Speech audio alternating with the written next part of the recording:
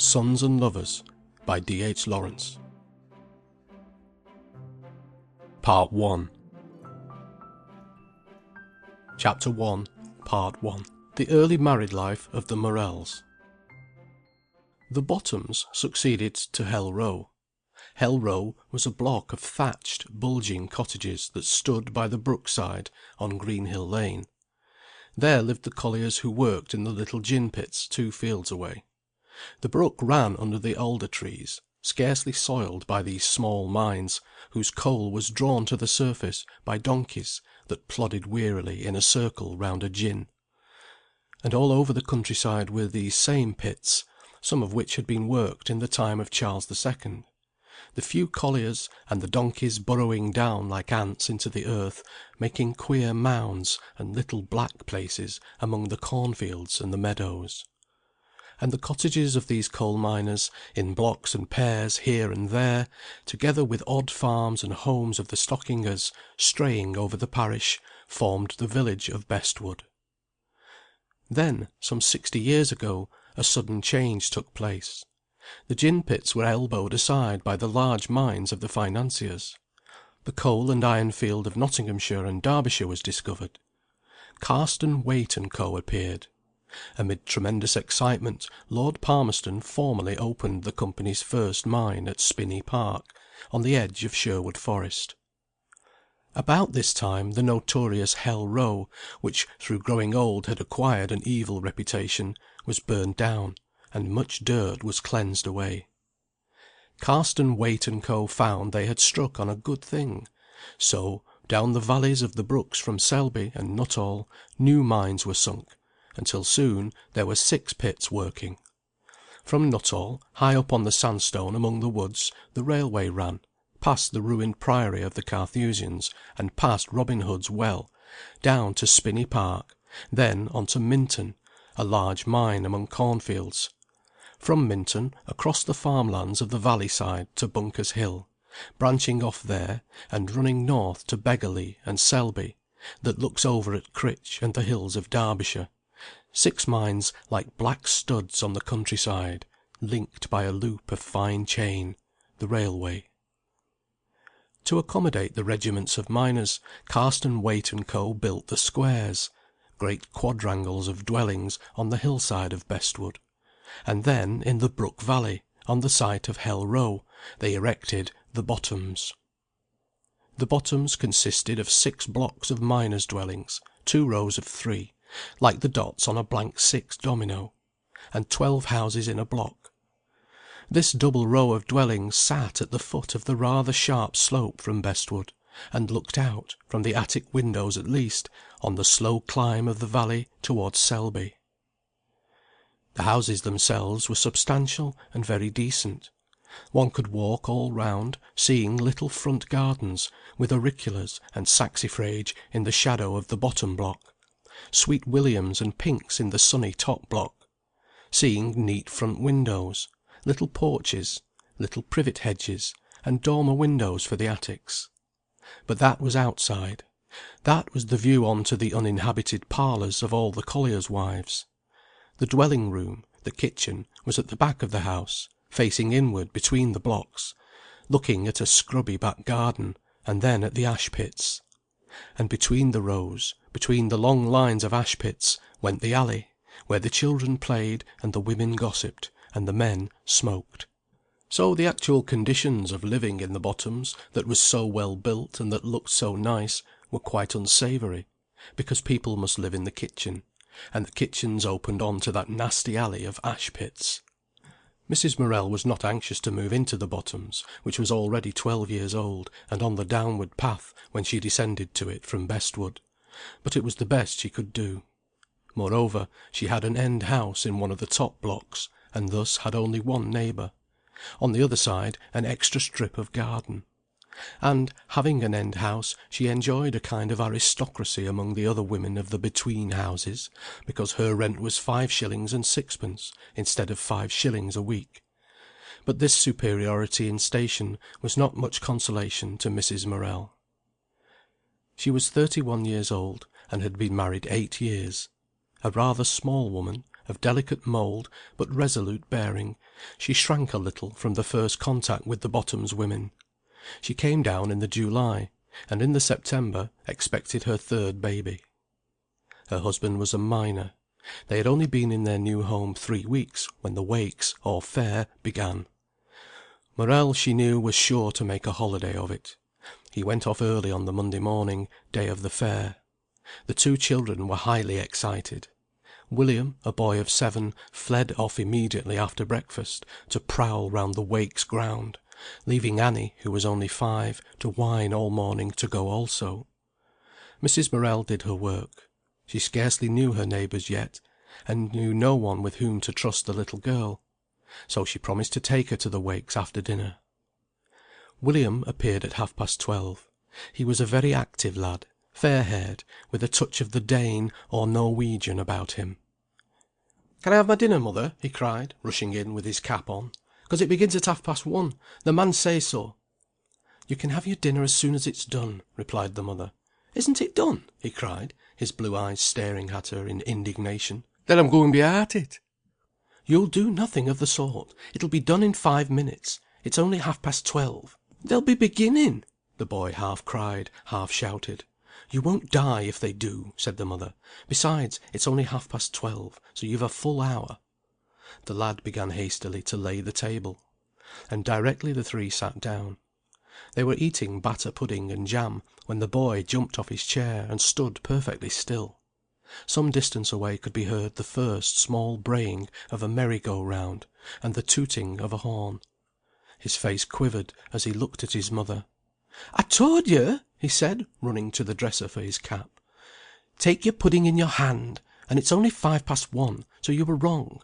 You haven't got your twopence," cried the mother in a breath. The boy came back, bitterly disappointed, for his twopence, then went off without a word. "I want to go! I want to go!" said Annie, beginning to cry. "Well, and you shall go, whining, wizening little stick," said the mother; and later, in the afternoon, she trudged up the hill under the tall hedge with her child. The hay was gathered from the fields, and cattle were turned on to the Eddish. It was warm, peaceful. Mrs. Morel did not like the wakes. There were 2 sets of horses, one going by steam, one pulled round by a pony. 3 organs were grinding, and there came odd cracks of pistol shots, fearful screeching of the cocoa-nut man's rattle, shouts of the Aunt Sally man, screeches from the peep-show lady. The mother perceived her son gazing enraptured outside the Lion Wallace booth at the pictures of this famous lion that had killed a negro and maimed for life 2 white men. She left him alone, and went to get Annie a spin of toffee. Presently the lad stood in front of her, wildly excited. "You never said you was coming. Isn't there a lot of things? That lion's killed 3 men. I've spent me twopence, and look here." He pulled from his pocket 2 egg cups with pink moss roses on them. "I got these from that store where you have to get them marbles in them holes. And I got these 2 in 2 goes, a penny a go. It got moss roses on. Look here, I wanted these." She knew he wanted them for her. She said, pleased. "They are pretty. Shall you carry 'em, 'cause I'm frightened of breaking 'em?" He was tip-full of excitement now she had come, led her about the ground, showed her everything. Then, at the peep-show, she explained the pictures, in a sort of story, to which he listened, as if spell-bound. He would not leave her. All the time he stuck close to her, bristling with a small boy's pride of her. For no other woman looked such a lady as she did, in her little black bonnet and her cloak. She smiled when she saw women she knew. When she was tired, she said to her son, "Well, are you coming now or later?" "Are you going already?" he cried, his face full of reproach. "Already? It is past 4, I know." "What are you going already for?" he lamented. "You needn't come if you don't want," she said. And she went slowly away with her little girl, whilst her son stood watching her, cut to the heart to let her go, and yet unable to leave the wakes. As she crossed the open ground in front of the Moon and Stars, she heard men shouting, and smelled the beer, and hurried a little, thinking her husband was probably in the bar. At about 6:30 her son came home, tired now, rather pale, and somewhat wretched. He was miserable, though he did not know it, because he had let her go alone. Since she had gone, he had not enjoyed his wakes. "Has my dad been?" he asked. "No," said the mother. "He's helping to wait at the Moon and Stars. I seed him through that black tin stuff wi' holes in, on window, wi' his sleeves rolled up." "Ha!" exclaimed the mother shortly. "He's got no money, and he'll be satisfied if he gets his 'lowance, whether they give him more or not." When the light was fading, and Mrs. Morel could see no more to sew, she rose and went to the door. Everywhere was the sound of excitement, the restlessness of the holiday that at last infected her. She went out into the side garden. Women were coming home from the wakes, the children hugging a white lamb with green legs, or a wooden horse. Occasionally a man lurched past, almost as full as he could carry. Sometimes a good husband came along with his family, peacefully; but usually the women and children were alone. The stay-at-home mothers stood gossiping at the corners of the alley, as the twilight sank, folding their arms under their white aprons. Mrs. Morel was alone, but she was used to it. Her son and her little girl slept upstairs, so, it seemed, her home was there behind her, fixed and stable; but she felt wretched with the coming child. The world seemed a dreary place, where nothing else would happen, for her, at least until William grew up; but for herself, nothing but this dreary endurance, till the children grew up. And the children! She could not afford to have this third. She did not want it. The father was serving beer in a public house, swilling himself drunk. She despised him, and was tied to him. This coming child was too much for her. If it were not for William and Annie, she was sick of it, the struggle with poverty, and ugliness, and meanness. She went into the front garden, feeling too heavy to take herself out, yet unable to stay indoors. The heat suffocated her; and looking ahead, the prospect of her life made her feel as if she were buried alive. The front garden was a small square with a privet hedge. There she stood, trying to soothe herself with the scent of flowers and the fading, beautiful evening. Opposite her small gate was the stile that led uphill, under the tall hedge, between the burning glow of the cut pastures. The sky overhead throbbed and pulsed with light. The glow sank quickly off the field. The earth and the hedges smoked dusk. As it grew dark, a ruddy glare came out on the hill-top, and out of the glare the diminished commotion of the fair. Sometimes, down the trough of darkness formed by the path under the hedges, men came lurching home. One young man lapsed into a run down the steep bit that ended the hill, and went with a crash into the stile. Mrs. Morel shuddered. He picked himself up, swearing viciously, rather pathetically, as if he thought the stile had wanted to hurt him. She went indoors, wondering if things were never going to alter. She was beginning by now to realise that they would not. She seemed so far away from her girlhood, she wondered if it were the same person walking heavily up the back garden at the Bottoms as had run so lightly on the breakwater at Sheerness 10 years before.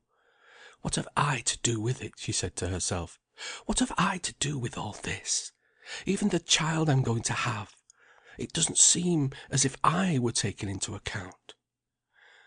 Sometimes life takes hold of one, carries the body along, accomplishes one's history, and yet is not real, but leaves oneself as it were slurred over.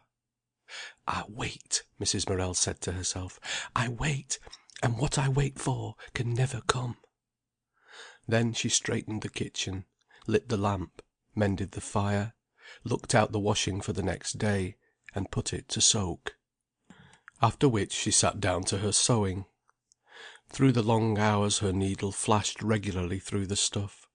Occasionally she sighed, moving to relieve herself; and all the time she was thinking how to make the most of what she had, for the children's sakes. At 11:30 her husband came. His cheeks were very red and very shiny above his black moustache. His head nodded slightly. He was pleased with himself. "Oh, oh! Waiting for me, lass?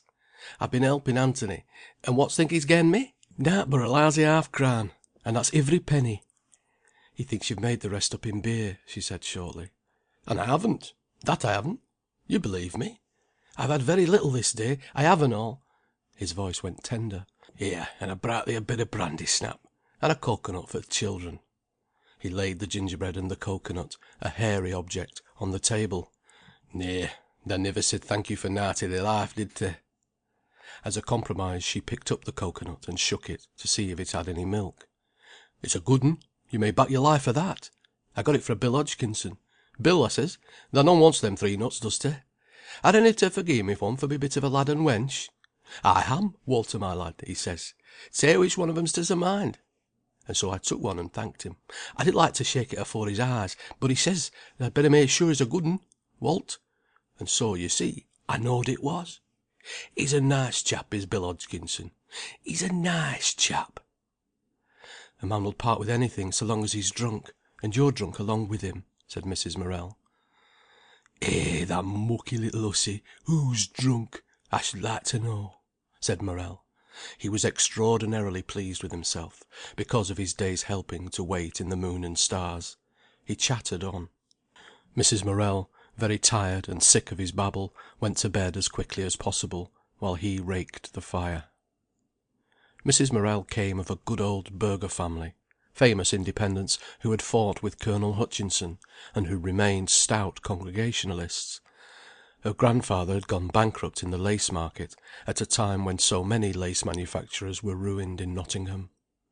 Her father, George Coppard, was an engineer, a large, handsome, haughty man, proud of his fair skin and blue eyes, but more proud still of his integrity.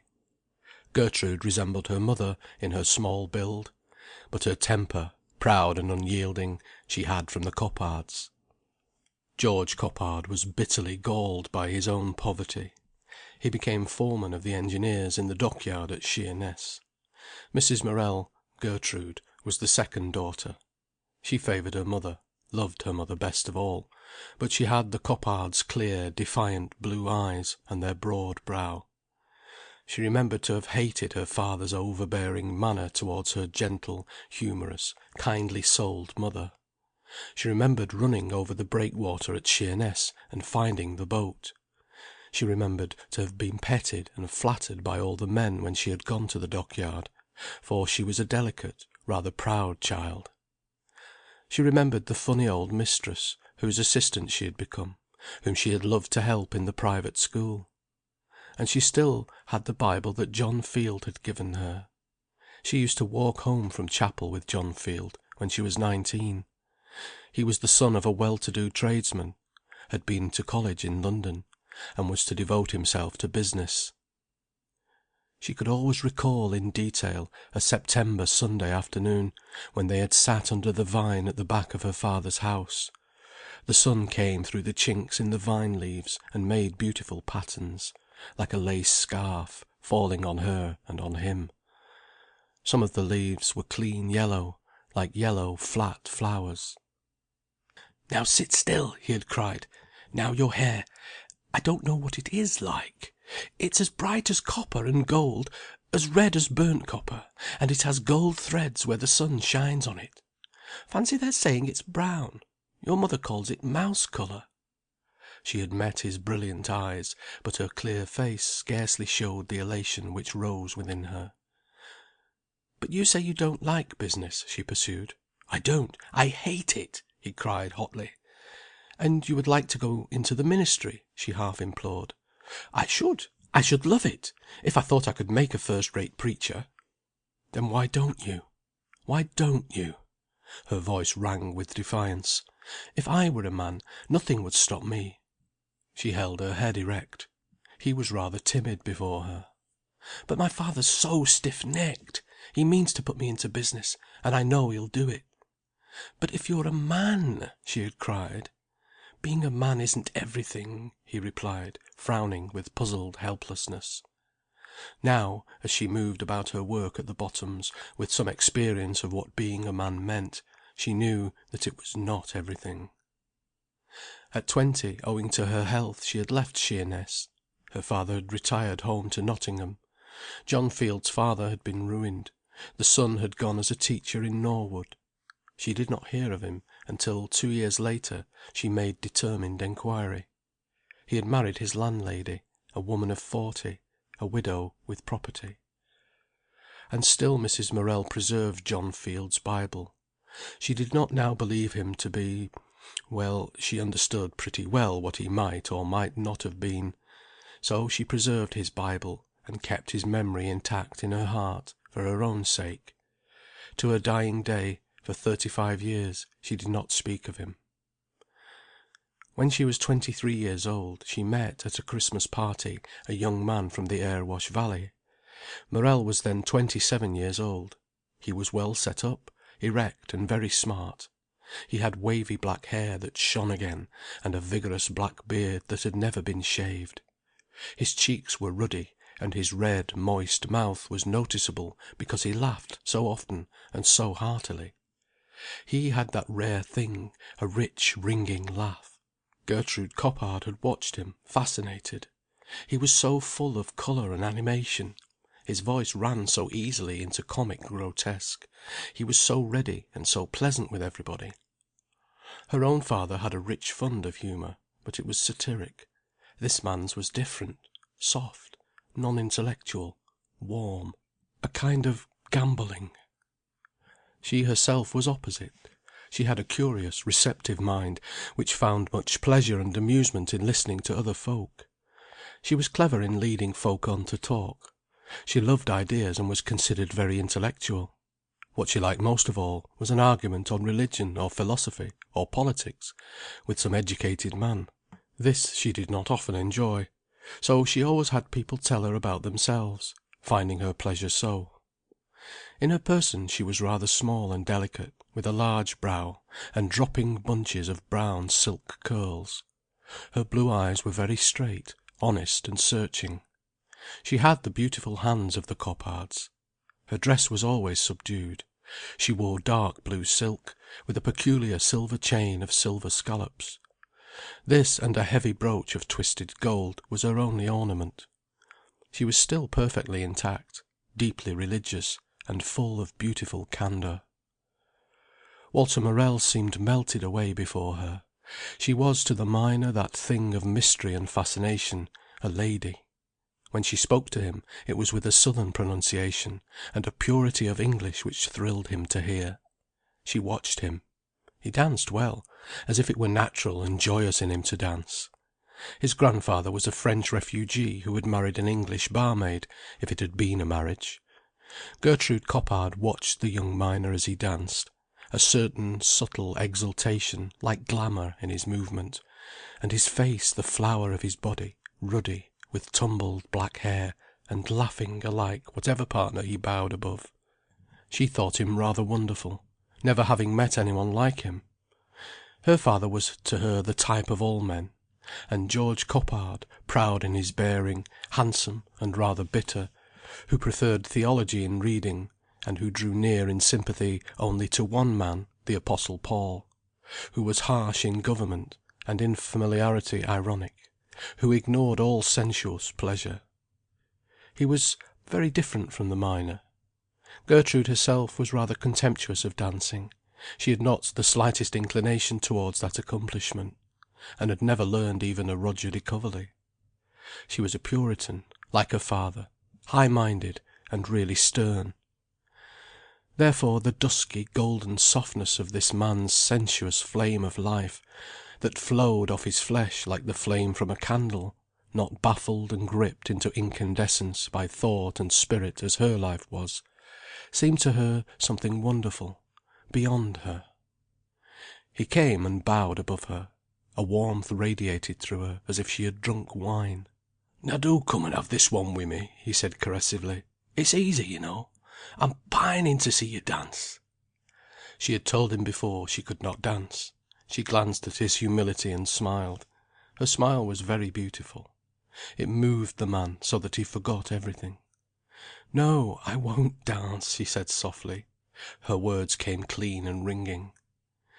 Not knowing what he was doing, he often did the right thing by instinct, he sat beside her, inclining reverentially. "But you mustn't miss your dance," she reproved. "Nay, I don't want to dance that. It's not one as I care about." "Yet you invited me to it." He laughed very heartily at this. I never thought of that. That not long in taking the curl out of me." It was her turn to laugh quickly. "You don't look as if you'd come much uncurled," she said. "I'm like a pig's tail. I curl because I cannot help it." He laughed rather boisterously. "And you're a miner!" she exclaimed in surprise. "Yes. I went down when I was 10." She looked at him in wondering dismay. "When you were 10? And wasn't it very hard?" she asked. "You soon get used to it. You live like th' mice, and you pop out at night to see what's going on." "It makes me feel blind," she frowned. "Like a mowdy-wop," he laughed. "Yea, and there's some chaps as does go round like mowdy-wops." He thrust his face forward in the blind, snout-like way of a mole, seeming to sniff and peer for direction. "They done, though," he protested naively. "Thou never seed such a way they get in. But thou mun let me take thee down some time, and thou can see for thysen." She looked at him, startled. This was a new tract of life suddenly opened before her. She realized the life of the miners, hundreds of them, toiling below earth, and coming up at evening. He seemed to her noble. He risked his life daily, and with gaiety. She looked at him, with a touch of appeal in her pure humility. "Shouldn't they like it?" he asked tenderly. "Happen not. It 'ud dirty thee." She had never been thee'd and thou'd before. The next Christmas they were married, and for 3 months she was perfectly happy. For 6 months she was very happy. He had signed the pledge, and wore the blue ribbon of a teetotaler. He was nothing if not showy. They lived, she thought, in his own house.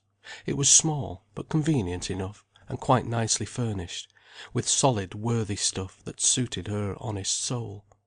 The women, her neighbours, were rather foreign to her, and Morel's mothers and sisters were apt to sneer at her ladylike ways. But she could perfectly well live by herself, so long as she had her husband close. Sometimes, when she herself wearied of love talk, she tried to open her heart seriously to him. She saw him listen deferentially, but without understanding. This killed her efforts at a finer intimacy, and she had flashes of fear. Sometimes he was restless of an evening. It was not enough for him just to be near her, she realized. She was glad when he set himself to little jobs. He was a remarkably handy man, could make or mend anything.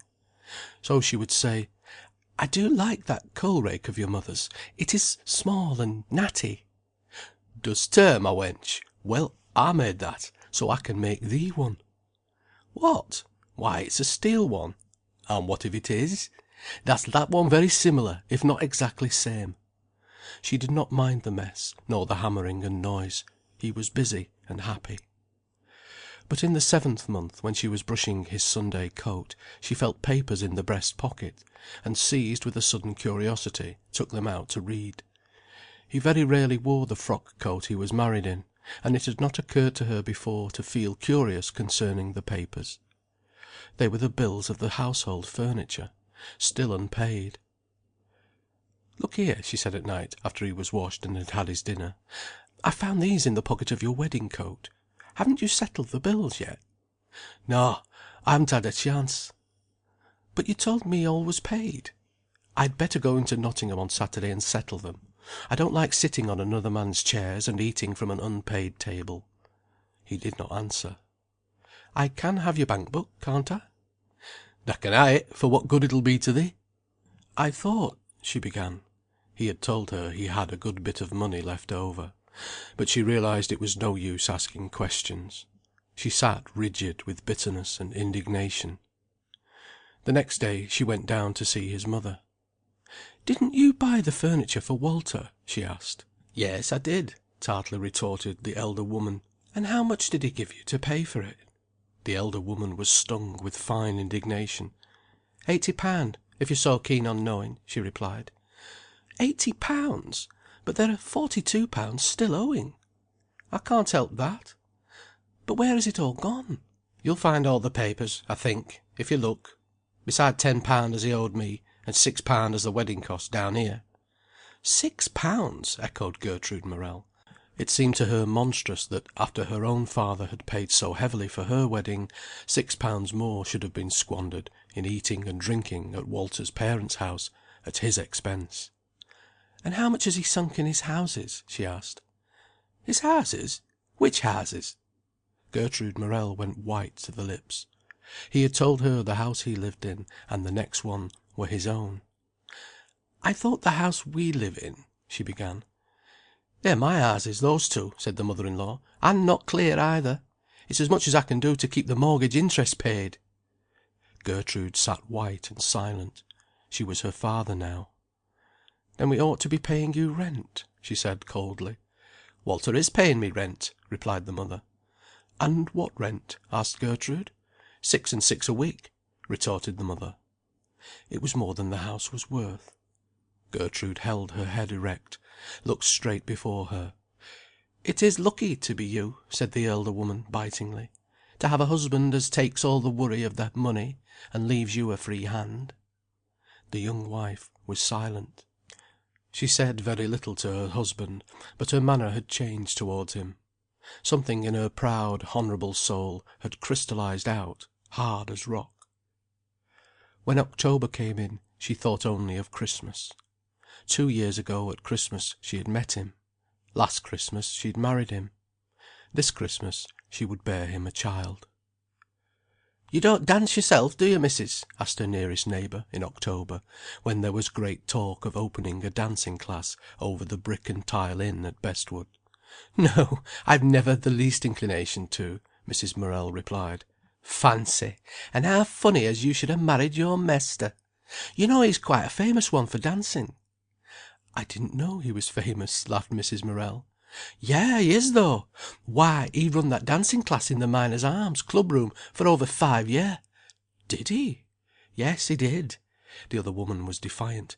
"And it was thronged every Tuesday and Thursday and Saturday.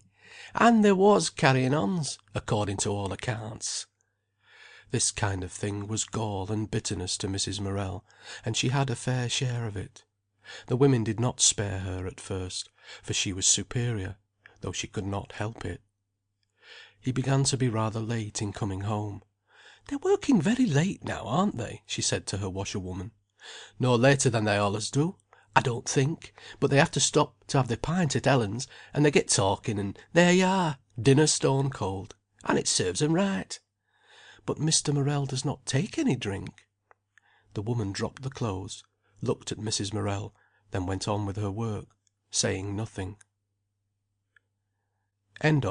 CHAPTER I. Part 1. CHAPTER I. Part 2. Gertrude Morel was very ill when the boy was born. Morel was good to her, as good as gold, but she felt very lonely, miles away from her own people. She felt lonely with him now, and his presence only made it more intense. The boy was small and frail at first, but he came on quickly. He was a beautiful child, with dark gold ringlets, and dark blue eyes, which changed gradually to a clear grey. His mother loved him passionately. He came just when her own bitterness of disillusion was hardest to bear, when her faith in life was shaken, and her soul felt dreary and lonely. She made much of the child, and the father was jealous. At last Mrs. Morel despised her husband. She turned to the child. She turned from the father. He had begun to neglect her. The novelty of his own home was gone. He had no grit, she said bitterly to herself. What he felt just at the minute, that was all to him. He could not abide by anything. There was nothing at the back of all his show. There began a battle between the husband and wife, a fearful, bloody battle that ended only with the death of one. She fought to make him undertake his own responsibilities, to make him fulfil his obligations. But he was too different from her. His nature was purely sensuous, and she strove to make him moral, religious. She tried to force him to face things. He could not endure it. It drove him out of his mind. While the baby was still tiny, the father's temper had become so irritable that it was not to be trusted. The child had only to give a little trouble when the man began to bully. A little more, and the hard hands of the collier hit the baby. Then Mrs. Morel loathed her husband, loathed him for days, and he went out and drank, and she cared very little what he did, only on his return she scathed him with her satire. The estrangement between them caused him, knowingly or unknowingly, grossly to offend her where he would not have done. William was only 1 year old, and his mother was proud of him. He was so pretty. She was not well off now, but her sisters kept the boy in clothes. Then, with his little white hat curled with an ostrich feather, and his white coat, he was a joy to her. The twining wisps of hair clustering round his head. Mrs. Morel lay listening one Sunday morning to the chatter of the father and child downstairs. Then she dozed off. When she came downstairs, a great fire glowed in the grate. The room was hot. The breakfast was roughly laid, and seated in his arm-chair, against the chimney-piece, sat Morel, rather timid, and standing between his legs the child, cropped like a sheep, with such an odd round poll, looking wondering at her, and on a newspaper spread out upon the hearth-rug, a myriad of crescent-shaped curls, like the petals of a marigold scattered in the reddening firelight. Mrs. Morel stood still. It was her first baby. She went very white, and was unable to speak. "What dost think o' him?" Morel laughed uneasily. She gripped her 2 fists, lifted them, and came forward. Morel shrank back. "I could kill you, I could!" she said. She choked with rage, her 2 fists uplifted. "You none want to make a wench on him?" Morel said in a frightened tone, bending his head to shield his eyes from hers. His attempt at laughter had vanished. The mother looked down at the jagged, close-clipped head of her child. She put her hands on his hair, and stroked and fondled his head. "Oh, my boy!" she faltered. Her lip trembled, her face broke, and, snatching up the child, she buried her face in his shoulder, and cried painfully. She was one of those women who cannot cry, whom it hurts as it hurts a man. It was like ripping something out of her, her sobbing. Morel sat with his elbows on his knees, his hands gripped together till the knuckles were white. He gazed in the fire, feeling almost stunned, as if he could not breathe. Presently she came to an end, soothed the child, and cleared away the breakfast-table. She left the newspaper, littered with curls, spread upon the hearth-rug. At last her husband gathered it up and put it at the back of the fire. She went about her work with closed mouth, and very quiet. Morel was subdued. He crept about wretchedly, and his meals were a misery that day. She spoke to him civilly, but never alluded to what he had done. But he felt something final had happened. Afterwards she said she had been silly, that the boy's hair would have had to be cut sooner or later. In the end she even brought herself to say to her husband it was just as well he had played barber when he did. But she knew, and Morel knew, that that act had caused something momentous to take place in her soul. She remembered the scene all her life, as one in which she had suffered the most intensely. This act of masculine clumsiness was the spear through the side of her love for Morel. Before, while she had striven against him bitterly, she had fretted after him, as if he had gone astray from her. Now she ceased to fret for his love. He was an outsider to her. This made life much more bearable. Nevertheless, she still continued to strive with him. She still had her high moral sense, inherited from generations of Puritans. It was now a religious instinct, and she was almost a fanatic with him, because she loved him, or had loved him. If he sinned, she tortured him. If he drank and lied, was often a poltroon, sometimes a knave, she wielded the lash unmercifully. The pity was, she was too much his opposite. She could not be content with the little he might be. She would have him the much that he ought to be. So, in seeking to make him nobler than he could be, she destroyed him. She injured and hurt and scarred herself, but she lost none of her worth. She also had the children. He drank rather heavily, though not more than many miners, and always beer, so that whilst his health was affected, it was never injured. The week-end was his chief carouse. He sat in the Miners' Arms until turning out time every Friday, every Saturday, and every Sunday evening. On Monday and Tuesday he had to get up and reluctantly leave towards 10 o'clock. Sometimes he stayed at home on Wednesday and Thursday evenings, or was only out for an hour. He practically never had to miss work owing to his drinking. But although he was very steady at work, his wages fell off.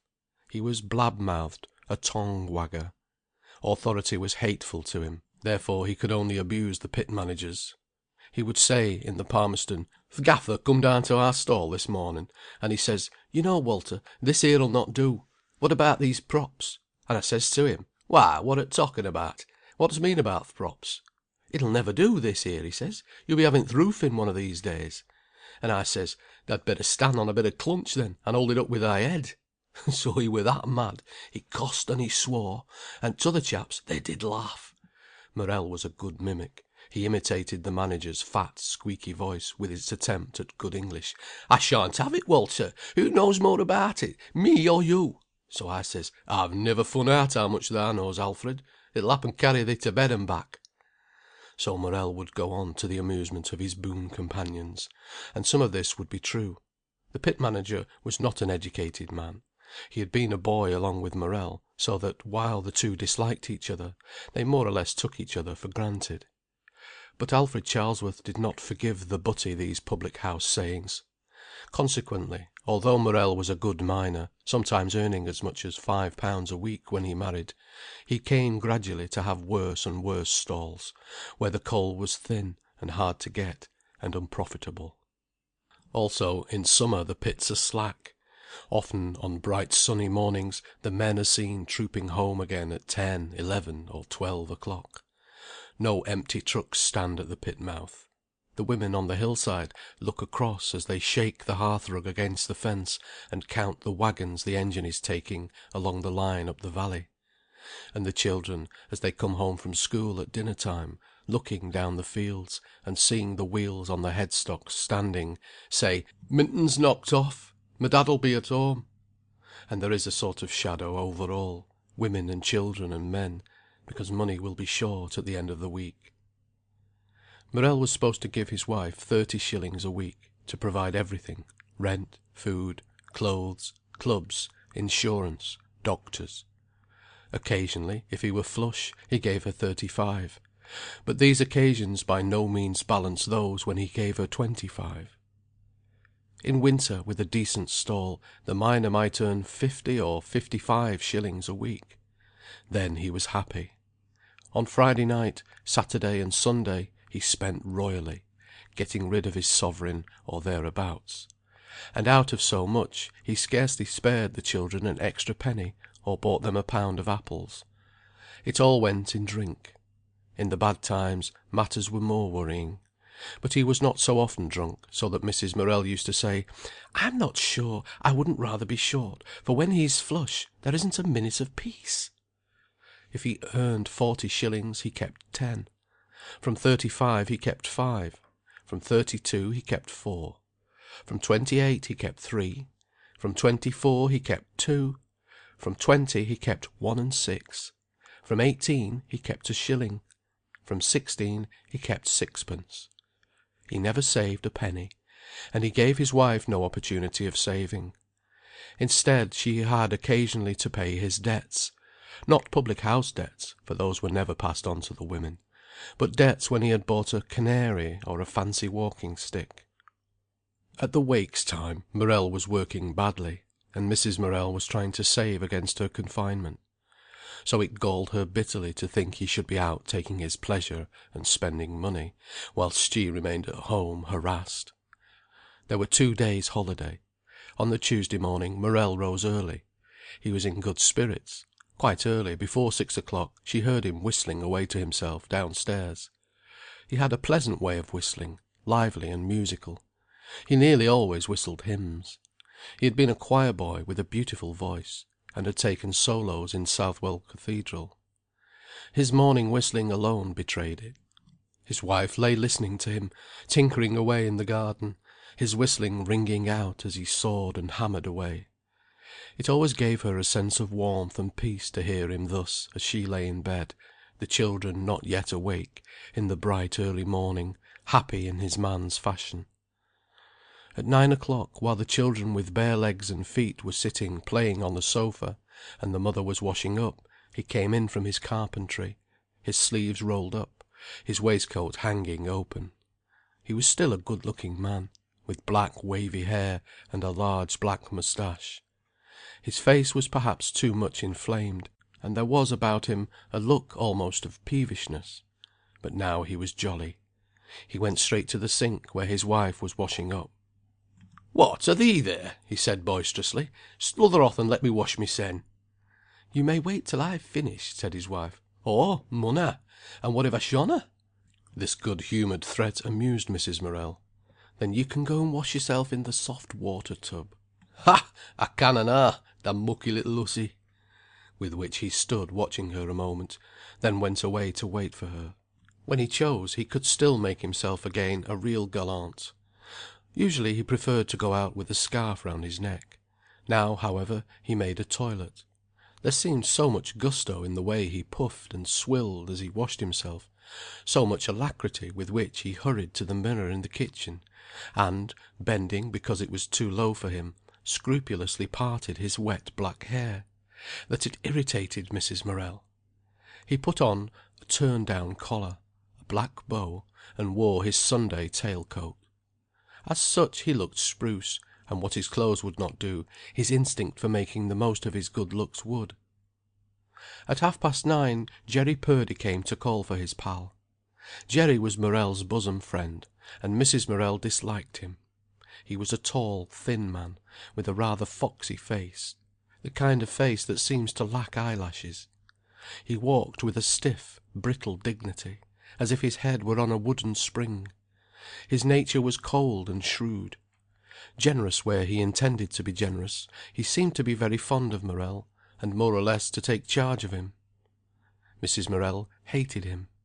She had known his wife, who had died of consumption, and who had, at the end, conceived such a violent dislike of her husband that if he came into her room it caused her hemorrhage. None of which Jerry had seemed to mind. And now his eldest daughter, a girl of 15, kept a poor house for him, and looked after the two younger children. "A mean, wizen-hearted stick," Mrs. Morel said of him. "I've never known Jerry mean in my life," protested Morel. "An open-handed and more free a chap you couldn't find anywhere, according to my knowledge." "Open-handed to you," retorted Mrs. Morel, "but his fist is shut tight enough to his children. Poor things!" "Poor things! And what for are they poor things, I should like to know?" But Mrs. Morel would not be appeased on Jerry's score. The subject of argument was seen, craning his thin neck over the scullery curtain. He caught Mrs. Morel's eye. "Morning, missus. Mester in?" "Yes, he is." Jerry entered, unasked, and stood by the kitchen doorway. He was not invited to sit down, but stood there, coolly asserting the rights of men and husbands. "A nice day," he said to Mrs. Morel. "Yes." "Grand out this morning? Grand for a walk?" "Do you mean you're going for a walk?" she asked. "Yes, we mean walking to Nottingham," he replied. "H'm." The two men greeted each other, both glad. Jerry, however, full of assurance. Morel rather subdued, afraid to seem too jubilant in presence of his wife. But he laced his boots quickly, with spirit. They were going for a 10-mile walk across the fields to Nottingham. Climbing the hillside from the Bottoms, they mounted gaily into the morning. At the Moon and Stars they had their first drink, then on to the old spot. Then a long 5 miles of drought to carry them into Bulwell, to a glorious pint of bitter. But they stayed in a field with some haymakers, whose gallon bottle was full, so that, when they came in sight of the city, Morel was sleepy. The town spread upwards before them, smoking vaguely in the midday glare, fridging the crest away to the south with spires and factory bulks and chimneys.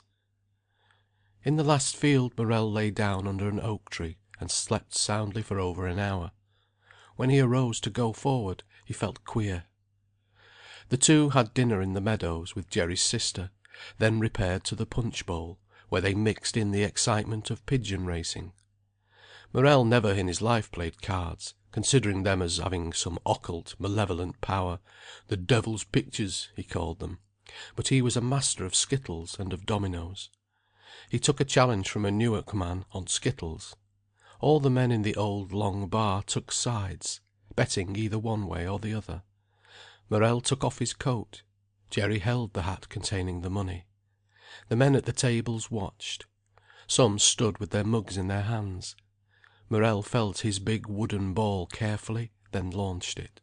He played havoc among the 9 pins, and won half a crown, which restored him to solvency. By 7 o'clock the two were in good condition. They caught the 7:30 train home. In the afternoon the Bottoms was intolerable. Every inhabitant remaining was out of doors. The women, in 2s and 3s, bareheaded and in white aprons, gossiped in the alley between the blocks. Men, having a rest between drinks, sat on their heels and talked. The place smelled stale. The slate roofs glistered in the arid heat.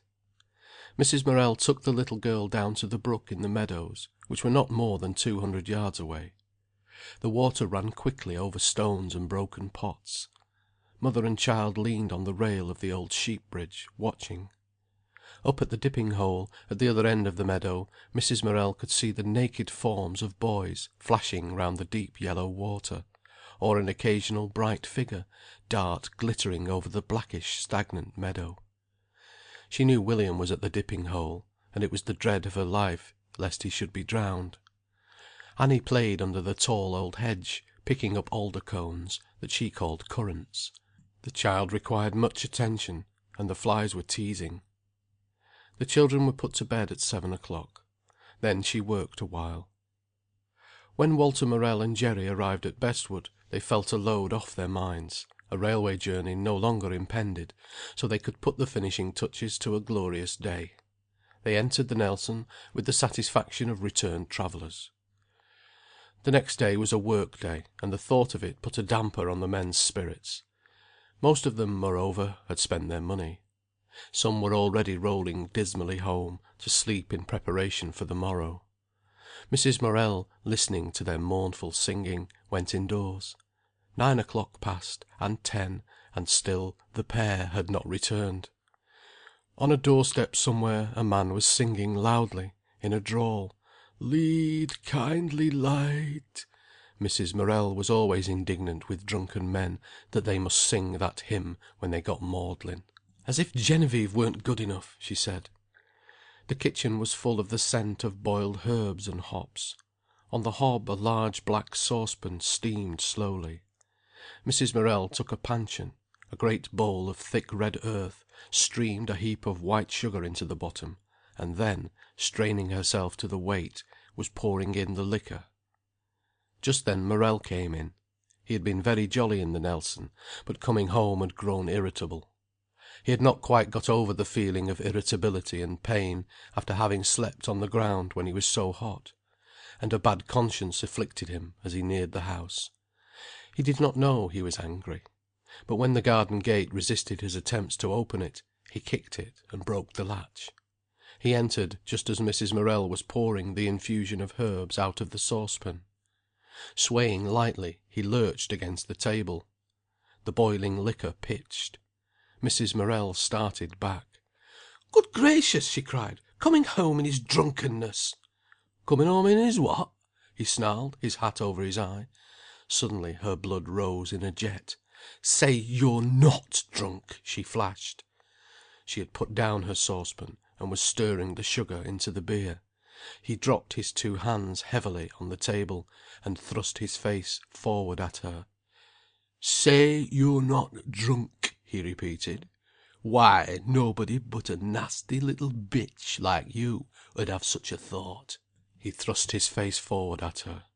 "There's money to bezzle with, if there's money for nothing else. I've not spent a 2-shilling bit this day," he said. "You don't get as drunk as a lord on nothing," she replied. "And," she cried, flashing into sudden fury, "if you've not been sponging on your beloved Jerry, why, let him look after his children, for they need it." "It's a lie! It's a lie! Shut your face, woman!"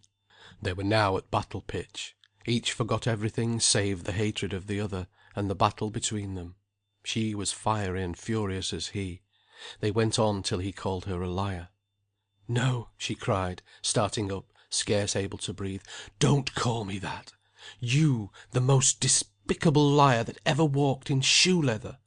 She forced the last words out of suffocated lungs. "You're a liar!" he yelled, banging the table with his fist. "You're a liar! You're a liar!" She stiffened herself, with clenched fist. "The house is filthy with you!" she cried. "Then get out on it! It's mine!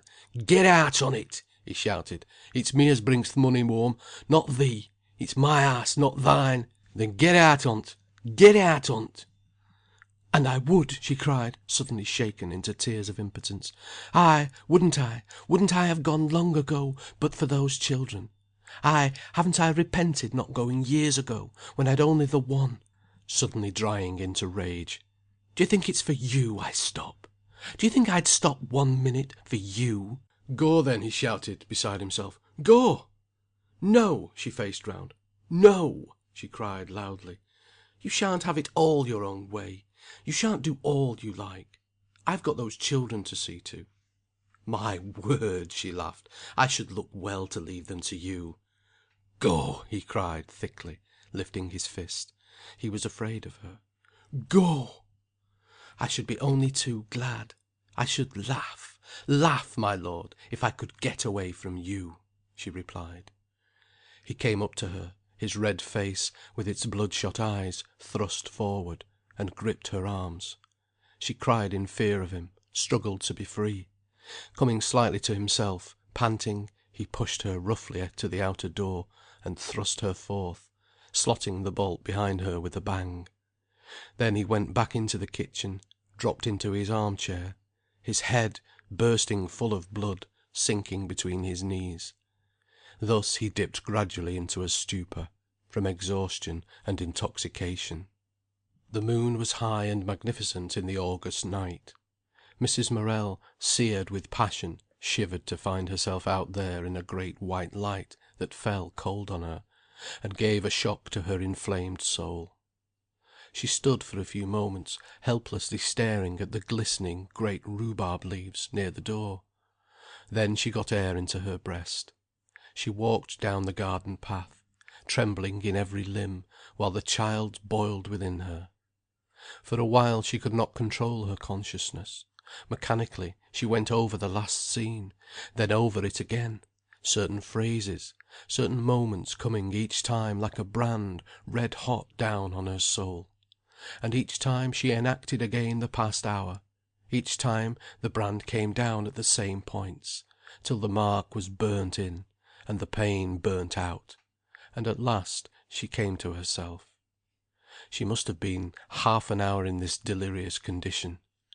Then the presence of the night came again to her. She glanced round in fear. She had wandered to the side garden, where she was walking up and down the path beside the currant bushes under the long wall.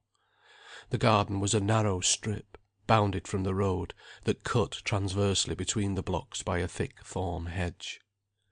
She hurried out of the side garden to the front, where she could stand as if in an immense gulf of white light, the moon streaming high in face of her, the moonlight standing up from the hills in front, and filling the valley where the bottoms crouched, almost blindingly. There, panting and half weeping in reaction from the stress, she murmured to herself over and over again, "The nuisance! The nuisance!" She became aware of something about her. With an effort she roused herself to see what it was that penetrated her consciousness. The tall white lilies were reeling in the moonlight, and the air was charged with their perfume, as with a presence. Mrs. Morel gasped slightly in fear. She touched the big pallid flowers on their petals, then shivered. They seemed to be stretching in the moonlight. She put her hand into one white bin. The gold scarcely showed on her fingers by moonlight. She bent down to look at the binful of yellow pollen, but it appeared only dusky. Then she drank a deep draught of the scent. It almost made her dizzy. Mrs. Morel leaned on the garden gate, looking out, and she lost herself a while. She did not know what she thought. Except for a slight feeling of sickness and a consciousness in the child, herself melted out like scent into the shiny pale air. After a time the child too melted with her in the mixing pot of moonlight, and she rested with the hills and lilies and houses, all swum together in a kind of swoon. When she came to herself she was tired for sleep. Languidly she looked about her. The clumps of white phlox seemed like bushes spread with linen. A moth ricocheted over them and right across the garden. Following it with her eye roused her. A few whiffs of the raw, strong scent of phlox invigorated her. She passed along the path, hesitating at the white rose bush. It smelled sweet and simple. She touched the white ruffles of the roses. Their fresh scent and cool soft leaves reminded her of the morning time and sunshine. She was very fond of them. But she was tired, and wanted to sleep. In the mysterious out of doors she felt forlorn. There was no noise anywhere. Evidently the children had not been awakened, or had gone to sleep again. A train 3 miles away roared across the valley. The night was very large and very strange, stretching its hoary distances infinitely. And out of the silver-grey fog of darkness came sounds vague and hoarse. A corncrake not far off, sound of a train like a sigh, and distant shouts of men. Her quietened heart beginning to beat quickly again, she hurried down the side garden to the back of the house. Softly she lifted the latch.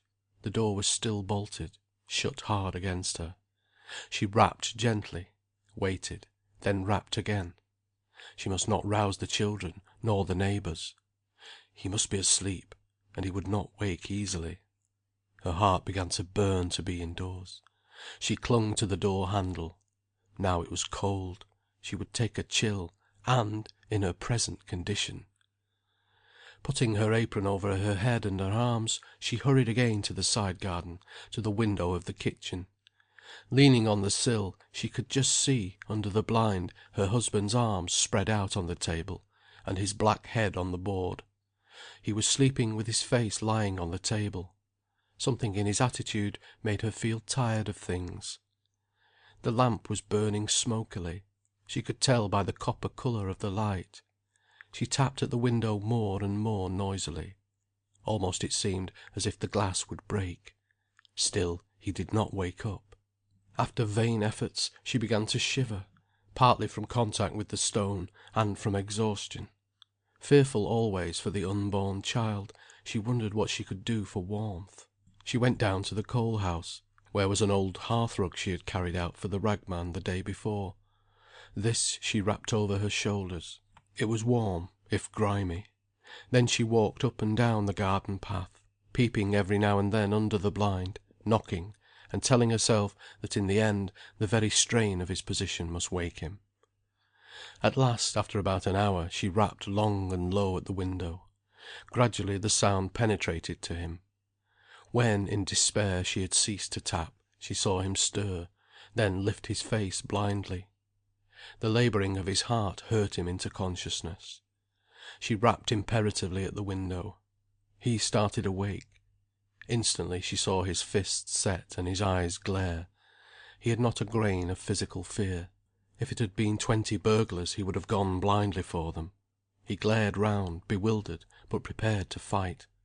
"Open the door, Walter!" she said coldly. His hands relaxed. It dawned on him what he had done. His head dropped, sullen and dogged. She saw him hurry to the door, heard the bolt chock. He tried the latch. It opened, and there stood the silver-grey night, fearful to him, after the tawny light of the lamp. He hurried back. When Mrs. Morel entered she saw him almost running through the door to the stairs. He had ripped his collar off his neck in his haste to be gone ere she came in, and there it lay with bursten buttonholes. It made her angry. She warmed and soothed herself. In her weariness, forgetting everything, she moved about at the little tasks that remained to be done, set his breakfast, rinsed his pit bottle, put his pit clothes on the hearth to warm, set his pit boots beside them, put him out a clean scarf and snap bag and 2 apples, raked the fire, and went to bed. He was already dead asleep. His narrow black eyebrows were drawn up in a sort of peevish misery into his forehead, while his cheeks downstrokes and his sulky mouth seemed to be saying, "I don't care who you are, nor what you are. I shall have my own way." Mrs. Morel knew him too well to look at him. As she unfastened her brooch at the mirror, she smiled faintly to see her face all smeared with the yellow dust of lilies. She brushed it off, and at last lay down. For some time her mind continued, snapping and jetting sparks, but she was asleep before her husband awoke from the first sleep of his drunkenness. End of Chapter 1, Part 2. Chapter 2, Part 1.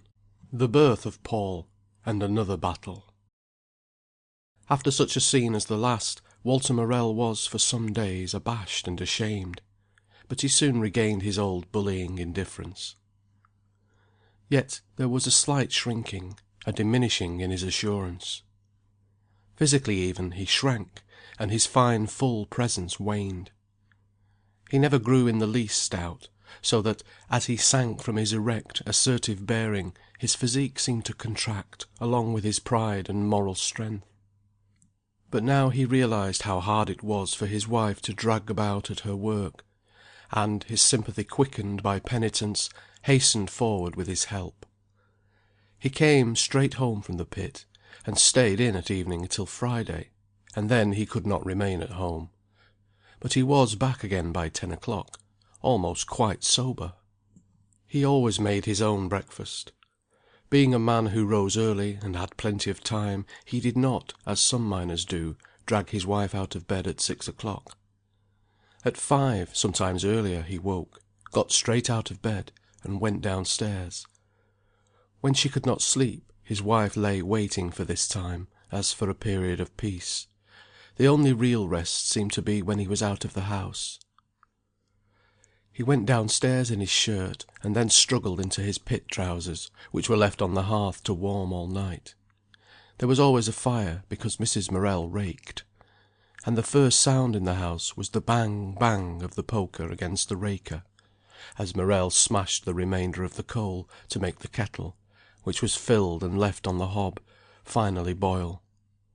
His cup and knife and fork, all he wanted except just the food, was laid ready on the table on a newspaper. Then he got his breakfast, made the tea, packed the bottom of the doors with rugs to shut out the draught, piled a big fire, and sat down to an hour of joy. He toasted his bacon on a fork, and caught the drops of fat on his bread.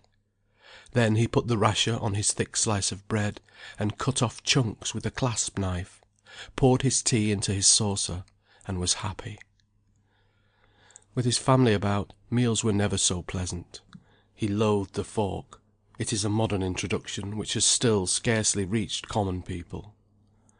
What Morel preferred was a clasp knife.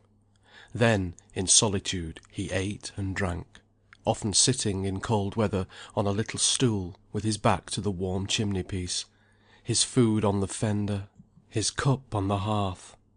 And then he read the last night's newspaper, what of it he could, spelling it over laboriously. He preferred to keep the blinds down and the candle lit even when it was daylight. It was the habit of the mine. At 5:45 he rose, cut 2 thick slices of bread and butter, and put them in the white calico snap bag. He filled his tin bottle with tea. Cold tea, without milk or sugar, was the drink he preferred for the pit. Then he pulled off his shirt, and put on his pit singlet, a vest of thick flannel, cut low round the neck, and with short sleeves, like a chemise. Then he went upstairs to his wife with a cup of tea because she was ill, and because it occurred to him. "I've brought thee a cup of tea, lass," he said. "Well, you needn't, for you know I don't like it," she replied. "Drink it up. It'll pop thee off to sleep again." She accepted the tea. It pleased him to see her take it and sip it. "I'll back my life there's no sugar in," she said. "Yeh, there's one big un," he replied, injured. "It's a wonder," she said, sipping again. She had a winsome face when her hair was loose. He loved her to grumble at him in this manner. He looked at her again, and went without any sort of leave-taking. He never took more than 2 slices of bread and butter to eat in the pit, so an apple or an orange was a treat to him. He always liked it when she put one out for him.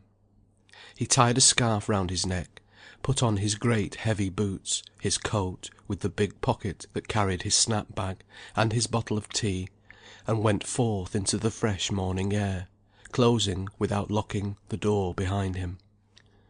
He loved the early morning, and the walk across the fields. So he appeared at the pit top, often with a stalk from the hedge between his teeth, which he chewed all day to keep his mouth moist, down the mine, feeling quite as happy as when he was in the field. Later, when the time for the baby grew nearer, he would bustle round in his slovenly fashion, poking out the ashes, rubbing the fireplace, sweeping the house before he went to work. Then, feeling very self-righteous, he went upstairs. "Now I'm clean up for thee. There's no occasions to stir a peg all day, but sit and read thy books." Which made her laugh, in spite of her indignation. "And the dinner cooks itself?" she answered. I know nowt about th' dinner." "You'd know if there weren't any." "Ay, happen so," he answered, departing. When she got downstairs she would find the house tidy but dirty.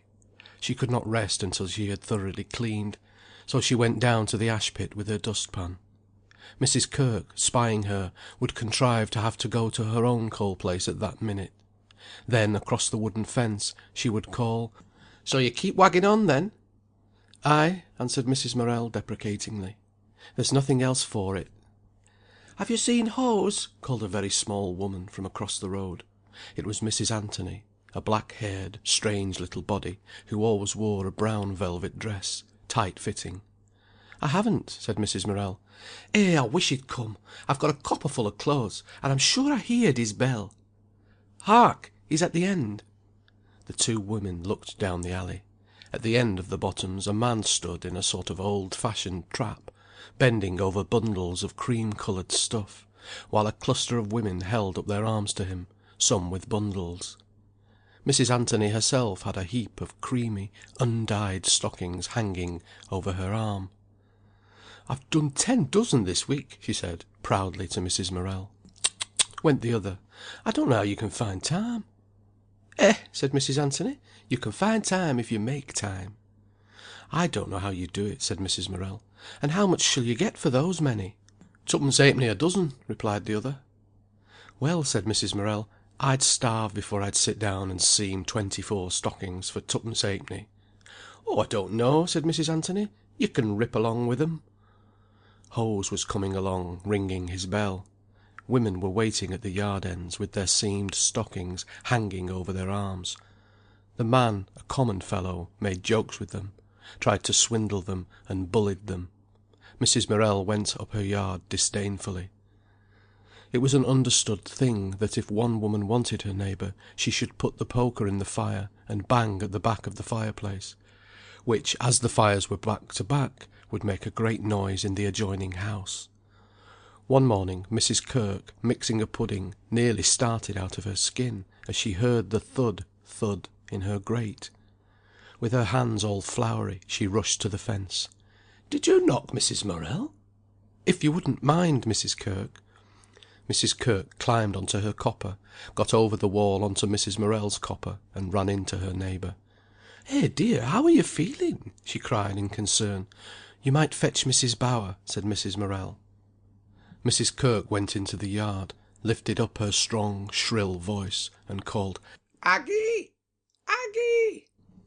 The sound was heard from one end of the bottoms to the other. At last Aggie came running up, and was sent for Mrs. Bower, whilst Mrs. Kirk left her pudding and stayed with her neighbour. Mrs. Morel went to bed. Mrs. Kirk had Annie and William for dinner. Mrs. Bower, fat and waddling, bossed the house.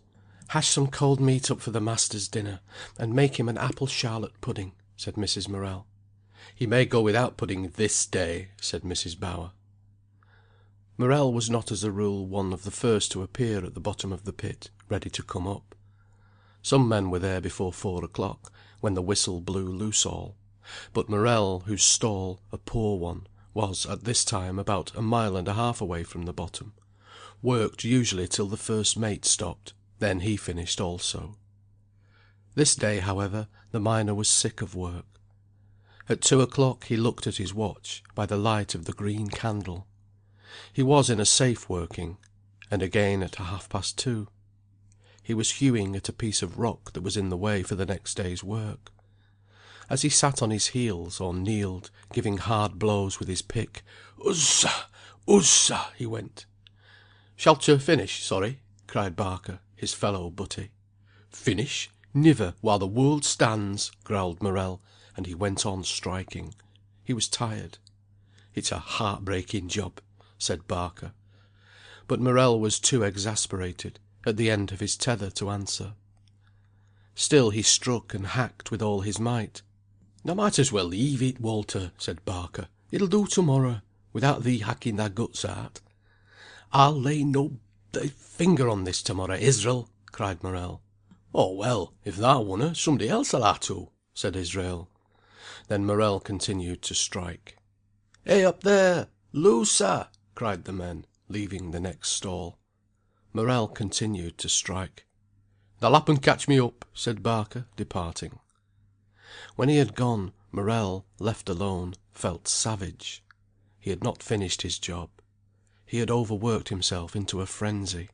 Rising, wet with sweat, he threw his tool down, pulled on his coat, blew out his candle, took his lamp, and went. Down the main road the lights of the other men went swinging. There was a hollow sound of many voices. It was a long, heavy tramp underground. He sat at the bottom of the pit, where the great drops of water fell plash. Many colliers were waiting their turns to go up, talking noisily.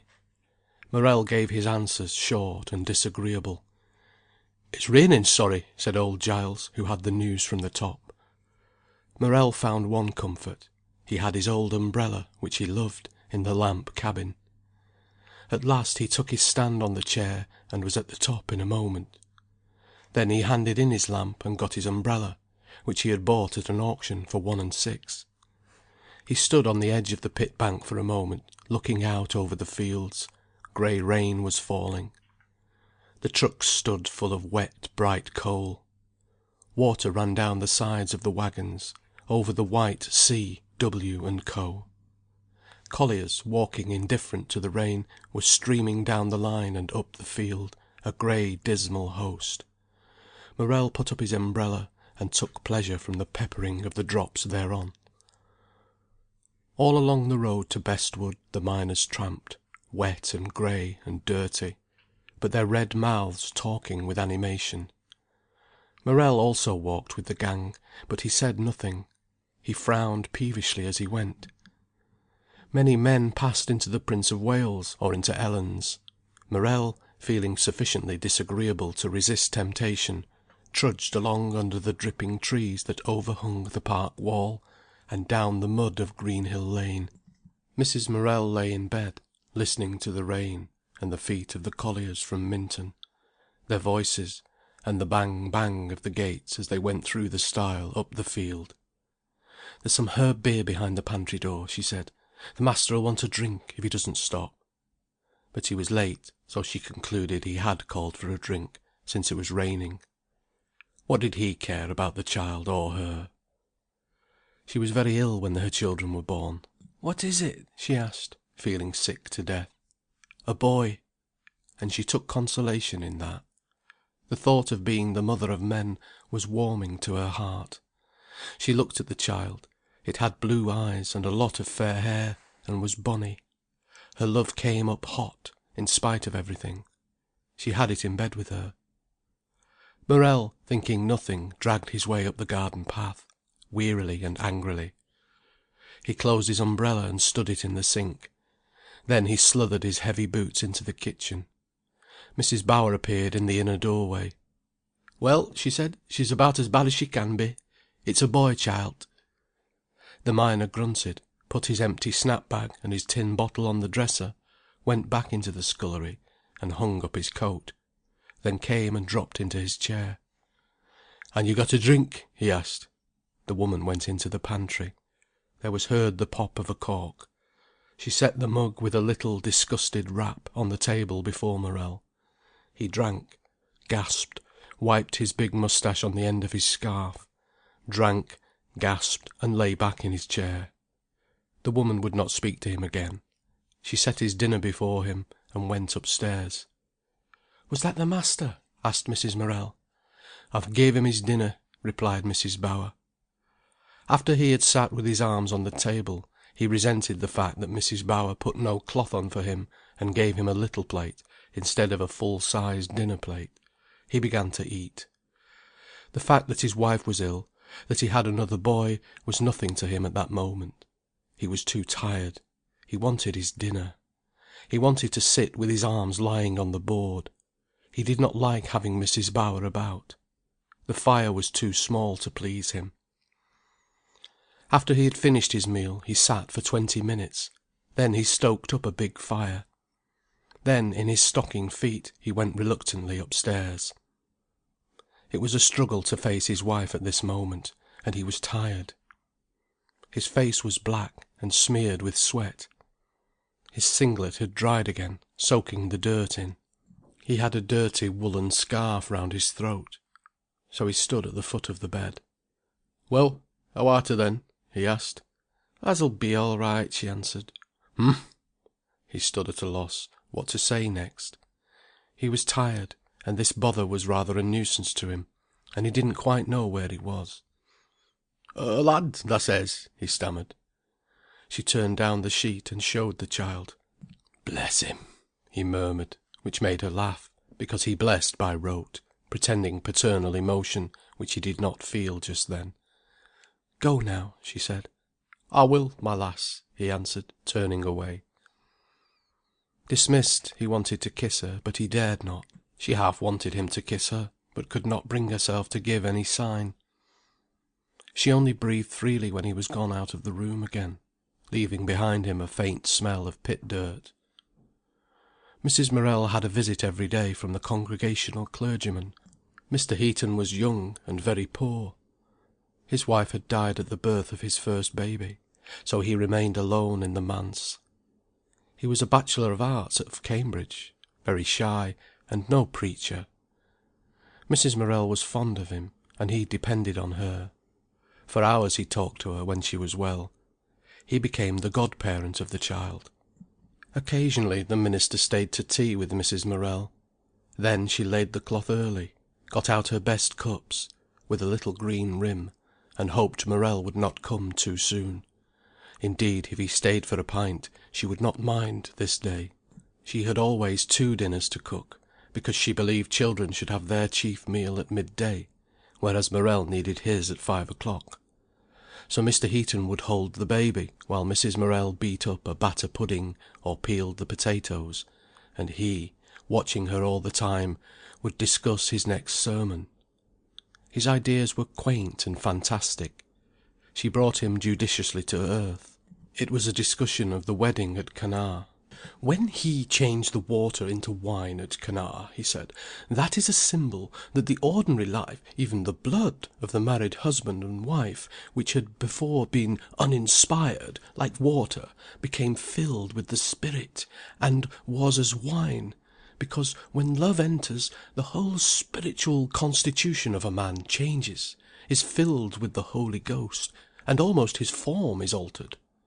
Mrs. Morel thought to herself, "Yes, poor fellow, his young wife is dead. That is why he makes his love into the Holy Ghost." They were half way down their first cup of tea, when they heard the sluther of pit boots. "Good gracious!" exclaimed Mrs. Morel, in spite of herself. The minister looked rather scared. Morel entered. He was feeling rather savage. He nodded a "How do you do?" to the clergyman, who rose to shake hands with him. "Nay," said Morel, showing his hand. "Look thee at it. Thou niver wants to shake hands wi' a hand like that, does ter? There's too much pick-haft and shovel-dirt on it." The minister flushed with confusion, and sat down again. Mrs. Morel rose, carried out the steaming saucepan. Morel took off his coat, dragged his arm-chair to table, and sat down heavily. "Are you tired?" asked the clergyman. "Tired? I am that," replied Morel. You don't know what it is to be tired as I'm tired." "No," replied the clergyman. "Why, look you here," said the miner, showing the shoulders of his singlet. "It's a bit dry now, but it's wet as a clout with sweat even yet. Feel it." "Goodness!" cried Mrs. Morel. "Mr. Heaton doesn't want to feel your nasty singlet." The clergyman put out his hand gingerly. "No, perhaps he doesn't," said Morel. "But it's all come out of me, whether or not. And ivery day alike my singlet's wringing wet. Haven't you got a drink, missus, for a man when he comes home barkled up from pit?" "You know you drank all the beer," said Mrs. Morel, pouring out his tea. "And was there no more to be got?"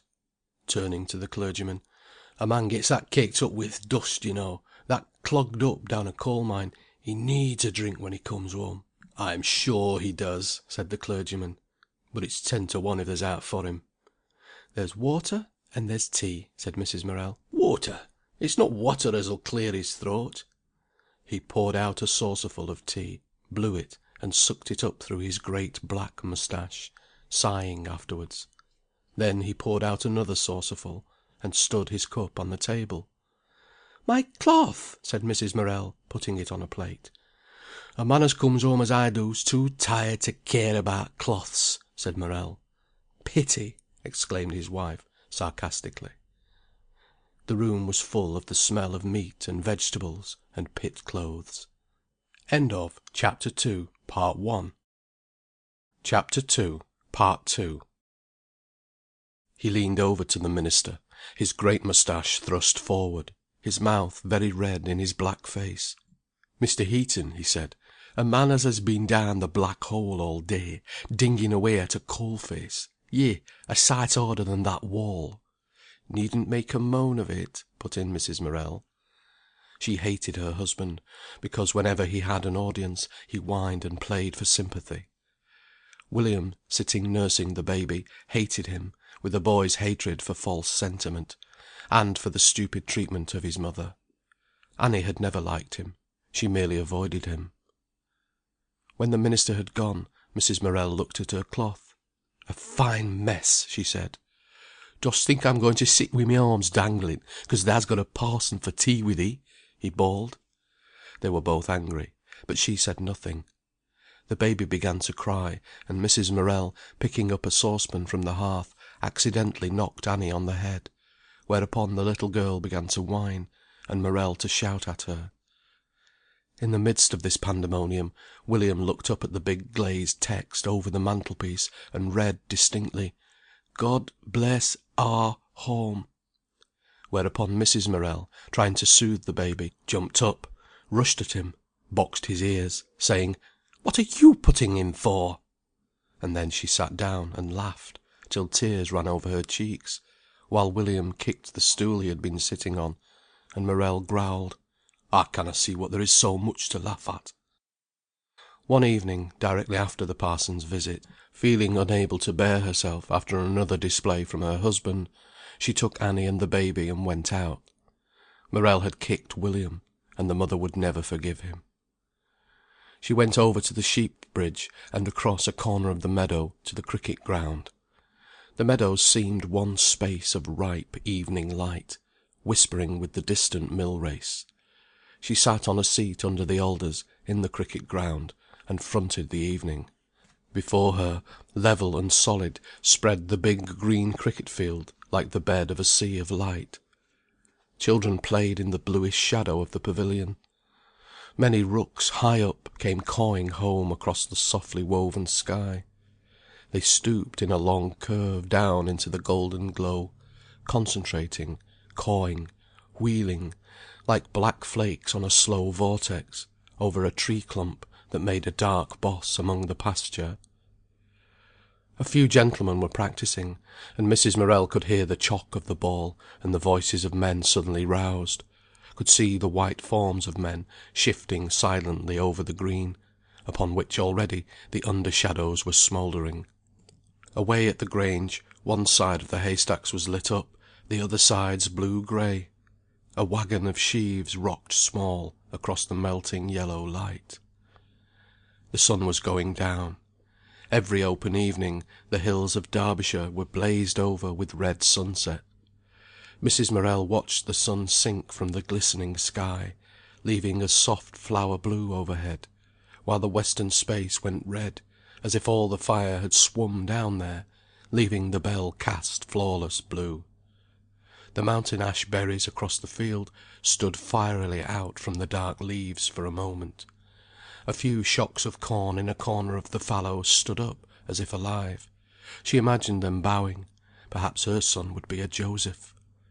In the east a mirrored sunset floated pink opposite the west's scarlet. The big haystacks on the hillside that butted into the glare went cold. With Mrs. Morel it was one of those still moments, when the small frets vanish and the beauty of things stands out, and she had the peace and the strength to see herself. Now and again a swallow cut close to her. Now and again Annie came up with a handful of alder currants. The baby was restless on his mother's knee, clambering with his hands at the light. Mrs. Morel looked down at him. She had dreaded this baby like a catastrophe, because of her feeling for her husband. And now she felt strangely toward the infant. Her heart was heavy because of the child, almost as if it were unhealthy or malformed. Yet it seemed quite well. But she noticed the peculiar knitting of the baby's brows, and the peculiar heaviness of its eyes, as if it were trying to understand something that was pain. She felt, when she looked at the child's dark brooding pupils, as if a burden were on her heart. "He looks as if he was thinking about something, quite sorrowful," said Mrs. Kirk. Suddenly, looking at him, the heavy feeling at the mother's heart melted into passionate grief. She bowed over him, and a few tears shook swiftly out of her very heart. The baby lifted his fingers. "My lamb!" she cried softly. And at that moment she felt, in some far inner place of her soul, that she and her husband were guilty. The baby was looking up at her. It had blue eyes like her own, but its look was heavy, steady, as if it had realized something that had stunned some point of its soul. In her arms lay the delicate baby. Its deep blue eyes, always looking up at her, unblinking, seemed to draw her innermost thoughts out of her. She no longer loved her husband. She had not wanted this child to come, and there it lay in her arms and pulled at her heart. She felt as if the navel string that had connected its frail little body with hers had not been broken. A wave of hot love went over her to the infant. She held it close to her face and breast. With all her force, with all her soul, she would make up to it for having brought it into the world unloved. She would love it all the more now it was here, carry it in her love. Its clear knowing eyes gave her pain and fear. Did it know all about her? When it lay under her heart, had it been listening then? Was there a reproach in the look? She felt the marrow melt in her bones with fear and pain. Once more she was aware of the sun lying red on the rim of the hill opposite. She suddenly held up the child in her hands. "Look!" she cried. "Look, my pretty!"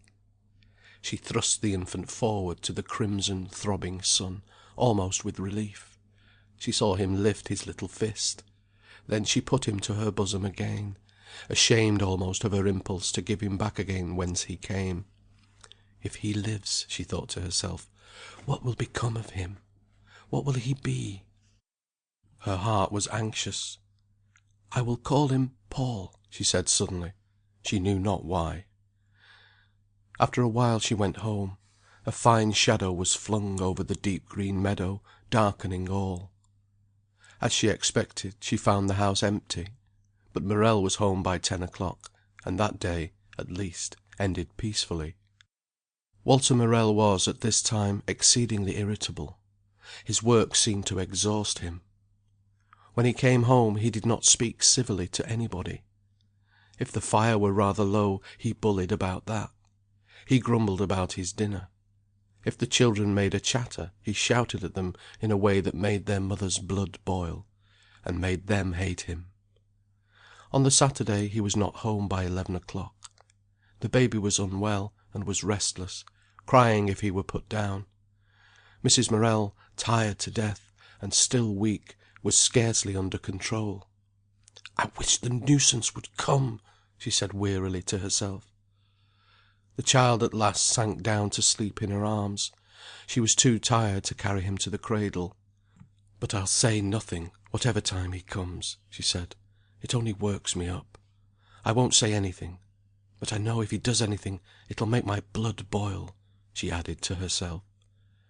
She sighed, hearing him coming, as if he was something she could not bear. He, taking his revenge, was nearly drunk. She kept her head bent over the child as he entered, not wishing to see him. But it went through her like a flash of hot fire, when, in passing, he lurched against the dresser, setting the tins rattling, and clutched at the white pot knobs for support. He hung up his hat and coat, then returned, stood glowering from a distance at her, as she sat bowed over the child. "Is there nothing to eat in the house?" he asked insolently, as if to a servant.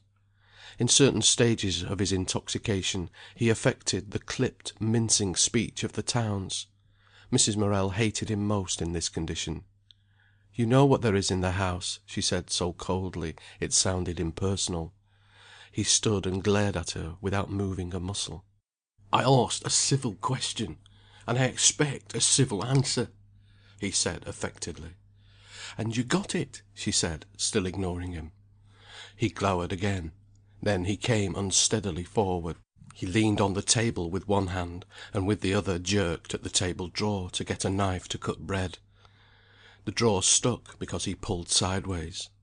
In a temper he dragged it, so that it flew out bodily, and spoons, forks, knives, 100 metallic things splashed with a clatter and a clang upon the brick floor. The baby gave a little convulsed start. "What are you doing, clumsy drunken fool?" the mother cried. "Then thou should get the flaming thing the sen. Thou should get up, like other women after, and wait on a man." "Wait on you? Wait on you?" she cried. "Yes, I see myself. Yes, and I'll learn thee thou's got to. Wait on me. Yes, thou shalt wait on me. Never, my lord. I'd wait on a dog at the door first." "What? What?" He was trying to fit in the drawer. At her last speech he turned round. His face was crimson, his eyes bloodshot. He stared at her one silent second in threat. "Puh!" she went quickly, in contempt. He jerked at the drawer in his excitement. It fell, cut sharply on his shin, and on reflex he flung it at her. One of the corners caught her brow as the shallow drawer crashed into the fireplace. She swayed, almost fell stunned from her chair. To her very soul she was sick. She clasped the child tightly to her bosom. A few moments elapsed, then, with an effort, she brought herself to. The baby was crying plaintively. Her left brow was bleeding rather profusely. As she glanced down at the child, her brain reeling, some drops of blood soaked into its white shawl. But the baby was at least not hurt. She balanced her head to keep equilibrium, so that the blood ran into her eye. Walter Morel remained as he had stood, leaning on the table with one hand, looking blank. When he was sufficiently sure of his balance, he went across to her, swayed, caught hold of the back of her rocking chair, almost tipping her out. Then, leaning forward over her and swaying as he spoke, he said, in a tone of wondering concern, "Did it catch thee?" He swayed again as if he would pitch on to the child. With the catastrophe he had lost all balance. "Go away," she said, struggling to keep her presence of mind. He hiccoughed. Let's look at it," he said, hiccoughing again. "Go away," she cried. Let me look at it, lass." She smelled him of drink, felt the unequal pull of his swaying grasp on the back of her rocking chair. "Go away," she said, and weakly she pushed him off. He stood, uncertain in balance, gazing upon her.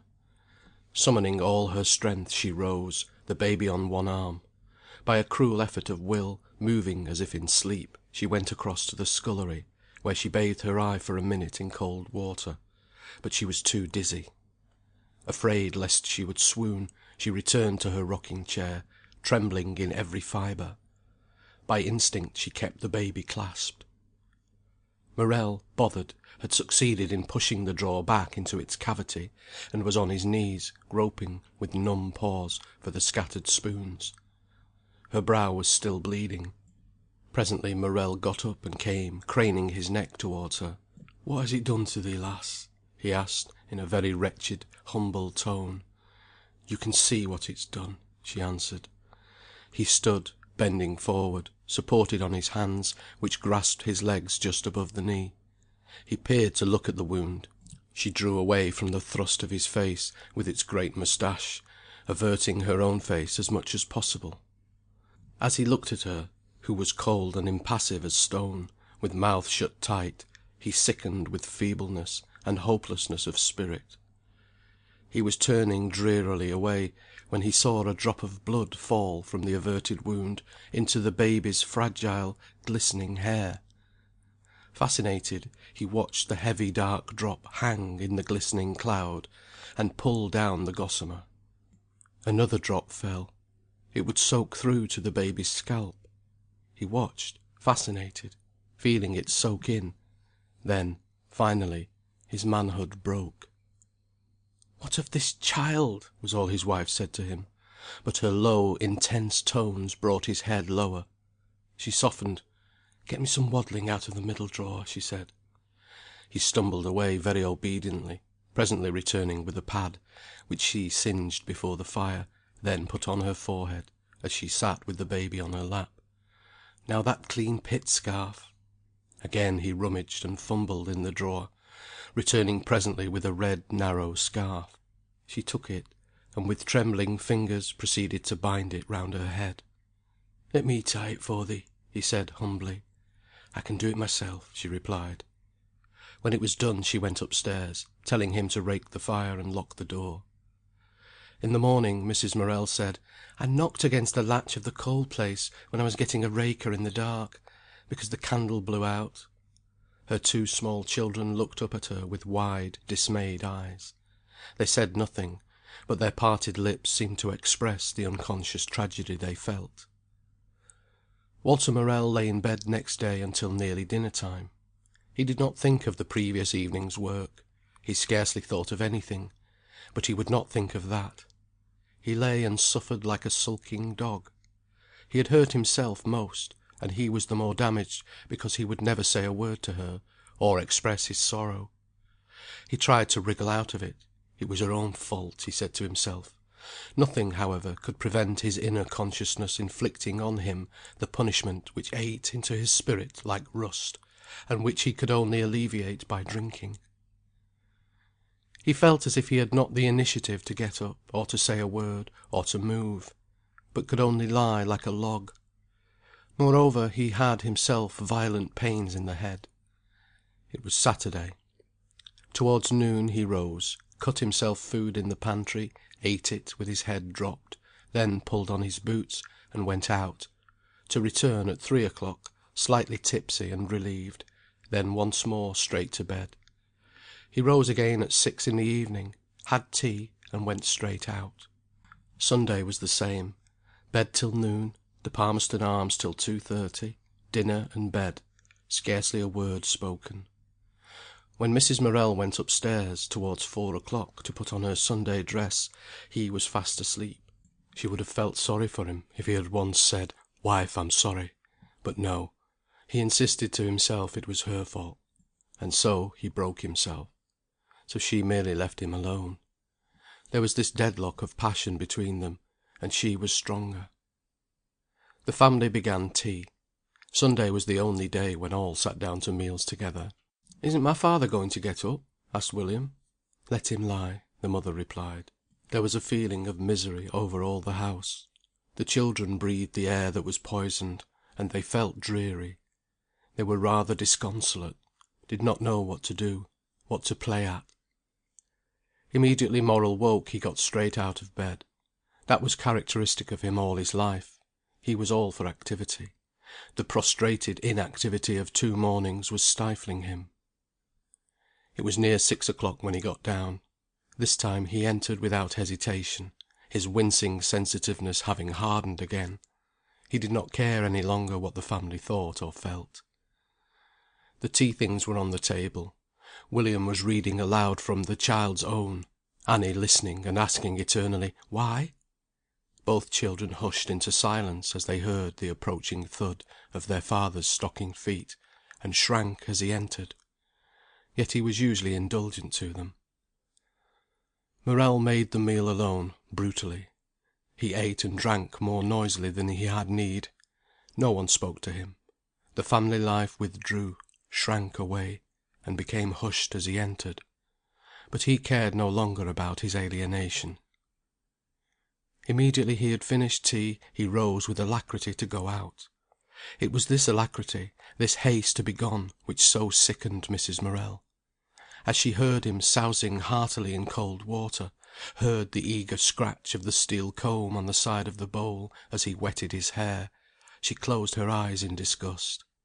As he bent over, lacing his boots, there was a certain vulgar gusto in his movement that divided him from the reserved, watchful rest of the family.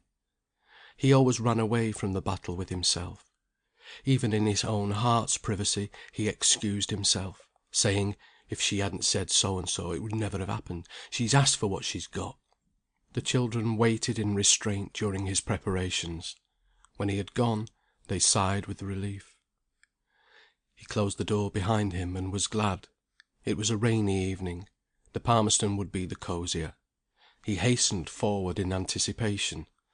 All the slate roofs of the bottoms shone black with wet. The roads, always dark with coal dust, were full of blackish mud. He hastened along. The Palmerston windows were steamed over. The passage was paddled with wet feet. But the air was warm, if foul, and full of the sound of voices and the smell of beer and smoke. "What shall I, Walter?" cried a voice as soon as Morel appeared in the doorway. "Oh, Jim, my lad, wherever has he sprung frae?" The men made a seat for him, and took him in warmly. He was glad. In a minute or two they had thawed all responsibility out of him, all shame, all trouble, and he was clear as a bell for a jolly night. On the Wednesday following, Morel was penniless. He dreaded his wife. Having hurt her, he hated her. He did not know what to do with himself that evening, having not even twopence with which to go to the Palmerston, and being already rather deeply in debt. So, while his wife was down the garden with the child, he hunted in the top drawer of the dresser where she kept her purse, found it, and looked inside. It contained a half-crown, 2 halfpennies, and a sixpence. So he took the sixpence, put the purse carefully back, and went out. The next day, when she wanted to pay the greengrocer, she looked in the purse for her sixpence, and her heart sank to her shoes. Then she sat down and thought, was there a sixpence? I hadn't spent it, had I? And I hadn't left it anywhere else. She was much put about.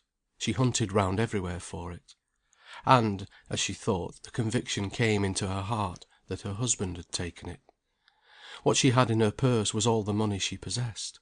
But that he should sneak it from her thus was unbearable. He had done so twice before. The first time she had not accused him, and at the week-end he had put the shilling again into her purse. So that was how she had known he had taken it. The second time he had not paid back. This time she felt it was too much. When he had had his dinner (he came home early that day), she said to him coldly, "Did you take sixpence out of my purse last night?" "Me?" he said, looking up in an offended way. "No, I didna. I niver clapped eyes on your purse." But she could detect the lie. "Why, you know you did," she said quietly.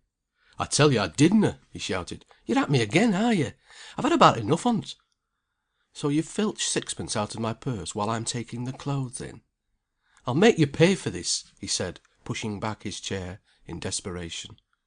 He bustled and got washed, then went determinedly upstairs. Presently he came down dressed, and with a big bundle in a blue checked, enormous handkerchief. "And now," he said, "you'll see me again when you do." "It'll be before I want to," she replied. And at that he marched out of the house with his bundle. She sat trembling slightly, but her heart brimming with contempt. What would she do if he went to some other pit, obtained work, and got in with another woman? But she knew him too well. He couldn't. She was dead sure of him. Nevertheless, her heart was gnawed inside her. "Where's my dad?" said William, coming in from school. "He says he's run away," replied the mother. "Where to?" I don't know. He's taken a bundle in the blue handkerchief, and says he's not coming back." "What shall we do?" cried the boy. Never trouble. He won't go far." "But if he doesn't come back?" wailed Annie. And she and William retired to the sofa and wept. Mrs. Morel sat and laughed. "You pair of gabbies," she explained. "You'll see him before the night's out." But the children were not to be consoled. Twilight came on. Mrs. Morel grew anxious from very weariness. One part of her said it would be a relief to see the last of him.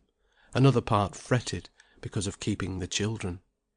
And inside her, as yet, she could not quite let him go. At the bottom she knew very well he could not go. When she went down to the coal place at the end of the garden, however, she felt something behind the door. So she looked. And there, in the dark, lay the big blue bundle. She sat on a piece of coal in front of the bundle, and laughed. Every time she saw it, so fat and yet so ignominious, slunk into its corner in the dark, with its ends flopping like dejected ears from the knots, she laughed again. She was relieved. Mrs. Morel sat waiting. He had not any money, she knew, so if he stopped he was running up a bill. She was very tired of him, tired to death. He had not even the courage to carry his bundle beyond the yard end. As she meditated, at about 9 o'clock he opened the door and came in, slinking and yet sulky. She said not a word. He took off his coat and slunk to his arm-chair, where he began to take off his boots.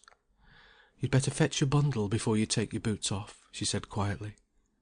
"You may thank your stars I've come back to-night," he said, looking up from under his dropped head, sulkily, trying to be impressive. "Why, where should you have gone? You daren't even get your parcel through the yard end," she said. He looked such a fool, she was not even angry with him. He continued to take his boots off, and prepare for bed. "I don't know what's in your blue handkerchief," she said, "but if you leave it, the children shall fetch it in the morning." Whereupon he got up and went out of the house, returning presently, and crossing the kitchen with averted face, hurrying upstairs. As Mrs. Morel saw him slink quickly through the inner doorway, holding his bundle, she laughed to herself. But her heart was bitter, because she had loved him. End of Chapter 2, Part 2. Chapter 3. The casting off of Morel, the taking on of William. During the next week, Morel's temper was almost unbearable. Like all miners, he was a great lover of medicines, which, strangely enough, he would often pay for himself. "You mun get me a drop of laxy vitral," he says. "It's a winder as we canna have a sup i' th' house." So Mrs. Morel bought him elixir of vitriol, his favourite first medicine, and he made himself a jug of wormwood tea. He had hanging in the attic great bunches of dried herbs, wormwood, rue, horehound, elder-flowers, parsley-purt, marshmallow, hyssop, dandelion, and centaury. Usually there was a jug of one or other decoction standing on the hob, from which he drank largely. "Grand!" he said, smacking his lips after wormwood. "Grand!" And he exhorted the children to try. "It's better than any of your tea or your cocoa stews," he vowed. But they were not to be tempted. This time, however, neither pills, nor vitriol, nor all his herbs would shift the nasty peens in his head. He was sickening for an attack of an inflammation of the brain. He had never been well since his sleeping on the ground when he went with Jerry to Nottingham. Since then he had drunk and stormed. Now he fell seriously ill, and Mrs. Morel had him to nurse. He was one of the worst patients imaginable.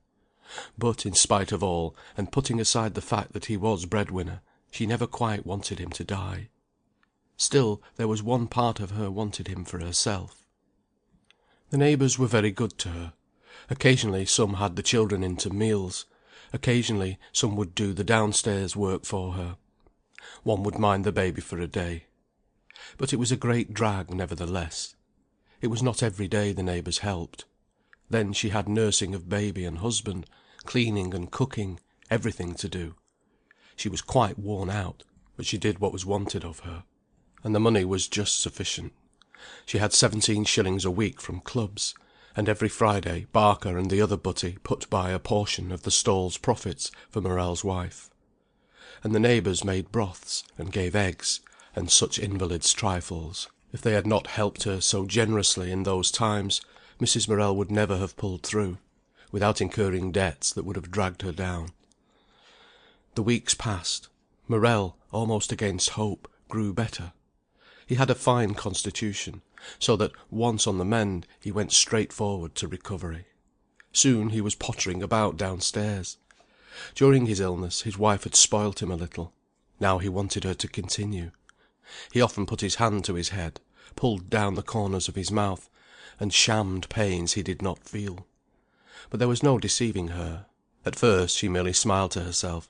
Then she scolded him sharply. "Goodness, man, don't be so lachrymose!" That wounded him slightly, but still he continued to feign sickness. "I wouldn't be such a mardy baby," said his wife, shortly. Then he was indignant, and cursed under his breath, like a boy. He was forced to resume a normal tone, and to cease to whine. Nevertheless, there was a state of peace in the house for some time. Mrs. Morel was more tolerant of him, and he, depending on her almost like a child, was rather happy. Neither knew that she was more tolerant because she loved him less. Up till this time, in spite of all, he had been her husband, and her man. She had felt that, more or less, what he did to himself he did to her. Her living depended on him. There were many, many stages in the ebbing of her love for him, but it was always ebbing. Now, with the birth of this third baby, herself no longer set towards him, helplessly, but was like a tide that scarcely rose, standing off from him.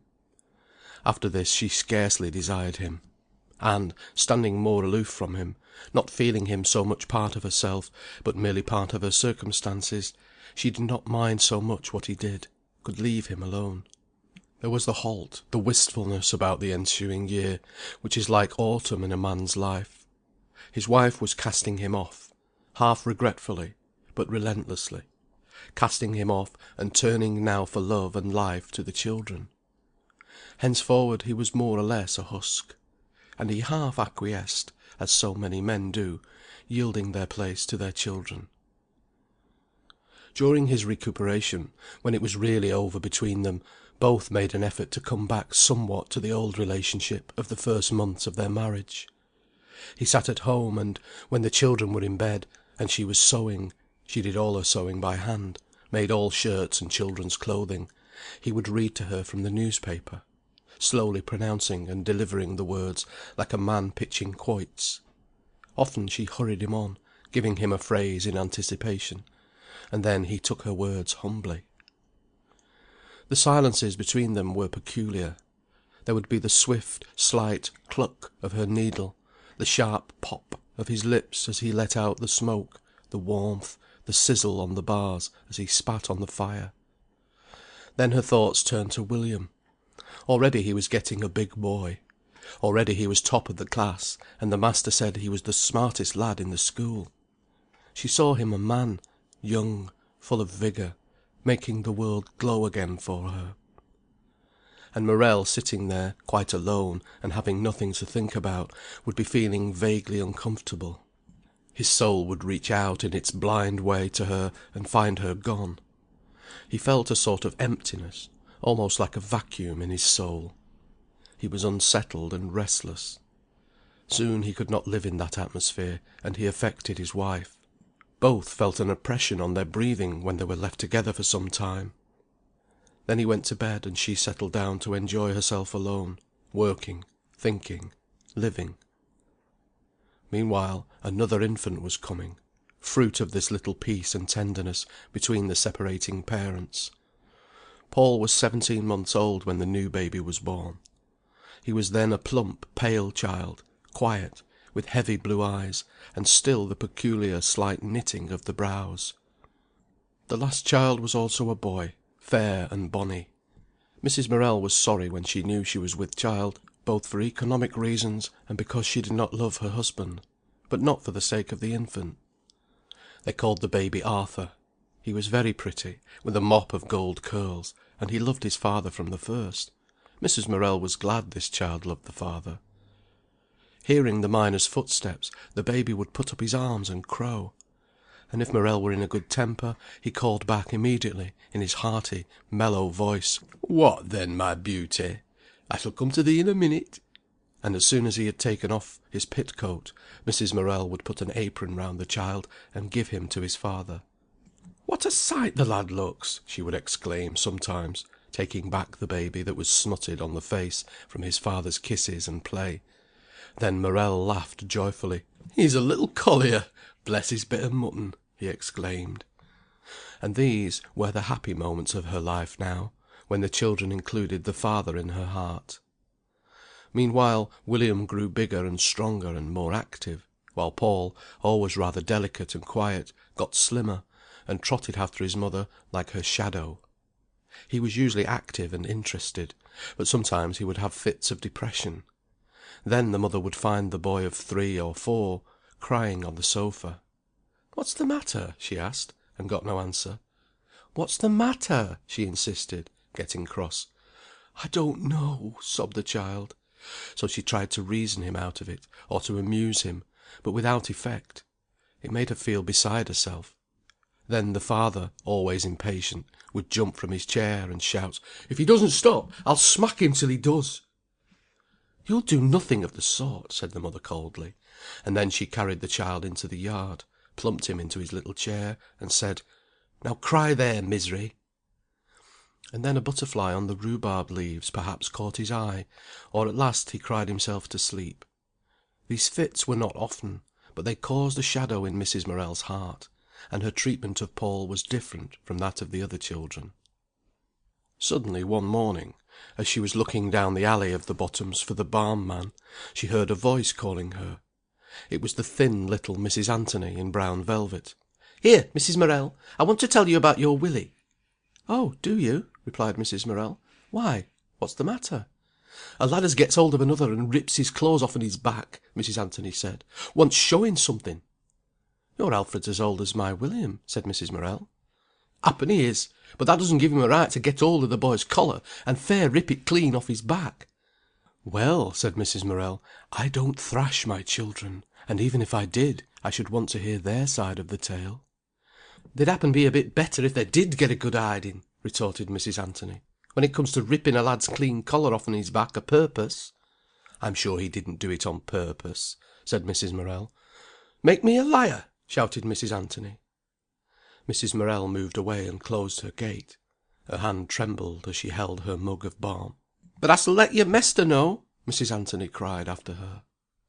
At dinner time, when William had finished his meal and wanted to be off again, he was then 11 years old, his mother said to him, "What did you tear Alfred Anthony's collar for?" "When did I tear his collar?" "I don't know when, but his mother says you did." "Why, it was yesterday, and it was torn already." "But you tore it more." "Well, I'd got a cobbler as had licked 17, and Alfie Anthony says, 'Adam and Eve and Pinch me went down to a river to bathe. Adam and Eve got drownded. Who do you think got saved?' And so I says, 'Oh, pinch you.' And so I pinched him, and he was mad, and so he snatched my cobbler and run off with it. And so I run after him, and when I was getting hold of him, he dodged and it ripped his collar. But I got my cobbler." He pulled from his pocket a black old horse chestnut, hanging on a string. This old cobbler had cobbled, hit and smashed 17 other cobblers on similar strings. So the boy was proud of his veteran.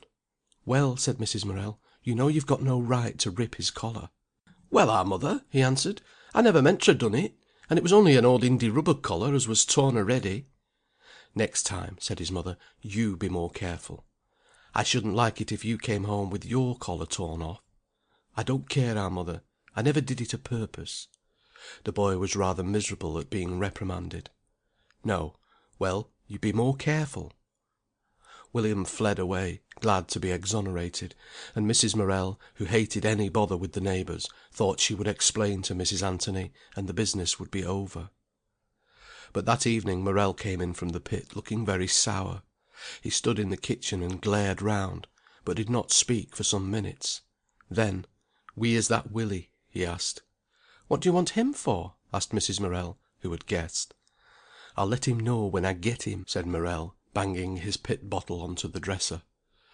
"I suppose Mrs. Anthony's got hold of you and has been yarning to you about their Alfie's collar," said Mrs. Morel, rather sneering. "Never mind who's got hold of me," said Morel. "When I get hold of him, I'll make his bones rattle." "It's a poor tale," said Mrs. Morel, "that you're so ready to side with any snipey vixen who likes to come telling tales against your own children." "I'll learn him," said Morel. "It none matters to me whose lad he is. He's none going ripping and tearing about just as he's a mind." "Ripping and tearing about?" repeated Mrs. Morel. "He was running after that Alfie, who'd taken his cobbler, and he accidentally got hold of his collar because the other dodged, as an Anthony would." "I know!" shouted Morel, threateningly. "You would, before you're told," replied his wife, bitingly. "Niver you mind," stormed Morel. "I know my business." "That's more than doubtful," said Mrs. Morel. "Supposing some loud-mouthed creature had been getting you to thrash your own children?" "I know," repeated Morel. And he said no more, but sat and nursed his bad temper. Suddenly William ran in, saying, "Can I have my tea, mother?" "Thou can have more than that!" shouted Morel. "Hold your noise, man," said Mrs. Morel, "and don't look so ridiculous." "He'll look ridiculous before I've done with him," shouted Morel, rising from his chair and glaring at his son. William, who was a tall lad for his years, but very sensitive, had gone pale, and was looking in a sort of horror at his father. "Go out!" Mrs. Morel commanded her son. William had not the wit to move. Suddenly Morel clenched his fist and crouched. "I'll gie him go out!" he shouted like an insane thing. "What?" cried Mrs. Morel, panting with rage. "You shall not touch him, for her telling you shall not." "Shun her!" shouted Morel. "Shun her!" And glaring at the boy, he ran forward. Mrs. Morel sprang in between them, with her fist lifted. "Don't you dare!" she cried. "What?" he shouted, baffled for the moment. "What?" She spun round to her son. "Go out of the house!" she commanded him, in fury. The boy, as if hypnotized by her, turned suddenly and was gone. Morel rushed to the door, but was too late. He returned, pale under his pit dirt with fury. But now his wife was fully roused. "Only dare," she said, in a loud, ringing voice, "only dare, my lord, to lay a finger on that child! You'll regret it for ever." He was afraid of her. In a towering rage he sat down. When the children were old enough to be left, Mrs. Morel joined the Women's Guild. It was a little club of women attached to the Co-operative Wholesale Society, which met on Monday night in the long room over the grocery shop of the Bestwood Co-op. The women were supposed to discuss the benefits to be derived from co-operation, and other social questions. Sometimes Mrs. Morel read a paper. It seemed queer to the children to see their mother, who was always busy about the house, sitting writing in her rapid fashion, thinking, referring to books, and writing again. They felt for her on such occasions the deepest respect. But they loved the Guild.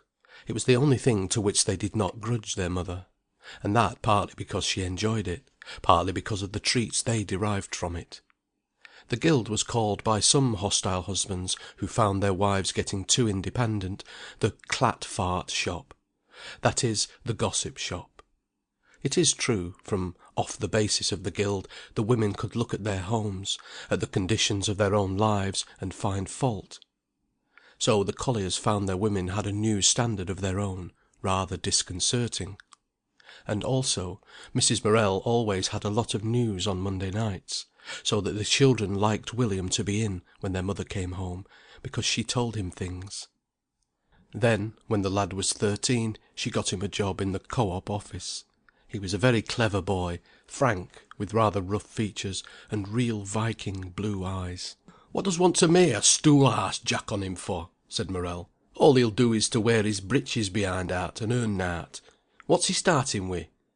"It doesn't matter what he's starting with," said Mrs. Morel. "It wouldna. Put him in th' pit wi' me, and he'll earn a easy 10 shilling a week from th' start. But 6 shilling wearing his truck end out on a stool's better than 10 shilling i' th' pit wi' me, I know." "He is not going in the pit," said Mrs. Morel, "and there's an end of it. It were good enough for me, but it's none good enough for him. If your mother put you in the pit at 12, it's no reason why I should do the same with my lad." "12! It were a sight afore that." "Whenever it was," said Mrs. Morel. She was very proud of her son. He went to the night school, and learned shorthand, so that by the time he was 16 he was the best shorthand clerk and book keeper on the place, except one. Then he taught in the night school, but he was so fiery that only his good nature and his size protected him. All the things that men do, the decent things, William did. He could run like the wind. When he was 12 he won a first prize in a race, an inkstand of glass shaped like an anvil. It stood proudly on the dresser, and gave Mrs. Morel a keen pleasure. The boy only ran for her. He flew home with his anvil, breathless, with a "Look, mother!" That was the first real tribute to herself. She took it like a queen. "How pretty!" she exclaimed. Then he began to get ambitious. He gave all his money to his mother. When he earned 14 shillings a week, she gave him back 2 for himself, and, as he never drank, he felt himself rich.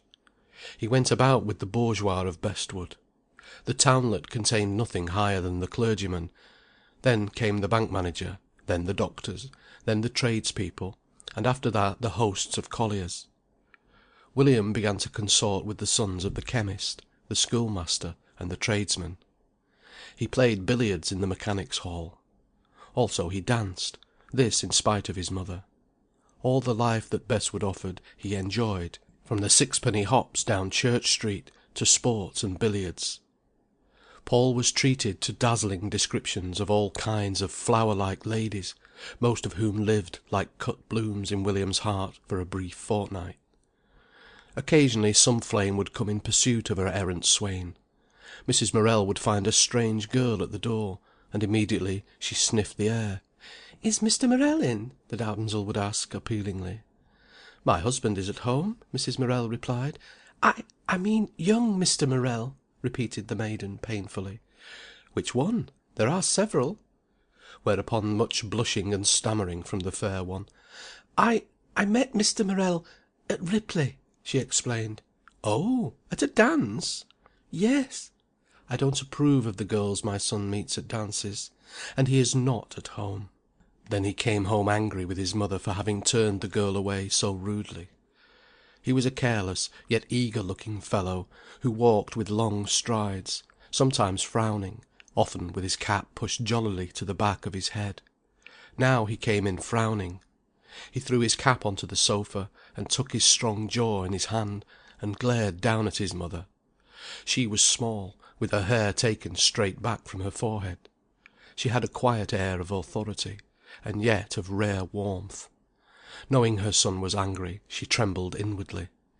"Did a lady call for me yesterday, mother?" he asked. "I don't know about a lady. There was a girl came." "And why didn't you tell me?" "Because I forgot, simply." He fumed a little. "A good-looking girl seemed a lady." "I didn't look at her." "Big brown eyes." "I did not look. And tell your girls, my son, that when they're running after you, they're not to come and ask your mother for you. Tell them that, brazen baggages you meet at dancing classes. I'm sure she was a nice girl." "And I'm sure she wasn't." There ended the altercation. Over the dancing there was a great strife between the mother and the son. The grievance reached its height when William said he was going to Hucknall Torkard, considered a low town, to a fancy dress ball. He was to be a Highlander. There was a dress he could hire, which one of his friends had had, and which fitted him perfectly. The Highland suit came home. Mrs. Morel received it coldly, and would not unpack it. "My suit come?" cried William. "There's a parcel in the front room." He rushed in and cut the string. "How do you fancy your son in this?" he said, enraptured, showing her the suit. "You know I don't want to fancy you in it." On the evening of the dance, when he had come home to dress, Mrs. Morel put on her coat and bonnet. "Aren't you going to stop and see me, mother?" he asked. "No, I don't want to see you," she replied. She was rather pale, and her face was closed and hard. She was afraid of her son's going the same way as his father. He hesitated a moment, and his heart stood still with anxiety. Then he caught sight of the Highland bonnet with its ribbons. He picked it up gleefully, forgetting her. She went out. When he was 19 he suddenly left the Co-op office and got a situation in Nottingham. In his new place he had 30 shillings a week instead of 18. This was indeed a rise. His mother and father were brimmed up with pride. Everybody praised William. It seemed he was going to get on rapidly. Mrs. Morel hoped, with his aid, to help her younger sons. Annie was now studying to be a teacher. Paul, also very clever, was getting on well, having lessons in French and German from his godfather, the clergyman who was still a friend to Mrs. Morel. Arthur, a spoilt and very good-looking boy, was at the board school, but there was talk of his trying to get a scholarship for the high school in Nottingham.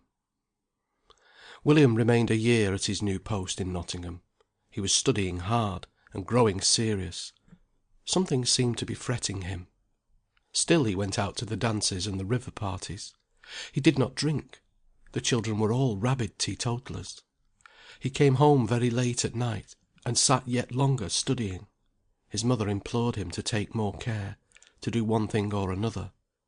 "Dance if you want to dance, my son, but don't think you can work in the office, then amuse yourself, and then study on top of all. You can't. The human frame won't stand it. Do one thing or the other. Amuse yourself or learn Latin, but don't try to do both." Then he got a place in London, at 120 a year. This seemed a fabulous sum. His mother doubted almost whether to rejoice or to grieve.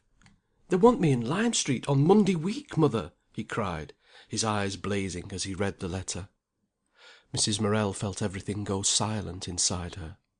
He read the letter. "And will you reply by Thursday whether you accept? Yours faithfully." "They want me, mother, at 120 a year, and don't even ask to see me. Didn't I tell you I could do it? Think of me in London. And I can give you £20 a year, mater. We shall all be rolling in money." "We shall, my son," she answered sadly. It never occurred to him that she might be more hurt at his going away than glad of his success. Indeed, as the days drew near for his departure, her heart began to close and grow dreary with despair. She loved him so much. More than that, she hoped in him so much. Almost she lived by him. She liked to do things for him. She liked to put a cup for his tea, and to iron his collar, of which he was so proud. It was a joy to her to have him proud of his collars. There was no laundry, so she used to rub away at them with her little convex iron, to polish them, till they shone from the sheer pressure of her arm. Now she would not do it for him. Now he was going away. She felt almost as if he were going as well out of her heart. He did not seem to leave her inhabited with himself. That was the grief and the pain to her. He took nearly all himself away. A few days before his departure, he was just 20, he burned his love letters. They had hung on a file at the top of the kitchen cupboard. From some of them he had read extracts to his mother. Some of them she had taken the trouble to read herself, but most were too trivial. Now, on the Saturday morning, he said, "Come on, Postle, let's go through my letters, and you can have the birds and flowers." Mrs. Morel had done her Saturday's work on the Friday, because he was having a last day's holiday.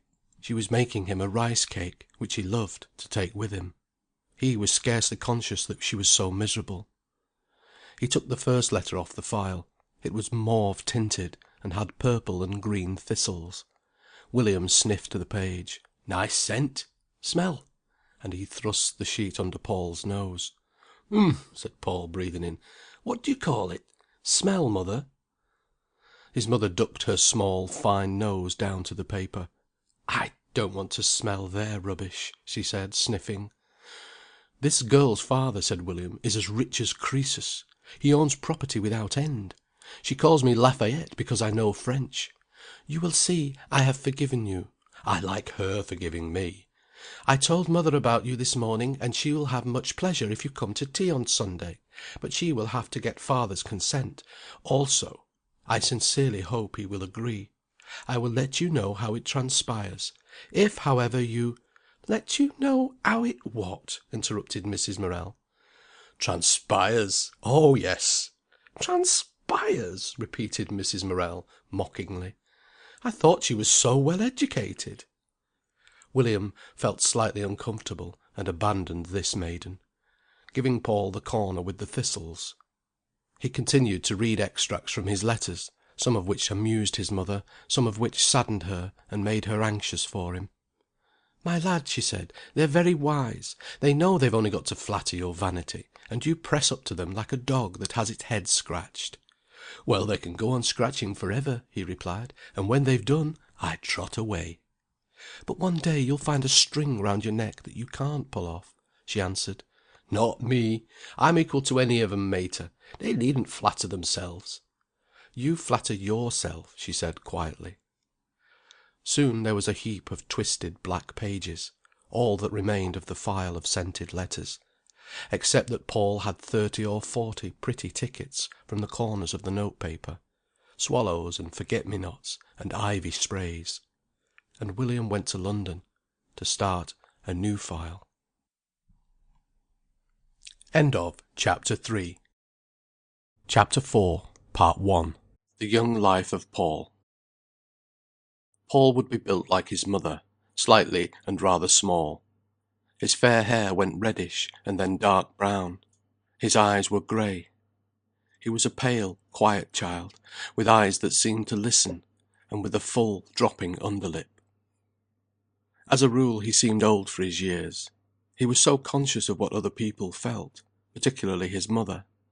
When she fretted he understood, and could have no peace. His soul always seemed attentive to her. As he grew older he became stronger. William was too far removed from him to accept him as a companion, so the smaller boy belonged at first almost entirely to Annie. She was a tomboy, and a flyby-skyby, as her mother called her. But she was intensely fond of her second brother. So Paul was towed round at the heels of Annie, sharing her game. She raced wildly at Lurky with the other young wildcats of the bottoms, and always Paul flew beside her, living her share of the game, having as yet no part of his own. He was quiet and not noticeable, but his sister adored him. He always seemed to care for things if she wanted him to. She had a big doll, of which she was fearfully proud, though not so fond. So she laid the doll on the sofa, and covered it with an antimacassar to sleep. Then she forgot it. Meantime Paul must practise jumping off the sofa arm. So he jumped crash into the face of the hidden doll.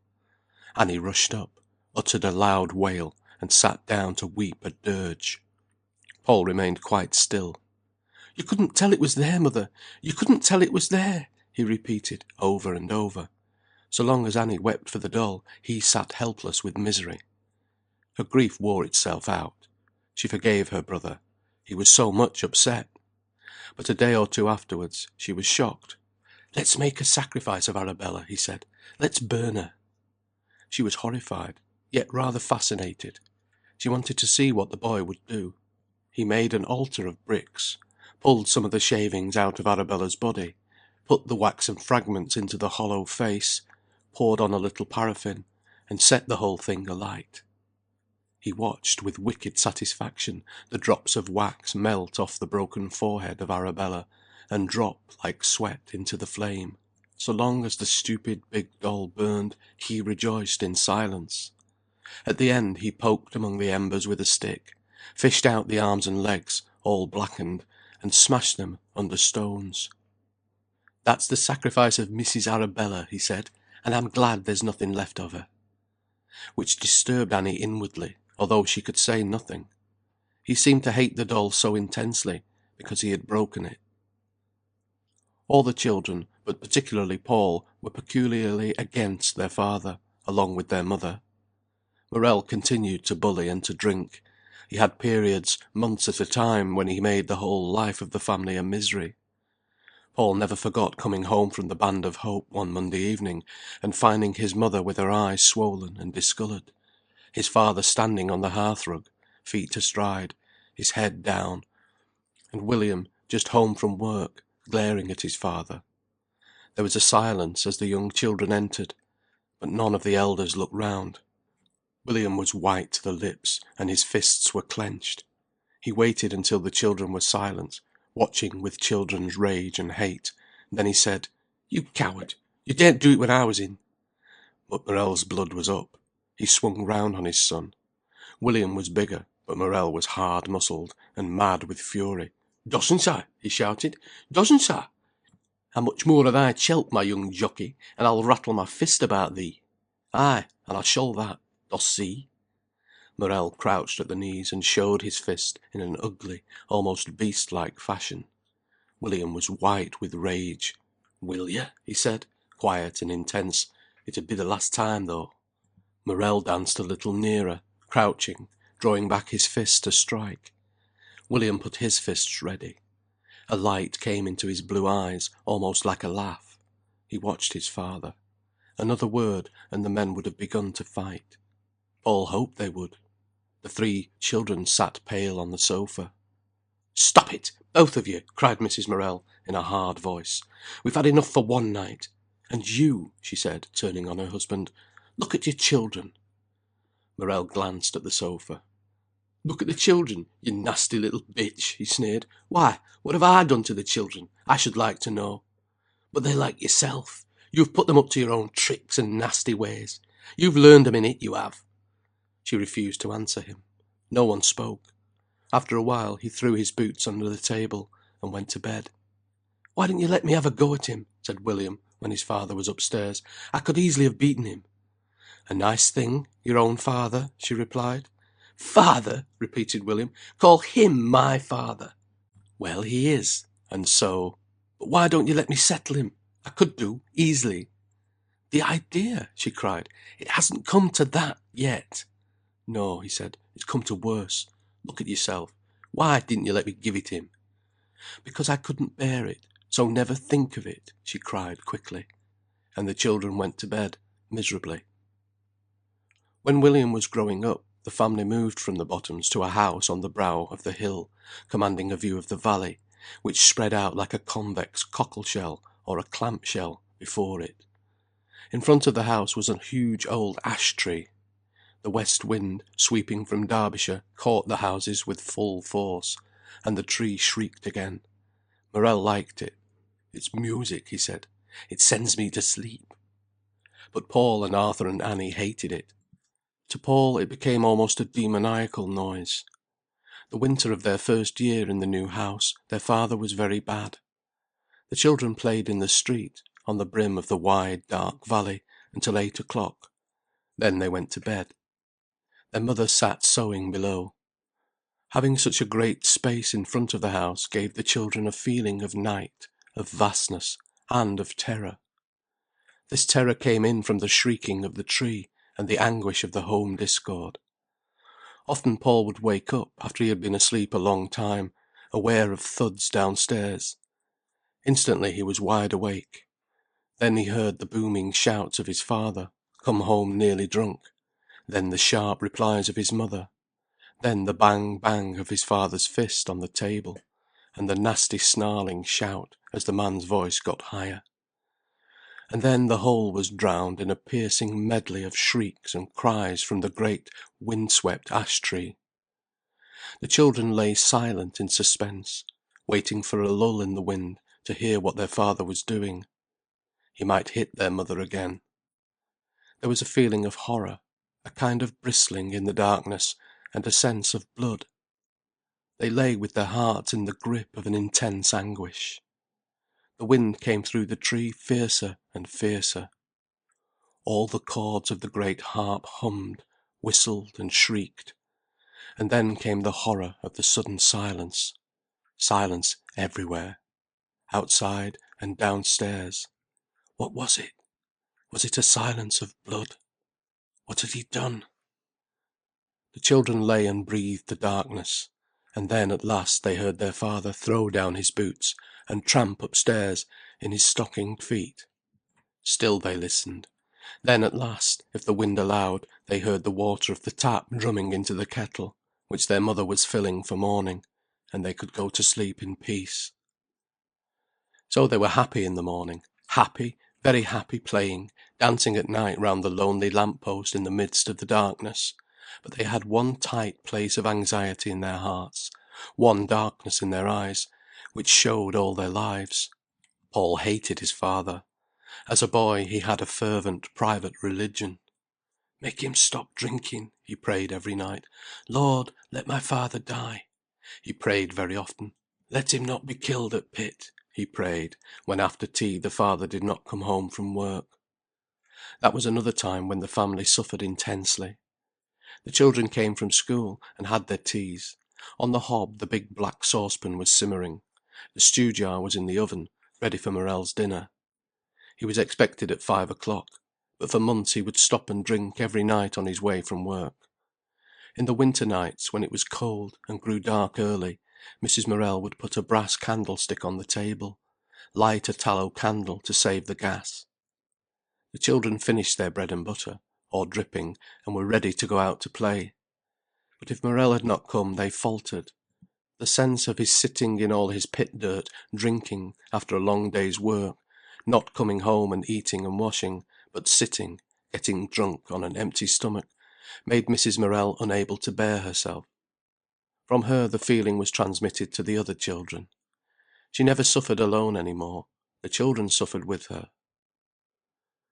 Paul went out to play with the rest. Down in the great trough of twilight, tiny clusters of lights burned where the pits were. A few last colliers straggled up the dim field path. The lamplighter came along. No more colliers came. Darkness shut down over the valley. Work was gone.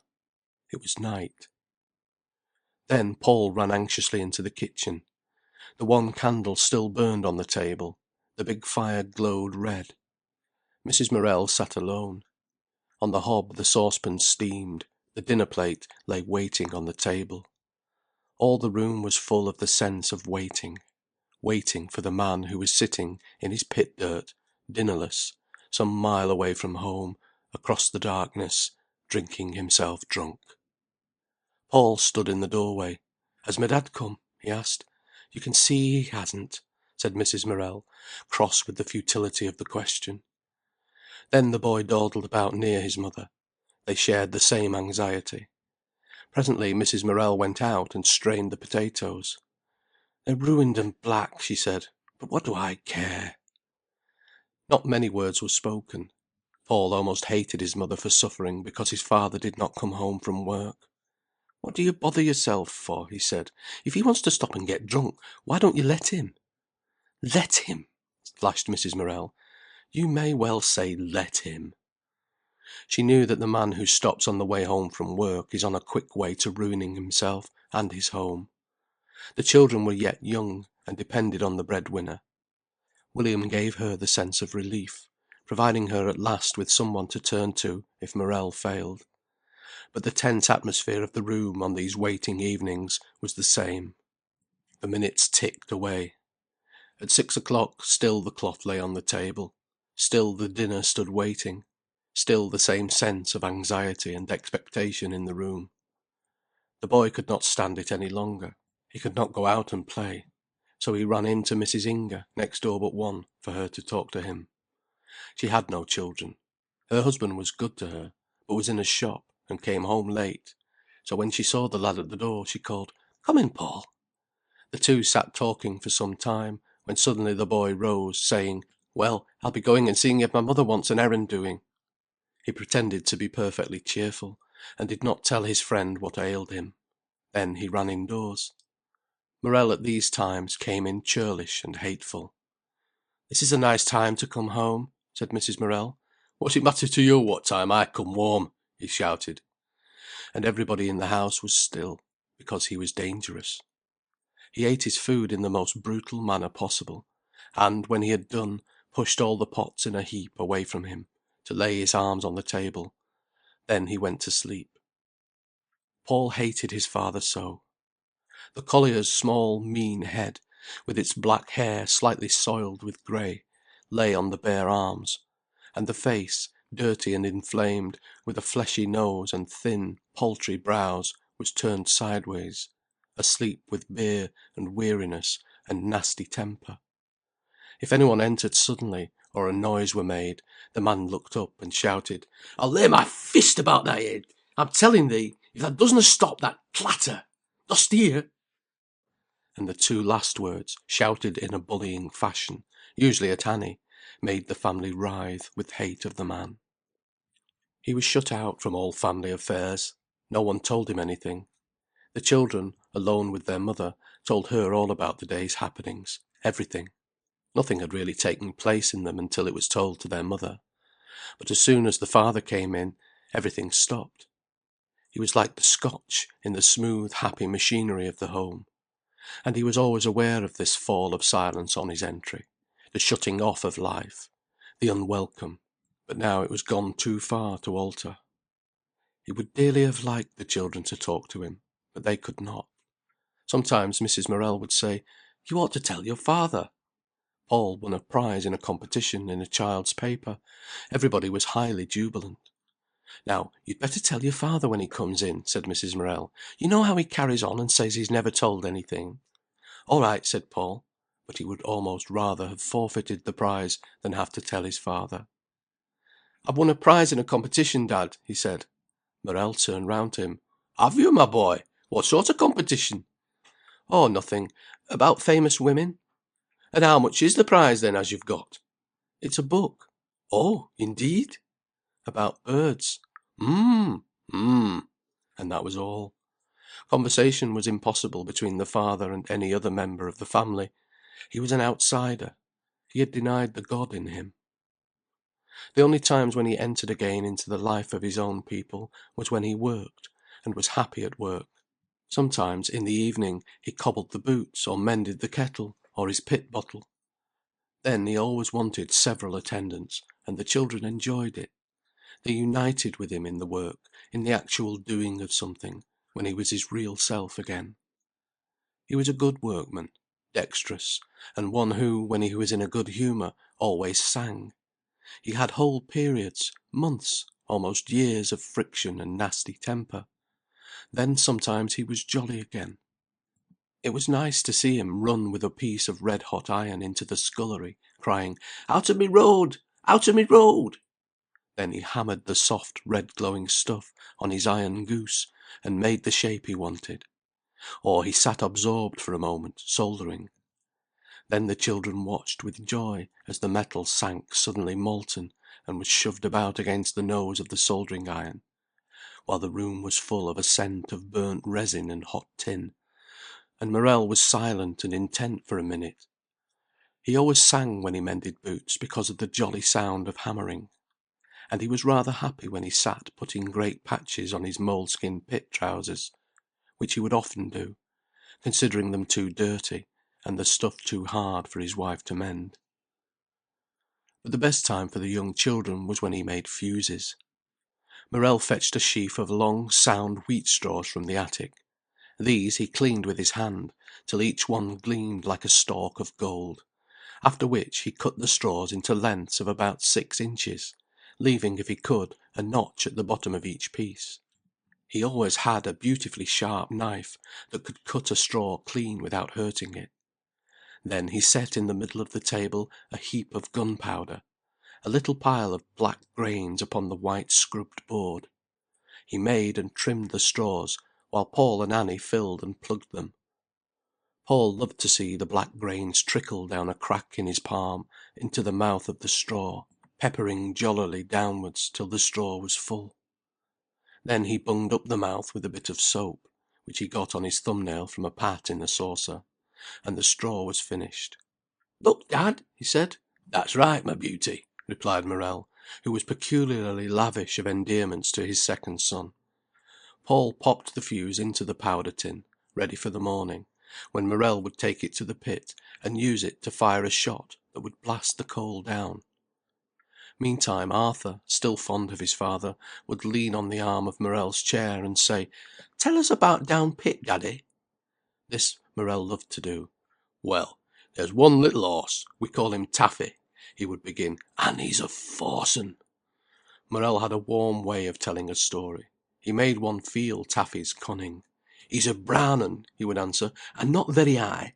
Well, he comes into th' stall wi' a rattle, and then you hear him sneeze. 'Hello, Taff,' you say, 'what art sneezing for? Been taking some snuff?' And he sneezes again. Then he slives up and shoves his head on you. That kidding. 'What's want, Taff?' you say. 'And what does he?' Arthur always asked. 'He wants a bit of bacca, my ducky.'" This story of Taffy would go on interminably, and everybody loved it. Or sometimes it was a new tale. "And what dost think, me darling, when I went to put my coat on at snap time, what should go running up my arm but a mouse? 'Hey up theer!' I shouts, and I was just in time to get him off by th' tail." "And did you kill it?" "I did, for they're a nuisance. The place is fair snide wi' 'em." "And what do they live on?" "The corn as the osses drops, and they'll get in your pocket and eat your snap if you let 'em, no matter where you hing your coat. The sliving, nibbling little nuisances, for they are." These happy evenings could not take place unless Morel had some job to do, and then he always went to bed very early, often before the children. There was nothing remaining for him to stay up for when he had finished tinkering, and had skimmed the headlines of the newspaper. And the children felt secure when their father was in bed. They lay and talked softly a while. Then they started as the lights went suddenly sprawling over the ceiling from the lamps that swung in the hands of the colliers, tramping by outside, going to take the 9 o'clock shift. They listened to the voices of the men, imagined them dipping down into the dark valley.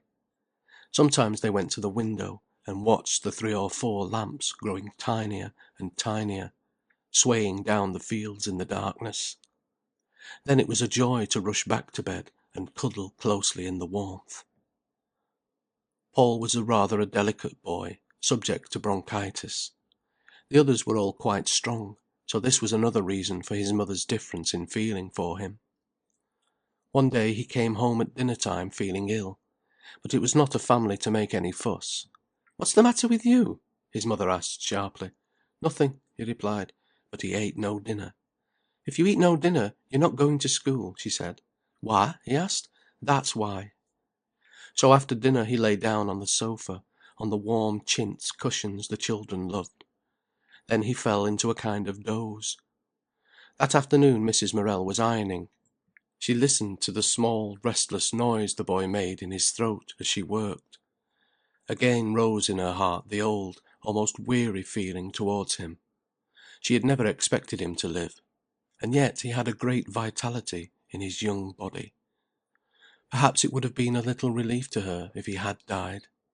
She always felt a mixture of anguish in her love for him. He, in his semi-conscious sleep, was vaguely aware of the clatter of the iron on the iron-stand, of the faint thud, thud of the ironing-board. Once roused, he opened his eyes to see his mother standing on the hearth-rug with the hot iron near her cheek, listening, as it were, to the heat.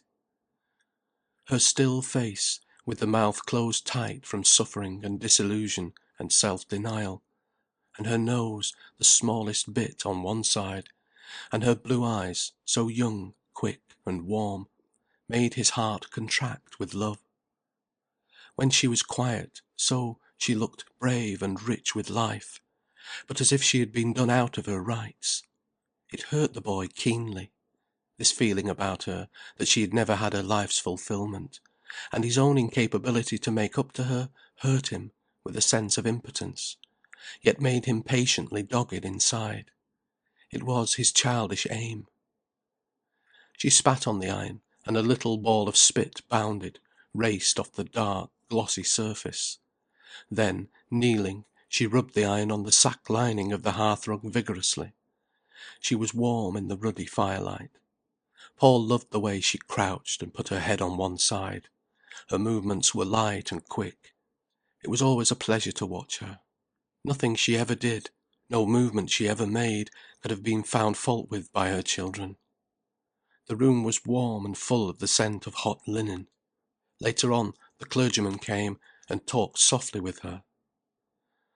Paul was laid up with an attack of bronchitis. He did not mind much. What happened happened, and it was no good kicking against the pricks. He loved the evenings, after 8 o'clock, when the light was put out, and he could watch the fire flames spring over the darkness of the walls and ceiling, could watch huge shadows waving and tossing, till the room seemed full of men who battled silently. On retiring to bed, the father would come into the sick room. He was always very gentle if anyone were ill, but he disturbed the atmosphere for the boy. "Are you asleep, my darling?" Morel asked softly. "No. Is my mother coming?" "She's just finishing folding the clothes. Do you want anything?" Morel rarely "thee'd" his son. "I don't want nothing. But how long will she be?" "Not long, my ducky." The father waited undecidedly on the hearthrug for a moment or two. He felt his son did not want him. Then he went to the top of the stairs, and said to his wife, "This child's axing for thee. How long art going to be?" "Until I've finished. Good gracious! Tell him to go to sleep." "She says you're to go to sleep," the father repeated gently to Paul. "Well, I want her to come," insisted the boy. "He says he can't go off till you come," Morel called downstairs. Dear, I shan't be long. And do stop shouting downstairs. There's the other children." Then Morel came again, and crouched before the bedroom fire. He loved the fire dearly. "She says she won't be long," he said. He loitered about indefinitely. The boy began to get feverish with irritation. His father's presence seemed to aggravate all his sick impatience. At last Morel, after having stood looking at his son a while, said softly, "Good night, my darling." "Good night," Paul replied, turning round in relief to be alone. Paul loved to sleep with his mother. Sleep is still most perfect, in spite of hygienists, when it is shared with the beloved. The warmth, the security and peace of soul, the utter comfort from the touch of the other, knits the sleep, so that it takes the body and soul completely in its healing. Paul lay against her and slept, and got better, whilst she, always a bad sleeper, fell later on into a profound sleep that seemed to give her faith. In convalescence he would sit up in bed, see the fluffy horses feeding at the troughs in the field, scattering their hay on the trodden yellow snow, watch the miners troop home, small black figures trailing slowly in gangs across the white field. Then the night came up in dark blue vapour from the snow. In convalescence everything was wonderful. The snowflakes, suddenly arriving on the window pane, clung there a moment like swallows, then were gone, and a drop of water was crawling down the glass. The snowflakes whirled round the corner of the house like pigeons dashing by. Away across the valley the little black train crawled doubtfully over the great whiteness. While they were so poor, the children were delighted, if they could do anything to help economically. Annie and Paul and Arthur went out early in the morning, in summer, looking for mushrooms, hunting through the wet grass, from which the larks were rising, for the white-skinned, wonderful naked bodies crouched secretly in the green. And if they got £1 they felt exceedingly happy.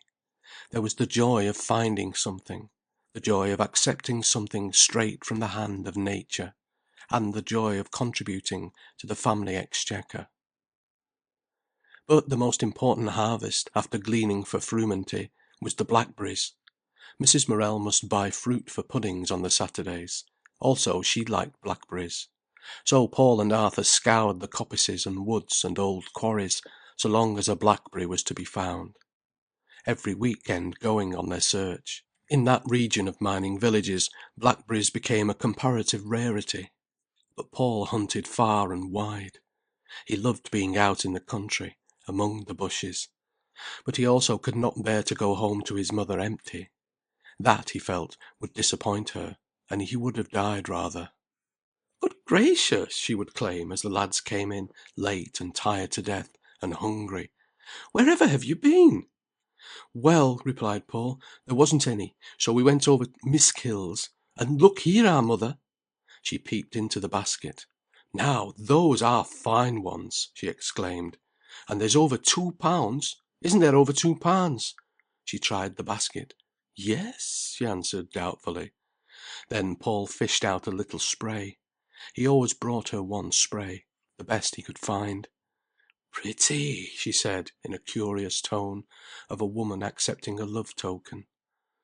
The boy walked all day, went miles and miles, rather than own himself beaten and come home to her empty handed. She never realized this, whilst he was young. She was a woman who waited for her children to grow up, and William occupied her chiefly.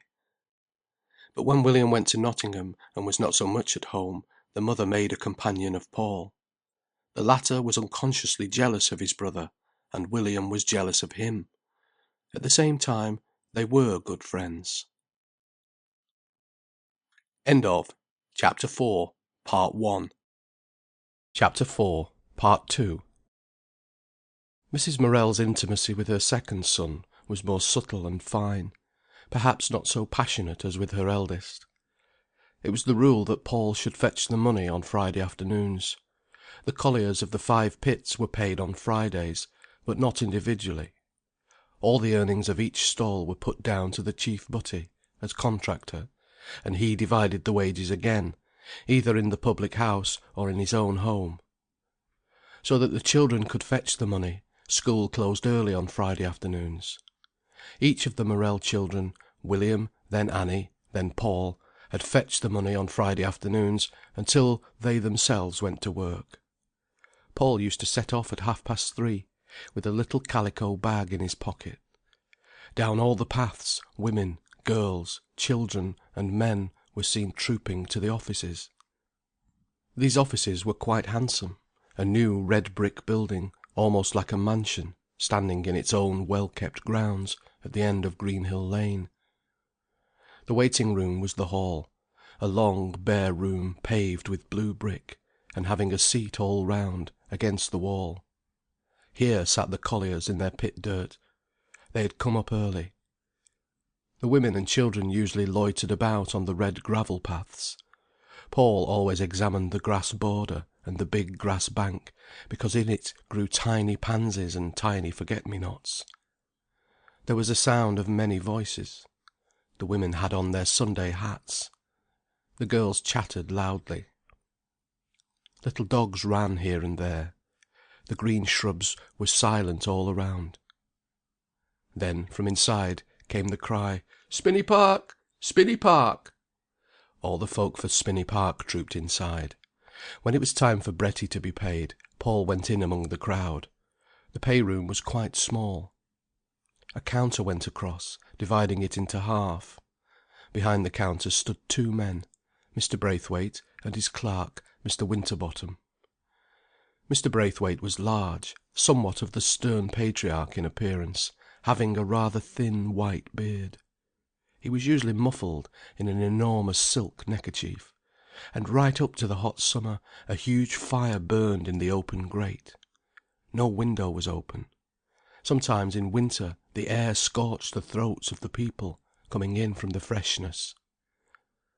Mr. Winterbottom was rather small and fat, and very bald. He made remarks that were not witty, whilst his chief launched forth patriarchal admonitions against the colliers. The room was crowded with miners in their pit dirt, men who had been home and changed, and women, and 1 or 2 children, and usually a dog. Paul was quite small, so it was often his fate to be jammed behind the legs of the men, near the fire which scorched him. He knew the order of the names. They went according to stall number. "Holiday!" came the ringing voice of Mr. Braithwaite. Then Mrs. Holiday stepped silently forward, was paid, drew aside. "Bower! John Bower!" A boy stepped to the counter. Mr. Braithwaite, large and irascible, glowered at him over his spectacles. "John Bower!" he repeated. "It's me," said the boy. "Why, you used to have a different nose than that," said glossy Mr. Winterbottom, peering over the counter. The people tittered, thinking of John Bower senior. "How is it your father's not come?" said Mr. Braithwaite, in a large and magisterial voice. "He's badly," piped the boy. "You should tell him to keep off the drink," pronounced the great cashier. "And niver mind if he puts his foot through you," said a mocking voice from behind. All the men laughed. The large and important cashier looked down at his next sheet. "Fred Pilkington!" he called, quite indifferent. Mr. Braithwaite was an important shareholder in the firm. Paul knew his turn was next but one, and his heart began to beat. He was pushed against a chimney-piece. His calves were burning, but he did not hope to get through the wall of men. "Walter Morel!" cried the ringing voice. "Here!" piped Paul, small and inadequate. "Morel! Walter Morel!" The cashier repeated, his finger and thumb on the invoice, ready to pass on.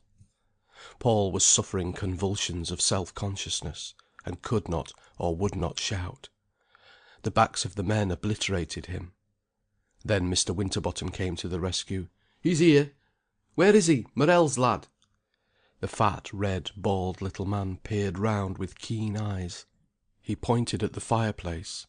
The colliers looked round, moved aside, and disclosed the boy. "Here he is," said Mr. Winterbottom. Paul went to the counter.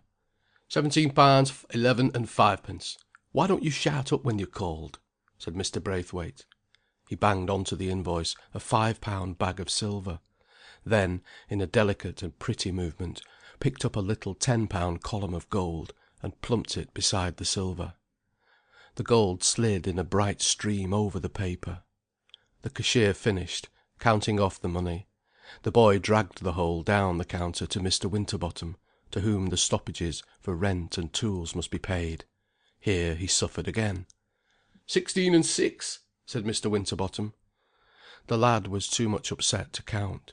He pushed forward some loose silver and half a sovereign. "How much do you think you've given me?" asked Mr. Winterbottom. The boy looked at him, but said nothing. He had not the faintest notion. "Haven't you got a tongue in your head?" Paul bit his lip, and pushed forward some more silver. "Don't they teach you to count at the board school?" he asked. "Naught but algebra and French," said a collier. "And cheek and impudence," said another. Paul was keeping some one waiting. With trembling fingers he got his money into the bag and slid out. He suffered the tortures of the damned on these occasions.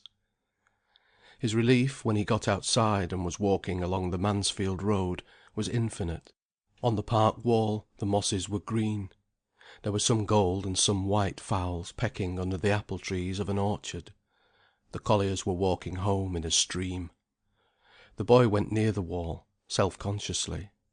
He knew many of the men, but could not recognize them in their dirt. And this was a new torture to him. When he got down to the New Inn, at Bretty, his father was not yet come.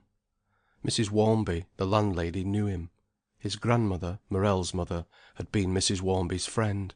"Your father's not come yet," said the landlady, in the peculiar, half-scornful, half-patronizing voice of a woman who talks chiefly to grown men. "Sit you down." Paul sat down on the edge of the bench in the bar. Some colliers were reckoning, sharing out their money, in a corner. Others came in. They all glanced at the boy without speaking. At last Morel came, brisk, and with something of an air, even in his blackness. "Hallo!" he said, rather tenderly, to his son. "Have you bested me? Shall you have a drink of something?" Paul and all the children were bred up fierce anti-alcoholists, and he would have suffered more in drinking a lemonade before all the men than in having a tooth drawn. The landlady looked at him de haut en bas, rather pitying, and at the same time resenting his clear, fierce morality. Paul went home, glowering. He entered the house silently. Friday was baking day, and there was usually a hot bun. His mother put it before him. Suddenly he turned on her in a fury, his eyes flashing. "I'm not going to the office any more," he said. "Why, what's the matter?" his mother asked in surprise. His sudden rages rather amused her. "I'm not going any more," he declared. "Oh, very well. Tell your father so." He chewed his bun as if he hated it. I'm not going to fetch the money." "Then one of Carlin's children can go. They'll be glad enough of the sixpence," said Mrs. Morel. The sixpence was Paul's only income. It mostly went in buying birthday presents, but it was an income, and he treasured it. But "They can have it then," he said. "I don't want it." "Oh, very well," said his mother. "But you needn't bully me about it." "They're hateful, and common, and hateful they are, and I'm not going any more. Mr. Braithwaite drops his H's, and Mr. Winterbottom says you was." "And is that why you won't go any more?" smiled Mrs. Morel. The boy was silent for some time. His face was pale, his eyes dark and furious. His mother moved about at her work, taking no notice of him. "They always stand in front of me, so's I can't get out," he says. "Well, my lad, you've only to ask them," she replied. "And then Alfred Winterbottom says, 'What do they teach you at Bird School?'" "They never taught him much," said Mrs. Morel. "That is a fact. Neither manners nor wit. And his cunning he was born with." So, in her own way, she soothed him. His ridiculous hypersensitiveness made her heart ache. And sometimes the fury in his eyes roused her, made her sleeping soul lift up its head a moment, surprised. "What was the cheque?" she asked.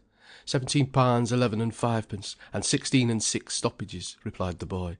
"It's a good week, and only 5 shillings stoppages for my father." So she was able to calculate how much her husband had earned, and could call him to account if he gave her short money. Morel always kept to himself the secret of the week's amount. Friday was the baking night and the market night. It was the rule that Paul should stay at home and bake. He loved to stop in and draw or read. He was very fond of drawing. Annie always gallivanted on Friday nights. Arthur was enjoying himself as usual. So the boy remained alone. Mrs. Morel loved her marketing. In the tiny market place at the top of the hill, where 4 roads, from Nottingham and Derby, Ilkeston and Mansfield, meet, many stalls were erected. Brakes ran in from surrounding villages. The market place was full of women, the streets packed with men. It was amazing to see so many men everywhere in the streets.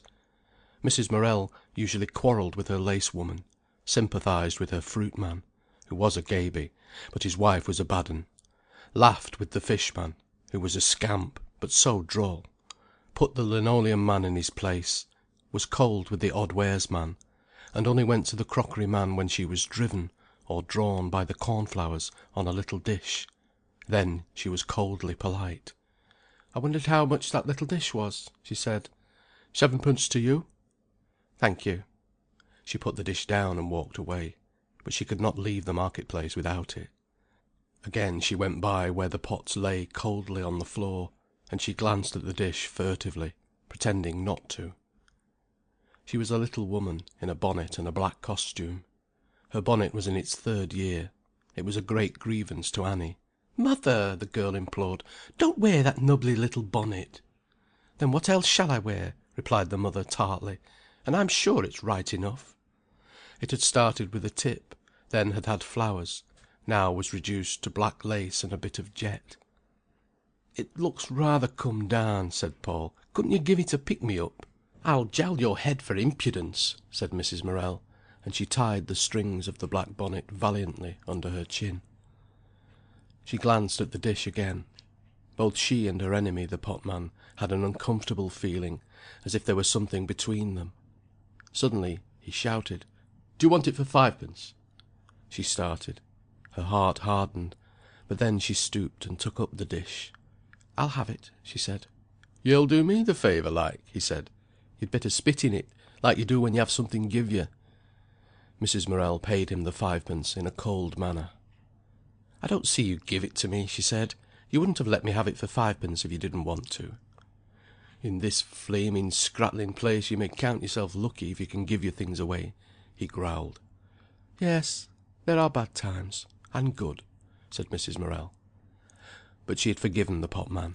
They were friends. She dare now finger his pots. So she was happy. Paul was waiting for her. He loved her home-coming.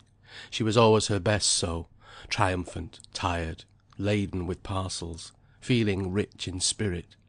He heard her quick, light step in the entry, and looked up from his drawing. "Oh!" she sighed, smiling at him from the doorway. "My word, you are loaded!" he exclaimed, putting down his brush. "I am," she gasped. "That brazen Annie said she'd meet me. Such a weight!" She dropped her string bag and her packages on the table. "Is the bread done?" she asked, going to the oven. "The last one is soaking," he replied. "You needn't look. I've not forgotten it." "Oh, that Potman," she said, closing the oven door. "You know what a wretch I've said he was. Well, I don't think he's quite so bad." "Don't you?" The boy was attentive to her. She took off her little black bonnet. "No, I think he can't make any money. Well, it's everybody's cry alike nowadays, and it makes him disagreeable." "It would me," said Paul. "Well, one can't wonder at it. And he let me have how much do you think he let me have this for?" She took the dish out of its rag of newspaper, and stood looking on it with joy. "Show me," said Paul. The two stood together, gloating over the dish. "I love cornflowers on things," said Paul. "Yes, and I thought of the teapot you bought me." 1 and 3, said Paul. 5 pence. "It's not enough, mother." "No. Do you know, I fairly sneaked off with it. But I'd been extravagant. I couldn't afford any more. And he needn't have let me have it if he hadn't wanted to." "No, he needn't, need he?" said Paul, and the two comforted each other from the fear of having robbed the potman. "We can have stewed fruit in it," said Paul. "Or custard, or a jelly," said his mother. "Or radishes and lettuce," said he. "Don't forget that bread," she said, her voice bright with glee.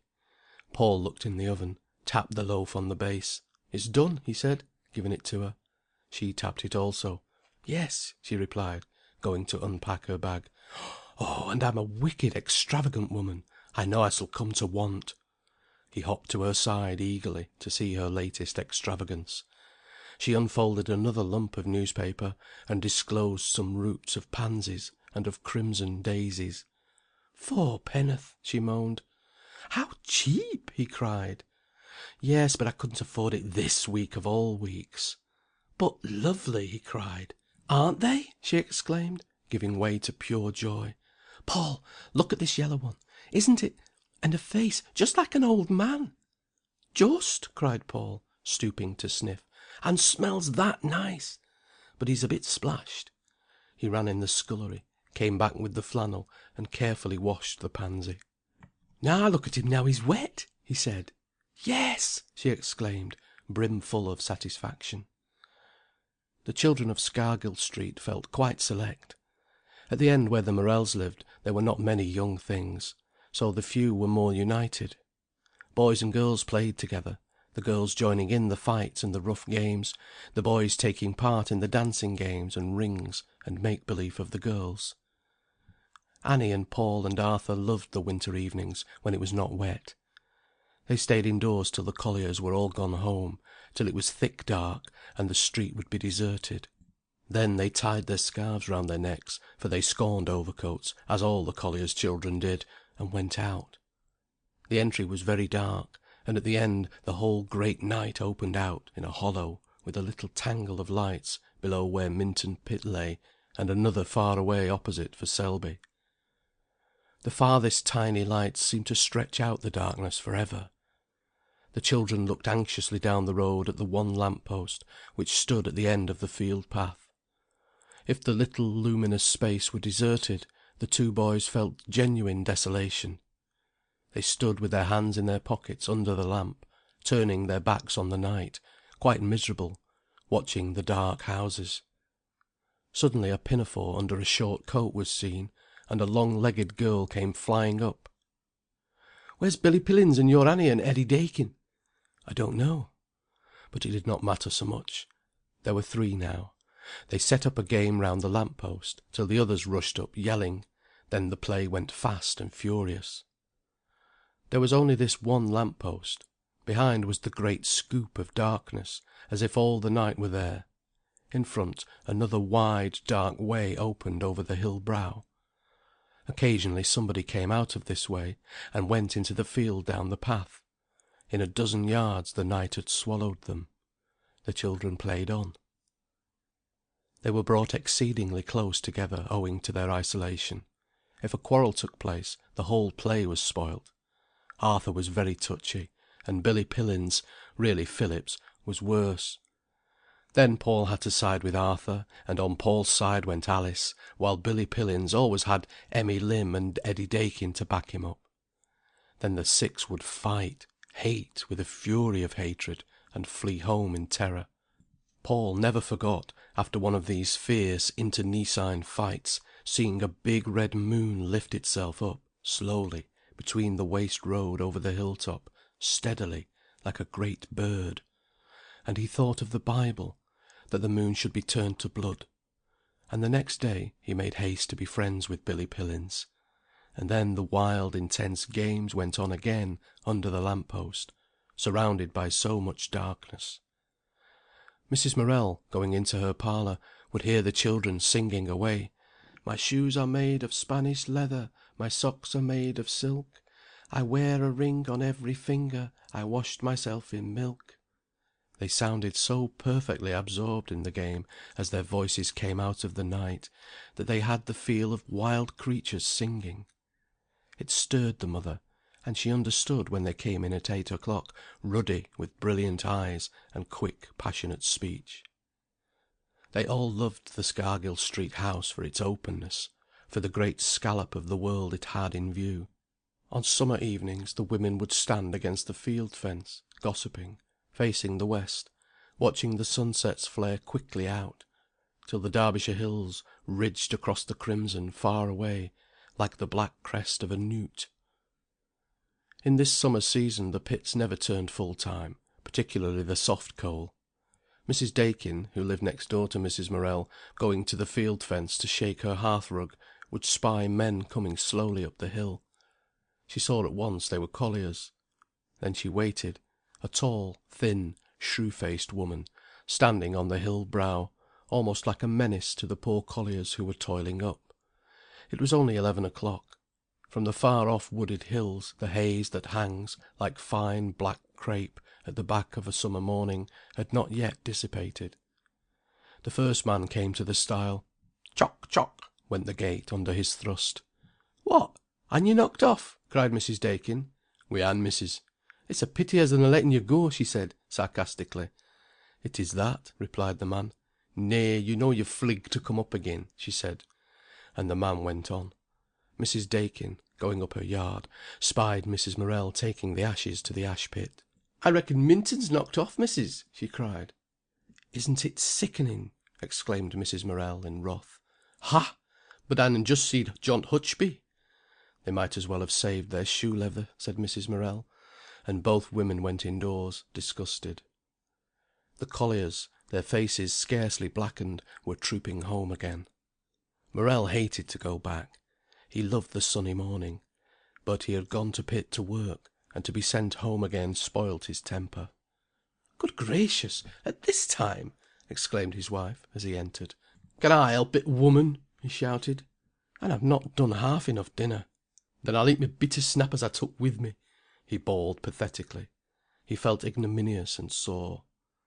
And the children, coming home from school, would wonder to see their father eating with his dinner the 2 thick slices of rather dry and dirty bread and butter that had been to pit and back. "What's my dad eating his snap for now?" asked Arthur. "I should ha' it hold at me if I didna," snorted Morel. "What a story!" exclaimed his wife. "And is it going to be wasted?" said Morel. "I'm not such an extravagant mortal as you lot, with your waste. If I drop a bit of bread at pit, in all the dust and dirt, I pick it up and eat it." "The mice would eat it," said Paul. "It wouldn't be wasted." "Good bread and butter's not for mice either," said Morel. "Dirty or not dirty, I'd eat it rather than it should be wasted." "You might leave it for the mice and pay for it out of your next pint," said Mrs. Morel. "Oh, might I?" he exclaimed.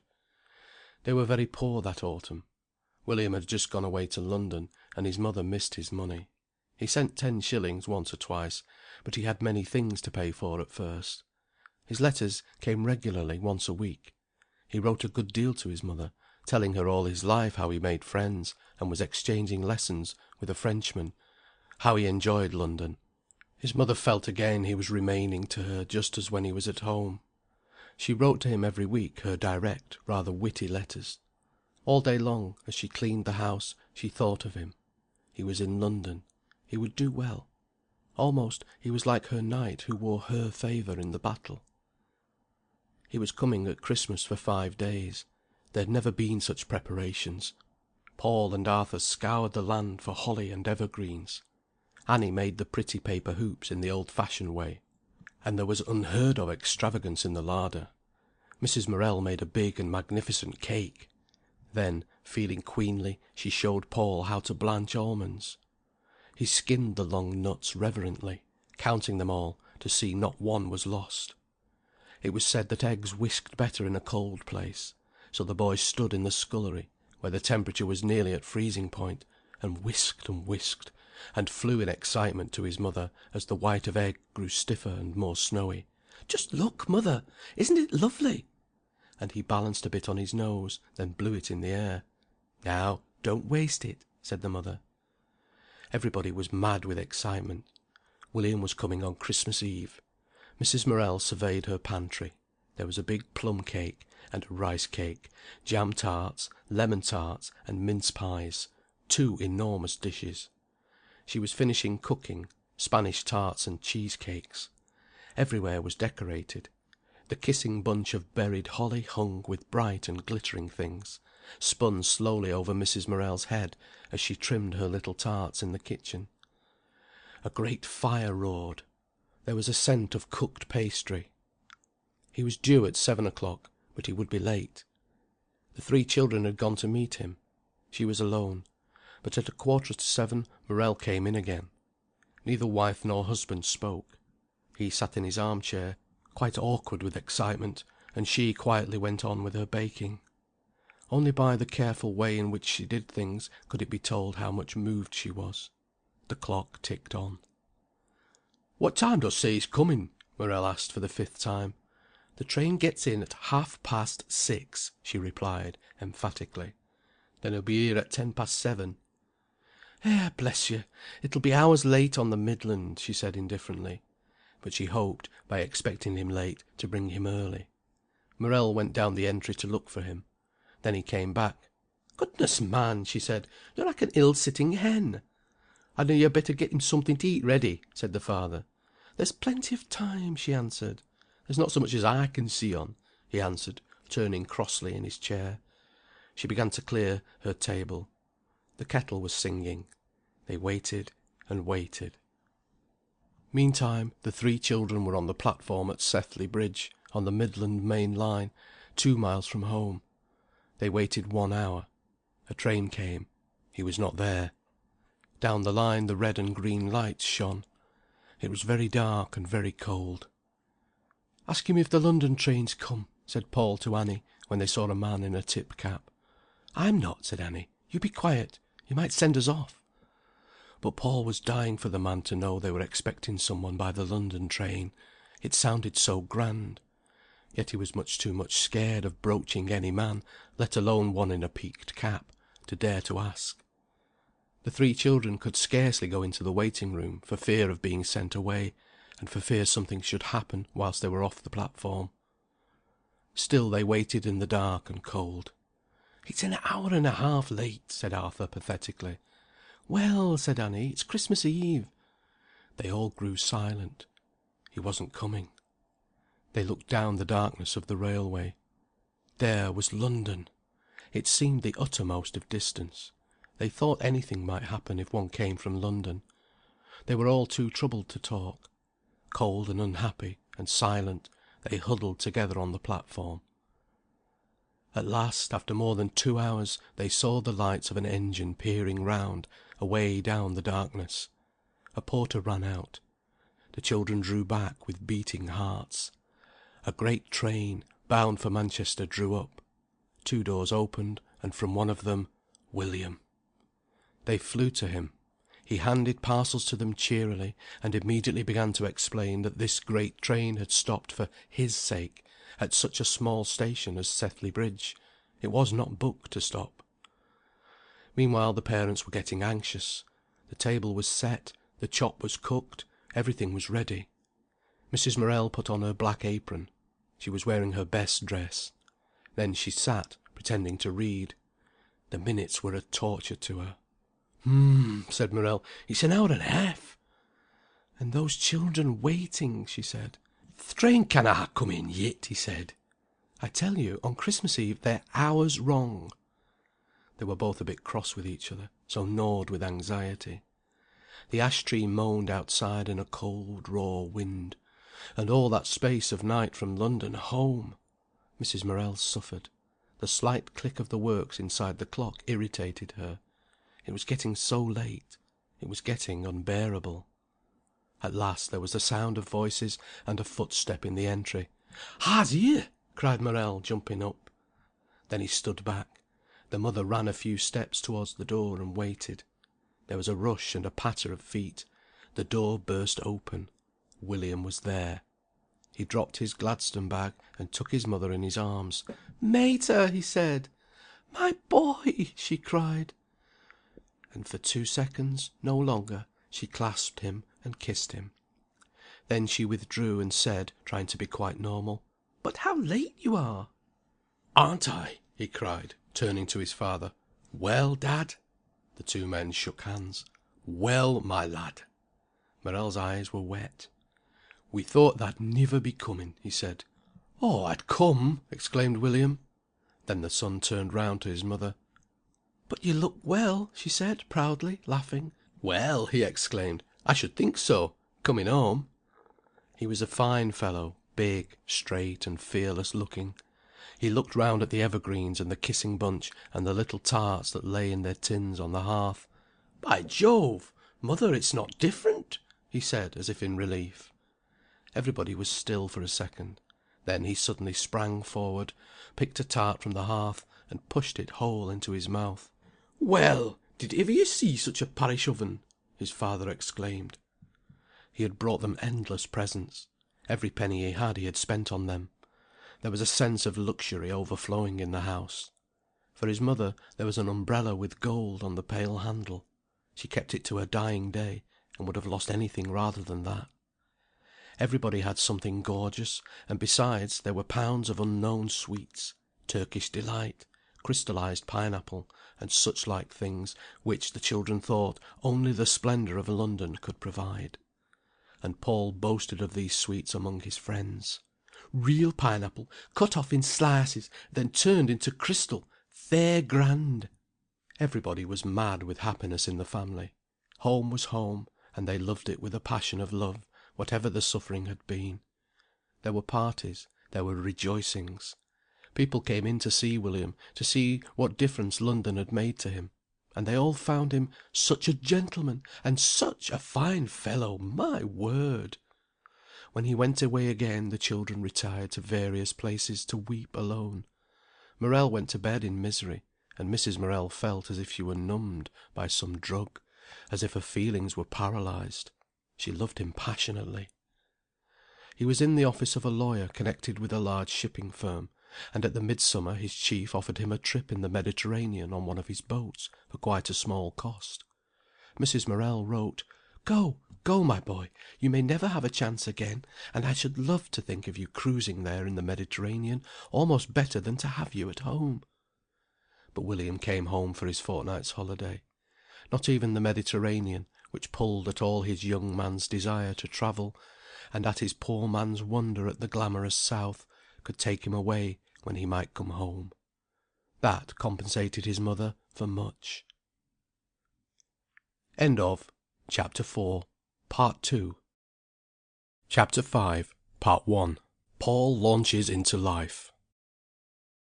Morel was rather a heedless man, careless of danger. So he had endless accidents. Now, when Mrs. Morel heard the rattle of an empty coal cart cease at her entry end, she ran into the parlour to look, expecting almost to see her husband seated in the waggon, his face grey under his dirt, his body limp and sick with some hurt or other. If it were he, she would run out to help. About a year after William went to London, and just after Paul had left school, before he got work, Mrs. Morel was upstairs, and her son was painting in the kitchen. He was very clever with his brush. When there came a knock at the door. Crossly he put down his brush to go. At the same moment his mother opened a window upstairs and looked down. A pit lad in his dirt stood on the threshold. "Is this Walter Morel's?" he asked. "Yes," said Mrs. Morel. "What is it?" But she had guessed already. "Your mester's got hurt," he said. "Eh, dear me!" she exclaimed. "It's a wonder if he hadn't, lad. And what's he done this time?" "I don't know for sure, but it's his leg somewhere. They're ta'en him to th' hospital." "Good gracious me!" she exclaimed. "Eh, dear, what a one he is! There's not 5 minutes of peace. I'll be hanged if there is. His thumb nearly better, and now did you see him? I seed him at th' bottom, and I seed him bring him up in a tub, and he were in a dead faint, but he shouted like anything when Dr. Fraser examined him in th' lamp cabin, and cossed and swore, and said as he were going to be taken home. He won't go into th' hospital." The boy faltered to an end. "He would want to come home, so that I can have all the bother. Thank you, my lad. Dear, if I'm not sick, sick and surfeited I am." She came downstairs. Paul had mechanically resumed his painting. "And it must be pretty bad if they've taken him to the hospital," she went on. "But what a careless creature he is! Other men don't have all these accidents. Yes, he would want to put all the burden on me. Dear, just as we were getting easy a bit at last. Put those things away. There's no time to be painting now. What time is there a train? I know I shall have to go trailing to Keston. I shall have to leave that bedroom." "I can finish it," said Paul. "You needn't. I shall catch the 7 o'clock back, I should think. Oh, my blessed heart, the fuss and commotion he'll make! And those granite sets at Tinder Hill, he might well call them kidney pebbles. They'll jolt him almost to bits. I wonder why they can't mend them, the state they're in, and all the men to go across in that ambulance. You'd think they'd have a hospital here. The men bought the ground, and my sirs, there'd be accidents enough to keep it going. But no, they must trail them 10 miles in a slow ambulance to Nottingham. It's a crying shame. Oh, and the fuss he'll make! I know he will. I wonder who's with him. Barker, I should think. Poor beggar, he'll wish himself anywhere rather. But he'll look after him, I know. Now there's no telling how long he'll be stuck in that hospital. And won't he hate it? But if it's only his leg, it's not so bad." All the time she was getting ready. Hurriedly taking off her bodice, she crouched at the boiler, while the water ran slowly into her lading can. "I wish this boiler was at the bottom of the sea!" she exclaimed, wriggling the handle impatiently. She had very handsome, strong arms, rather surprising on a smallish woman. Paul cleared away, put on the kettle, and set the table. "There isn't a train till 4:20, he said. "You've time enough." "Oh, no, I haven't!" she cried, blinking at him over the towel, as she wiped her face.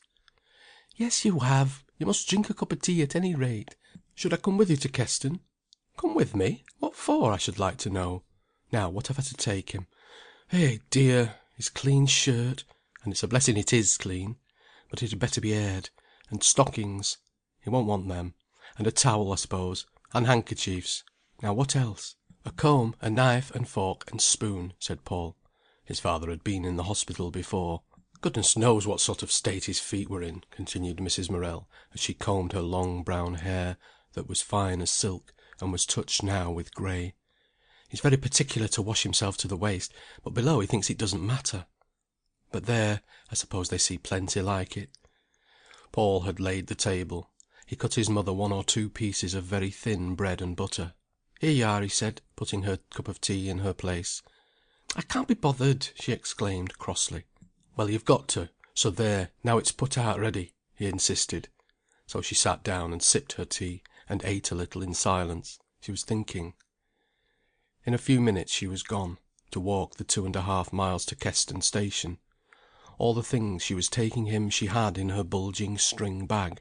Paul watched her go up the road between the hedges, a little quick-stepping figure, and his heart ached for her, that she was thrust forward again into pain and trouble, and she, tripping so quickly in her anxiety, felt at the back of her her son's heart waiting on her, felt him bearing what part of the burden he could, even supporting her. And when she was at the hospital she thought, "It will upset that lad when I tell him how bad it is. I'd better be careful." And when she was trudging home again, she felt she was coming to share her burden. "Is it bad?" asked Paul, as soon as she entered the house. "It's bad enough," she replied. "What?" She sighed and sat down, undoing her bonnet strings. Her son watched her face as it was lifted, and her small work-hardened hands fingering at the bow, under her chin.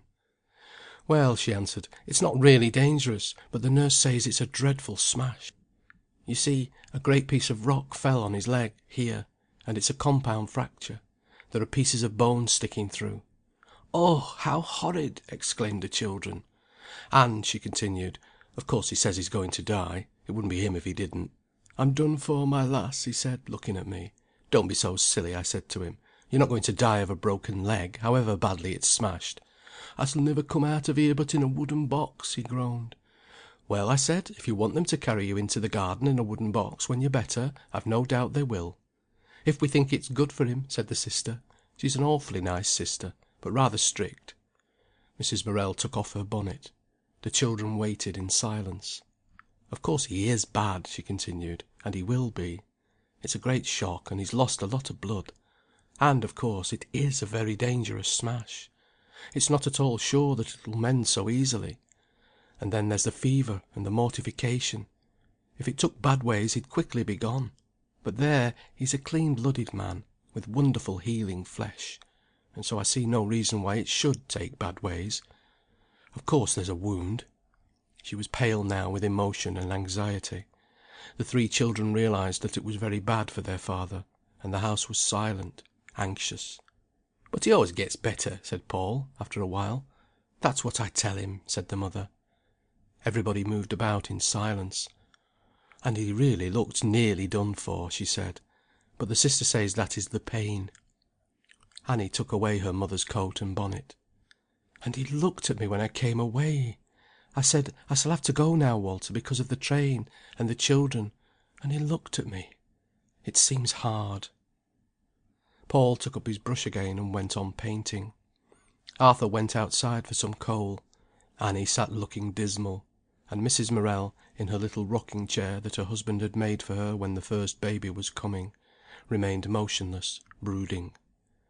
She was grieved and bitterly sorry for the man who was hurt so much. But still, in her heart of hearts, where the love should have burned, there was a blank. Now, when all her woman's pity was roused to its full extent, when she would have slaved herself to death to nurse him and to save him, when she would have taken the pain herself if she could, somewhere far away inside her, she felt indifferent to him and to his suffering. It hurt her most of all, this failure to love him, even when he roused her strong emotions. She brooded a while. "And there," she said suddenly, "when I'd got half-way to Keston, I found I'd come out in my working boots. And look at them!" They were an old pair of Paul's, brown and rubbed through at the toes. "I didn't know what to do with myself, for shame," she added. In the morning, when Annie and Arthur were at school, Mrs. Morel talked again to her son, who was helping her with the housework. "I found Barker at the hospital. He did look bad, poor little fellow. Well, I said to him, 'What sort of a journey did you have with him?' 'Dunna ask me, missus,' he said. 'Ay,' I said, 'I know what he'd be. But it wor bad for him, Mrs. Morel, it wor that,' he said. 'I know,' I said. 'At every jolt I thought my heart would have flown clean out of my mouth,' he said. 'And the scream he gives sometimes. Missus, not for a fortune would I go through wi' it again.' 'I can quite understand it,' I said. 'It's a nasty job, though,' he said, 'and one as'll be a long while afore it's right again.' 'I'm afraid it will,' I said. I like Mr. Barker. I do like him. There's something so manly about him." Paul resumed his task silently. "And, of course," Mrs. Morel continued, "for a man like your father the hospital is hard. He can't understand rules and regulations, and he won't let anybody else touch him, not if he can help it. When he smashed the muscles of his thigh, and it had to be dressed 4 times a day, would he let anybody but me or his mother do it? He wouldn't. So, of course, he'll suffer in there with the nurses. And I didn't like leaving him. I'm sure, when I kissed him and came away, it seemed a shame." So she talked to her son almost as if she were thinking aloud to him, and he took it in as best he could, by sharing her trouble to lighten it. And in the end she shared almost everything with him without knowing. Morel had a very bad time. For a week he was in a critical condition. Then he began to mend, and then, knowing he was going to get better, the whole family sighed with relief, and proceeded to live happily. They were not badly off whilst Morel was in the hospital. There were 14 shillings a week from the pit, 10 shillings from the sick club, and 5 shillings from the disability fund. And then every week the Butties had something for Mrs. Morel, 5 or 7 shillings, so that she was quite well to do. And whilst Morel was progressing favourably in the hospital, the family was extraordinarily happy and peaceful. On Saturdays and Wednesdays Mrs. Morel went to Nottingham to see her husband. Then she always brought back some little thing, a small tube of paints for Paul, or some thick paper, a couple of postcards for Annie, that the whole family rejoiced over for days before the girl was allowed to send them away, or a fret saw for Arthur, or a bit of pretty wood. She described her adventures into the big shops with joy. Soon the folk in the picture shop knew her, and knew about Paul. The girl in the bookshop took a keen interest in her. Mrs. Morel was full of information when she got home from Nottingham. The three sat round till bedtime, listening, putting in, arguing. Then Paul often raked the fire. "I'm the man of the house now," he used to say to his mother with joy. They learned how perfectly peaceful the home could be. And they almost regretted, though none of them would have owned to such callousness, that their father was soon coming back. Paul was now 14, and was looking for work. He was a rather small and rather finely made boy, with dark brown hair and light blue eyes. His face had already lost its youthful chubbiness, and was becoming somewhat like William's, rough-featured, almost rugged, and it was extraordinarily mobile. Usually he looked as if he saw things, was full of life and warm, then his smile, like his mother's, came suddenly, and was very lovable. And then, when there was any clog in his soul's quick running, his face went stupid and ugly. He was the sort of boy that becomes a clown and a lout as soon as he is not understood, or feels himself held cheap, and, again, is adorable at the first touch of warmth. He suffered very much from the first contact with anything. When he was 7, the starting school had been a nightmare and a torture to him, but afterwards he liked it. And now that he felt he had to go out into life, he went through agonies of shrinking self-consciousness. He was quite a clever painter for a boy of his years, and he knew some French and German and mathematics that Mr. Heaton had taught him. But nothing he had was of any commercial value. He was not strong enough for heavy manual work, his mother said. He did not care for making things with his hands, preferred racing about, or making excursions into the country, or reading, or painting. "What do you want to be?" his mother asked. "Anything." "That is no answer," said Mrs. Morel. But it was quite truthfully the only answer he could give. His ambition, as far as this world's gear went, was quietly to earn his 30 or 35 shillings a week somewhere near home, and then, when his father died, have a cottage with his mother, paint and go out as he liked, and live happy ever after. That was his programme as far as doing things went. But he was proud within himself, measuring people against himself, and placing them inexorably. And he thought that perhaps he might also make a painter, the real thing. But that he left alone. "Then," said his mother, "you must look in the paper for the advertisements." He looked at her. It seemed to him a bitter humiliation and an anguish to go through. But he said nothing. When he got up in the morning, his whole being was knotted up over this one thought. "I've got to go and look for advertisements for a job." It stood in front of the morning, that thought, killing all joy and even life for him. His heart felt like a tight knot. And then at 10 o'clock he set off. He was supposed to be a queer, quiet child. Going up the sunny street of the little town, he felt as if all the folk he met said to themselves, "He's going to the Co-op reading room to look in the papers for a place. He can't get a job. I suppose he's living on his mother." Then he crept up the stone stairs behind the drapery shop at the Co-op, and peeped in the reading room. Usually 1 or 2 men were there, either old, useless fellows, or colliers "on the club." So he entered, full of shrinking and suffering when they looked up, seated himself at the table, and pretended to scan the news. He knew they would think, "What does a lad of 13 want in a reading room, with a newspaper?" And he suffered. Then he looked wistfully out of the window. Already he was a prisoner of industrialism. Large sunflowers stared over the old red wall of the garden opposite, looking, in their jolly way, down on the women who were hurrying with something for dinner. The valley was full of corn, brightening in the sun. 2 colliers among the fields waved their small white plumes of steam. Far off on the hills were the woods of Annesley, dark and fascinating. Already his heart went down. He was being taken into bondage. His freedom in the beloved home valley was going now. The brewers' waggons came rolling up from Keston with enormous barrels, four aside, like beans in a burst bean pod. The waggoner, throned aloft, rolling massively in his seat, was not so much below Paul's eye. The man's hair on his small bullet head was bleached almost white by the sun, and on his thick red arms, rocking idly on his sack apron, the white hairs glistened. His red face shone and was almost asleep with sunshine. The horses, handsome and brown, went on by themselves, looking by far the masters of the show.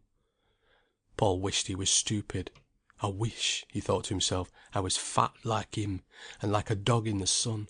I wish I was a pig, and a brewer's waggoner. Then, the room being at last empty, he would hastily copy an advertisement on a scrap of paper, then another, and slip out in immense relief. His mother would scan over his copies. "Yes," she said, "you may try." William had written out a letter of application, couched in admirable business language, which Paul copied, with variations. The boy's handwriting was execrable, so that William, who did all things well, got into a fever of impatience. The elder brother was becoming quite swanky. In London he found that he could associate with men far above his Bestwood friends in station. Some of the clerks in the office had studied for the law, and were more or less going through a kind of apprenticeship. William always made friends among men wherever he went, he was so jolly. Therefore he was soon visiting and staying in houses of men who, in Bestwood, would have looked down on the unapproachable bank manager, and would merely have called indifferently on the rector. So he began to fancy himself as a great gun. He was, indeed, rather surprised at the ease with which he became a gentleman. His mother was glad, he seemed so pleased. And his lodging in Walthamstow was so dreary. But now there seemed to come a kind of fever into the young man's letters. He was unsettled by all the change. He did not stand firm on his own feet, but seemed to spin rather giddily on the quick current of the new life. His mother was anxious for him. She could feel him losing himself.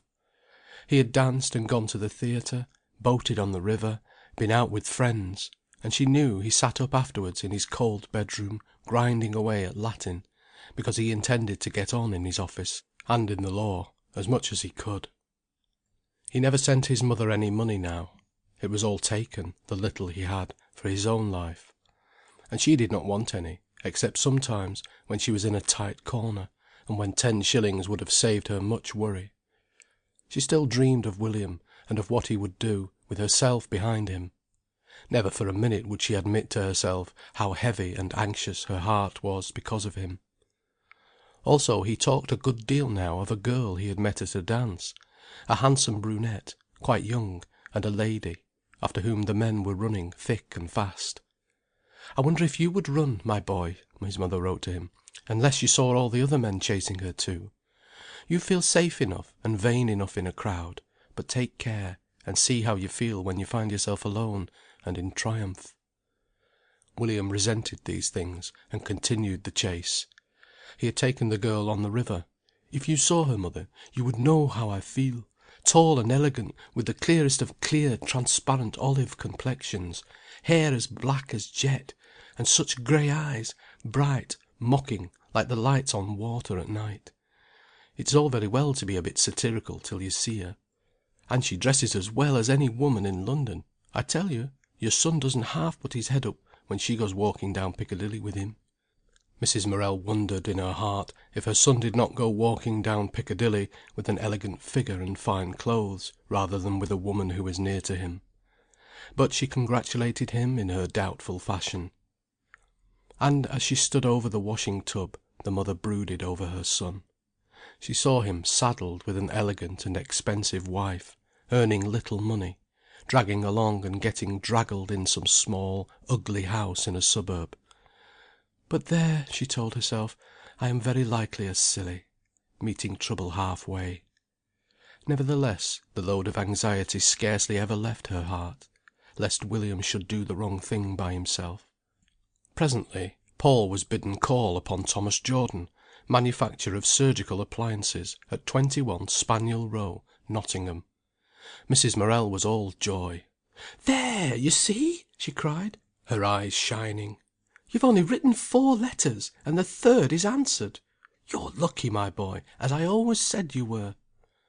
Paul looked at the picture of a wooden leg, adorned with elastic stockings and other appliances that figured on Mr. Jordan's note paper, and he felt alarmed. He had not known that elastic stockings existed. And he seemed to feel the business world, with its regulated system of values and its impersonality, and he dreaded it. It seemed monstrous also that a business could be run on wooden legs. Mother and son set off together one Tuesday morning. It was August, and blazing hot. Paul walked with something screwed up tight inside him. He would have suffered much physical pain rather than this unreasonable suffering at being exposed to strangers, to be accepted or rejected. Yet he chatted away with his mother. He would never have confessed to her how he suffered over these things, and she only partly guessed. She was gay, like a sweetheart. She stood in front of the ticket office at Bestwood, and Paul watched her take from her purse the money for the tickets. As he saw her hands in their old black kid gloves getting the silver out of the worn purse, his heart contracted with pain of love of her. She was quite excited, and quite gay. He suffered because she would talk aloud in presence of the other travellers. "Now look at that silly cow," she said, "careering round as if it thought it was a circus." "It's most likely a botfly," he said, very low. "A what?" she asked, brightly and unashamed. They thought a while. He was sensible all the time of having her opposite him.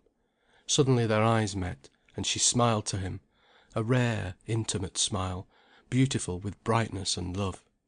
Then each looked out of the window. The 16 slow miles of railway journey passed. The mother and son walked down Station Street, feeling the excitement of lovers having an adventure together. In Carrington Street they stopped to hang over the parapet and look at the barges on the canal below. "It's just like Venice," he said, seeing the sunshine on the water that lay between high factory walls. "Perhaps," she answered, smiling. They enjoyed the shops immensely. "Now you see that blouse," she would say. "Wouldn't that just suit our Annie? And for 1 11/3. Isn't that cheap?" "Handmade of needlework as well," he said. "Yes." They had plenty of time, so they did not hurry. The town was strange and delightful to them. But the boy was tied up inside a knot of apprehension. He dreaded the interview with Thomas Jordan. It was nearly 11 o'clock by St. Peter's Church. They turned up a narrow street that led to the castle.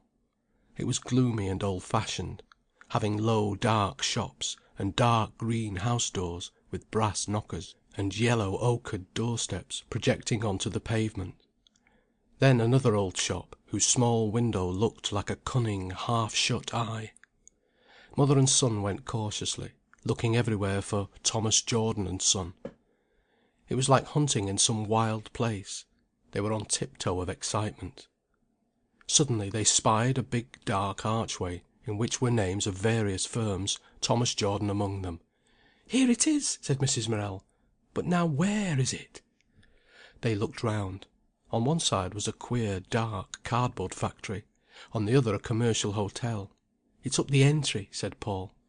And they ventured under the archway, as into the jaws of the dragon.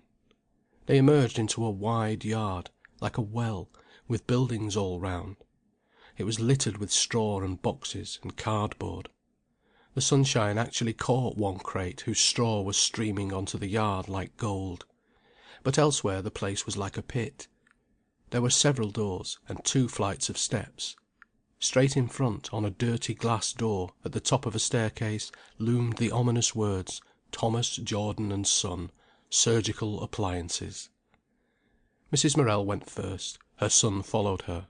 Charles I. mounted his scaffold with a lighter heart than had Paul Morel, as he followed his mother up the dirty steps to the dirty door.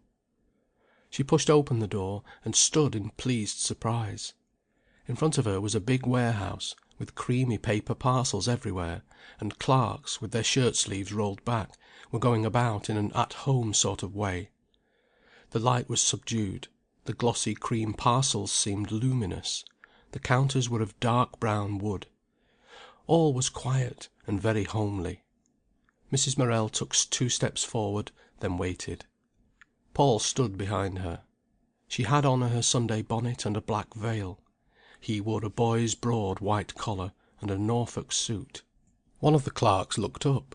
He was thin and tall, with a small face. His way of looking was alert. Then he glanced round to the other end of the room, where was a glass office. And then he came forward.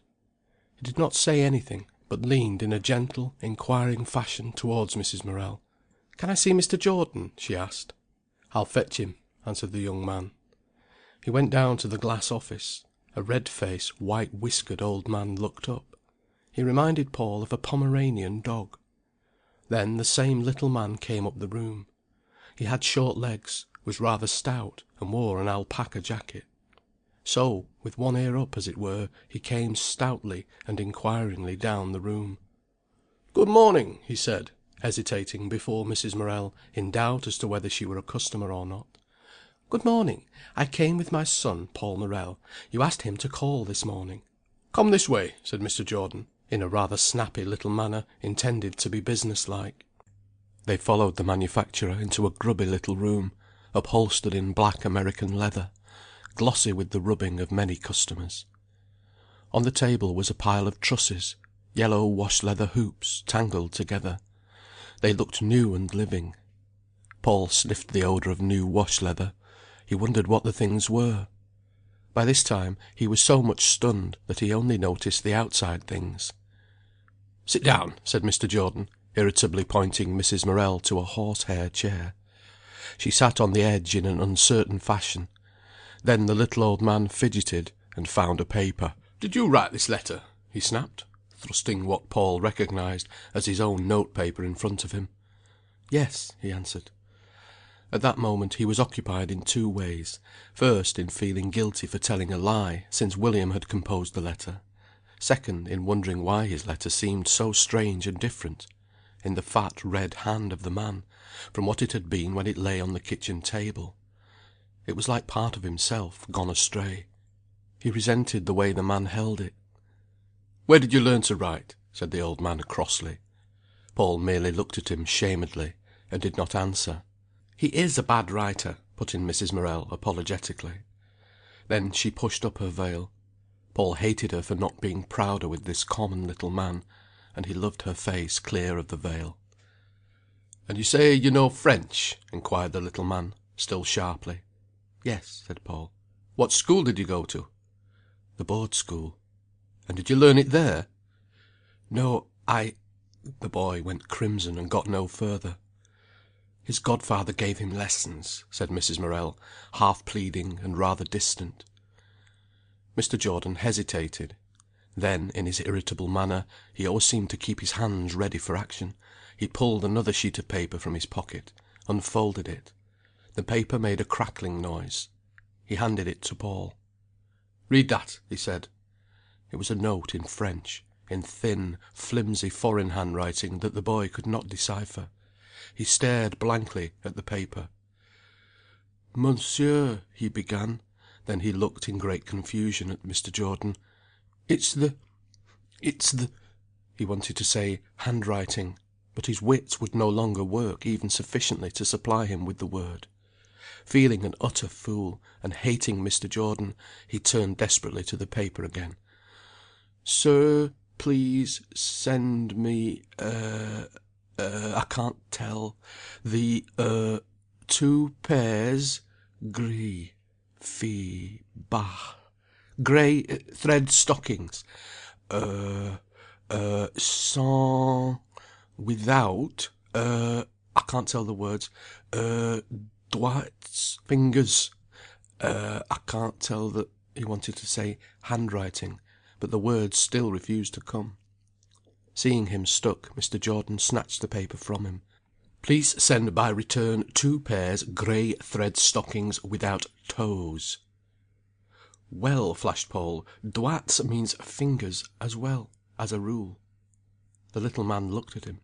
He did not know whether doigts meant fingers. He knew that for all his purposes it meant toes. "Fingers to stockings!" he snapped. "Well, it does mean fingers," the boy persisted. He hated the little man who had made such a clod of him. Mr. Jordan looked at the pale, stupid, defiant boy, then at the mother, who sat quiet, and with that peculiar shut-off look of the poor who have to depend on the favour of others. "And when could he come?" he asked. "Well," said Mrs. Morel, "as soon as you wish. He has finished school now." "He would live in Bestwood?" "Yes, but he could be at the station at 7:45." "H'm." It ended by Paul's being engaged as junior spiral clerk at 8 shillings a week. The boy did not open his mouth to say another word, after having insisted that "doigts" meant fingers. He followed his mother down the stairs. She looked at him with her bright blue eyes, full of love and joy. "I think you'll like it," she said. "Doigts does mean fingers, mother. And it was the writing. I couldn't read the writing." "Never mind, my boy. I'm sure he'll be all right, and you won't see much of him. Wasn't that first young fellow nice? I'm sure you'll like him." "But wasn't Mr. Jordan common, mother? Does he own it all?" "I suppose he was a workman who has got on," she said. "You mustn't mind people so much. They're not being disagreeable to you. It's their way. You always think people are meaning things for you, but they don't." It was very sunny. Over the big desolate space of the market-place the blue sky shimmered, and the granite cobbles of the paving glistened.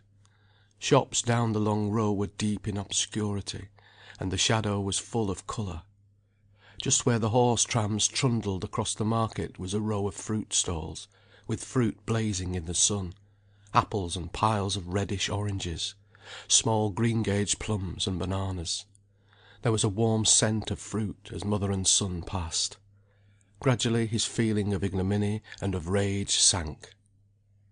"Where should we go for dinner?" asked the mother. It was felt to be a reckless extravagance. Paul had only been in an eating-house once or twice in his life, and then only to have a cup of tea and a bun. Most of the people of Bestwood considered that tea and bread and butter, and perhaps potted beef, was all they could afford to eat in Nottingham. Real cooked dinner was considered great extravagance. Paul felt rather guilty. They found a place that looked quite cheap. But when Mrs. Morel scanned the bill of fare, her heart was heavy. Things were so dear. So she ordered kidney pies and potatoes as the cheapest available dish. "We oughtn't to come here, mother," said Paul. "Never mind," she said. "We won't come again." She insisted on his having a small currant tart, because he liked sweets. "I don't want it, mother," he pleaded. "Yes," she insisted, "you'll have it." And she looked round for the waitress. But the waitress was busy, and Mrs. Morel did not like to bother her then. So the mother and son waited for the girl's pleasure, whilst she flirted among the men. "Brazen hussy," said Mrs. Morel to Paul. "Look now, she's taking that man his pudding, and he came long after us." "It doesn't matter, mother," said Paul. Mrs. Morel was angry. But she was too poor, and her orders were too meagre, so that she had not the courage to insist on her rights just then. They waited and waited. "Should we go, mother?" he said. Then Mrs. Morel stood up. The girl was passing near. "Will you bring one currant tart?" said Mrs. Morel clearly. The girl looked round insolently. "Directly," she said. "We have waited quite long enough," said Mrs. Morel. End of Chapter 5, Part 1. Chapter 5, Part 2. In a moment the girl came back with the tart. Mrs. Morel asked coldly for the bill. Paul wanted to sink through the floor. He marvelled at his mother's hardness. He knew that only years of battling had taught her to insist even so little on her rights. She shrank as much as he. "It's the last time I go there for anything," she declared, when they were outside the place, thankful to be clear. "We'll go," she said, "and look at Keeps and Boots, and one or two places, shall we?" They had discussions over the pictures, and Mrs. Morel wanted to buy him a little sable brush that he hankered after. But this indulgence he refused. He stood in front of the milliners' shops and drapers' shops, almost bored, but content for her to be interested. They wandered on. "Now just look at those black grapes," she said. "They make your mouth water. I've wanted some of those for years, but I shall have to wait a bit before I get them." Then she rejoiced in the florist's, standing in the doorway, sniffing. "Oh, Oh, isn't it simply lovely?" Paul saw, in the darkness of the shop, an elegant young lady in black peering over the counter curiously. "They're looking at you," he said, trying to draw his mother away. "But what is it?" she exclaimed, refusing to be moved. "Stocks," he answered, sniffing hastily. "Look, there's a tubful." "So there is, red and white. But really, I never knew stocks to smell like it." And, to his great relief, she moved out of the doorway, but only to stand in front of the window. "Paul!" she cried to him, who was trying to get out of sight of the elegant young lady in black, the shop girl. "Paul! Just look here!" He came reluctantly back. "Now, just look at that fuchsia!" she exclaimed, pointing. He made a curious, interested sound. "You'd think every second as the flowers was going to fall off, they hang so big and heavy." "And such an abundance!" she cried. "And the way they drop downwards with their threads and knots." "Yes!" she exclaimed. "Lovely!" "I wonder who'll buy it," he said. "I wonder!" she answered. "Not us. It would die in our parlour.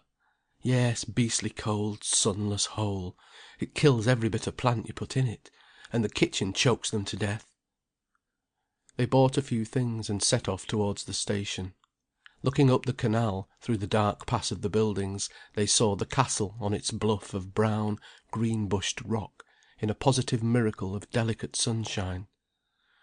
"Won't it be nice for me to come out at dinner time?" said Paul. "I can go all round here and see everything. I shall love it." "You will," assented his mother. He had spent a perfect afternoon with his mother. They arrived home in the mellow evening, happy, and glowing, and tired. In the morning he filled in the form for his season ticket, and took it to the station. When he got back, his mother was just beginning to wash the floor. He sat crouched up on the sofa. "He says it'll be here by Saturday," he said. "And how much will it be?" "About £1.11," he said. She went on washing her floor in silence. "Is it a lot?" he asked. "It's no more than I thought," she answered. "And I shall earn 8 shillings a week," he said. She did not answer, but went on with her work. At last she said: "That William promised me, when he went to London, as he'd give me £1 a month. He's given me 10 shillings, twice. And now I know he hasn't a farthing if I asked him. Not that I want it. Only just now you'd think he might be able to help with this ticket, which I never expected." "He earns a lot," said Paul. "He earns £130. But they're all alike. They're large in promises, but it's precious little fulfilment you get." "He spends over 50 shillings a week on himself," said Paul. "And I keep this house on less than 30," she replied, "and am supposed to find money for extras. But they don't care about helping you, once they've gone. He'd rather spend it on that dressed-up creature." "She should have her own money if she's so grand," said Paul. "She should, but she hasn't. I asked him. And I know he doesn't buy her a gold bangle for nothing. I wonder who ever bought me a gold bangle?" William was succeeding with his gypsy, as he called her. He asked the girl, her name was Louisa Lily Denise Weston, for a photograph to send to his mother. The photo came, a handsome brunette, taken in profile, smirking slightly, and, it might be, quite naked, for on the photograph not a scrap of clothing was to be seen, only a naked bust. "Yes," wrote Mrs. Morel to her son, "the photograph of Louis is very striking, and I can see she must be attractive. But do you think, my boy, it was very good taste of a girl to give her young man that photo to send to his mother, the first? Certainly the shoulders are beautiful, as you say. But I hardly expected to see so much of them at the first view." Morel found the photograph standing on the chiffonier in the parlour. He came out with it between his thick thumb and finger. "Who dost reckon this is?" he asked of his wife. "It's the girl our William is going with," replied Mrs. Morel. He's a bright spark for 'em to look on her, and one as wunna do him o'er much good neither. Who is she?" "Her name is Louisa Lily Denise Weston." "And come again to morrow!" exclaimed the miner. "And is her an actress?" "She is not. She's supposed to be a lady." "I'll bet!" he exclaimed, still staring at the photo. "A lady, is she? And how much does she reckon to keep up this sort of game on?" "On nothing. She lives with an old aunt whom she hates, and takes what bit of money's given her." "Humph!" said Morel, laying down the photograph. "Then he's a fool to ha' taken up with such a one as that." "Dear Mater," William replied, "I'm sorry you didn't like the photograph. It never occurred to me when I sent it that you mightn't think it decent. However, I told Jip that it didn't quite suit your prim and proper notions, so she's going to send you another, that I hope will please you better. She's always been photographed. In fact, the photographers ask her if they may take her for nothing." Presently the new photograph came, with a little silly note from the girl. This time the young lady was seen in a black satin evening bodice, cut square with little puff sleeves, and black lace hanging down her beautiful arms. "I wonder if she ever wears anything except evening clothes," said Mrs. Morel sarcastically. "I'm sure I ought to be impressed." "You are disagreeable, mother," said Paul. "I think the first one with bare shoulders is lovely." "Do you?" answered his mother. "Well, I don't." On the Monday morning the boy got up at 6 to start work. He had the season ticket, which had cost such bitterness, in his waistcoat pocket. He loved it with its bars of yellow across. His mother packed his dinner in a small shut-up basket, and he set off at 6:45 to catch the 7:15 train. Mrs. Morel came to the entry end to see him off. It was a perfect morning. From the ash tree the slender green fruits that the children call pigeons were twinkling gaily down on a little breeze into the front gardens of the houses. The valley was full of a lustrous dark haze, through which the ripe corn shimmered, and in which the steam from Minton pit melted swiftly. Puffs of wind came. Paul looked over the high woods of Aldersley, where the country gleamed and home had never pulled at him so powerfully. "Good morning, mother," he said, smiling, but feeling very unhappy. "Good morning," she replied, cheerfully and tenderly. She stood in a white apron on the open road, watching him as he crossed the field. He had a small, compact body that looked full of life. She felt, as she saw him trudging over the field, that where he determined to go he would get. She thought of William. He would have leaped the fence instead of going round to the stile. He was away in London, doing well. Paul would be working in Nottingham. Now she had two sons in the world. She could think of two places, great centres of industry, and feel that she had put a man into each of them, that these men would work out what she wanted. They were derived from her, they were of her, and their works also would be hers. All the morning long she thought of Paul. At 8 o'clock he climbed the dismal stairs of Jordan's surgical appliance factory, and stood helplessly against the first great parcel rack, waiting for somebody to pick him up. The place was still not awake. Over the counters were great dust sheets. 2 men only had arrived, and were heard talking in a corner, as they took off their coats and rolled up their shirt sleeves. It was 8:10. Evidently there was no rush of punctuality. Paul listened to the voices of the 2 clerks. Then he heard some one cough, and saw in the office at the end of the room an old decaying clerk in a round smoking cap of black velvet embroidered with red and green, opening letters. He waited and waited. One of the junior clerks went to the old man, greeted him cheerily and loudly. Evidently the old chief was deaf. Then the young fellow came striding importantly down to his counter. He spied Paul. "Hello!" he said. "You the new lad?" "Yes," said Paul. What's your name?" "Paul Morel." "Paul Morel? All right, you come on round here." Paul followed him round the rectangle of counters.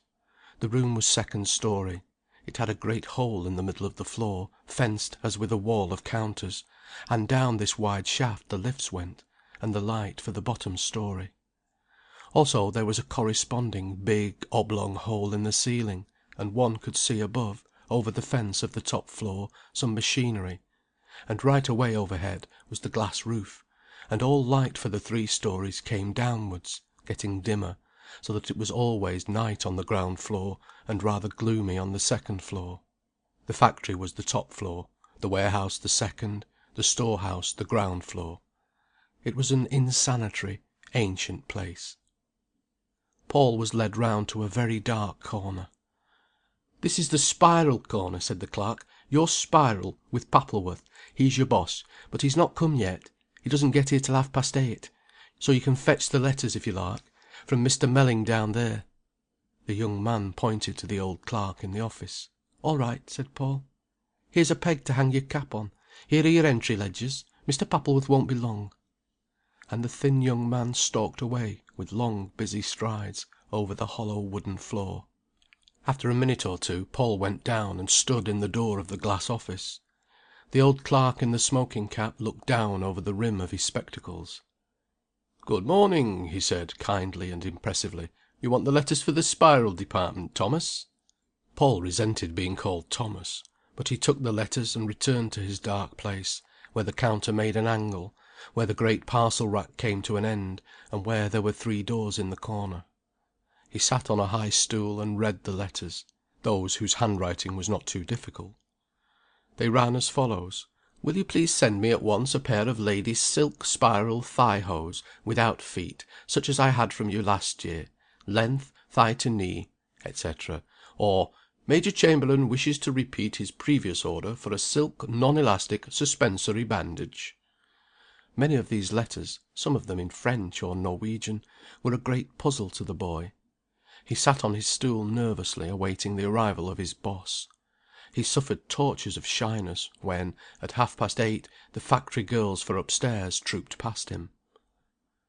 Mr. Pappleworth arrived, chewing a chlorodyne gum, at about 20 to 9, when all the other men were at work. He was a thin, sallow man, with a red nose, quick staccato, and smartly but stiffly dressed. He was about 36 years old. There was something rather doggy, rather smart, rather cute and shrewd, and something warm and slightly contemptible about him. "You my new lad?" he said. Paul stood up and said he was. "Fetched the letters?" Mr. Pappleworth gave a chew to his gum. "Yes." "Copied 'em?" "No." "Well, come on then. Let's look slippy. Changed your coat?" "No." "You want to bring an old coat and leave it here." He pronounced the last words with the chlorodyne gum between his side teeth.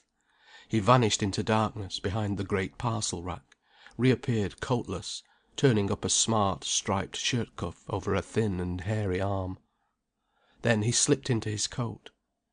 Paul noticed how thin he was, and that his trousers were in folds behind.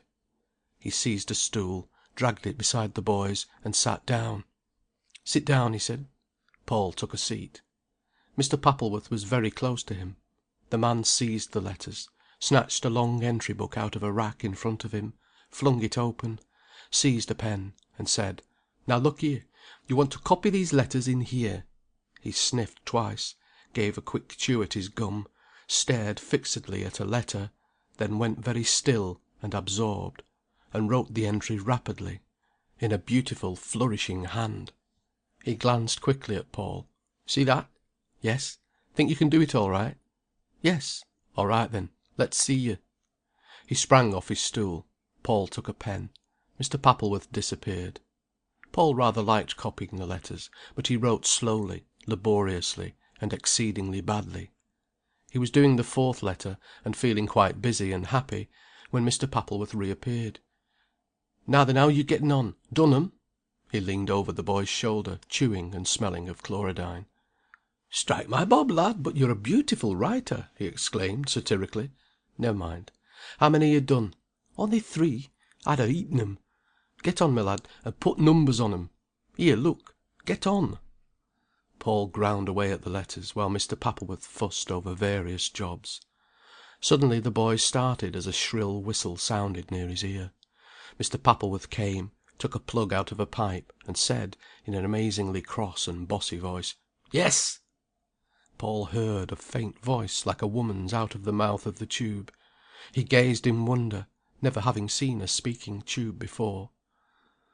"Well," said Mr. Pappleworth disagreeably into the tube, "you'd better get some of your back work done, then." Again the woman's tiny voice was heard, sounding pretty and cross.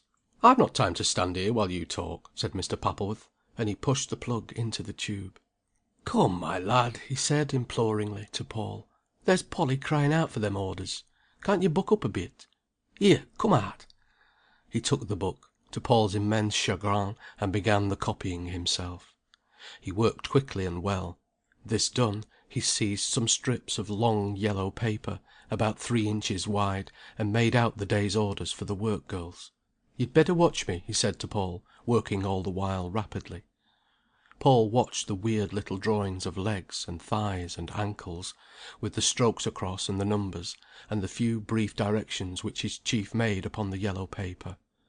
Then Mr. Pappleworth finished and jumped up. "Come on with me," he said. And the yellow papers flying in his hands, he dashed through a door, and down some stairs, into the basement where the gas was burning. They crossed the cold damp store-room, then a long dreary room with a long table on trestles, into a smaller cosy apartment, not very high, which had been built on to the main building. In this room a small woman with a red serge blouse, and her black hair done on top of her head, was waiting like a proud little bantam. "Here you are," said Pappleworth. "I think it is here you are," exclaimed Polly. "The girls have been here nearly half an hour waiting. Just think of the time wasted." "You think of getting your work done, and not talking so much," said Mr. Pappleworth. "You could have been finishing off." "You know quite well we finished everything off on Saturday," cried Polly, flying at him, her dark eyes flashing. "Tut, he mocked. "Here's your new lad. Don't ruin him as you did the last." "As we did the last!" repeated Polly. "Yes, we do a lot of ruining, we do. My word, a lad would take some ruining after he'd been with you." "It's time for work now, not for talk," said Mr. Pappleworth, severely and coldly. "It was time for work some time back," said Polly, marching away with her head in the air. She was an erect little body of 40. In that room were two round spiral machines on the bench under the window. Through the inner doorway was another longer room with 6 more machines. A little group of girls, nicely dressed and in white aprons, stood talking together. "Have you nothing else to do but talk?" said Mr. Pappleworth.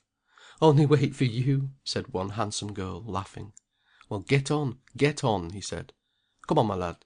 You'll know your road down here again." And Paul ran upstairs after his chief. He was given some checking and invoicing to do. He stood at the desk, laboring in his execrable handwriting. Presently Mr. Jordan came strutting down from the glass office, and stood behind him, to the boy's great discomfort. Suddenly a red and fat finger was thrust on the form he was filling in. "Mr. J. A. Bates, Esquire!"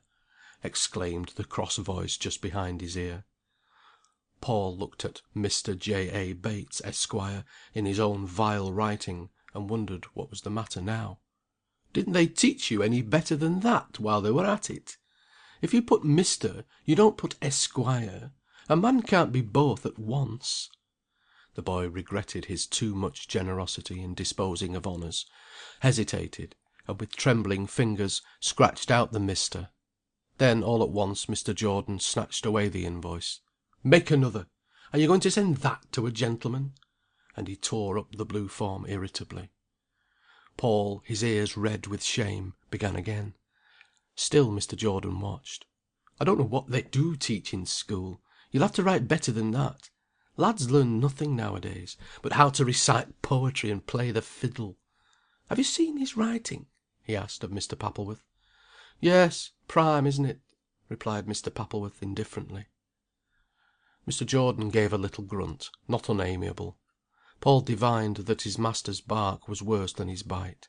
Indeed, the little manufacturer, although he spoke bad English, was quite gentleman enough to leave his men alone, and to take no notice of trifles. But he knew he did not look like the boss and owner of the show, so he had to play his role of proprietor at first, to put things on a right footing. "Let's see. What's your name?" asked Mr. Pappleworth of the boy. "Paul Morel." It is curious that children suffer so much at having to pronounce their own names. "Paul Morel, is it? All right, you, Paul Morel. Through them things there, and then—" Mr. Pappleworth subsided on to a stool, and began writing. A girl came up from out of a door just behind, put some newly pressed elastic web appliances on the counter, and returned. Mr. Pappleworth picked up the whitey blue knee band, examined it and its yellow order paper quickly, and put it on one side. Next was a flesh pink leg. He went through the few things, wrote out a couple of orders, and called to Paul to accompany him. This time they went through the door whence the girl had emerged. There Paul found himself at the top of a little wooden flight of steps, and below him saw a room with windows round 2 sides, and at the farther end half a dozen girls sitting bending over the benches in the light from the window, sewing. They were singing together "Two Little Girls in Blue." Hearing the door opened, they all turned round, to see Mr. Pappleworth and Paul looking down on them from the far end of the room. They stopped singing. "Can't you make a bit less row?" said Mr. Pappleworth. "Folk'll think we keep cats." A hunchbacked woman on a high stool turned her long, rather heavy face towards Mr. Pappleworth, and said, in a contralto voice, "They're all tom cats, then." In vain Mr. Pappleworth tried to be impressive for Paul's benefit. He descended the steps into the finishing off room, and went to the hunchback Fanny. She had such a short body on her high stool, that her head, with its great bands of bright brown hair, seemed over large, as did her pale heavy face. She wore a dress of green black cashmere, and her wrists, coming out of the narrow cuffs, were thin and flat, as she put her work down nervously. He showed her something that was wrong with a knee cap. "Well," she said, "you needn't come blaming it on to me. It's not my fault." Her colour mounted to her cheek. "I never said it was your fault. Will you do as I tell you?" replied Mr. Pappleworth shortly. "You don't say it's my fault, but you'd like to make out as it was?" the hunchbacked woman cried, almost in tears. Then she snatched the knee cap from her boss, saying, "Yes, I'll do it for you. But you needn't be so snappy." "Here's your new lad," said Mr. Pappleworth. Fanny turned, smiling very gently on Paul. "Oh!" she said. "Yes, don't make a softy of him between you." "It's not us as 'ud make a softy of him," she said indignantly. "Come on then, Paul," said Mr. Pappleworth. "Au revoir, Paul," said one of the girls. There was a titter of laughter. Paul went out, blushing deeply, not having spoken a word. The day was very long. All morning the work people were coming to speak to Mr. Pappleworth. Paul was writing or learning to make up parcels, ready for the mid‐day post. At 1 o'clock, or rather at 1:45, Mr. Pappleworth disappeared to catch his train. He lived in the suburbs. At 1 o'clock, Paul, feeling very lost, took his dinner basket down into the stock room in the basement, that had the long table on trestles, and ate his meal hurriedly, alone in that cellar of gloom and desolation. Then he went out of doors. The brightness and the freedom of the streets made him feel adventurous and happy. But at 2 o'clock he was back in the corner of the big room. Soon the work girls went trooping past, making remarks. It was the commoner girls who worked upstairs at the heavy tasks of truss making and the finishing of artificial limbs. He waited for Mr. Pappleworth, not knowing what to do, sitting scribbling on the yellow order paper. Mr. Pappleworth came at 3:20. Then he sat and gossiped with Paul, treating the boy entirely as an equal, even in age. In the afternoon there was never very much to do, unless it were near the week‐end, and the accounts had to be made up. At 5 o'clock all the men went down into the dungeon with the table on trestles, and there they had tea, eating bread and butter on the bare dirty boards, talking with the same kind of ugly haste and slovenliness with which they ate their meal. And yet upstairs the atmosphere among them was always jolly and clear. The cellar and the trestles affected them. After tea, when all the gases were lighted, work went more briskly. There was the big evening post to get off. The hose came up warm and newly pressed from the workrooms. Paul had made out the invoices. Now he had the packing up and addressing to do. Then he had to weigh his stock of parcels on the scales. Everywhere voices were calling weights. There was the chink of metal, the rapid snapping of string, the hurrying to old Mr. Melling for stamps. And at last the postman came with his sack, laughing and jolly. Then everything slacked off, and Paul took his dinner basket and ran to the station to catch the 8:20 train. The day in the factory was just 12 hours long. His mother sat waiting for him rather anxiously. He had to walk from Keston, so was not home until about 9:20. And he left the house before 7 in the morning. Mrs. Morel was rather anxious about his health. But she herself had had to put up with so much that she expected her children to take the same odds. They must go through with what came. And Paul stayed at Jordan's, although all the time he was there his health suffered from the darkness and lack of air and the long hours. He came in pale and tired. His mother looked at him. She saw he was rather pleased, and her anxiety all went. "Well, and how was it?" she asked. "Ever so funny, mother," he replied. You don't have to work a bit hard, and they're nice with you. And did you get on all right?" "Yes. They only say my writing's bad. But Mr. Pappleworth he's my man said to Mr. Jordan I should be all right.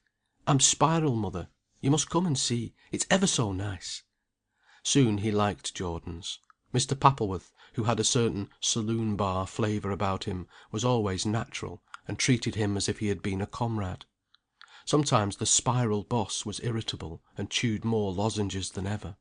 Even then, however, he was not offensive, but one of those people who hurt themselves by their own irritability more than they hurt other people. "Haven't you done that yet?" he would cry. "Go on, be a month of Sundays." Again, and Paul could understand him least then, he was jocular and in high spirits. "I'm going to bring my little Yorkshire terrier bitch to morrow," he said jubilantly to Paul. "What's a Yorkshire terrier?" "Don't know what a Yorkshire terrier is? Don't know a Yorkshire?" Mr. Pappleworth was aghast. "Is it a little silky one, colours of iron and rusty silver?" "That's it, my lad. She's a gem. She's had £5 worth of pups already, and she's worth over £7 herself, and she doesn't weigh 20 ounces." The next day the bitch came. She was a shivering, miserable morsel. Paul did not care for her. She seemed so like a wet rag that would never dry. Then a man called for her, and began to make coarse jokes, but Mr. Pappleworth nodded his head in the direction of the boy, and the talk went on, sotto voce.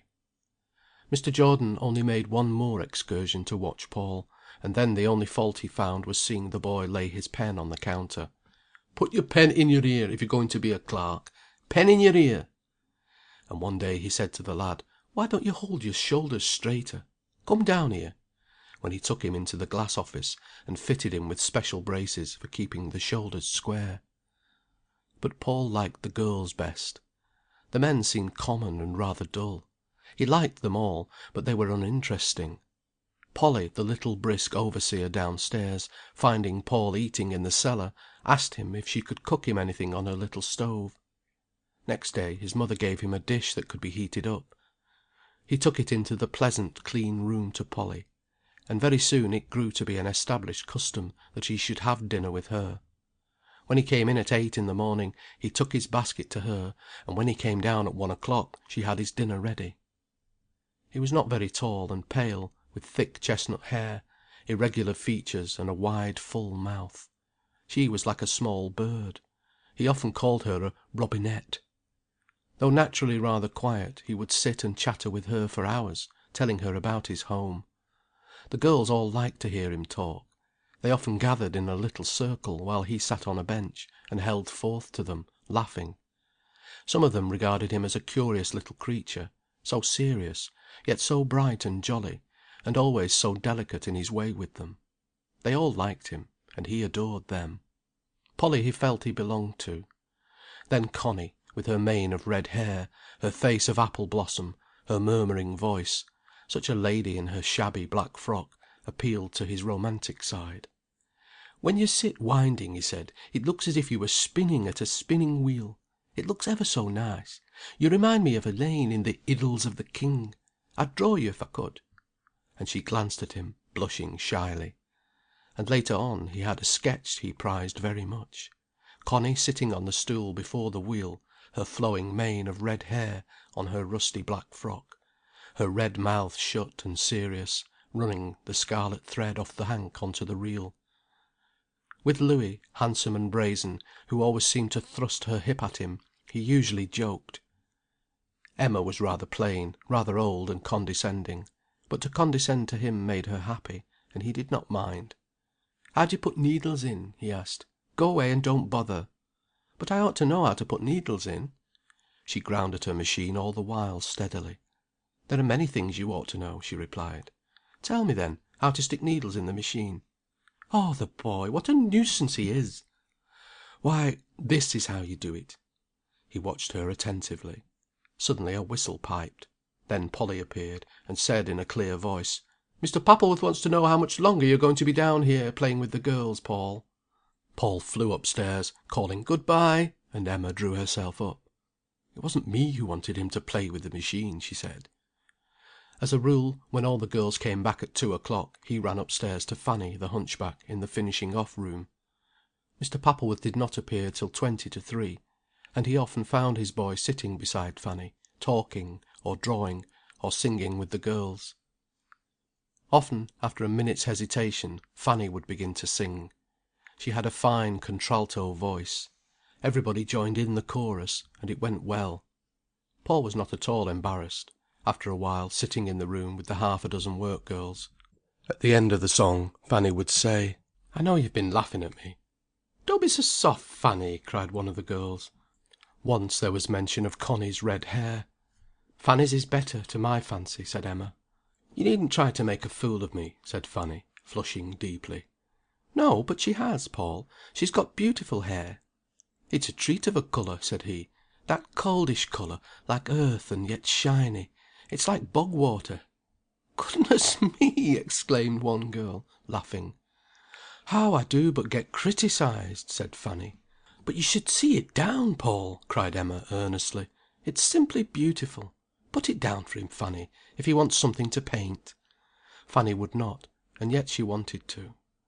"Then I'll take it down myself," said the lad. "Well, you can if you like," said Fanny. And he carefully took the pins out of the knot, and the rush of hair, of uniform dark brown, slid over the humped back. "What a lovely lot!" he exclaimed. The girls watched. There was silence. The youth shook the hair loose from the coil. "It's splendid," he said, smelling its perfume. "I'll bet it's worth pounds." "I'll leave it to you, when I die, Paul," said Fanny, half joking. "You look just like anybody else, sitting drying their hair," said one of the girls to the long-legged hunchback. Poor Fanny was morbidly sensitive, always imagining insults. Polly was curt and business-like. The two departments were for ever at war. And Paul was always finding Fanny in tears. Then he was made the recipient of all her woes, and he had to plead her cause with Polly. So the time went along happily enough. The factory had a homely feel. No one was rushed or driven. Paul always enjoyed it when the work got faster, towards post-time, and all the men united in labour. He liked to watch his fellow clerks at work. The man was the work, and the work was the man. One thing, for the time being. It was different with the girls. The real woman never seemed to be there at the task, but as if left out, waiting.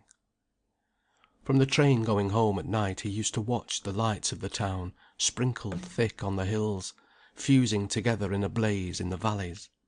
He felt rich in life and happy. Drawing farther off, there was a patch of lights at Bulwell, like myriad petals shaken to the ground from the shed stars. And beyond was the red glare of the furnaces, playing like hot breath on the clouds. He had to walk 2 and more miles from Keston home, up 2 long hills, down 2 short hills. He was often tired, and he counted the lamps, climbing the hill above him, how many more to pass. And from the hill top, on pitch-dark nights, he looked round on the villages 5 or 6 miles away, that shone like swarms of glittering, living things, almost a heaven against his feet. Marlpool and Heanor scattered the far-off darkness with brilliance, and occasionally the black valley space between was traced, violated by a great train rushing south to London or north to Scotland. The trains roared by like projectiles level on the darkness, fuming and burning, making the valley clang with their passage. They were gone, and the lights of the towns and villages glittered in silence. And then he came to the corner at home, which faced the other side of the night. The ash-tree seemed a friend now. His mother rose with gladness as he entered. He put his 8 shillings proudly on the table. "It'll help, mother?" he asked, wistfully. "There's precious little left," she answered, "after your ticket and dinners and such are taken off."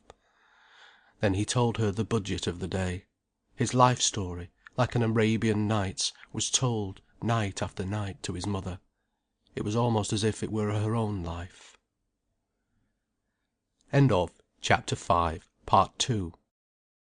Chapter 6, Part 1. Death in the Family. Arthur Morel was growing up. He was a quick, careless, impulsive boy, a good deal like his father. He hated study, made a great moan if he had to work, and escaped as soon as possible to his sport again. In appearance he remained the flower of the family, being well made, graceful, and full of life. His dark brown hair and fresh colouring, and his exquisite dark blue eyes shaded with long lashes, together with his generous manner and fiery temper, made him a favourite. But as he grew older his temper became uncertain. He flew into rages over nothing, seemed unbearably raw and irritable. His mother, whom he loved, wearied of him sometimes. He thought only of himself. When he wanted amusement, all that stood in his way he hated, even if it was she. When he was in trouble, he moaned to her ceaselessly. "Goodness, boy," she said, when he groaned about a master who, he said, hated him, "if you don't like it, alter it, and if you can't alter it, put up with it." And his father, whom he had loved and who had worshipped him, he came to detest. As he grew older, Morel fell into a slow ruin. His body, which had been beautiful in movement and in being, shrank, did not seem to ripen with the years, but to get mean and rather despicable. There came over him a look of meanness and of paltriness. And when the mean-looking elderly man bullied or ordered the boy about, Arthur was furious. Moreover, Morel's manners got worse and worse, his habits somewhat disgusting. When the children were growing up and in the crucial stage of adolescence, the father was like some ugly irritant to their souls. His manners in the house were the same as he used among the colliers down pit. "Dirty nuisance!" Arthur would cry, jumping up and going straight out of the house, when his father disgusted him. And Morel persisted the more because his children hated it. He seemed to take a kind of satisfaction in disgusting them, and driving them nearly mad, while they were so irritably sensitive at the age of 14 or 15. So that Arthur, who was growing up when his father was degenerate and elderly, hated him worst of all. Then, sometimes, the father would seem to feel the contemptuous hatred of his children. "There's not a man tries harder for his family," he would shout. "He does his best for them, and then gets treated like a dog. But I'm not going to stand it, I tell you." But for the threat and the fact that he did not try so hard as he imagined, they would have felt sorry. As it was, the battle now went on nearly all between father and children, he persisting in his dirty and disgusting ways, just to assert his independence. They loathed him. Arthur was so inflamed and irritable at last, that when he won a scholarship for the grammar school in Nottingham, his mother decided to let him live in town, with one of her sisters, and only come home at week-ends. Annie was still a junior teacher in the board school, earning about 4 shillings a week. But soon she would have 15 shillings, since she had passed her examination, and there would be financial peace in the house. Mrs. Morel clung now to Paul. He was quiet, and not brilliant; but still he stuck to his painting, and still he stuck to his mother. Everything he did was for her. She waited for his coming home in the evening, and then she unburdened herself of all she had pondered, or of all that had occurred to her during the day. He sat and listened with his earnestness. The two shared lives. William was engaged now to this brunette, and had bought her an engagement ring that cost 8 guineas. The children gasped at such a fabulous price. "8 guineas!" said Morel. "More fool him. If he'd given me some on it, it'd look better on him." "Given you some of it!" cried Mrs. Morel. "Why give you some of it?" She remembered he had bought no engagement ring at all, and she preferred William, who was not mean if he were foolish. But now the young man talked only of the dances to which he went with his betrothed, and the different resplendent clothes she wore, or he told his mother with glee how they went to the theatre like great swells. He wanted to bring the girl home. Mrs. Morel said she should come at the Christmas. This time William arrived with a lady, but with no presents. Mrs. Morel had prepared supper. Hearing footsteps, she rose and went to the door. William entered. "Hello, mother!" He kissed her hastily, then stood aside to present a tall, handsome girl, who was wearing a costume of fine black and white check, and furs. "Here's Jip!" Miss Weston held out her hand and showed her teeth in a small smile. "Oh, how do you do, Mrs. Morel?" she exclaimed. "I am afraid you'll be hungry," said Mrs. Morel. "Oh no, we had dinner in the train. Have you got my gloves, Chubby?" William Morel, big and raw-boned, looked at her quickly. "How should I?" he said. "Then I've lost them. Don't be cross with me." A frown went over his face, but he said nothing. She glanced round the kitchen. It was small and curious to her, with its glittering kissing bunch, its evergreens behind the pictures, its wooden chairs and little deal table. At that moment Morel came in. "Hello, Dad!" "Hello, my son! Thou's let on me." The two shook hands, and William presented the lady. She gave the same smile that showed her teeth. "How do you do, Mr. Morel?" Morel bowed obsequiously. "I'm very well, and I hope so are you. You must make yourself very welcome." "Oh, thank you," she replied, rather amused. "You will like to go up stairs?" said Mrs. Morel. "If you don't mind, but not if it's any trouble to you." "It is no trouble. Annie will take you. Walter, carry up this box." "And don't be an hour dressing yourself up," said William to his betrothed. Annie took a brass candlestick, and, too shy almost to speak, preceded the young lady to the front bedroom, which Mr. and Mrs. Morel had vacated for her. It, too, was small and cold by candle light. The colliers' wives only lit fires in bedrooms in case of extreme illness. "Shall I unstrap the box?" asked Annie. "Oh, thank you very much." Annie played the part of maid, then went downstairs for hot water. "I think she's rather tired, mother," said William. "It's a beastly journey, and we had such a rush." "Is there anything I can give her?" asked Mrs. Morel. "Oh no, she'll be all right." But there was a chill in the atmosphere. After half an hour Miss Weston came down, having put on a purplish coloured dress, very fine for the collier's kitchen. "I told you you'd no need to change," said William to her. "Oh, Chubby!" Then she turned with that sweetish smile to Mrs. Morel. "Don't you think he's always grumbling, Mrs. Morel?" "Is he?" said Mrs. Morel. "That's not very nice of him." "It isn't, really." "You are cold," said the mother. "Won't you come near the fire?" Morel jumped out of his arm chair. "Come and sit you here," he cried. "Come and sit you here." "No, Dad, keep your own chair. Sit on the sofa, Jip," said William. "No, no!" cried Morel. "This cheer's warmest. Come and sit here, Miss Weston." "Thank you so much," said the girl, seating herself in the collier's arm chair, the place of honour. She shivered, feeling the warmth of the kitchen penetrate her. "Fetch me a hanky, Chubby dear," she said, putting up her mouth to him, and using the same intimate tone as if they were alone, which made the rest of the family feel as if they ought not to be present. The young lady evidently did not realize them as people. They were creatures to her for the present. William winced. In such a household in Streatham, Miss Weston would have been a lady condescending to her inferiors. These people were, to her, certainly clownish; in short, the working classes. How was she to adjust herself? "I'll go," said Annie. Miss Weston took no notice, as if a servant had spoken; but when the girl came downstairs again with the handkerchief, she said, "Oh, thank you!" in a gracious way. She sat and talked about the dinner on the train, which had been so poor; about London; about dances. She was really very nervous, and chattered from fear. Morel sat all the time smoking his thick twist tobacco, watching her, and listening to her glib London speech as he puffed. Mrs. Morel, dressed up in her best black silk blouse, answered quietly and rather briefly. The three children sat round in silence and admiration. Miss Weston was the princess. Everything of the best was got out for her; the best cups, the best spoons, the best table cloth, the best coffee jug. The children thought she must find it quite grand. She felt strange, not able to realize the people, not knowing how to treat them. William joked, and was slightly uncomfortable. At about 10 o'clock he said to her, "Aren't you tired, Jip?"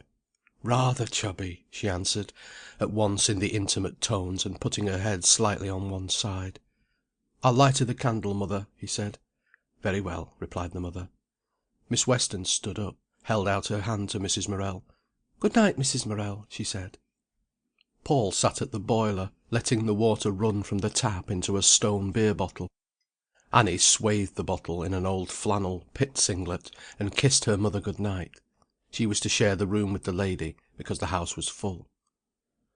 "You wait a minute," said Mrs. Morel to Annie; and Annie sat nursing the hot water bottle. Miss Weston shook hands all round to everybody's discomfort, and took her departure, preceded by William. In 5 minutes he was downstairs again. His heart was rather sore; he did not know why. He talked very little till everybody had gone to bed, but himself and his mother. Then he stood with his legs apart, in his old attitude on the hearth rug, and said hesitatingly, "Well, mother?" "Well, my son?" She sat in her best silk blouse in the rocking chair, feeling somehow hurt and humiliated for his sake. "Do you like her?" "Yes," came the slow answer. "She's shy yet, mother. She's not used to it. It's different from her aunt's house, you know." "Of course it is, my boy, and she must find it difficult." "She does." Then he frowned swiftly. "If only she wouldn't put on her blessed airs!" "It's only her first awkwardness, my boy. She'll be all right." "That's it, mother," he replied gratefully, but his brow was gloomy. "You know, she's not like you, mother. She's not serious, and she can't think." "She's young, my boy." "Yes, and she's had no sort of show. Her mother died when she was a child. Since then she's lived with her aunt, whom she can't bear. And her father was a rake. She's had no love." "No!" "Well, you must make up to her. And so, you have to forgive her a lot of things." "What do you have to forgive her, my boy?" "I don't know. When she seems shallow, you have to remember she's never had anybody to bring her deeper side out. And she's fearfully fond of me. Anybody can see that. But you know, mother, she's different from us. Those sort of people, like those she lives amongst, they don't seem to have the same principles." "You mustn't judge too hastily," said Mrs. Morel. But he seemed uneasy within himself. In the morning, however, he was up singing and larking round the house. "Hello!" he called, sitting on the stairs. "Are you getting up?" "Yes," her voice called faintly. "Merry Christmas!" he shouted to her. Her laugh, pretty and tinkling, was heard in the bedroom. She did not come down in half an hour. "Was she really getting up when she said she was?" he asked of Annie. "Yes, she was," replied Annie. He waited a while, then went to the stairs again. "Happy New Year!" he called. "Thank you, Chubby dear," came the laughing voice, far away. "Buck up!" he implored. It was nearly an hour, and still he was waiting for her. Morel, who always rose before 6, looked at the clock. "Well, it's a winder!" he exclaimed. The family had breakfasted, all but William. He went to the foot of the stairs. "Shall I have to send you an Easter egg up there?" he called, rather crossly. She only laughed. The family expected, after that time of preparation, something like magic. At last she came, looking very nice in a blouse and skirt. "Have you really been all this time getting ready?" he asked. "Chubby dear! That question is not permitted, is it, Mrs. Morel?" She played the grand lady at first. When she went with William to chapel, he in his frock coat and silk hat, she in her furs and London-made costume. Paul and Arthur and Annie expected everybody to bow to the ground in admiration. And Morel, standing in his Sunday suit at the end of the road, watching the gallant pair go, felt he was the father of princes and princesses. And yet she was not so grand. For a year now she had been a sort of secretary or clerk in a London office, but while she was with the Morels she queened it. She sat and let Annie or Paul wait on her as if they were her servants. She treated Mrs. Morel with a certain glibness, and Morel with patronage. But after a day or so she began to change her tune. William always wanted Paul or Annie to go along with them on their walks. It was so much more interesting. And Paul really did admire Gypsy whole-heartedly. In fact, his mother scarcely forgave the boy for the adulation with which he treated the girl. On the second day, when Lily said, "Oh, Annie, do you know where I left my muff?" William replied, "You know it's in your bedroom. Why do you ask Annie?" And Lily went upstairs with a cross, shut mouth. But it angered the young man that she made a servant of his sister. On the third evening William and Lily were sitting together in the parlour by the fire, in the dark. At 11:15 Mrs. Morel was heard raking the fire. William came out of the kitchen, followed by his beloved. "Is it as late as that, mother?" he said. She had been sitting alone. "It is not late, my boy, but it is as late as I usually sit up." "Won't you go to bed, then?" he asked. "And leave you two? No, my boy, I don't believe in it." "Can't you trust us, mother?" "Whether I can or not, I won't do it. You can stay till 11 if you like, and I can read." "Go to bed, Jip," he said to his girl. "We won't keep Mater waiting." "Annie has left the candle burning, Lily," said Mrs. Morel. "I think you will see." "Yes, thank you. Good night, Mrs. Morel." William kissed his sweetheart at the foot of the stairs, and she went. He returned to the kitchen. "Can't you trust us, mother?" he repeated, rather offended. "My boy, I tell you, I don't believe in leaving two young things like you alone downstairs when every one else is in bed." And he was forced to take this answer. He kissed his mother good night. At Easter he came over alone, and then he discussed his sweetheart endlessly with his mother. "You know, mother, when I'm away from her, I don't care for her a bit. I shouldn't care if I never saw her again. But then, when I'm with her in the evenings, I'm awfully fond of her." "It's a queer sort of love to marry on," said Mrs. Morel, "if she holds you no more than that." "It is funny!" he exclaimed. It worried and perplexed him. "But yet, there's so much between us now, I couldn't give her up." "You know best," said Mrs. Morel. "But if it is as you say, I wouldn't call it love. At any rate, it doesn't look much like it." "Oh, I don't know, mother. She's an orphan, and—" They never came to any sort of conclusion. He seemed puzzled and rather fretted. She was rather reserved. All his strength and money went in keeping this girl. He could scarcely afford to take his mother to Nottingham when he came over. Paul's wages had been raised at Christmas to 10 shillings, to his great joy. He was quite happy at Jordan's, but his health suffered from the long hours and the confinement. His mother, to whom he became more and more significant, thought how to help. His half holiday was on Monday afternoon. On a Monday morning in May, as the two sat alone at breakfast, she said, "I think it will be a fine day." He looked up in surprise. This meant something.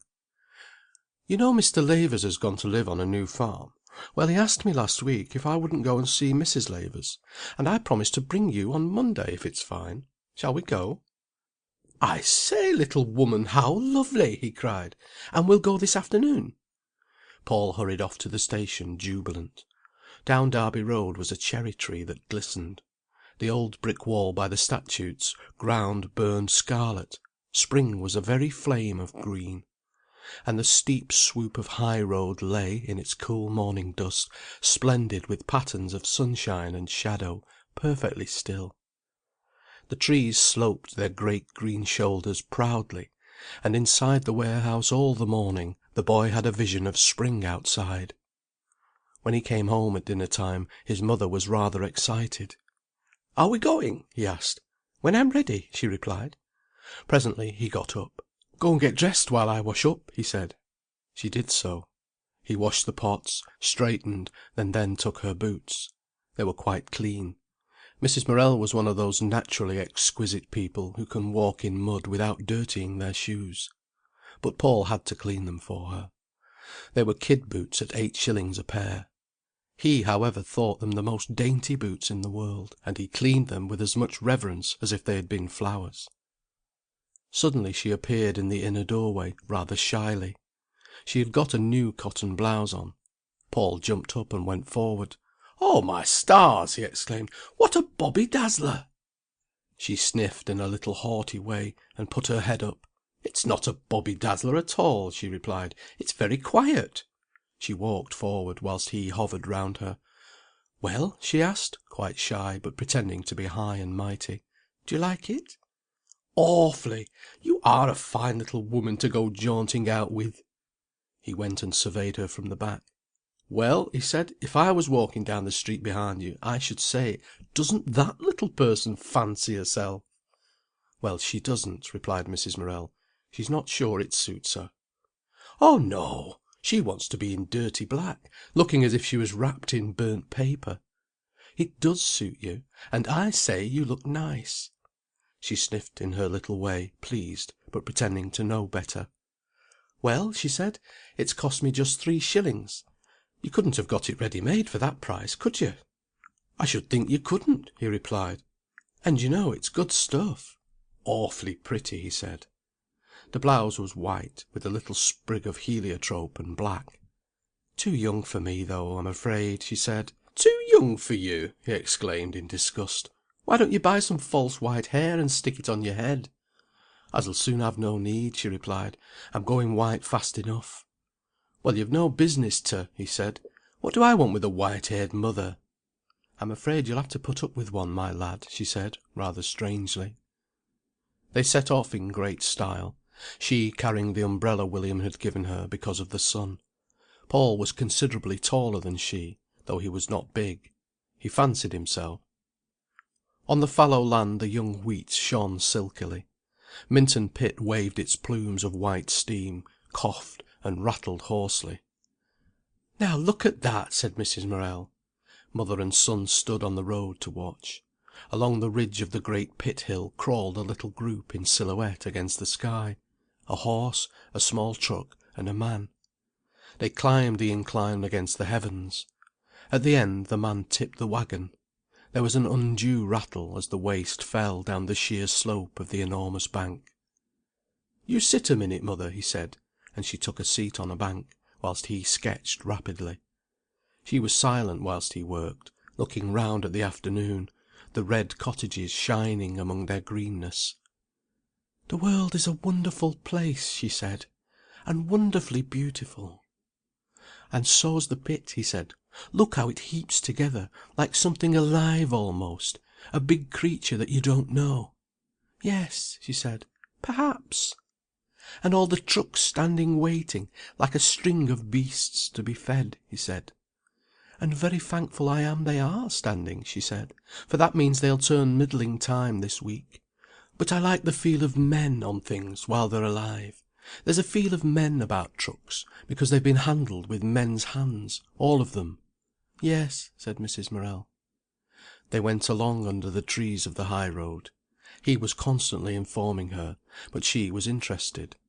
They passed the end of Nethermere, that was tossing its sunshine like petals lightly in its lap. Then they turned on a private road, and in some trepidation approached a big farm. A dog barked furiously. A woman came out to see. "Is this the way to Willey Farm?" Mrs. Morel asked. Paul hung behind in terror of being sent back. But the woman was amiable, and directed them. The mother and son went through the wheat and oats, over a little bridge, into a wild meadow. Peewits, with their white breasts glistening, wheeled and screamed about them. The lake was still and blue.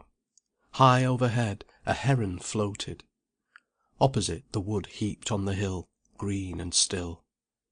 "It's a wild road, mother," said Paul, "just like Canada." "Isn't it beautiful?" said Mrs. Morel, looking round. "See that heron! See her legs!" He directed his mother what she must see and what not, and she was quite content. "But now," she said, "which way? He told me through the wood." The wood, fenced and dark, lay on their left. "I can feel a bit of path this road," said Paul. "You've got town feet, somehow or other you have." They found a little gate, and soon were in a broad green alley of the wood, with a new thicket of fir and pine on one hand, an old oak glade dipping down on the other. And among the oaks the bluebells stood in pools of azure, under the new green hazels, upon a pale fawn floor of oak leaves. He found flowers for her. "Here's a bit of new mown hay," he said.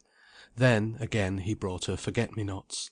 And again his heart hurt with love, seeing her hand, used with work, holding the little bunch of flowers he gave her. She was perfectly happy. But at the end of the riding was a fence to climb. Paul was over in a second. "Come," he said, "let me help you." "No, go away. I will do it in my own way." He stood below with his hands up ready to help her. She climbed cautiously. "What a way to climb!" he exclaimed scornfully, when she was safely to earth again. "Hateful stiles!" she cried. "Duffer of a little woman," he replied, "who can't get over 'em." In front, along the edge of the wood, was a cluster of low red farm buildings. The two hastened forward. Flush with the wood was the apple orchard, where blossom was falling on the grindstone. The pond was deep under a hedge and overhanging oak trees. Some cows stood in the shade. The farm and buildings, three sides of a quadrangle, embraced the sunshine towards the wood. It was very still. Mother and son went into the small railed garden, where was a scent of red gillivers. By the open door were some floury loaves, put out to cool. A hen was just coming to peck them. Then, in the doorway suddenly appeared a girl in a dirty apron.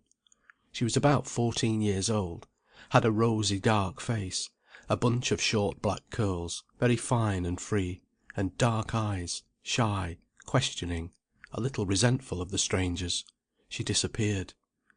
In a minute another figure appeared, a small frail woman, rosy, with great dark brown eyes.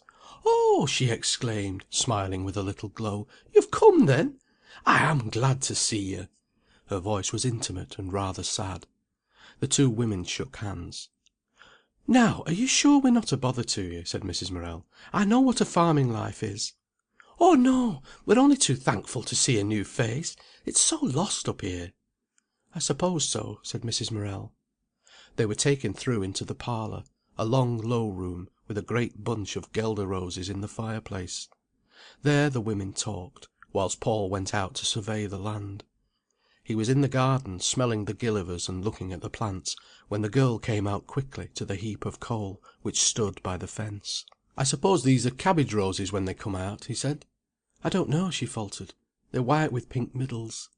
"Then they're maiden blush." Miriam flushed. She had a beautiful warm colouring. "I don't know," she said. "You don't have much in your garden?" he said.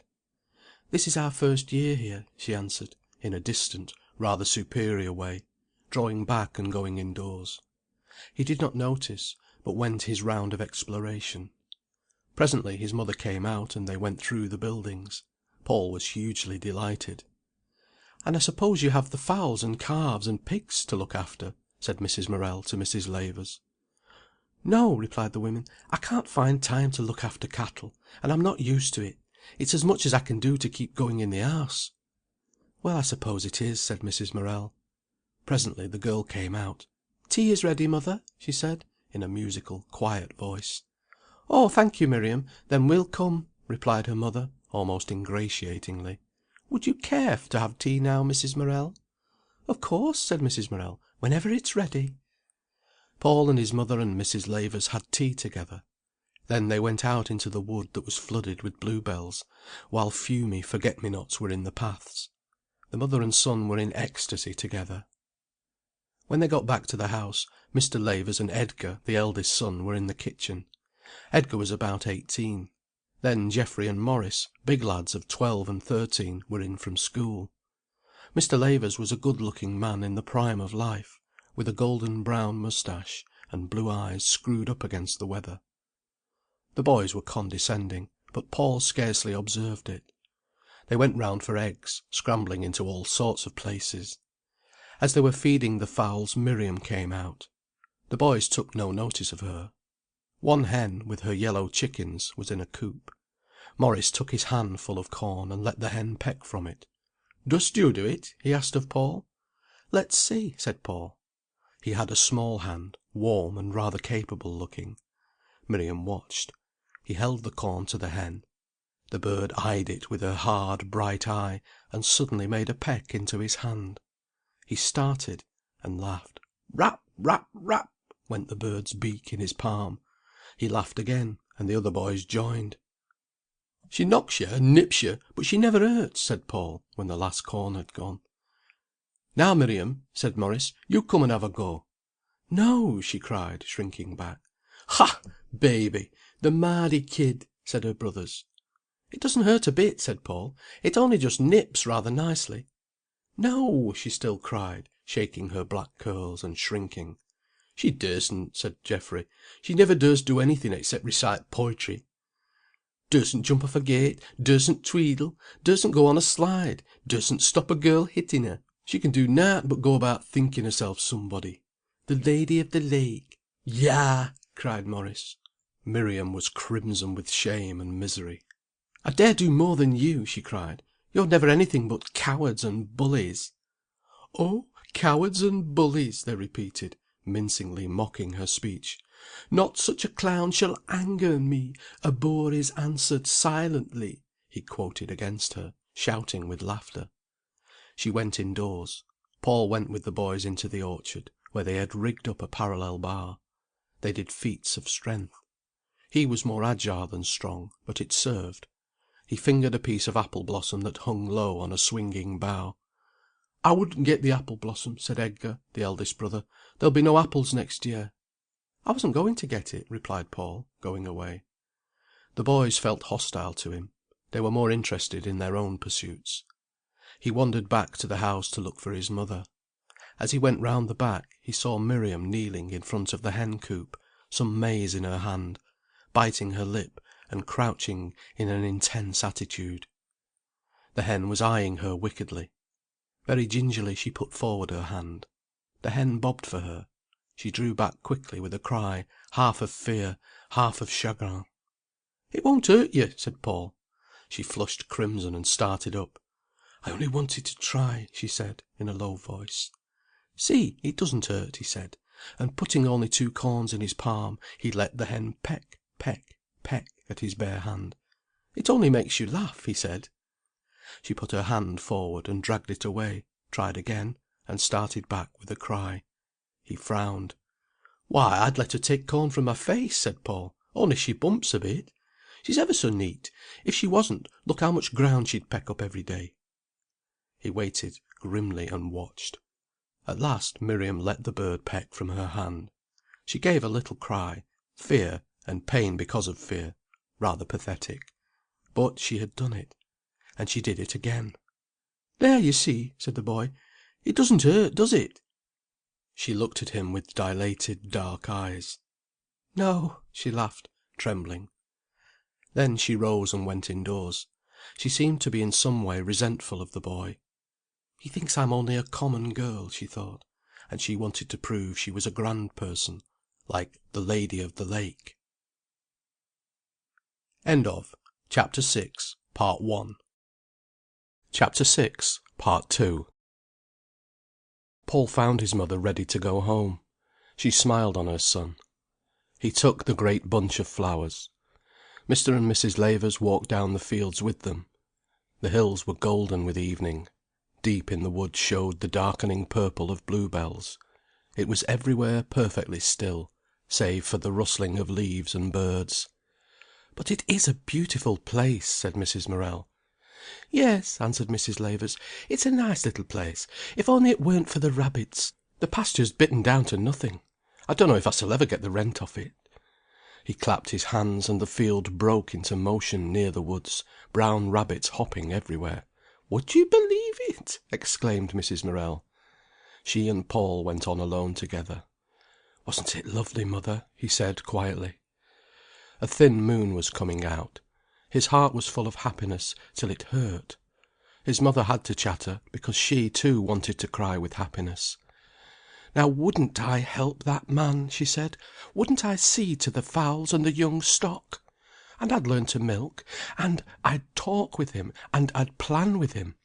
My word, if I were his wife, the farm would be run, I know. But there, she hasn't the strength. She simply hasn't the strength. She ought never to have been burdened like it, you know.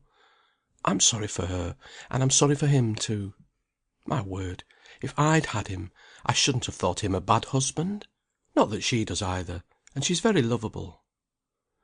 William came home again with his sweetheart at the Whitsuntide. He had 1 week of his holidays then. It was beautiful weather. As a rule William and Lily and Paul went out in the morning together for a walk. William did not talk to his beloved much, except to tell her things from his boyhood. Paul talked endlessly to both of them. They lay down, all 3, in a meadow by Minton Church. On one side, by the Castle Farm, was a beautiful quivering screen of poplars. Hawthorn was dropping from the hedges. Penny daisies and ragged robin were in the field like laughter. William, a big fellow of 23, thinner now and even a bit gaunt, lay back in the sunshine and dreamed, while she fingered with his hair. Paul went gathering the big daisies. She had taken off her hat. Her hair was black as a horse's mane. Paul came back and threaded daisies in her jet black hair, big spangles of white and yellow, and just a pink touch of ragged robin. "Now you look like a young witch woman," the boy said to her. "Doesn't she, William?" Lily laughed. William opened his eyes and looked at her. In his gaze was a certain baffled look of misery and fierce appreciation. "Has he made a sight of me?" she asked, laughing down on her lover. "That he has," said William, smiling. He looked at her. Her beauty seemed to hurt him. He glanced at her flower-decked head and frowned. "You look nice enough, if that's what you want to know," he said. And she walked without her hat. In a little while William recovered, and was rather tender to her. Coming to a bridge, he carved her initials and his in a heart. LLW. WM. She watched his strong, nervous hand, with its glistening hairs and freckles, as he carved, and she seemed fascinated by it. All the time there was a feeling of sadness and warmth, and a certain tenderness in the house, whilst William and Lily were at home. But often he got irritable. She had brought, for an 8 days' stay, 5 dresses and 6 blouses. "Oh, would you mind," she said to Annie, "washing me these 2 blouses and these things?" And Annie stood washing when William and Lily went out the next morning. Mrs. Morel was furious. And sometimes the young man, catching a glimpse of his sweetheart's attitude towards his sister, hated her. On Sunday morning she looked very beautiful in a dress of foulard, silky and sweeping, and blue as a jay bird's feather, and in a large cream hat covered with many roses, mostly crimson. Nobody could admire her enough. But in the evening, when she was going out, she asked again, "Chubby, have you got my gloves?" "Which?" asked William. "My new black suede." "No." There was a hunt. She had lost them. "Look here, mother," said William, "that's the 4th pair she's lost since Christmas, at 5 shillings a pair." "You only gave me 2 of them," she remonstrated. And in the evening, after supper, he stood on the hearth-rug whilst she sat on the sofa, and he seemed to hate her. In the afternoon he had left her whilst he went to see some old friend. She had sat looking at a book.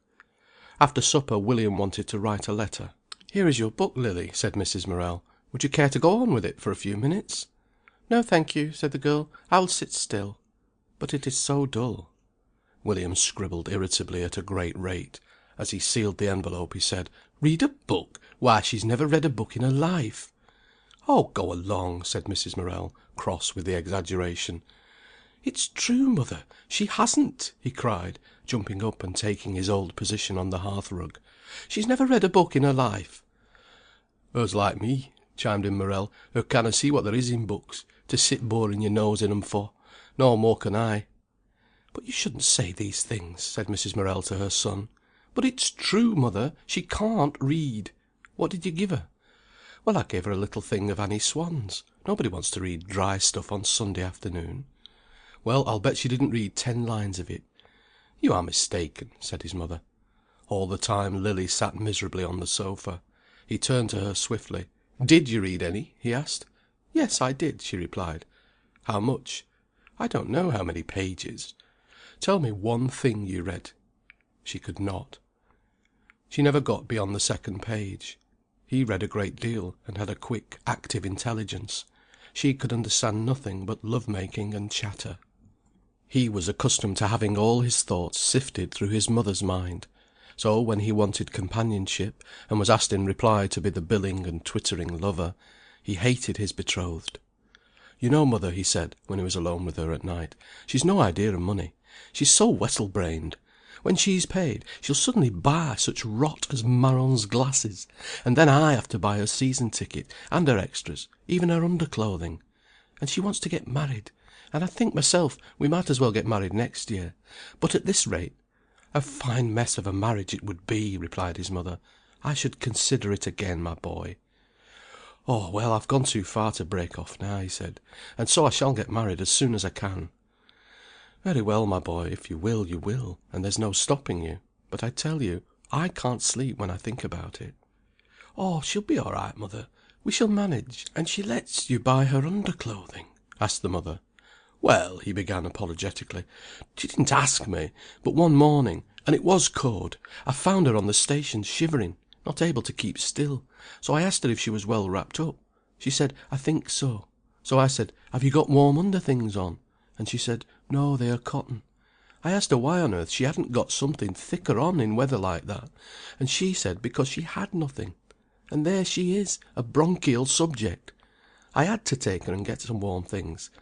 Well, mother, I shouldn't mind the money if we had any. And she ought to keep enough to pay for a season ticket.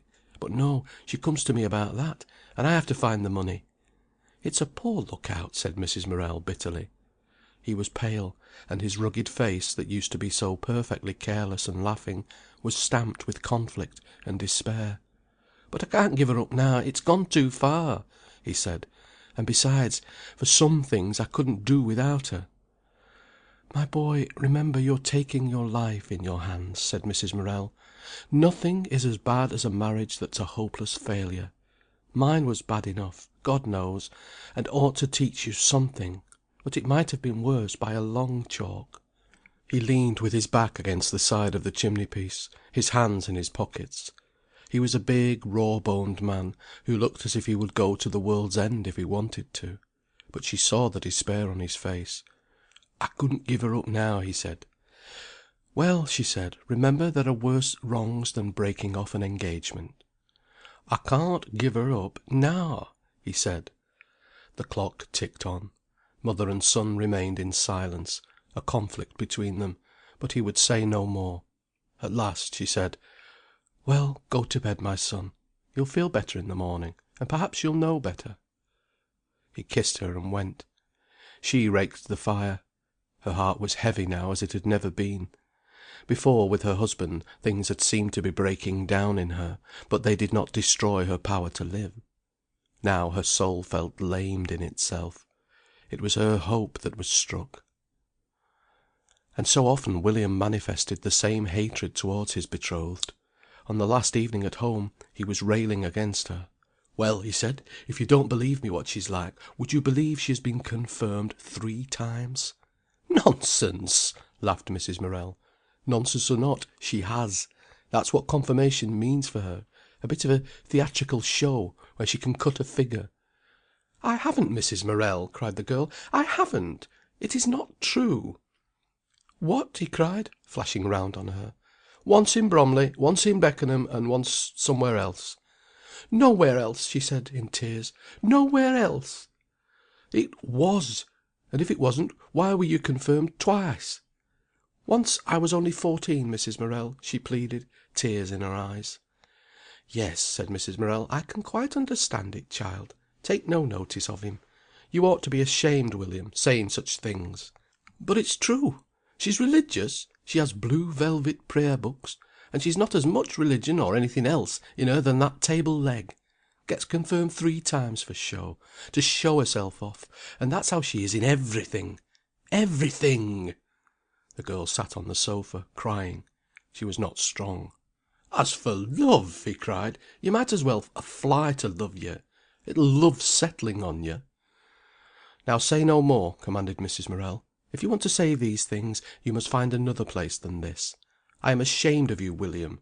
Why don't you be more manly? To do nothing but find fault with a girl, and then pretend you're engaged to her!" Mrs. Morel subsided in wrath and indignation. William was silent, and later he repented, kissed and comforted the girl.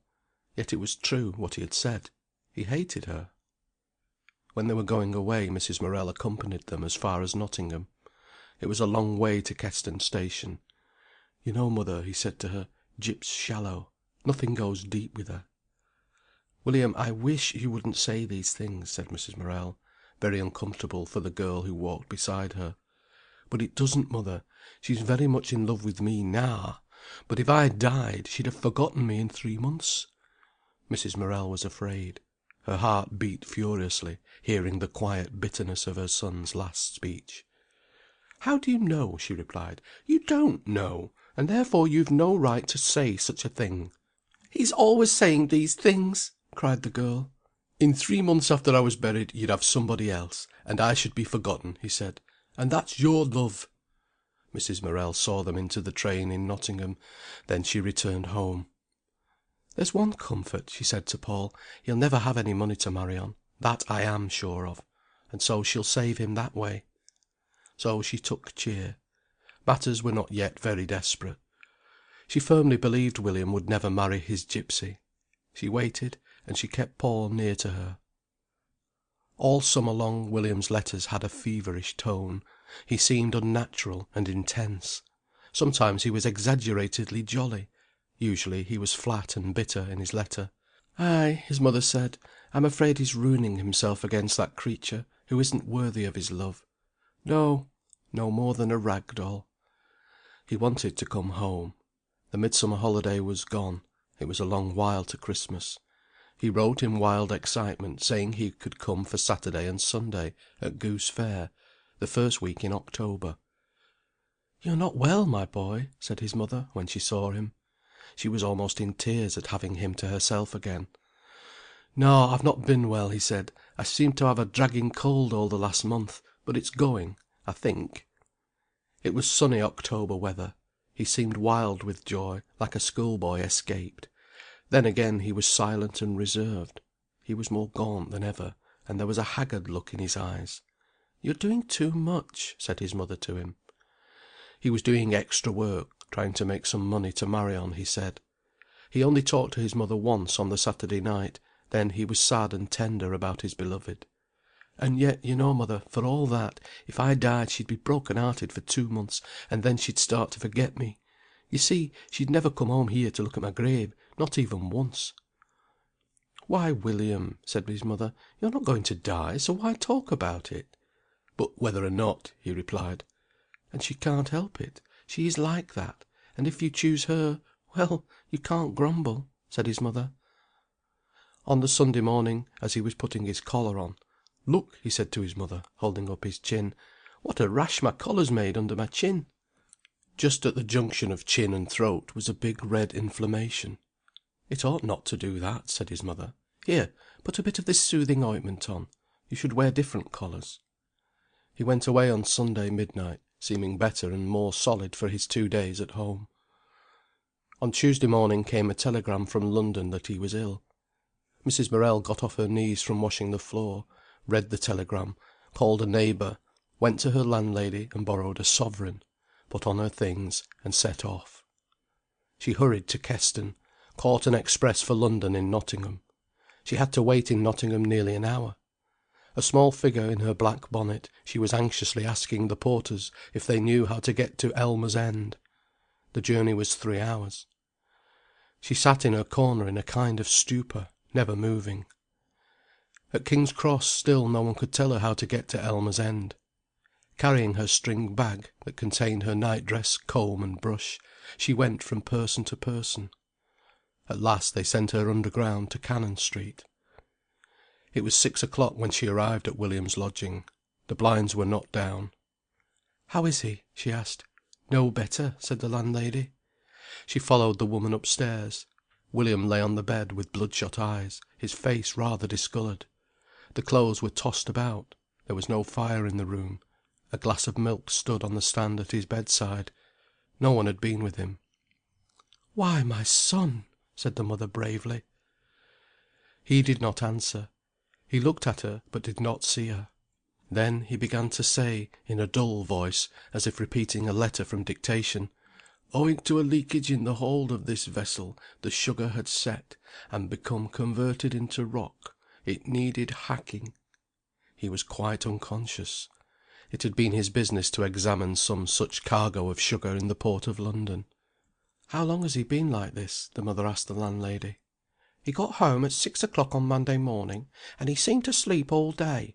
Then in the night we heard him talking, and this morning he asked for you. So I wired, and we fetched the doctor. Will you have a fire made?" Mrs. Morel tried to soothe her son, to keep him still. The doctor came. It was pneumonia, and, he said, a peculiar erysipelas, which had started under the chin, where the collar chafed, and was spreading over the face. He hoped it would not get to the brain. Mrs. Morel settled down to nurse. She prayed for William, prayed that he would recognize her. But the young man's face grew more discoloured. In the night she struggled with him. He raved and would not come to consciousness. At 2 o'clock, in a dreadful paroxysm, he died. Mrs. Morel sat perfectly still for an hour in the lodging bedroom. Then she roused the household. At 6 o'clock, With the aid of the charwoman, she laid him out, then she went round the dreary London village to the registrar and the doctor. At 9 o'clock to the cottage on Scargill Street came another wire. "William died last night. Let father come. Bring money." Annie, Paul, and Arthur were at home. Mr. Morel was gone to work. The three children said not a word. Annie began to whimper with fear. Paul set off for his father. It was a beautiful day. At Brinsley Pit the white steam melted slowly in the sunshine of a soft blue sky. The wheels of the headstocks twinkled high up. The screen, shuffling its coal into the trucks, made a busy noise. "I want my father. He's got to go to London," said the boy to the first man he met on the bank. "Thou wants Walter Morel? Go in theer and tell Joe Ward." Paul went into the little top office. "I want my father. He's got to go to London." "The feather? Is he down? What's his name?" "Mr. Morel." "What, Walter? He's out amiss." "He's got to go to London." The man went to the telephone and rang up the bottom office. "Walter Morel's wanted. Number 42. Hard. Summat's amiss. There's his lad here." Then he turned round to Paul. "He'll be up in a few minutes," he said. Paul wandered out to the pit top. He watched the chair come up, with its waggon of coal. The great iron cage sank back on its rest. A full carful was hauled off. An empty tram run on to the chair. A bell tinged somewhere. The chair heaved, then dropped like a stone. Paul did not realise William was dead. It was impossible, with such a bustle going on. The puller off swung the small truck onto the turntable. Another man ran with it along the bank down the curving lines. "And William is dead, and my mother's in London, and what will she be doing?" the boy asked himself, as if it were a conundrum. He watched chair after chair come up, and still no father. At last, standing beside a waggon, a man's form. The chair sank on its rests. Morel stepped off. He was slightly lame from an accident. "Is it thee, Paul? Is he worse? You've got to go to London." The two walked off the pit bank, where men were watching curiously. As they came out and went along the railway, with the sunny autumn field on one side and a wall of trucks on the other, Morel said, in a frightened voice, "He's never gone, child?" "Yes." "When what?" The miner's voice was terrified. "Last night. We had a telegram from my mother." Morel walked on a few strides, then leaned up against a truck side, his hands over his eyes. He was not crying. Paul stood looking around, waiting. On the weighing machine a truck trundled slowly. Paul saw everything, except his father leaning against the truck as if he were tired. Morel had only once before been to London. He set off, scared and piqued, to help his wife. That was on Wednesday. The children were left alone in the house. Paul went to work, Arthur went to school, and Annie had in a friend to be with her. On Saturday night, as Paul was turning the corner, coming home from Keston, he saw his mother and father, who had come to Sethley Bridge Station. They were walking in silence, in the dark, tired, straggling apart. The boy waited. "Mother!" he said, in the darkness. Mrs. Morel's small figure seemed not to observe. He spoke again. "Paul!" she said, uninterestedly. She let him kiss her, but she seemed unaware of him. In the house she was the same, small, white, and mute. She noticed nothing. She said nothing, only, "The coffin will be here to night, Walter. You'd better see about some help." Then turning to the children, "We're bringing him home." Then she relapsed into the same mute looking into space, her hands folded on her lap. Paul, looking at her, felt he could not breathe. The house was dead silent. "I went to work, mother," he said, plaintively. "Did you?" she answered, dully. After half an hour Morel, troubled and bewildered, came in again. "Where shall we hae him when he does come?" he asked his wife. "In the front room." "Then I'd better shift the table." "Yes." "And hae him across the chairs?" "You know there. Yes, I suppose so." Morel and Paul went, with a candle, into the parlour. There was no gas there. The father unscrewed the top of the big mahogany oval table, and cleared the middle of the room. Then he arranged 6 chairs opposite each other, so that the coffin could stand on their beds. "You never seed such a length as he is," said the miner, and watching anxiously as he worked. Paul went to the bay window and looked out. The ash tree stood monstrous and black in front of the wide darkness. It was a faintly luminous night. Paul went back to his mother. At 10 o'clock Morel called, "He's here!" Every one started. There was a noise of unbarring and unlocking the front door, which opened straight from the night into the room. "Bring another candle," called Morel. Annie and Arthur went. Paul followed with his mother. He stood with his arm round her waist in the inner doorway. Down the middle of the cleared room waited 6 chairs, face to face. In the window, against the lace curtains, Arthur held up one candle, and by the open door, against the night, Annie stood leaning forward, her brass candlestick glittering. There was the noise of wheels. Outside, in the darkness of the street below, Paul could see horses and a black vehicle, one lamp, and a few pale faces. Then some men, miners, all in their shirt sleeves, seemed to struggle in the obscurity. Presently 2 men appeared, bowed beneath a great weight. It was Morel and his neighbour. "Steady!" called Morel, out of breath. He and his fellow mounted the steep garden step, heaved into the candle light with their gleaming coffin end. Limbs of other men were seen struggling behind. Morel and Burns, in front, staggered. The great dark weight swayed. "Steady! Steady!" cried Morel, as if in pain. All the 6 bearers were up in the small garden, holding the great coffin aloft. There were 3 more steps to the door. The yellow lamp of the carriage shone alone down in the black road. "Now then," said Morel. The coffin swayed. The men began to mount the 3 steps with their load. Annie's candle flickered, and she whimpered as the first men appeared, and the limbs and bowed heads of 6 men struggled to climb into the room, bearing the coffin that rode like sorrow on their living flesh. "Oh, my son, my son!" Mrs. Morel sang softly, and each time the coffin swung to the unequal climbing of the men. "Oh, my son, my son, my son!" "Mother!" Paul whimpered, his hand round her waist. "Mother!" She did not hear. "Oh, my son, my son!" she repeated. Paul saw drops of sweat fall from his father's brow.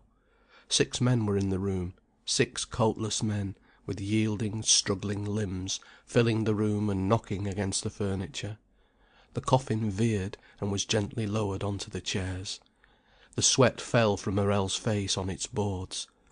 "My word, he's a weight," said a man, and the 5 miners sighed, bowed, and, trembling with the struggle, descended the steps again, closing the door behind them. The family was alone in the parlour with the great polished box. William, when laid out, was 6 feet 4 inches long. Like a monument lay the bright brown ponderous coffin. Paul thought it would never be got out of the room again. His mother was stroking the polished wood. They buried him on the Monday in the little cemetery on the hillside that looks over the fields at the big church and the houses. It was sunny, and the white chrysanthemums frilled themselves in the warmth. Mrs. Morel could not be persuaded after this to talk and take her old bright interest in life. She remained shut off. All the way home in the train she had said to herself, "If only it could have been me." When Paul came home at night he found his mother sitting, her day's work done, with hands folded in her lap upon her coarse apron. She always used to have changed her dress and put on a black apron before. Now Annie set his supper, and his mother sat looking blankly in front of her, her mouth shut tight. Then he beat his brains for news to tell her. "Mother, Miss Jordan was down to-day, and she said my sketch of a colliery at work was beautiful." But Mrs. Morel took no notice. Night after night he forced himself to tell her things, although she did not listen. It drove him almost insane to have her thus. At last, "What's the matter, mother?" he asked. She did not hear. "What's the matter?" he persisted. "Mother, what's the matter?" "You know what's the matter," she said, irritably, turning away. The lad, he was 16 years old, went to bed drearily. He was cut off and wretched through October, November, and December. His mother tried, but she could not rouse herself. She could only brood on her dead son. He had been let to die so cruelly. At last, on December 23rd, with his 5 shillings Christmas box in his pocket, Paul wandered blindly home. His mother looked at him, and her heart stood still. "What's the matter?" she asked. "I'm badly, mother," he replied. "Mr. Jordan gave me 5 shillings for a Christmas box." He handed it to her with trembling hands. She put it on the table. "You aren't glad?" he reproached her. But he trembled violently. "Where hurts you?" she said, unbuttoning his overcoat. It was the old question. "I feel badly, mother." She undressed him and put him to bed. He had pneumonia dangerously, the doctor said. Might he never have had it if I'd kept him at home, not let him go to Nottingham, was one of the first things she asked. "He might not have been so bad," said the doctor. Mrs. Morel stood condemned on her own ground. "I should have watched the living, not the dead," she told herself. Paul was very ill. His mother lay in bed at nights with him. They could not afford a nurse. He grew worse, and the crisis approached. One night he tossed into consciousness in the ghastly, sickly feeling of dissolution, when all the cells in the boy seemed in intense irritability to be breaking down, and consciousness makes a last flare of struggle, like madness. "I shall die, mother!" he cried, heaving for breath on the pillow. She lifted him up, crying in a small voice, "Oh, my son, my son!" That brought him to. He realized her. His whole will rose up and arrested him. He put his head on her breast, and took ease of her for love. "For some things," said his aunt, "it was a good thing Paul was ill that Christmas. I believe it saved his mother." Paul was in bed for 7 weeks. He got up white and fragile. His father had bought him a pot of scarlet and gold tulips. They used to flame in the window in the March sunshine as he sat on the sofa chattering to his mother. The two knitted together in perfect intimacy. Mrs. Morel's life now rooted itself in Paul. William had been a prophet. Mrs. Morel had a little present and a letter from Lily at Christmas. Mrs. Morel's sister had a letter at the New Year. "I was at a ball last night. Some delightful people were there, and I enjoyed myself thoroughly," said the letter. "I had every dance. Did not sit out one." Mrs. Morel never heard any more of her. Morel and his wife were gentle with each other for some time after the death of their son. He would go into a kind of daze, staring wide-eyed and blank across the room. Then he would get up suddenly and hurry out to the 3 spots, returning in his normal state. But never in his life would he go for a walk up Shepstone, past the office where his son had worked. And he always avoided the cemetery. End of Chapter 6, Part 2. Chapter 7, Part 1. Lad and Girl Love. Paul had been many times up to Willey Farm during the autumn. He was friends with the 2 youngest boys. Edgar, the eldest, would not condescend at first, and Miriam also refused to be approached. She was afraid of being set at naught, as by her own brothers. The girl was romantic in her soul. Everywhere was a Walter Scott heroine being loved by men with helmets or with plumes in their caps. She herself was something of a princess turned into a swine girl, in her own imagination. And she was afraid lest this boy, who nevertheless looked something like a Walter Scott hero, who could paint and speak French, and knew what algebra meant, and who went by train to Nottingham every day, might consider her simply as the swine girl, unable to perceive the princess beneath. So she held aloof. Her great companion was her mother. They were both brown-eyed, and inclined to be mystical. Such women as treasure religion inside them, breathe it in their nostrils, and see the whole of life in a mist thereof. So to Miriam, Christ and God made one great figure, which she loved tremblingly and passionately when a tremendous sunset burned out the western sky. And Ediths, and Lucys, and Rowenas, Brian de Bois Gilberts, Rob Roys and Guy Mannerings rustled the sunny leaves in the morning, or sat in her bedroom aloft, alone, when it snowed. That was life to her. For the rest, she drudged in the house, which work she would not have minded had not her clean red floor been mucked up immediately by the trampling farm boots of her brothers. She madly wanted her little brother of 4 to let her swathe him and stifle him in her love. She went to church reverently, with bowed head, and quivered in anguish from the vulgarity of the other choir girls, and from the common sounding voice of the curate. She fought with her brothers, whom she considered brutal louts, and she held not her father in too high esteem because he did not carry any mystical ideals cherished in his heart, but only wanted to have as easy a time as he could, and his meals when he was ready for them. She hated her position as swine girl. She wanted to be considered. She wanted to learn, thinking that if she could read, as Paul said he could read, Colombe or Voyage autour de ma chambre, the world would have a different face for her and a deepened respect. She could not be princess by wealth or standing. So she was mad to have learning whereon to pride herself. For she was different from other folk, and must not be scooped up among the common fry. Learning was the only distinction to which she thought to aspire. Her beauty, that of a shy, wild, quiveringly sensitive thing, seemed nothing to her. Even her soul, so strong for that rhapsody, was not enough. She must have something to reinforce her pride, because she felt different from other people. Paul she eyed rather wistfully. On the whole, she scorned the male sex. But here was a new specimen, quick, light, graceful, who could be gentle, and who could be sad, and who was clever, and who knew a lot, and who had had a death in the family. The boy's poor morsel of learning exalted him almost sky high in her esteem.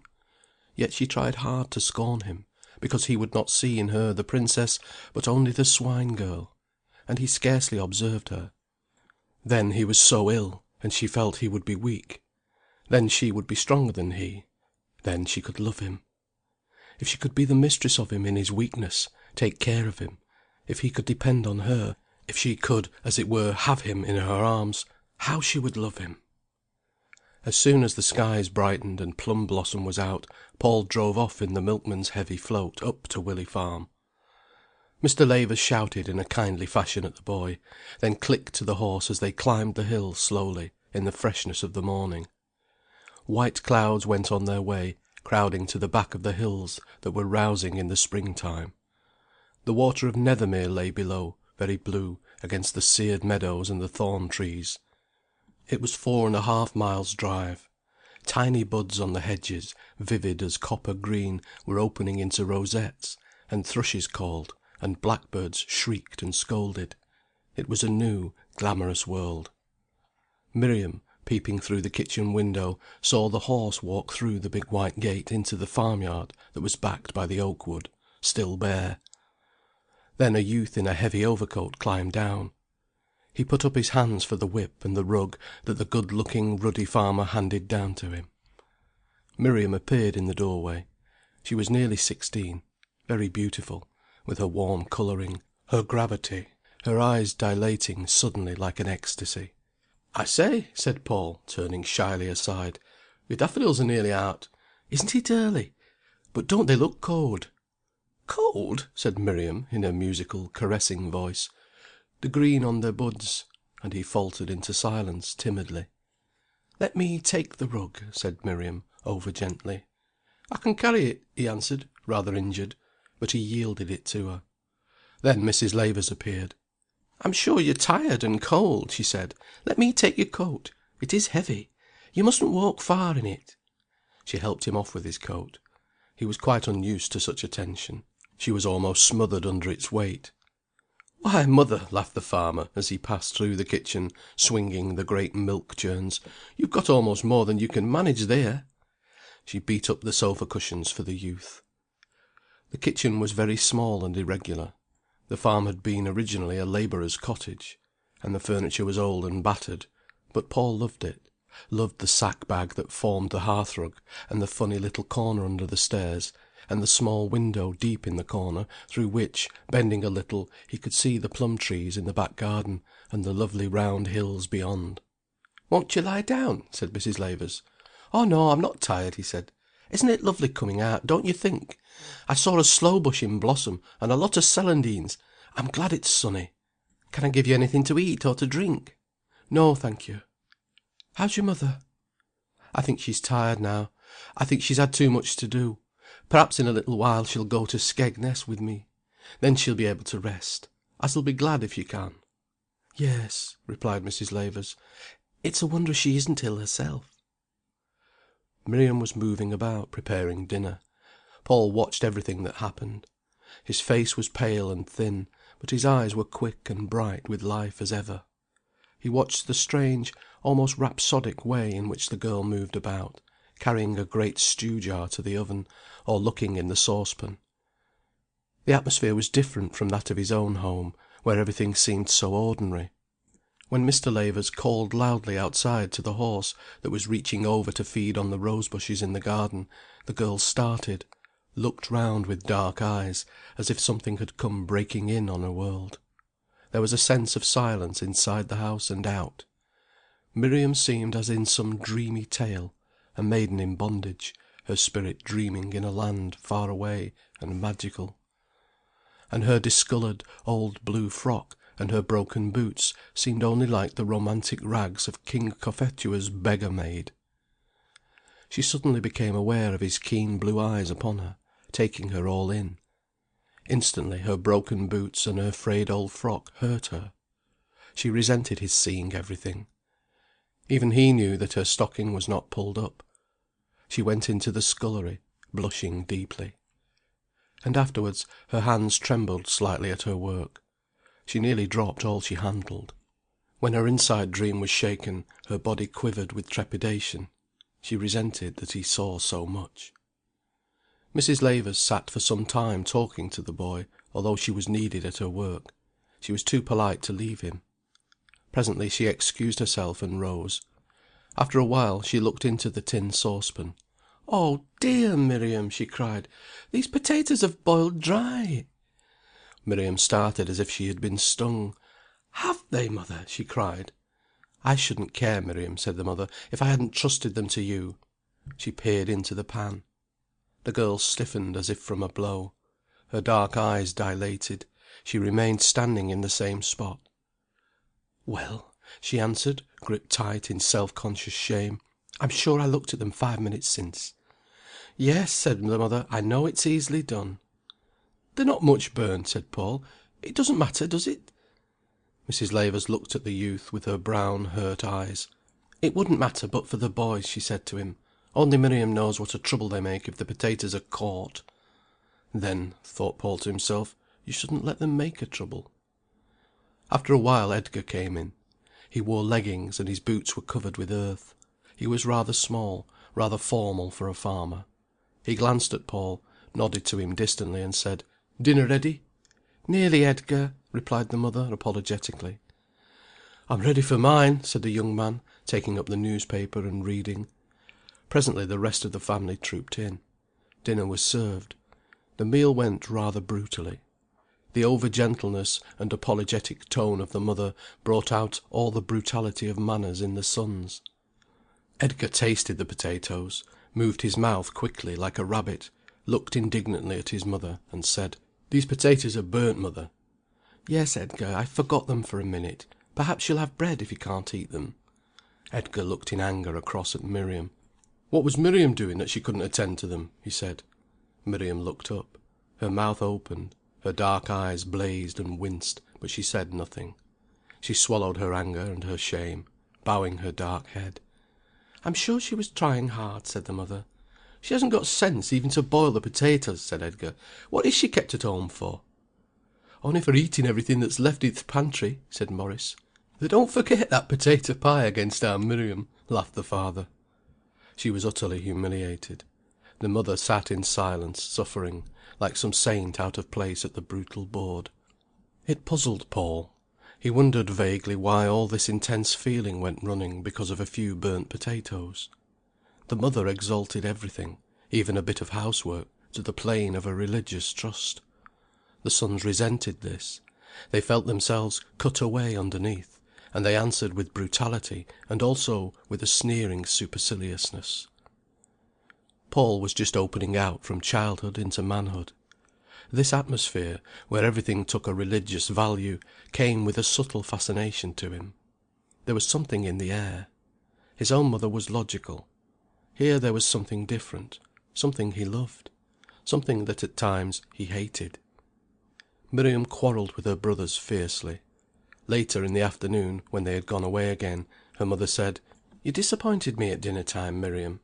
The girl dropped her head. "They are such brutes!" she suddenly cried, looking up with flashing eyes. "But hadn't you promised not to answer them?" said the mother. "And I believed in you. I can't stand it when you wrangle." "But they're so hateful!" cried Miriam. And low." "Yes, dear, but how often have I asked you not to answer Edgar back? Can't you let him say what he likes?" "But why should he say what he likes?" "Aren't you strong enough to bear it, Miriam, if even for my sake? Are you so weak that you must wrangle with them?" Mrs. Lavers stuck unflinchingly to this doctrine of "the other cheek." She could not instil it at all into the boys. With the girls she succeeded better, and Miriam was the child of her heart. The boys loathed the other cheek when it was presented to them. Miriam was often sufficiently lofty to turn it. Then they spat on her and hated her. But she walked in her proud humility, living within herself. There was always this feeling of jangle and discord in the Lavers family. Although the boys resented so bitterly this eternal appeal to their deeper feelings of resignation and proud humility, yet it had its effect on them. They could not establish between themselves and an outsider just the ordinary human feeling and unexaggerated friendship. They were always restless for the something deeper. Ordinary folk seemed shallow to them, trivial and inconsiderable. And so they were unaccustomed, painfully uncouth in the simplest social intercourse, suffering, and yet insolent in their superiority. Then beneath was the yearning for the soul intimacy to which they could not attain because they were too dumb, and every approach to close connection was blocked by their clumsy contempt of other people. They wanted genuine intimacy, but they could not get even normally near to any one, because they scorned to take the first steps. They scorned the triviality which forms common human intercourse. Paul fell under Mrs. Lavers' spell. Everything had a religious and intensified meaning when he was with her. His soul, hurt, highly developed, sought her as if for nourishment. Together they seemed to sift the vital fact from an experience. Miriam was her mother's daughter. In the sunshine of the afternoon mother and daughter went down the fields with him. They looked for nests. There was a Jenny Wren's in the hedge by the orchard. "I do want you to see this," said Mrs. Lavers. He crouched down and carefully put his finger through the thorns into the round door of the nest. "It's almost as if you were feeling inside the live body of the bird," he said. "It's so warm. They say a bird makes its nest round like a cup, with pressing its breast on it. Then how did it make the ceiling round, I wonder?" The nest seemed to start into life for the two women. After that Miriam came to see it every day. It seemed so close to her. Again, going down the hedge-side with the girl, he noticed the celandines, scalloped splashes of gold, on the side of the ditch. "I like them," he said, "when the petals go flat back with the sunshine. They seem to be pressing themselves at the sun." And then the celandines ever after drew her with a little spell. Anthropomorphic as she was, she stimulated him into appreciating things thus, and then they lived for her. She seemed to need things kindling in her imagination or in her soul before she felt she had them. And she was cut off from ordinary life by her religious intensity, which made the world for her either a nunnery garden or a paradise, where sin and knowledge were not, or else an ugly, cruel thing. So it was, in this atmosphere of subtle intimacy, this meeting in their common feeling for something in nature, that their love started. Personally, he was a long time before he realized her. For 10 months he had to stay at home after his illness. For a while he went to Skegness with his mother, and was perfectly happy. But even from the seaside he wrote long letters to Mrs. Lavers about the shore and the sea.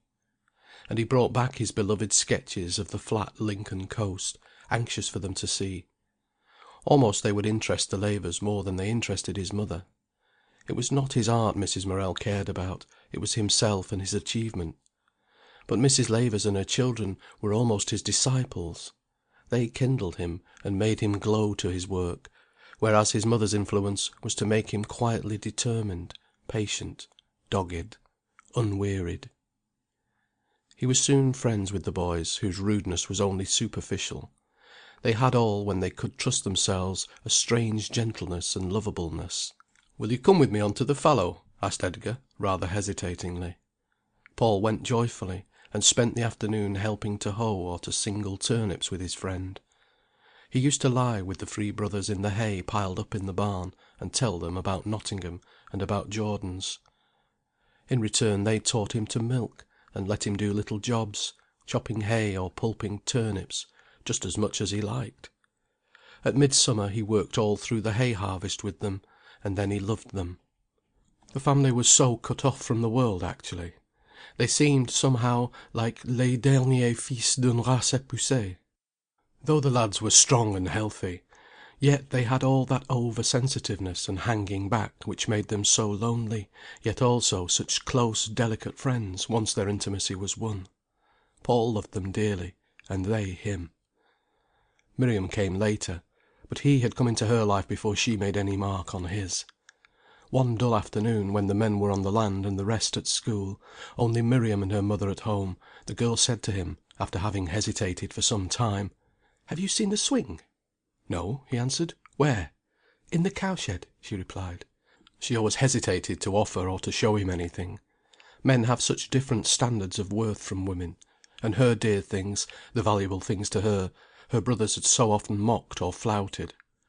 "Come on, then," he replied, jumping up. There were two cowsheds, one on either side of the barn. In the lower, darker shed there was standing for 4 cows. Hens flew scolding over the manger wall as the youth and girl went forward for the great thick rope which hung from the beam in the darkness overhead, and was pushed back over a peg in the wall.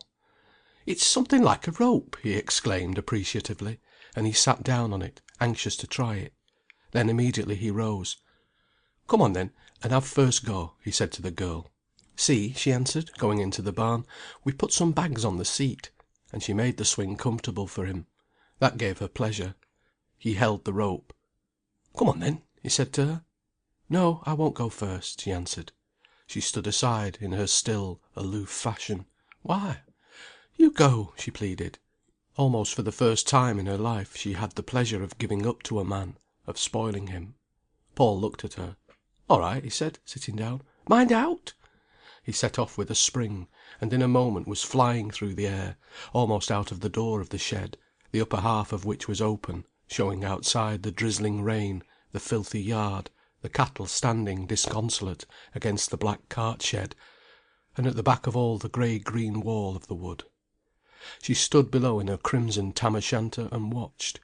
He looked down at her, and she saw his blue eyes sparkling. "It's a treat of a swing," he said. "Yes." He was swinging through the air, every bit of him swinging, like a bird that swoops for joy of movement. And he looked down at her. Her crimson cap hung over her dark curls.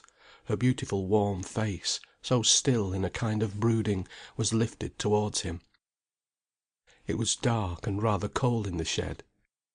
Suddenly a swallow came down from the high roof and darted out of the door. "I didn't know a bird was watching," he called. He swung negligently. She could feel him falling and lifting through the air, as if he were lying on some force. "Now I'll die," he said, in a detached, dreamy voice, as though he were the dying motion of the swing. She watched him, fascinated. Suddenly he put on the brake and jumped out. "I've had a long turn," he said, "but it's a treat of a swing. It's a real treat of a swing." Miriam was amused that he took a swing so seriously, and felt so warmly over it. "No, you go on," she said. "Why, don't you want one?" he asked, astonished. "Well, not much. I'll have just a little." She sat down, whilst he kept the bags in place for her. "It's so ripping," he said, setting her in motion. "Keep your heels up, or they'll bang the manger wall." She felt the accuracy with which he caught her, exactly at the right moment, and the exactly proportionate strength of his thrust, and she was afraid. Down to her bowels went the hot wave of fear. She was in his hands. Again, firm and inevitable, came the thrust at the right moment. She gripped the rope, almost swooning. "Ha!" she laughed in fear. "No higher!" "But you're not a bit high," he remonstrated. "But no higher." He heard the fear in her voice, and desisted. Her heart melted in hot pain when the moment came for him to thrust her forward again. But he left her alone. She began to breathe. "Won't you really go any farther?" he asked. "Should I keep you there?" "No, let me go by myself," she answered. He moved aside and watched her. "Why, you're scarcely moving," he said. She laughed slightly with shame, and in a moment got down. "They say if you can swing you won't be sea-sick," he said, as he mounted again. "I don't believe I should ever be sea-sick." Away he went. There was something fascinating to her in him. For the moment he was nothing but a piece of swinging stuff not a particle of him that did not swing. She could never lose herself so, nor could her brothers. It roused a warmth in her. It were almost as if he were a flame that had lit a warmth in her whilst he swung in the middle air. And gradually the intimacy with the family concentrated for Paul on three persons: the mother, Edgar, and Miriam. To the mother he went for that sympathy and that appeal which seemed to draw him out. Edgar was his very close friend. And to Miriam he more or less condescended, because she seemed so humble. But the girl gradually sought him out.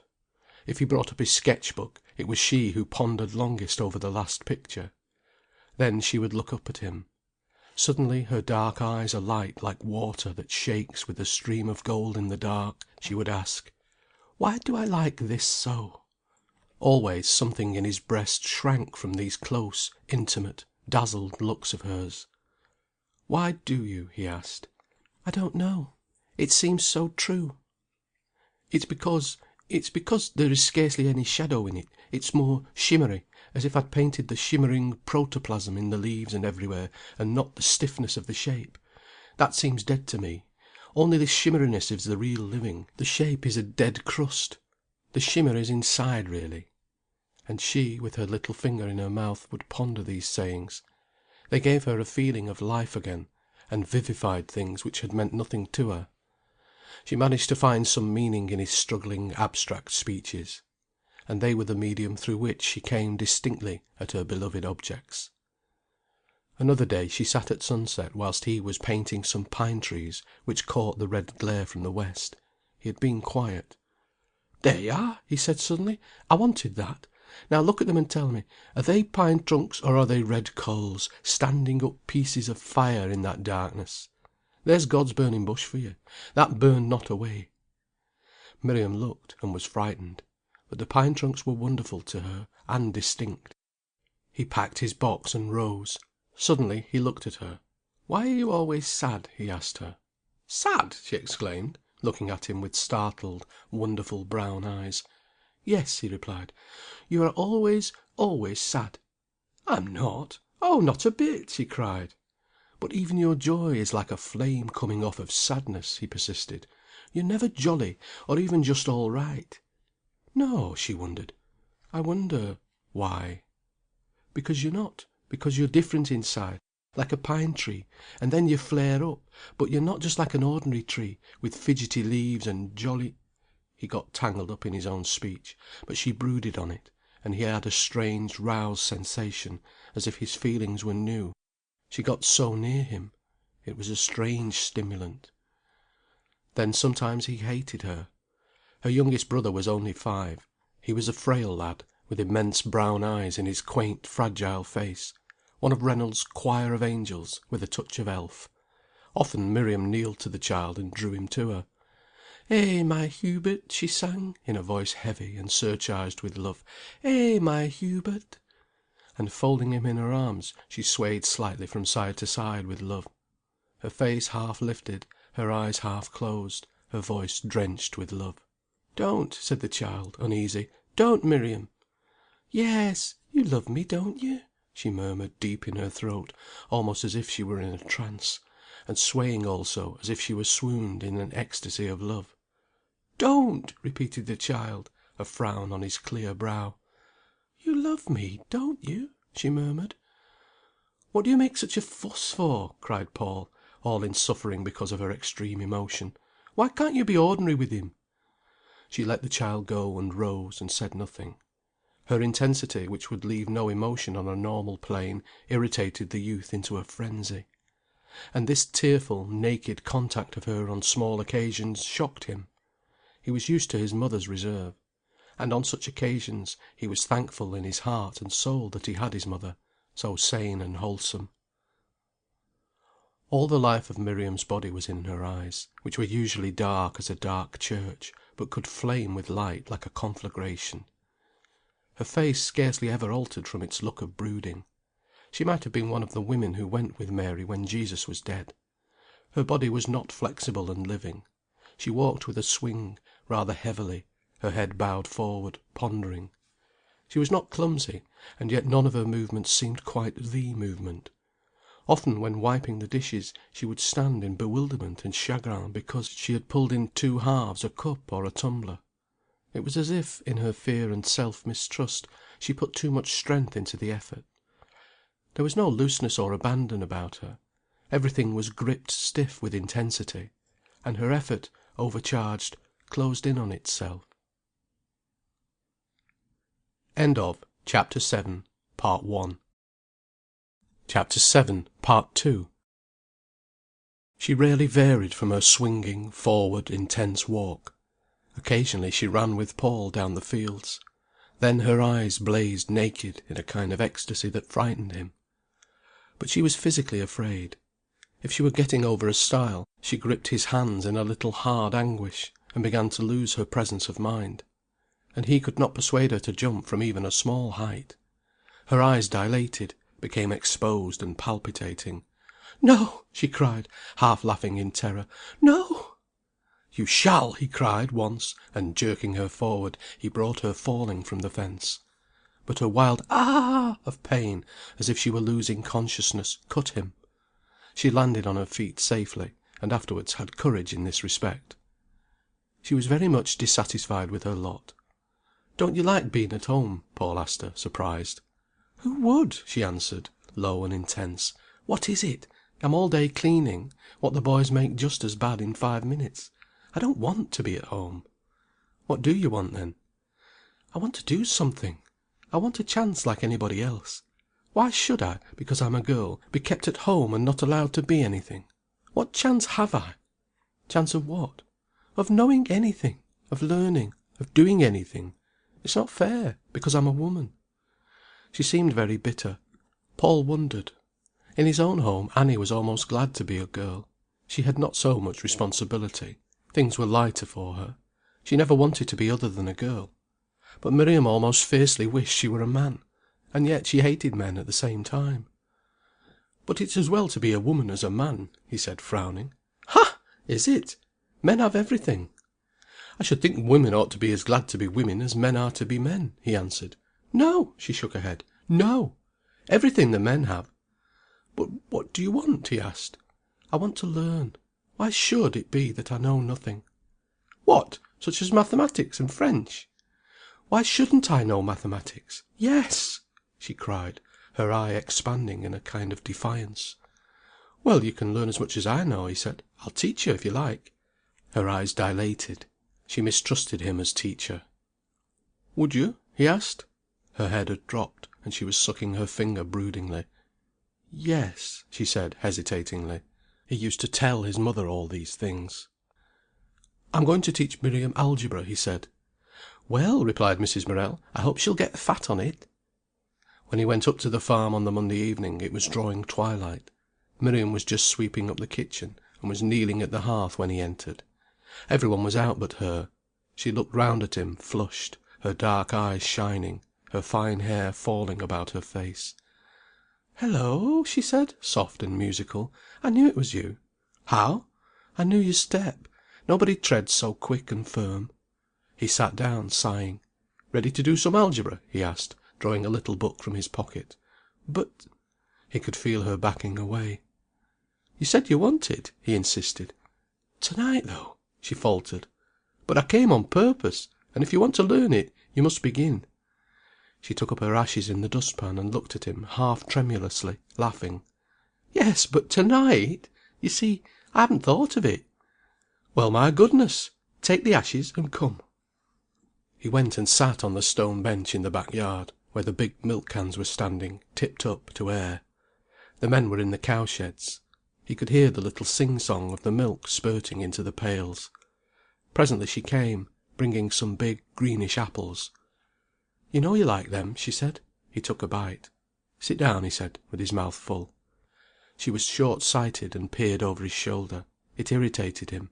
He gave her the book quickly. "Here," he said. "It's only letters for figures. You put down A instead of 2 or 6." They worked, he talking, she with her head down on the book. He was quick and hasty. She never answered. Occasionally, when he demanded of her, "Do you see?" she looked up at him, her eyes wide with the half laugh that comes of fear. "Don't you?" he cried. He had been too fast, but she said nothing. He questioned her more, and then got hot. It made his blood rouse to see her there, as it were, at his mercy, her mouth open, her eyes dilated with laughter that was afraid, apologetic, ashamed. Then Edgar came along with 2 buckets of milk. "Hullo!" he said. "What are you doing?" "Algebra," replied Paul. "Algebra?" repeated Edgar curiously. Then he passed on with a laugh. Paul took a bite at his forgotten apple, looked at the miserable cabbages in the garden, pecked into lace by the fowls, and he wanted to pull them up. Then he glanced at Miriam. She was poring over the book, seemed absorbed in it, yet trembling lest she could not get at it. It made him cross. She was ruddy and beautiful, yet her soul seemed to be intensely supplicating. The algebra book she closed, shrinking, knowing he was angered. And at the same instant he grew gentle, seeing her hurt because she did not understand. But things came slowly to her. And when she held herself in a grip, seemed so utterly humble before the lesson, it made his blood rouse. He stormed at her, got ashamed, continued the lesson, and grew furious again, abusing her. She listened in silence. Occasionally, very rarely, she defended herself. Her liquid dark eyes blazed at him. "You don't give me time to learn it," she said. "All right," he answered, throwing the book on the table, and lighting a cigarette. Then, after a while, he went back to her repentant. So the lessons went. He was always either in a rage or very gentle. "What do you tremble your soul before it for?" he cried. "You don't learn algebra with your blessed soul. Can't you look at it with your clear simple wits?" Often when he went again into the kitchen, Mrs. Lavers would look at him reproachfully, saying, "Paul, don't be so hard on Miriam. She may not be quick, but I'm sure she tries." "I can't help it," he said, rather pitiably. "I go off like it." "You don't mind me, Miriam, do you?" he asked of the girl later. "No," she reassured him, in her beautiful deep tones. "No, I don't mind." "Don't mind me. It's my fault." But in spite of himself his blood began to boil with her.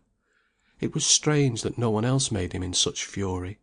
He flared against her. Once he threw the pencil in her face. There was a silence. She turned her face slightly aside. I didn't " he began, but got no farther, feeling weak in all his bones. She never reproached him or was angry with him. He was often cruelly ashamed.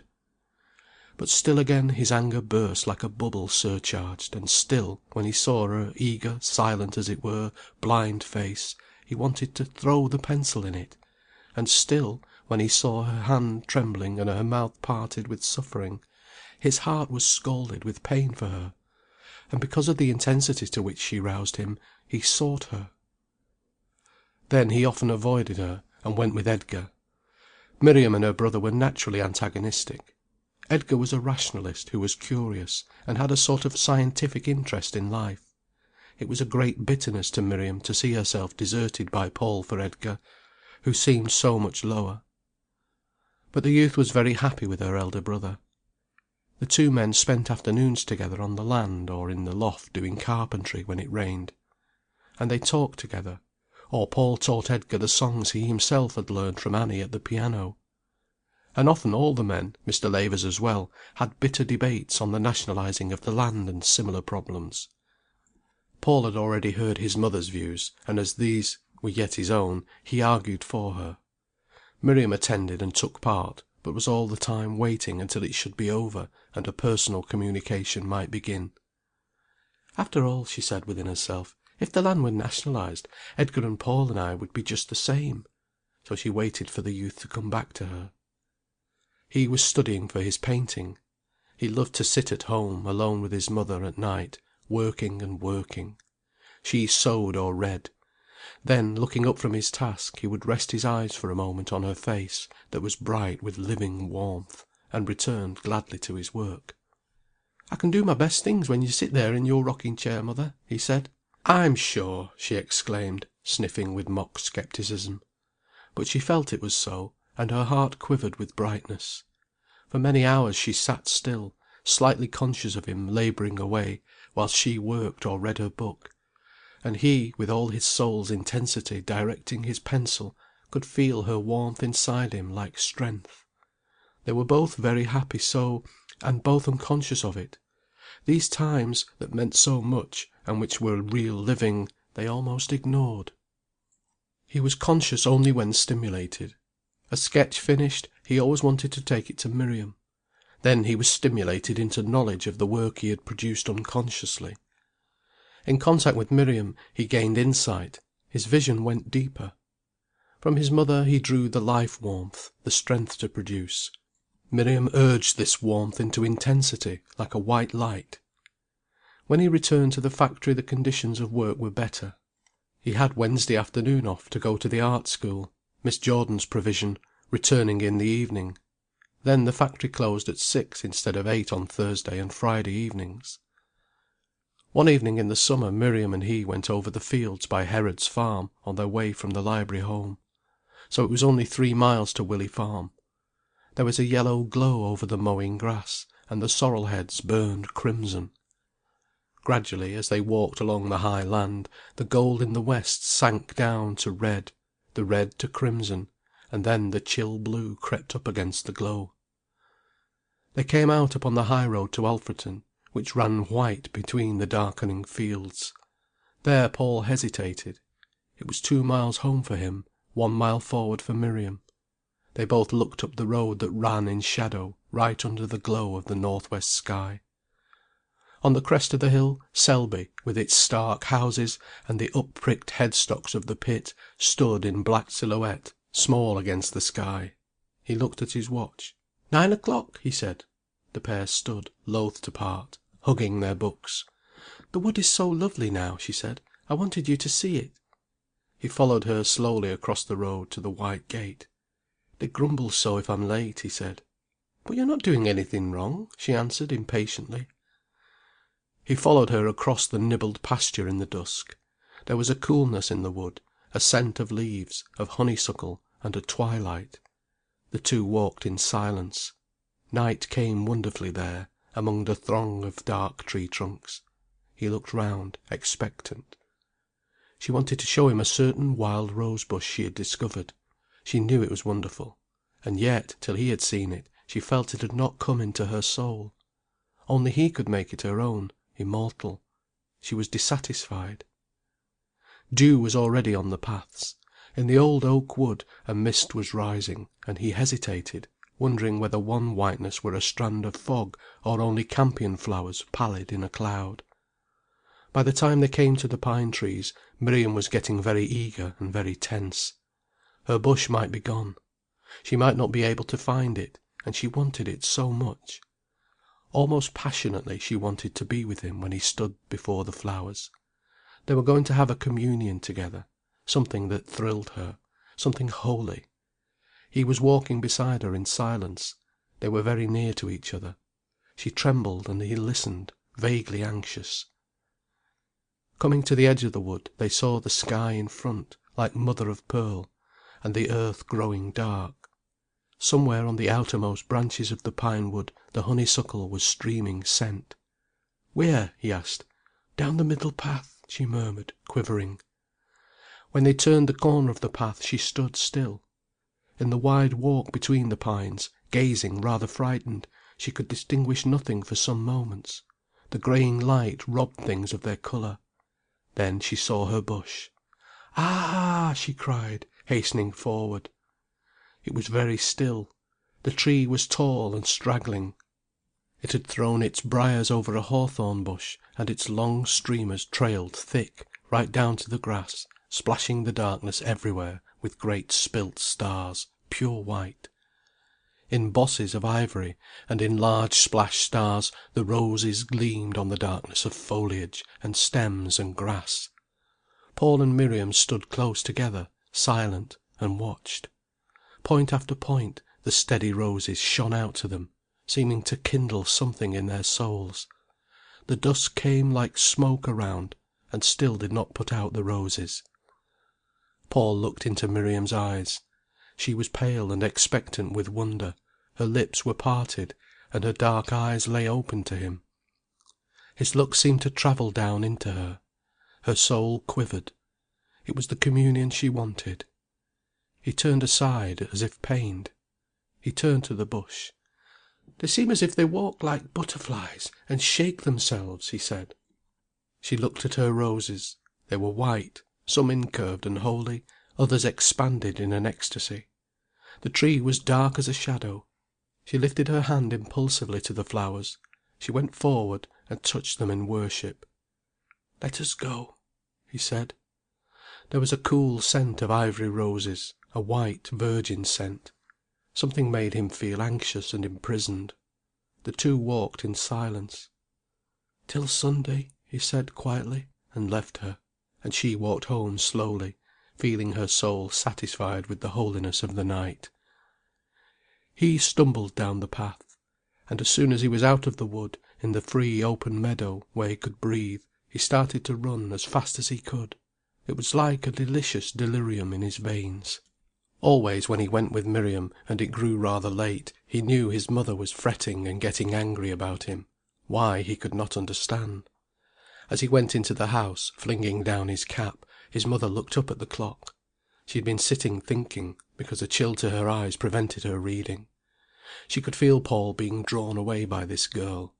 And she did not care for Miriam. "She is one of those who will want to suck a man's soul out till he has none of his own left," she said to herself. "And he is such a gaby as to let himself be absorbed. She will never let him become a man. She never will." So, while he was away with Miriam, Mrs. Morel grew more and more worked up.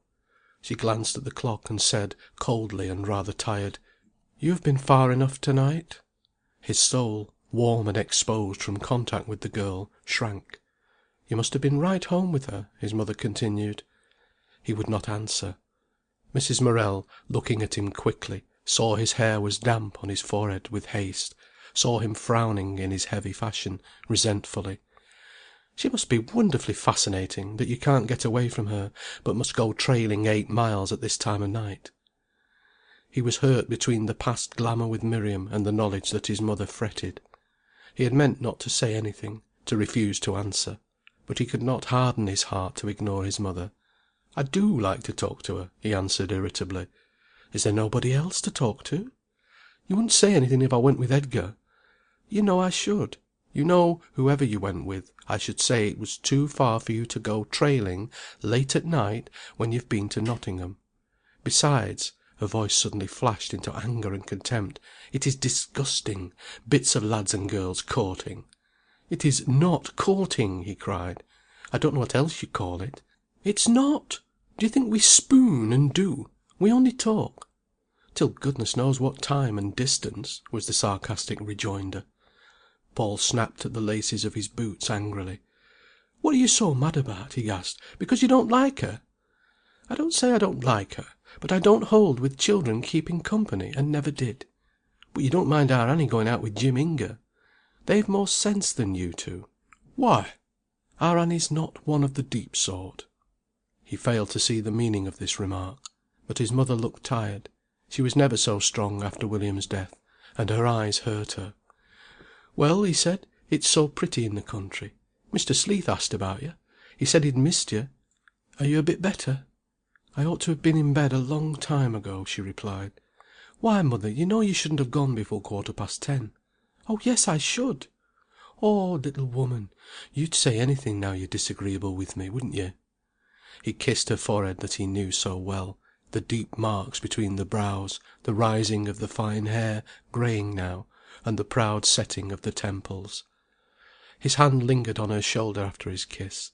Then he went slowly to bed. He had forgotten Miriam. He only saw how his mother's hair was lifted back from her warm broad brow. And somehow she was hurt. Then the next time he saw Miriam, he said to her, "Don't let me be late tonight, not later than 10 o'clock. My mother gets so upset." Miriam dropped her head, brooding. "Why does she get upset?" she asked. "Because she says I oughtn't to be out late when I have to get up early." "Very well," said Miriam, rather quietly, and with just a touch of a sneer. He resented that. And he was usually late again. That there was any love growing between him and Miriam neither of them would have acknowledged. He thought he was too sane for such sentimentality, and she thought herself too lofty. They both were late in coming to maturity, and psychical ripeness was much behind even the physical. Miriam was exceedingly sensitive, as her mother had always been. The slightest grossness made her recoil almost in anguish. Her brothers were brutal, but never coarse in speech. The men did all the discussing of farm matters outside. But perhaps because of the continual business of birth and of begetting which goes on upon every farm, Miriam was the more hypersensitive to the matter, and her blood was chastened almost to disgust of the faintest suggestion of such intercourse. Paul took his pitch from her, and their intimacy went on in an utterly blanched and chaste fashion. It could never be mentioned that the mare was in foal. Chapter 7, Part 2. Chapter 7, Part 3. When he was 19, he was earning only 20 shillings a week, but he was happy. His painting went well, and life went well enough. On the Good Friday he organised a walk to the Hemlock Stone. There were 3 lads of his own age then: Annie and Arthur, Miriam and Geoffrey. Arthur apprenticed as an electrician in Nottingham, was home for the holiday. Morel, as usual, was up early, whistling and sawing in the yard. At 7 o'clock the family heard him buy 3 pennyworth of hot cross buns. He talked with gusto to the little girl who brought them, calling her "my darling." He turned away several boys who came with more buns, telling them they had been "kested" by a little lass. Then Mrs. Morel got up, and the family straggled down. It was an immense luxury to everybody, this lying in bed just before the ordinary time on a week day. And Paul and Arthur read before breakfast, and had the meal unwashed, sitting in their shirt sleeves. This was another holiday luxury. The room was warm. Everything felt free of care and anxiety. There was a sense of plenty in the house. While the boys were reading, Mrs. Morel went into the garden. They were now in another house, an old one, near the Scargill Street home, which had been left soon after William had died. Directly came an excited cry from the garden. "Paul! Paul! Come and look!" It was his mother's voice. He threw down his book and went out. There was a long garden that ran to a field. It was a grey, cold day, with a sharp wind blowing out of Derbyshire. 2 fields away Bestwood began, with a jumble of roofs and red house ends, out of which rose the church tower and the spire of the Congregational chapel. And beyond went woods and hills, right away to the pale grey heights of the Pennine Chain. Paul looked down the garden for his mother. Her head appeared among the young currant bushes. "Come here!" she cried. "What for?" he answered. "Come and see." She had been looking at the buds on the currant trees. Paul went up. "To think," she said, "that here I might never have seen them!" Her son went to her side.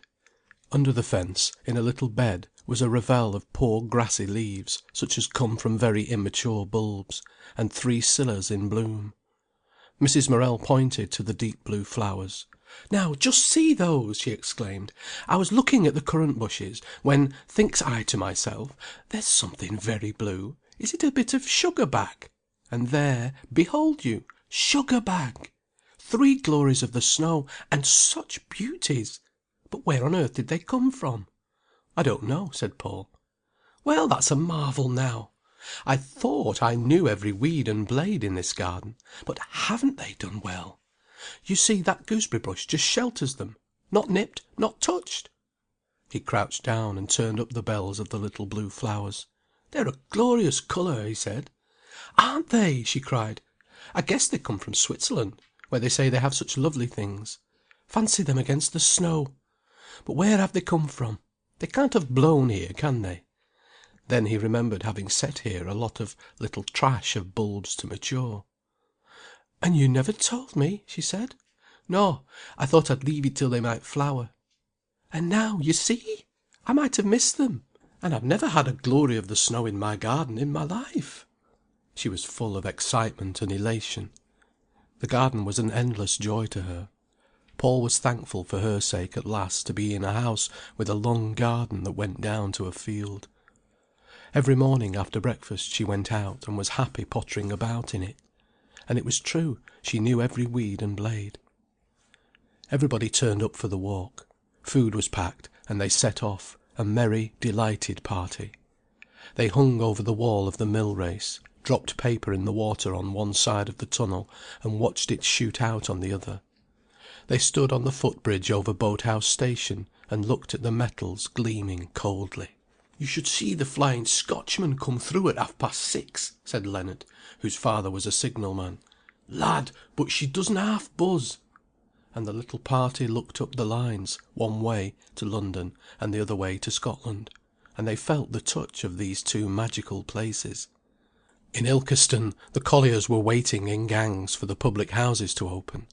It was a town of idleness and lounging. At Stanton Gate the iron foundry blazed. Over everything there were great discussions. At Trowell they crossed again from Derbyshire into Nottinghamshire. They came to the Hemlock at dinner time. Its field was crowded with folk from Nottingham and Ilkeston. They had expected a venerable and dignified monument. They found a little gnarled twisted stump of rock, something like a decayed mushroom, standing out pathetically on the side of a field. Leonard and Dick immediately proceeded to carve their initials L.W. and R.P. in the old red sandstone, but Paul desisted, because he had read in the newspaper satirical remarks about initial carvers, who could find no other road to immortality. Then all the lads climbed to the top of the rock to look round. Everywhere in the field below, factory girls and lads were eating lunch or sporting about. Beyond was the garden of an old manor. It had yew hedges and thick clumps and borders of yellow crocuses round the lawn. "See," said Paul to Miriam, "what a quiet garden!" She saw the dark yews and the golden crocuses, then she looked at him gratefully. He had not seemed to belong to her among all these others. He was different then, not her Paul, who understood the slightest quiver of her innermost soul, but something else, speaking another language than hers. How it hurt her and deadened her very perceptions. Only when he came right back to her, leaving his other, his lesser self, as she thought, would she feel alive again. And now he asked her to look at this garden, wanting the contact with her again. Impatient of the set in the field, she turned to the quiet lawn, surrounded by sheaves of shut-up crocuses. A feeling of stillness, almost of ecstasy, came over her. It felt almost as if she were alone with him in this garden. Then he left her again and joined the others. Soon they started home. Miriam loitered behind, alone. She did not fit in with the others. She could very rarely get into human relations with any one. So her friend, her companion, her lover, was nature. She saw the sun declining wanly. In the dusky, cold hedgerows were some red leaves. She lingered to gather them, tenderly, passionately. The love in her fingertips caressed the leaves. The passion in her heart came to a glow upon the leaves. Suddenly she realised she was alone in a strange road, and she hurried forward. Turning a corner in the lane, she came upon Paul, who stood bent over something, his mind fixed on it, working away steadily, patiently, a little hopelessly. She hesitated in her approach, to watch. He remained concentrated in the middle of the road. Beyond, one rift of rich gold in that colourless grey evening seemed to make him stand out in dark relief. She saw him, slender and firm, as if the setting sun had given him to her. A deep pain took hold of her, and she knew she must love him. And she had discovered him, discovered in him a rare potentiality, discovered his loneliness. Quivering as at some annunciation, she went slowly forward. At last he looked up. "Why," he exclaimed gratefully, "have you waited for me?" She saw a deep shadow in his eyes. "What was it?" she asked. "The spring broken here," and he showed her where his umbrella was injured. Instantly, with some shame, she knew he had not done the damage himself, but that Geoffrey was responsible. "It is only an old umbrella, isn't it?" she asked. She wondered why he, who did not usually trouble over trifles, made such a mountain of this molehill. "But it was William's, and my mother can't help but know," he said quietly, still patiently working at the umbrella. The words went through Miriam like a blade. This, then, was the confirmation of her vision of him! She looked at him, but there was about him a certain reserve, and she dared not comfort him, not even speak softly to him. "Come on," he said. "I can't do it." And they went in silence along the road. That same evening they were walking along under the trees by Nether Green. He was talking to her fretfully, seemed to be struggling to convince himself.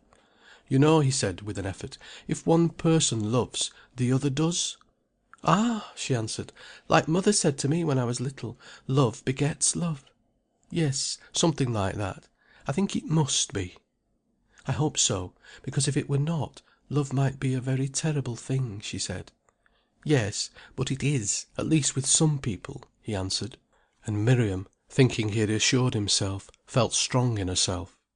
She always regarded that sudden coming upon him in the lane as a revelation.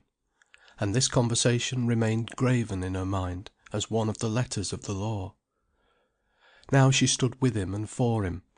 When, about this time, he outraged the family feeling at Willey Farm by some overbearing insult, she stuck to him, and believed he was right.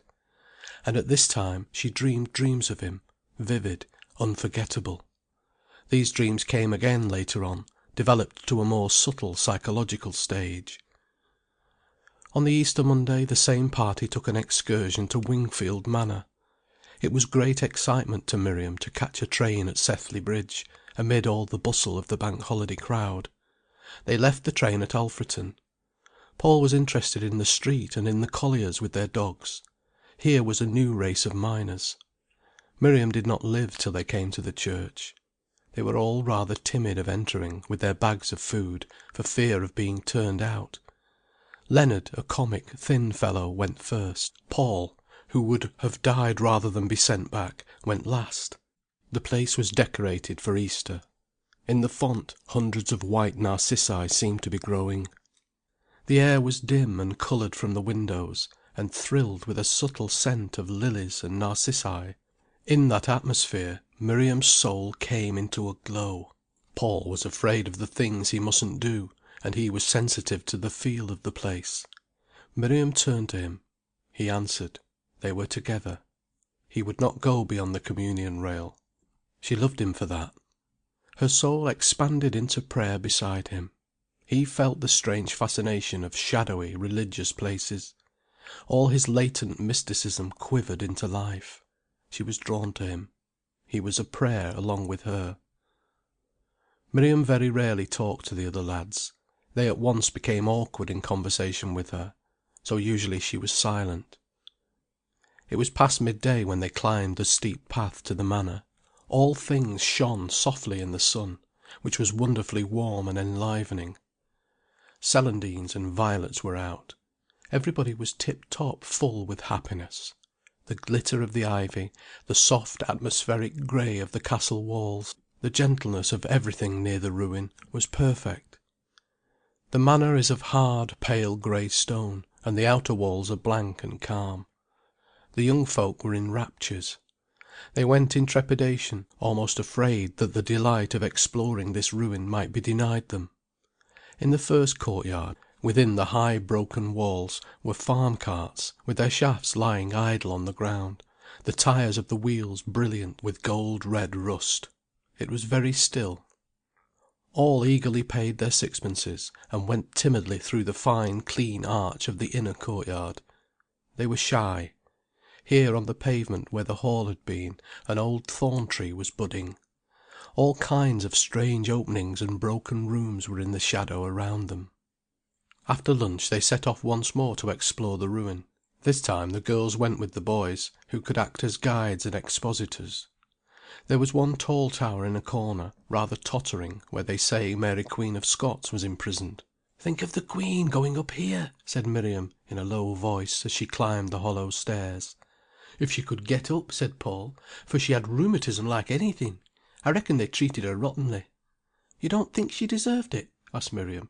"No, I don't. She was only lively." They continued to mount the winding staircase. A high wind, blowing through the loopholes, went rushing up the shaft, and filled the girl's skirts like a balloon, so that she was ashamed, until he took the hem of her dress and held it down for her.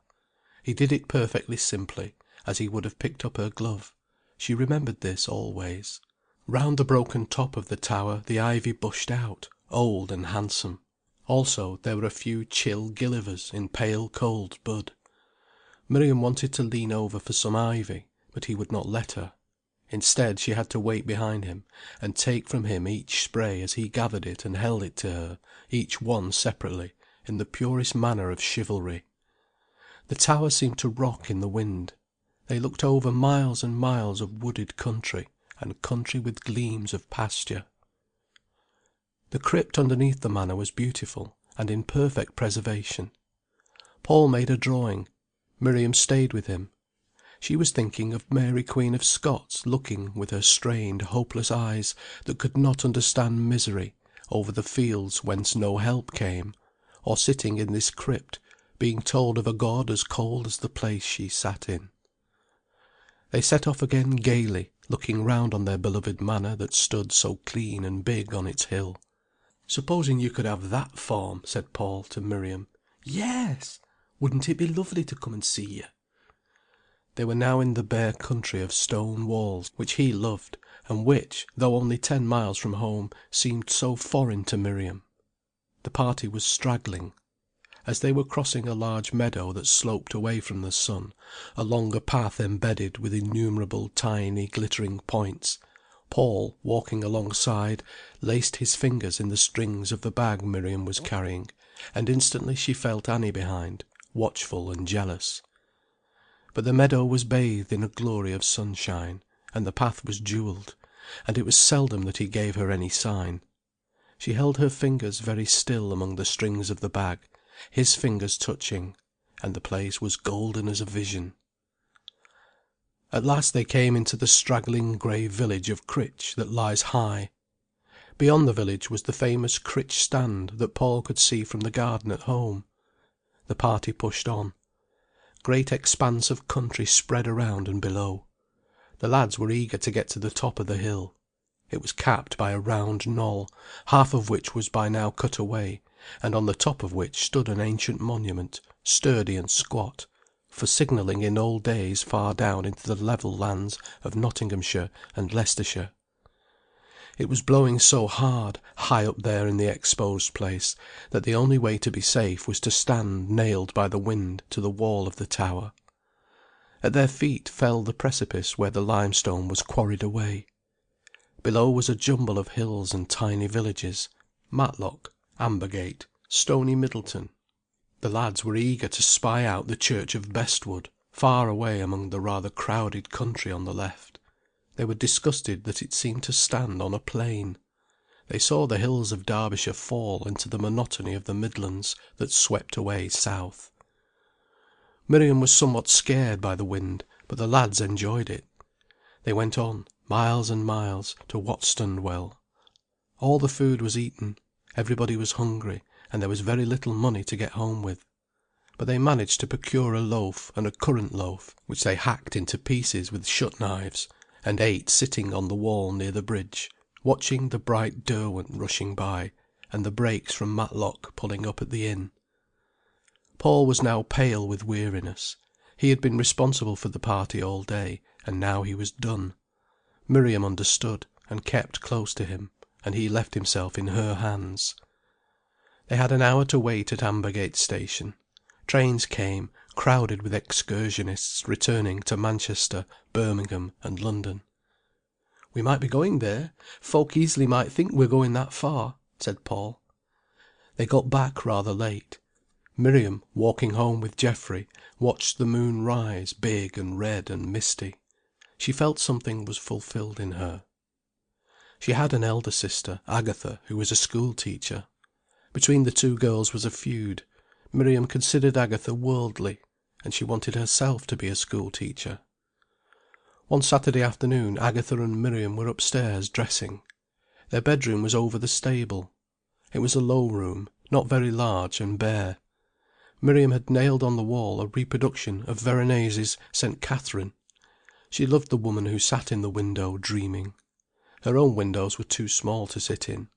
But the front one was dripped over with honeysuckle and Virginia creeper, and looked upon the tree-tops of the oak wood across the yard, while the little back window, no bigger than a handkerchief, was a loophole to the east, to the dawn beating up against the beloved round hills. The two sisters did not talk much to each other. Agatha, who was fair and small and determined, had rebelled against the home atmosphere, against the doctrine of the other cheek. She was out in the world now, in a fair way to be independent. And she insisted on worldly values, on appearance, on manners, on position, which Miriam would fain have ignored. Both girls liked to be upstairs out of the way when Paul came. They preferred to come running down, open the stair-foot door, and see him watching, expectant of them. Miriam stood painfully pulling over her head a rosary he had given her. It caught in the fine mesh of her hair, but at last she had it on, and the red-brown wooden beads looked well against her cool brown neck. She was a well-developed girl, and very handsome. But in the little looking-glass nailed against the whitewashed wall she could only see a fragment of herself at a time. Agatha had bought a little mirror of her own, which she propped up to suit herself. Miriam was near the window. Suddenly she heard the well-known click of the chain, and she saw Paul fling open the gate, push his bicycle into the yard. She saw him look at the house, and she shrank away. He walked in a nonchalant fashion, and his bicycle went with him as if it were a live thing. "Paul's come," she explained. "Aren't you glad?" said Agatha cuttingly. Miriam stood still in amazement and bewilderment. "Well, aren't you?" she asked. "Yes, but I'm not going to let him see it, and think I wanted him." Miriam was startled. She heard him putting his bicycle in the stable underneath, and talking to Jimmy, who had been a pit horse, and who was seedy. "Well, Jimmy, my lad, how arter? Nobbut sick and sadly like? Why then, it's a shame, my old lad." She heard the rope run through the hole as the horse lifted its head from the lad's caress. How she loved to listen when he thought only the horse could hear. But there was a serpent in her Eden. She searched earnestly in herself to see if she wanted Paul Morel. She felt there would be some disgrace in it. Full of twisted feeling, she was afraid she did want him. She stood self-convicted. Then came an agony of new shame. She shrank within herself in a coil of torture. Did she want Paul Morel, and did he know she wanted him? What a subtle infamy upon her! She felt as if her whole soul coiled into knots of shame. Agatha was dressed first and ran downstairs. Miriam heard her greet the lad gaily, knew exactly how brilliant her grey eyes became with that tone. She herself would have felt it bold to have greeted him in such wise. Yet there she stood under the self-accusation of wanting him, tied to that stake of torture. In bitter perplexity she kneeled down and prayed. "O Lord, let me not love Paul Morel. Keep me from loving him, if I ought not to love him." Something anomalous in the prayer arrested her. She lifted her head and pondered. How could it be wrong to love him? Love was God's gift, and yet it caused her shame. That was because of him, Paul Morel. But then, it was not his affair, it was her own, between herself and God. She was to be a sacrifice. But it was God's sacrifice, not Paul Morel's or her own. After a few minutes she hid her face in the pillow again and said, "But Lord, if it is thy will that I should love him, make me love him as Christ would, who died for the souls of men. Make me love him splendidly, because he is thy Son." She remained kneeling for some time, quite still and deeply moved, her black hair against the red squares and the lavender sprigged squares of the patchwork quilt. Prayer was almost essential to her.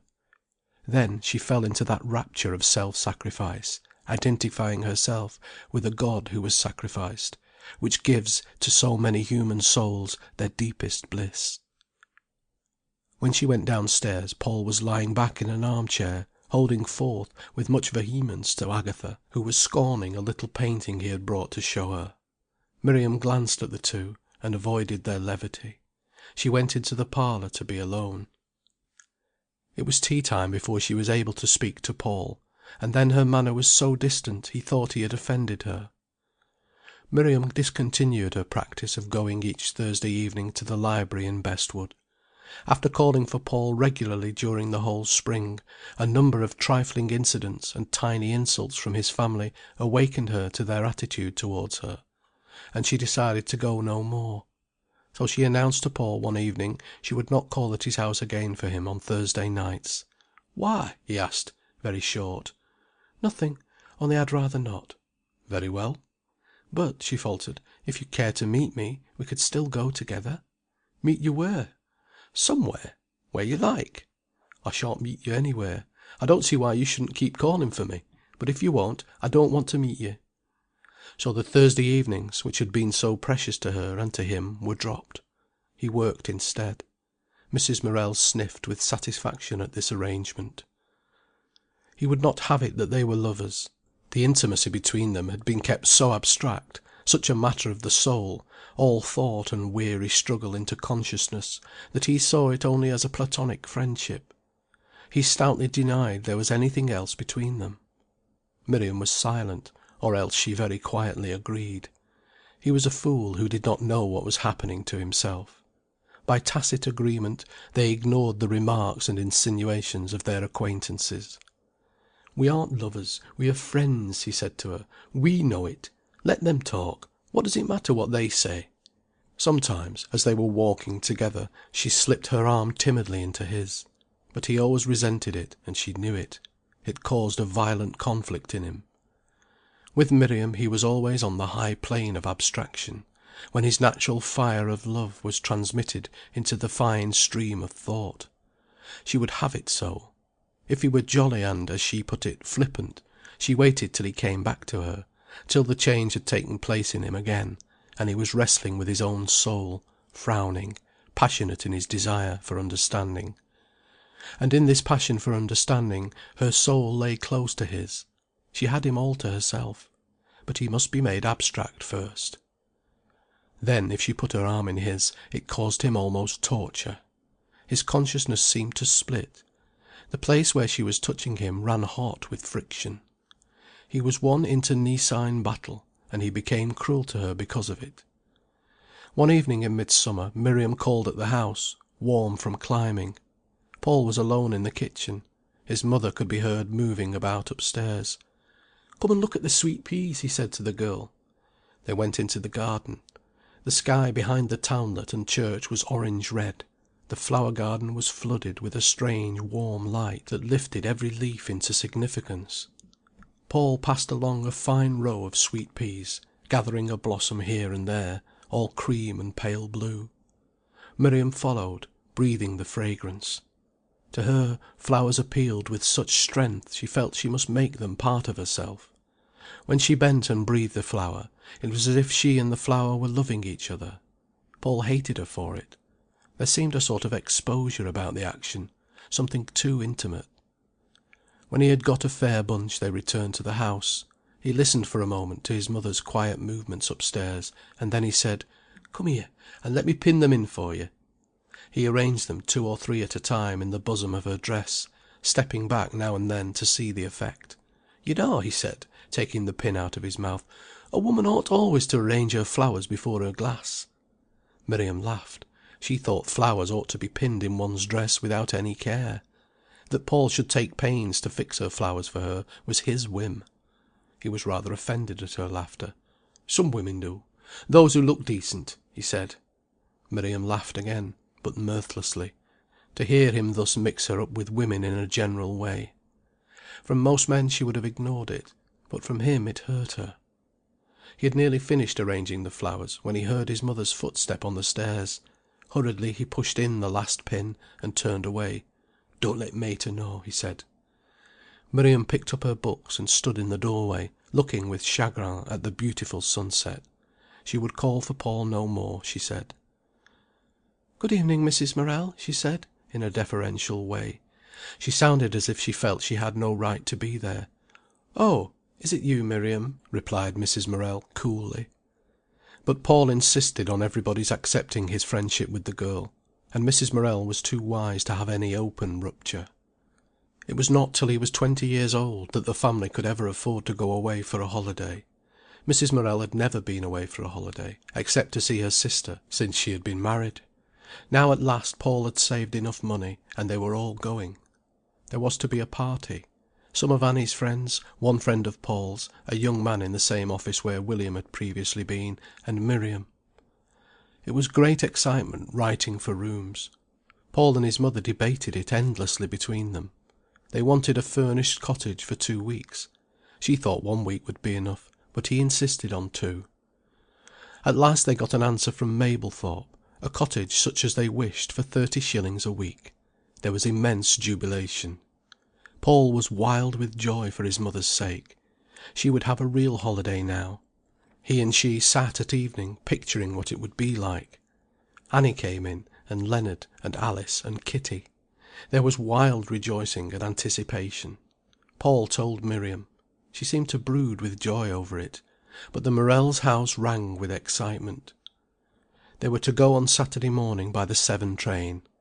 Paul suggested that Miriam should sleep at his house, because it was so far for her to walk. She came down for supper. Everybody was so excited that even Miriam was accepted with warmth. But almost as soon as she entered, the feeling in the family became close and tight. He had discovered a poem by Jean Ingelow which mentioned Mablethorpe, and so he must read it to Miriam. He would never have got so far in the direction of sentimentality as to read poetry to his own family. But now they condescended to listen. Miriam sat on the sofa, absorbed in him. She always seemed absorbed in him, and by him, when he was present. Mrs. Morel sat jealously in her own chair. She was going to hear also. And even Annie and the father attended. Morel with his head cocked on one side, like somebody listening to a sermon and feeling conscious of the fact. Paul ducked his head over the book. He had got now all the audience he cared for. And Mrs. Morel and Annie almost contested with Miriam who should listen best and win his favour. He was in very high feather. "But," interrupted Mrs. Morel, "what is the Bride of Enderby that the bells are supposed to ring?" "It's an old tune they used to play on the bells for a warning against water. I suppose the Bride of Enderby was drowned in a flood," he replied. He had not the faintest knowledge what it really was, but he would never have sunk so low as to confess that to his women folk. They listened and believed him. He believed himself. "And the people knew what that tune meant?" said his mother. "Yes, just like the Scotch when they heard 'The Flowers of the Forest,' and when they used to ring the bells backward for alarm." "How?" said Annie. "A bell sounds the same whether it's rung backwards or forwards." "But," he said, "if you start with the deep bell and ring up to the high one, duh, duh, duh, duh, duh, duh, duh, duh." He ran up the scale. Everybody thought it clever. He thought so too. Then, waiting a minute, he continued the poem. Said Mrs. Morel curiously when he finished. "But I wish everything that's written weren't so sad." "I canna see what they want drowning themselves for," said Morel. There was a pause. Annie got up to clear the table. Miriam rose to help with the pots. "Let me help to wash up," she said. "Certainly not," cried Annie. "You sit down again. There aren't many." And Miriam, who could not be familiar and insist, sat down again to look at the book with Paul. He was master of the party. His father was no good. And great tortures he suffered lest the tin box should be put out at Thursby instead of at Mablethorpe. And he wasn't equal to getting a carriage. His bold little mother did that. "Here!" she cried to a man. "Here!" Paul and Annie got behind the rest, convulsed with shamed laughter. "How much will it be to drive to Brook Cottage?" said Mrs. Morel. "2 shillings." "Why, how far is it?" "A good way." "I don't believe it," she said. But she scrambled in. There were 8 crowded in one old seaside carriage. "You see," said Mrs. Morel, "it's only 3d. each, and if it were a tram car—" They drove along. Each cottage they came to, Mrs. Morel cried, "Is it this? Now this is it?" Everybody sat breathless. They drove past. There was a universal sigh. "I'm thankful it wasn't that brute," said Mrs. Morel. "I was frightened." They drove on and on. At last they descended at a house that stood alone over the dyke by the high road. There was wild excitement, because they had to cross a little bridge to get into the front garden. But they loved the house that lay so solitary, with a sea meadow on one side, and immense expanse of land patched in white barley, yellow oats, red wheat, and green root crops, flat and stretching level to the sky. Paul kept accounts. He and his mother ran the show. The total expenses, lodging, food, everything, was 16 shillings a week per person. He and Leonard went bathing in the morning. Morel was wandering abroad quite early. "You, Paul," his mother called from the bedroom, "eat a piece of bread and butter." "All right," he answered. And when he got back he saw his mother presiding in state at the breakfast table. The woman of the house was young. Her husband was blind, and she did laundry work. So Mrs. Morel always washed the pots in the kitchen and made the beds. "But you said you'd have a real holiday," said Paul, "and now you work." "Work!" she exclaimed. "What are you talking about?" He loved to go with her across the fields to the village and the sea. She was afraid of the plank bridges, and he abused her for being such a baby. On the whole he stuck to her as if he were her man. Miriam did not get much of him, except perhaps when all the others went to the Coons. Coons were insufferably stupid to Miriam, so he thought they were to himself also, and he preached priggishly to Annie about the fatuity of listening to them. Yet he too knew all their songs, and sang them along the roads roisterously. And if he found himself listening, the stupidity pleased him very much. Yet to Annie he said, "Such rot! There isn't a grain of intelligence in it. Nobody with more gumption than a grasshopper could go and sit and listen." And to Miriam he said, with much scorn of Annie and the others, "I suppose they're at the Coons." It was queer to see Miriam singing coon songs. She had a straight chin that went in a perpendicular line from the lower lip to the turn. She always reminded Paul of some sad Botticelli angel when she sang, even when it was "Come down Lover's Lane, for a walk with me, talk with me." Only when he sketched, or at evening when the others were at the Coons, she had him to himself. He talked to her endlessly about his love of horizontals, how they, the great levels of sky and land in Lincolnshire, meant to him the eternality of the will, just as the bowed Norman arches of the church, repeating themselves, meant the dogged leaping forward of the persistent human soul, on and on, nobody knows where, in contradiction to the perpendicular lines and to the Gothic arch, which, he said, leapt up at heaven and touched the ecstasy and lost itself in the divine.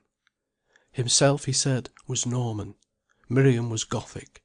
She bowed in consent even to that. One evening he and she went up the great sweeping shore of sand towards Theddlethorpe. The long breakers plunged and ran in a hiss of foam along the coast. It was a warm evening. There was not a figure but themselves on the far reaches of sand, no noise but the sound of the sea. Paul loved to see it clanging at the land. He loved to feel himself between the noise of it and the silence of the sandy shore. Miriam was with him. Everything grew very intense. It was quite dark when they turned again. The way home was through a gap in the sandhills, and then along a raised grass road between two dykes. The country was black and still. From behind the sandhills came the whisper of the sea. Paul and Miriam walked in silence. Suddenly he started. The whole of his blood seemed to burst into flame, and he could scarcely breathe. An enormous orange moon was staring at them from the rim of the sandhills. He stood still, looking at it. "Ah!" cried Miriam, when she saw it. He remained perfectly still, staring at the immense and ruddy moon, the only thing in the far-reaching darkness of the level. His heart beat heavily, the muscles of his arms contracted. "What is it?" murmured Miriam, waiting for him. He turned and looked at her. She stood beside him, for ever in shadow. Her face, covered with the darkness of her hat, was watching him unseen. But she was brooding. She was slightly afraid, deeply moved and religious. That was her best state. He was impotent against it. His blood was concentrated like a flame in his chest. But he could not get across to her. There were flashes in his blood. But somehow she ignored them. She was expecting some religious state in him. Still yearning, she was half aware of his passion, and gazed at him, troubled. "What is it?" she murmured again. "It's the moon," he answered, frowning. "Yes," she assented. "Isn't it wonderful?" She was curious about him. The crisis was past. He did not know himself what was the matter. He was naturally so young, and their intimacy was so abstract, he did not know he wanted to crush her onto his breast and ease the ache there. He was afraid of her. The fact that he might want her as a man wants a woman had in him been suppressed into a shame. When she shrank in her convulsed coiled torture from the thought of such a thing, he had winced to the depths of his soul. And now this purity prevented even their first love kiss. It was as if she could scarcely stand the shock of physical love, even a passionate kiss, and then he was too shrinking and sensitive to give it. As they walked along the dark fen meadow he watched the moon and did not speak. She plodded beside him. He hated her, for she seemed in some way to make him despise himself. Looking ahead, he saw the one light in the darkness, the window of their lamp-lit cottage. He loved to think of his mother and the other jolly people. "Well, everybody else has been in long ago," said his mother as they entered. "What does that matter?" he cried irritably. "I can go for a walk if I like, can't I?" "And I should have thought you could get in to supper with the rest," said Mrs. Morel. "I shall please myself," he retorted. "It's not late. I shall do as I like." "Very well," said his mother cuttingly. "Then do as you like." And she took no further notice of him that evening. Which he pretended neither to notice nor to care about, but sat reading. Miriam read also, obliterating herself. Mrs. Morel hated her for making her son like this. She watched Paul, growing irritable, priggish, and melancholic. For this she put the blame on Miriam. Annie and all her friends joined against the girl.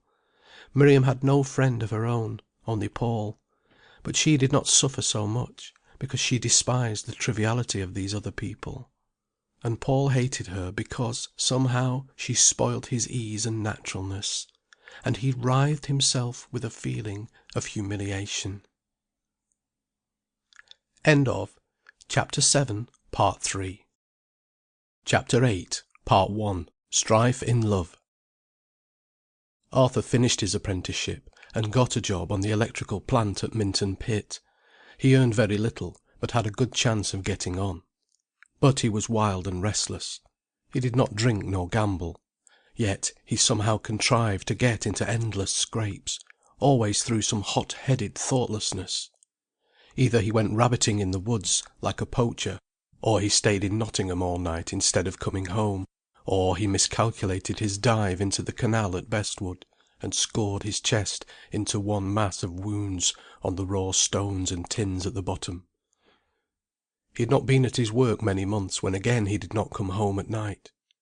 "Do you know where Arthur is?" asked Paul at breakfast. "I do not," replied his mother. "He is a fool," said Paul, "and if he did anything I shouldn't mind. But no, he simply can't come away from a game of whist, or else he must see a girl home from the skating rink, quite proprietously, and so can't get home.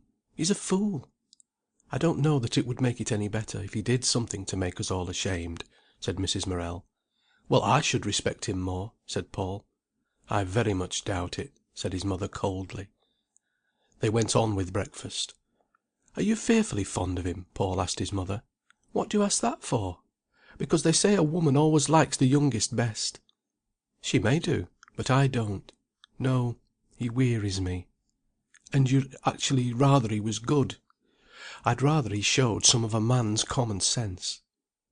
Paul was raw and irritable. He also wearied his mother very often. She saw the sunshine going out of him, and she resented it. As they were finishing breakfast came the postman with a letter from Derby. Mrs. Morel screwed up her eyes to look at the address. "Give it here, blind eye!" exclaimed her son, snatching it away from her. She started, and almost boxed his ears. "It's from your son Arthur," he said. "What now?" cried Mrs. Morel. "My dearest mother," Paul read, "I don't know what made me such a fool. I want you to come and fetch me back from here. I came with Jack Breeden yesterday, instead of going to work, and enlisted. He said he was sick of wearing the seat of a stool out, and, like the idiot you know I am, I came away with him. I have taken the king's shilling, but perhaps if you came for me they would let me go back with you. I was a fool when I did it. I don't want to be in the army. My dear mother, I am nothing but a trouble to you, but if you get me out of this, I promise I will have more sense and consideration." Mrs. Morel sat down in her rocking chair. "Well, now!" she cried. "Let him stop!" "Yes," said Paul, "let him stop." There was silence. The mother sat with her hands folded in her apron, her face set, thinking. "If I'm not sick!" she cried suddenly. "Sick!" "Now," said Paul, beginning to frown, "you're not going to worry your soul out about this, do you hear?" "I suppose I'm to take it as a blessing," she flashed, turning on her son. "You're not going to mount it up to a tragedy, so there!" he retorted. "The fool! The young fool!" she cried. "He'll look well in uniform," said Paul, irritatingly. His mother turned on him like a fury. "Oh, will he?" she cried. "Not in my eyes!" "He should get in a cavalry regiment. He'll have the time of his life, and will look an awful swell."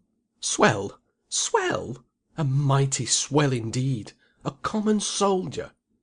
"Well," said Paul, "what am I but a common clerk?" "A good deal, my boy!" cried his mother, stung. "What?" "At any rate a man, and not a thing in a red coat." "I shouldn't mind being in a red coat, or dark blue. That would suit me better, if they didn't boss me about too much." But his mother had ceased to listen. "Just as he was getting on, might have been getting on, at his job. A young nuisance. Here he goes and ruins himself for life. What good will he be, do you think, after this?" "It may lick him into shape beautifully," said Paul. "Lick him into shape! Lick what marrow there was out of his bones. A soldier, and a common soldier! Nothing but a body that makes movements when it hears a shout. It's a fine thing." "I can't understand why it upsets you," said Paul. "No, perhaps you can't. But I understand." And she sat back in her chair, her chin in one hand, holding her elbow with the other, brimmed up with wrath and chagrin. "And you shall go to Derby?" asked Paul. "Yes." "It's no good. I'll see for myself." "And why on earth don't you let him stop? It's just what he wants." "Of course," cried mother, "you know what he wants." She got ready and went by the first train to Derby, where she saw her son and the Sergeant. It was, however, no good. When Morel was having his dinner in the evening, she said suddenly, "I've had to go to Derby to day." The miner turned up his eyes, showing the whites in his black face. "I still ask, what took thee there?" "That Arthur." "Oh, and what's agait now?" "He's only enlisted." Morel put down his knife and leaned back in his chair. "Nay," he said, "that he niver has." "And he's going down to Aldershot to morrow."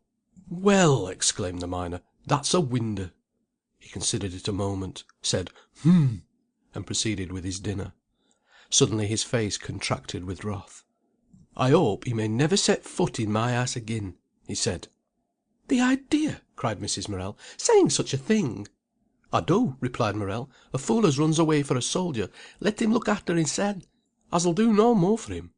"A fat sight you have done as it is," she said. And Morel was almost ashamed to go to his public house that evening. "Well, did you go?" said Paul, to his mother when he came home. "I did." "And could you see him?" "Yes." "And what did he say?" "He blubbered when I came away." "H'm. And so did I, so you needn't h'm." Mrs. Morel fretted after her son. She knew he would not like the army. He did not. The discipline was intolerable to him. "But the doctor," she said, with some pride to Paul, "said he was perfectly proportioned, almost exactly. All his measurements were correct. He is good looking, you know." "He's awfully nice looking, but he doesn't fetch the girls like William, does he?" "No, it's a different character. He's a good deal like his father, irresponsible." To console his mother, Paul did not go much to Willey Farm at this time. And in the autumn exhibition of students' work in the castle he had two studies, a landscape in water colour and a still life in oil, both of which had first prize awards. He was highly excited. "What do you think I've got for my pictures, mother?" he asked. coming home one evening. She saw by his eye he was glad. Her face flushed. "Now, how should I know, my boy?" "A first prize for those glass jars." "Hm! And a first prize for that sketch up at Willey Farm." "Both first?" "Yes." "Hm!" There was a rosy, bright look about her, though she said nothing. "It's nice," he said, "isn't it?" "It is." "Why don't you praise me up to the skies?" She laughed. "I should have the trouble of dragging you down again," she said. But she was full of joy nevertheless. William had brought her his sporting trophies. She kept them still, and she did not forgive his death. Arthur was handsome, at least a good specimen, and warm and generous, and probably would do well in the end. But Paul was going to distinguish himself. She had a great belief in him, the more because he was unaware of his own powers. There was so much to come out of him. Life for her was rich with promise. She was to see herself fulfilled. Not for nothing had been her struggle. Several times during the exhibition Mrs. Morel went to the castle unknown to Paul. She wandered down the long room, looking at the other exhibits. Yes, they were good. But they had not in them a certain something which she demanded for her satisfaction. Some made her jealous, they were so good. She looked at them a long time, trying to find fault with them. Then suddenly she had a shock that made her heart beat. There hung Paul's picture. She knew it as if it were printed on her heart. Name Paul Morel, first prize. It looked so strange, there in public, on the walls of the castle gallery, where in her lifetime she had seen so many pictures. And she glanced round to see if any one had noticed her again in front of the same sketch. But she felt a proud woman. When she met well-dressed ladies going home to the park, she thought to herself, "Yes, you look very well, but I wonder if your son has 2 first prizes in the castle." And she walked on, as proud a little woman as any in Nottingham. And Paul felt he had done something for her, if only a trifle. All his work was hers. One day, as he was going up Castle Gate, he met Miriam. He had seen her on the Sunday, and had not expected to meet her in town. She was walking with a rather striking woman, blonde, with a sullen expression and a defiant carriage. It was strange how Miriam, in her bowed, meditative bearing, looked dwarfed beside this woman with the handsome shoulders. Miriam watched Paul, searchingly. His gaze was on the stranger, who ignored him. The girl saw his masculine spirit rear its head. "Hello!" he said. "You didn't tell me you were coming to town." "No," replied Miriam half apologetically. "I drove into Cattle Market with father." He looked at her companion. "I've told you about Mrs. Dawes," said Miriam huskily. She was nervous. "Clara, do you know Paul?" "I think I've seen him before," replied Mrs. Dawes indifferently, as she shook hands with him. She had scornful grey eyes, a skin like white honey, and a full mouth, with a slightly lifted upper lip that did not know whether it was raised in scorn of all men, or out of eagerness to be kissed, but which believed the former. She carried her head back, as if she had drawn away in contempt, perhaps from men also. She wore a large dowdy hat of black beaver, and a sort of slightly affected simple dress that made her look rather sack-like. She was evidently poor, and had not much taste. Miriam usually looked nice. "Where have you seen me?" Paul asked of the woman. She looked at him as if she would not trouble to answer. Then, "Walking with Louis Travers," she said. Louis was one of the Spiral girls. "Why, do you know her?" he asked. She did not answer. He turned to Miriam. "Where are you going?" he asked. "To the castle." "What train are you going home by?" "I'm driving with father. I wish you could come too. What time are you free?" "You know not till 8 to-night, damn it." And directly the 2 women moved on.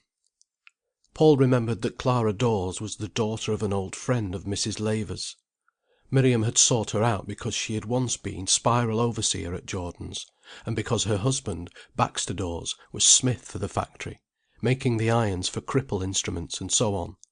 Through her Miriam felt she got into direct contact with Jordan's, and could estimate better Paul's position. But Mrs. Dawes was separated from her husband, and had taken up women's rights. She was supposed to be clever. It interested Paul.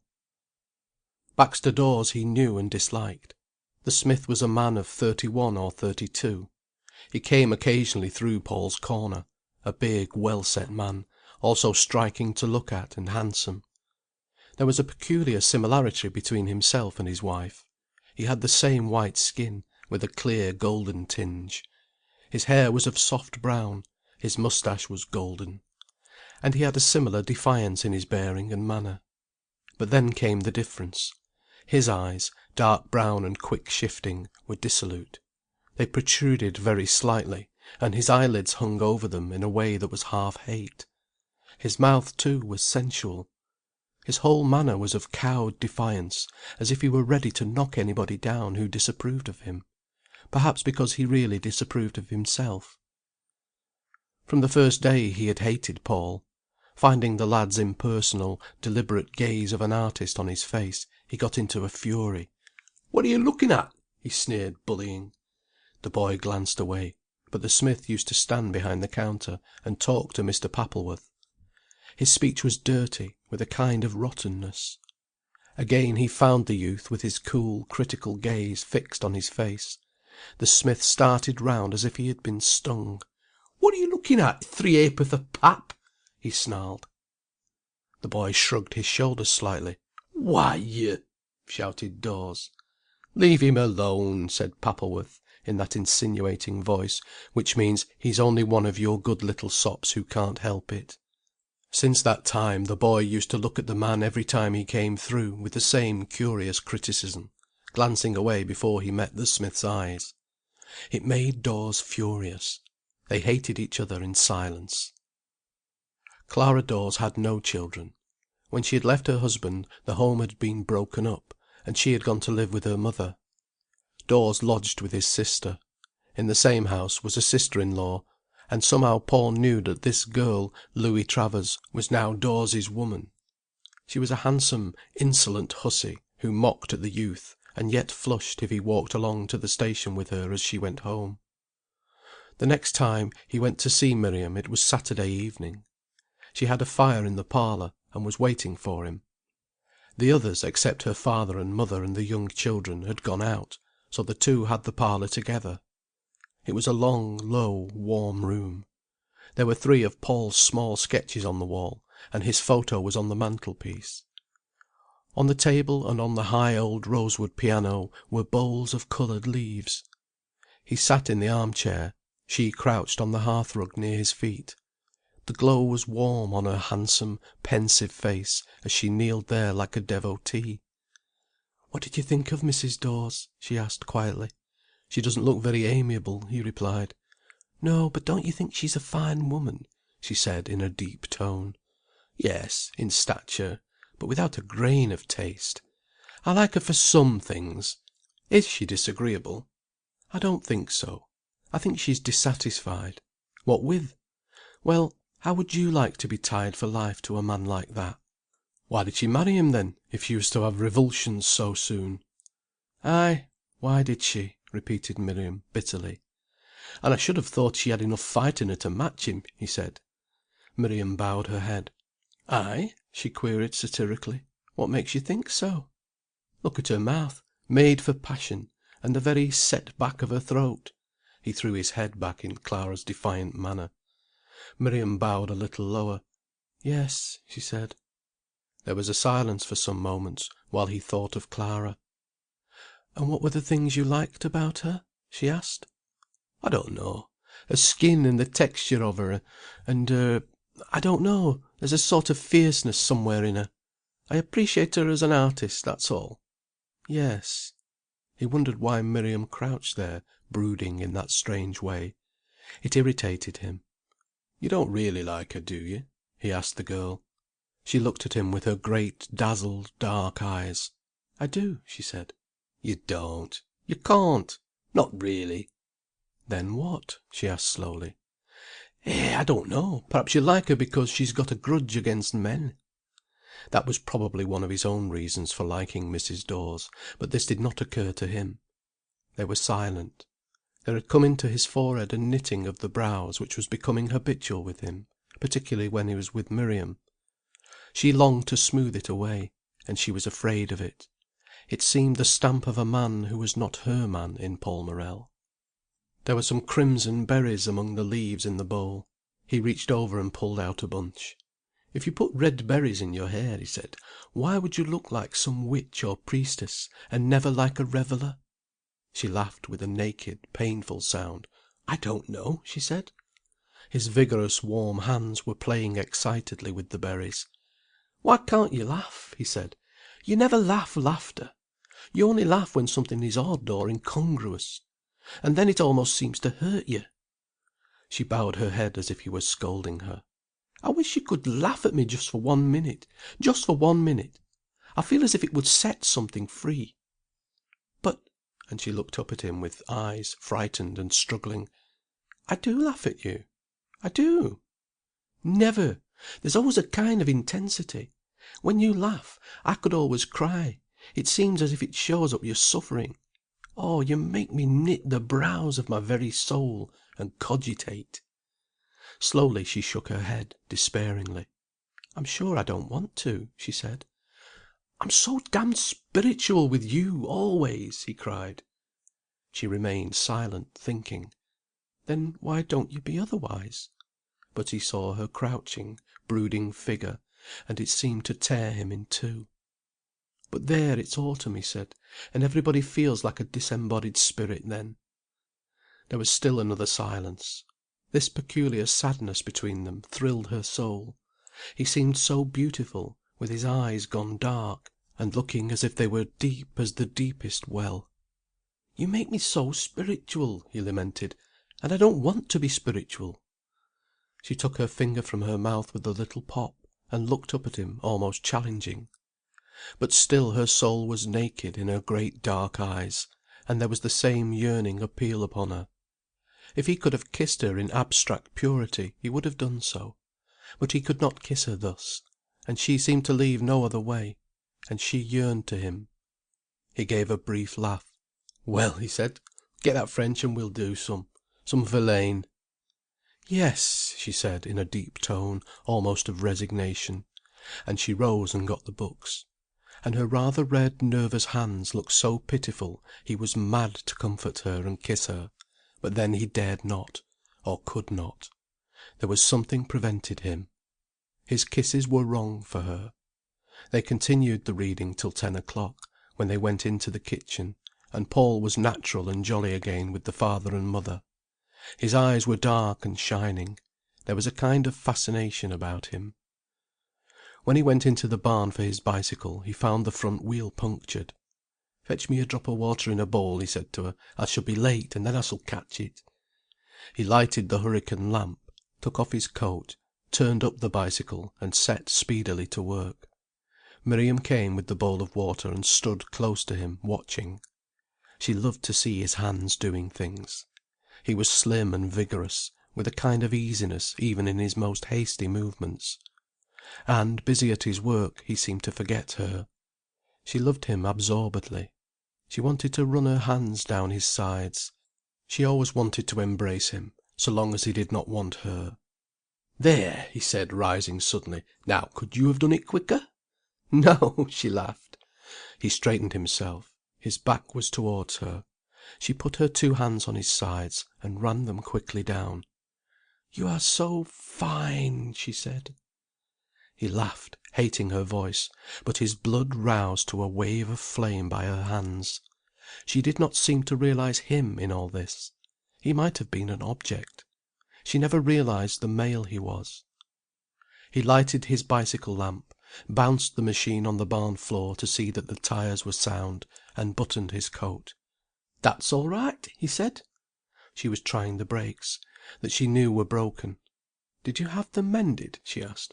"No." "But why didn't you?" "The back one goes on a bit." "But it's not safe." "I can use my toe." "I wish you'd had them mended," she murmured. "Don't worry. Come to tea to morrow with Edgar."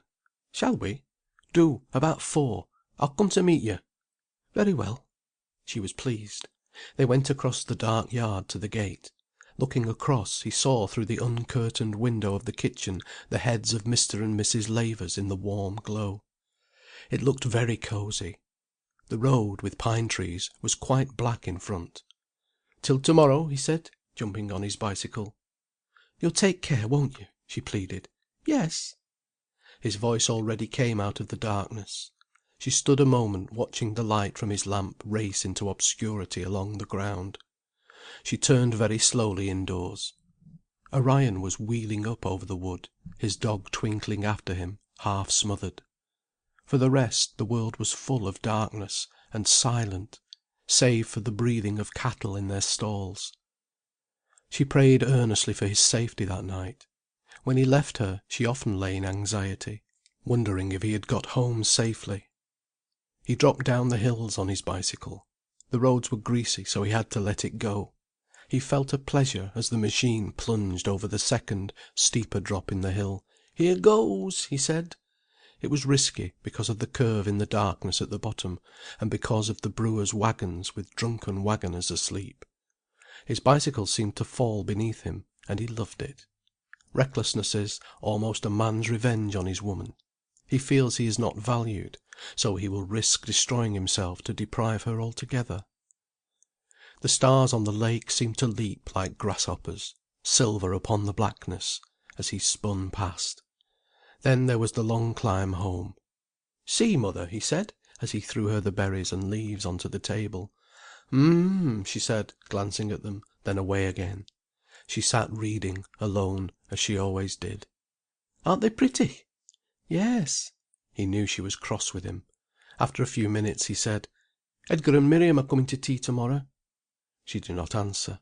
"You don't mind?" Still she did not answer. "Do you?" he asked. "You know whether I mind or not." "I don't see why you should. I have plenty of meals there." "You do? Then why do you begrudge them tea?" "I begrudge whom tea?" "What are you so horrid for?" "Oh, say no more. You've asked her to tea. It's quite sufficient. She'll come." He was very angry with his mother. He knew it was merely Miriam she objected to. He flung off his boots and went to bed. Paul went to meet his friends the next afternoon. He was glad to see them coming. They arrived home at about 4 o'clock. Everywhere was clean and still for Sunday afternoon. Mrs. Morel sat in her black dress and black apron. She rose to meet the visitors. With Edgar she was cordial, but with Miriam cold and rather grudging. Yet Paul thought the girl looked so nice in her brown cashmere frock. He helped his mother to get the tea ready. Miriam would have gladly proffered, but was afraid. He was rather proud of his home. There was about it now, he thought, a certain distinction. The chairs were only wooden, and the sofa was old. But the hearthrug and cushions were cosy. The pictures were prints in good taste. There was a simplicity in everything, and plenty of books. He was never ashamed in the least of his home, nor was Miriam of hers, because both were what they should be, and warm. And then he was proud of the table. The china was pretty. The cloth was fine. It did not matter that the spoons were not silver, nor the knives ivory handled. Everything looked nice. Mrs. Morel had managed wonderfully while her children were growing up, so that nothing was out of place. Miriam talked books a little. That was her unfailing topic. But Mrs. Morel was not cordial, and turned soon to Edgar. At first Edgar and Miriam used to go into Mrs. Morel's pew.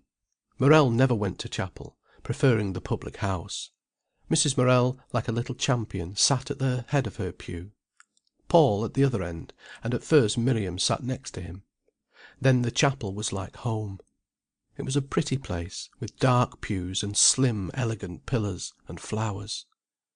And the same people had sat in the same places ever since he was a boy.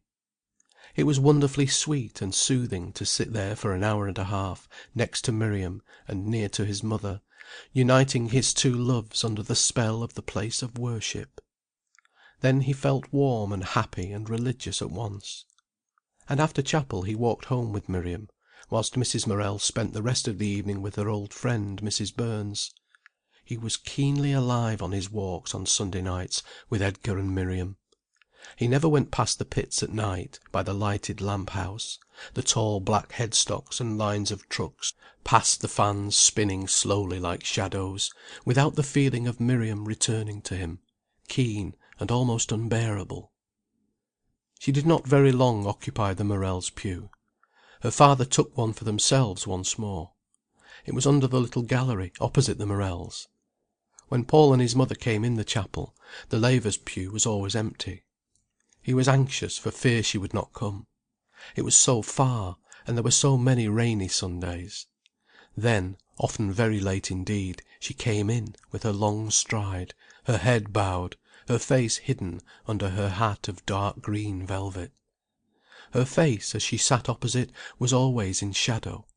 But it gave him a very keen feeling, as if all his soul stirred within him, to see her there. It was not the same glow, happiness, and pride that he felt in having his mother in charge. Something more wonderful, less human, and tinged to intensity by a pain, as if there was something he could not get to. At this time he was beginning to question the orthodox creed. He was 21, and she was 20. She was beginning to dread the spring. He became so wild, and hurt her so much. All the way he went cruelly smashing her beliefs. Edgar enjoyed it. He was by nature critical and rather dispassionate. But Miriam suffered exquisite pain as, with an intellect like a knife, the man she loved examined her religion in which she lived and moved and had her being. But he did not spare her. He was cruel. And when they went alone he was even more fierce, as if he would kill her soul. He bled her beliefs till she almost lost consciousness. "She exults as she carries him off from me," Mrs. Morel cried in her heart, when Paul had gone. "She's not like an ordinary woman, who can leave me my share in him. She wants to absorb him. She wants to draw him out and absorb him till there is nothing left of him even for himself. He will never be a man on his own feet. She will suck him up." So the mother sat and battled and brooded bitterly.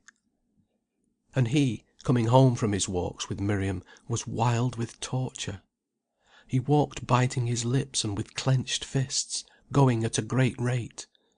Then, brought up against a stile, he stood for some minutes and did not move. There was a great hollow of darkness fronting him, and on the black upslopes patches of tiny lights, and in the lowest trough of the night a flare of the pit. It was all weird and dreadful. Why was he torn so, almost bewildered and unable to move? Why did his mother sit at home and suffer?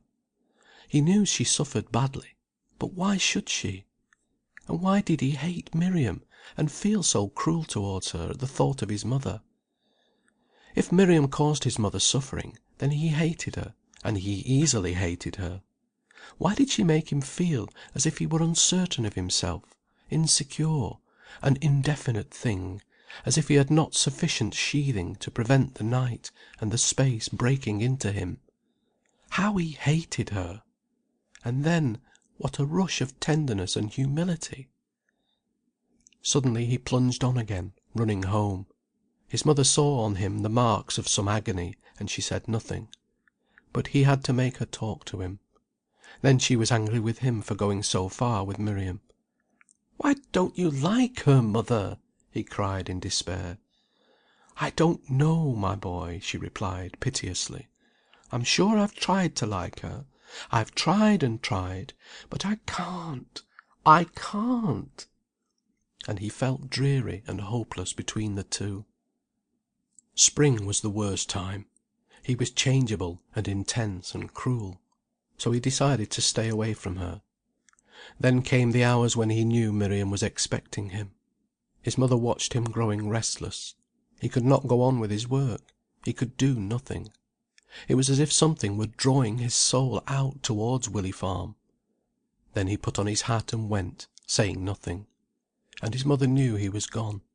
And as soon as he was on the way, he sighed with relief. And when he was with her, he was cruel again. One day in March he lay on the bank of Nethermere, with Miriam sitting beside him. It was a glistening white and blue day. Big clouds, so brilliant, went by overhead. White shadows stole along on the water. The clear spaces in the sky were of clean, cold blue. Paul lay on his back in the old grass, looking up. He could not bear to look at Miriam. She seemed to want him, and he resisted. He resisted all the time. He wanted now to give her passion and tenderness, and he could not. He felt that she wanted the soul out of his body and not him. All his strength and energy she drew into herself through some channel which united them. She did not want to meet him so that there were two of them, man and woman together. She wanted to draw all of him into her. It urged him to an intensity like madness, which fascinated him as drug-taking might. He was discussing Michelangelo. It felt to her as if she were fingering the very quivering tissue, the very protoplasm of life, as she heard him. It gave her her deepest satisfaction, and in the end it frightened her. There he lay in the white intensity of his search, and his voice gradually filled her with fear, so level it was, almost inhuman, as if in a trance. "Don't talk any more," she pleaded softly, laying her hand on his forehead. He lay quite still, almost unable to move. His body was somewhere discarded. "Why not? Are you tired?" "Yes, and it wears you out." He laughed shortly, realizing. "Yet you always make me like it," he said. "I don't wish to," she said, very low. "Not when you've gone too far, and you feel you can't bear it. But your unconscious self always asks it of me. And I suppose I want it." He went on in his dead fashion. "If only you could want me, and not want what I can reel off for you." "I!" she cried bitterly. "I! Why, when would you let me take you?" "Then it's my fault," he said, and gathering himself together, he got up and began to talk trivialities. He felt insubstantial. In a vague way he hated her for it, and he knew he was as much to blame himself. This, however, did not prevent his hating her. One evening about this time he had walked along the home road with her. They stood by the pasture leading down to the wood, unable to part. As the stars came out the clouds closed. They had glimpses of their own constellation, Orion, towards the west. His jewels glimmered for a moment. His dog ran low, struggling with difficulty through the spume of cloud. Orion was for them chief in significance among the constellations. They had gazed at him in their strange surcharged hours of feeling, until they seemed themselves to live in every one of his stars. This evening Paul had been moody and perverse. Orion had seemed just an ordinary constellation to him. He had fought against his glamour and fascination. Miriam was watching her lover's mood carefully, but he said nothing that gave him away, till the moment came to part, when he stood frowning gloomily at the gathered clouds, behind which the great constellation must be striding still. There was to be a little party at his house the next day, at which she was to attend. "I shan't come and meet you," he said. "Oh, very well. It's not very nice out," she replied, slowly. "It's not that, only they don't like me to. They say I care more for you than for them. And you understand, don't you? You know it's only friendship." Miriam was astonished and hurt for him. It had cost him an effort. She left him, wanting to spare him any further humiliation. A fine rain blew in her face as she walked along the road. She was hurt deep down, and she despised him for being blown about by any wind of authority. And in her heart of hearts, unconsciously, she felt that he was trying to get away from her. This she would never have acknowledged. She pitied him. At this time Paul became an important factor in Jordan's warehouse. Mr. Pappleworth left to set up a business of his own, and Paul remained with Mr. Jordan as spiral overseer. His wages were to be raised to 30 shillings at the year end, if things went well. Still on Friday night Miriam often came down for her French lesson. Paul did not go so frequently to Willey Farm, and she grieved at the thought of her education's coming to an end. Moreover, they both loved to be together, in spite of discords. So they read Balzac, and did compositions, and felt highly cultured. Friday night was reckoning night for the miners. Morel "reckoned," shared up the money at the stall, either in the New Inn at Bretty or in his own house, according as his fellow butties wished. Barker had turned a non-drinker, so now the men reckoned at Morel's house. Annie, who had been teaching away, was at home again. She was still a tomboy, and she was engaged to be married. Paul was studying design. Morel was always in good spirits on Friday evening, unless the week's earnings were small. He bustled immediately after his dinner, prepared to get washed. It was decorum for the women to absent themselves while the men reckoned. Women were not supposed to spy into such a masculine privacy as the butty's reckoning, nor were they to know the exact amount of the week's earnings. So, whilst her father was spluttering in the scullery, Annie went out to spend an hour with a neighbour. Mrs. Morel attended to her baking. "Shut that door!" bawled Morel furiously. Annie banged it behind her, and was gone. "If thou opens it again while I'm washing me, I'll make thy jaw rattle," he threatened from the midst of his soap suds. Paul and the mother frowned to hear him. Presently he came running out of the scullery with the soapy water dripping from him, dithering with cold. "Oh, my sirs!" he said. "Where's my towel?" It was hung on a chair to warm before the fire, otherwise he would have bullied and blustered. He squatted on his heels before the hot baking fire to dry himself. "F-f-f-f-f," he went, pretending to shudder with cold. "Goodness, man, don't be such a kid," said Mrs. Morel. "It's not cold." "Thee strip thysen stark naked to wish the flesh i' that scullery," said the miner, as he rubbed his hair. "Not brace ass." "And I shouldn't make that fuss," replied his wife. "No, tha'd drop down stiff, as dead as a door knob, with thy nesh sides." "Why is a door knob deader than anything else?" asked Paul, curious. "I don't know. That's what they say," replied his father. "But there's that much draught i' yon scullery, as it blows through your ribs like through a 5-barred gate." "It would have some difficulty in blowing through yours," said Mrs. Morel. Morel looked down ruefully at his sides. "Me!" he exclaimed. "I'm nowt but a skinned rabbit. My bones fair juts out on me." "I should like to know where," retorted his wife. "Ivrywheere. I'm nobbut a sack o' faggots." Mrs. Morel laughed. He had still a wonderfully young body, muscular, without any fat. His skin was smooth and clear. It might have been the body of a man of 28, except that there were, perhaps, too many blue scars, like tattoo marks, where the coal dust remained under the skin, and that his chest was too hairy. But he put his hands on his sides ruefully. It was his fixed belief that, because he did not get fat, he was as thin as a starved rat. CHAPTER VIII, Part 2. Paul looked at his father's thick, brownish hands, all scarred, with broken nails, rubbing the fine smoothness of his sides, and the incongruity struck him. It seemed strange they were the same flesh. "I suppose," he said to his father, "you had a good figure once?" "Eh?" exclaimed the miner, glancing round, startled and timid, like a child. "He had," exclaimed Mrs. Morel, "if he didn't hurtle himself up as if he was trying to get in the smallest space he could." "Me!" exclaimed Morel. "Me a good figure! I were niver much more than a skeleton." "Man!" cried his wife, "don't be such a palamiter." "'Struth," he said, "thou's never knowed me but what I looked as if I were going off in a rapid decline." She sat and laughed. "You've had a constitution like iron," she said, "and never a man had a better start, if it was body that counted.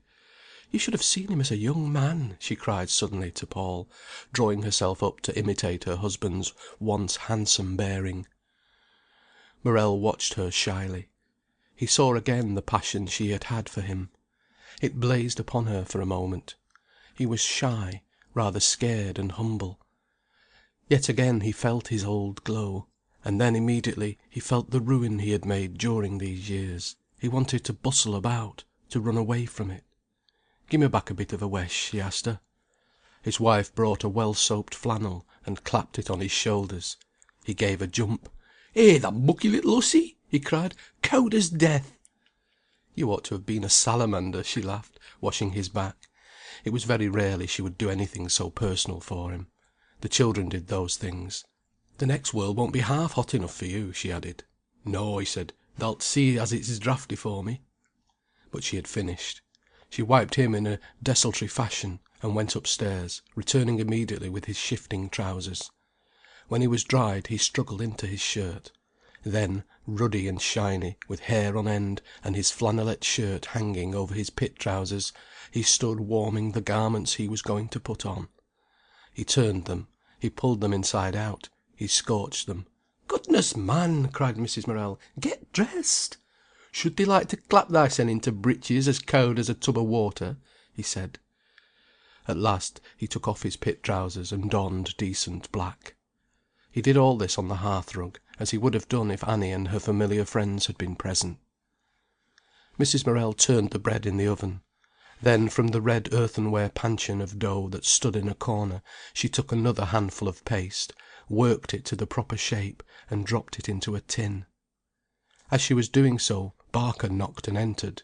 He was a quiet, compact little man, who looked as if he would go through a stone wall. His black hair was cropped short, his head was bony. Like most miners, he was pale, but healthy and taut. "Evening, missus," he nodded to Mrs. Morel, and he seated himself with a sigh. "Good evening," she replied cordially. "Thou's made thy heels crack," said Morel.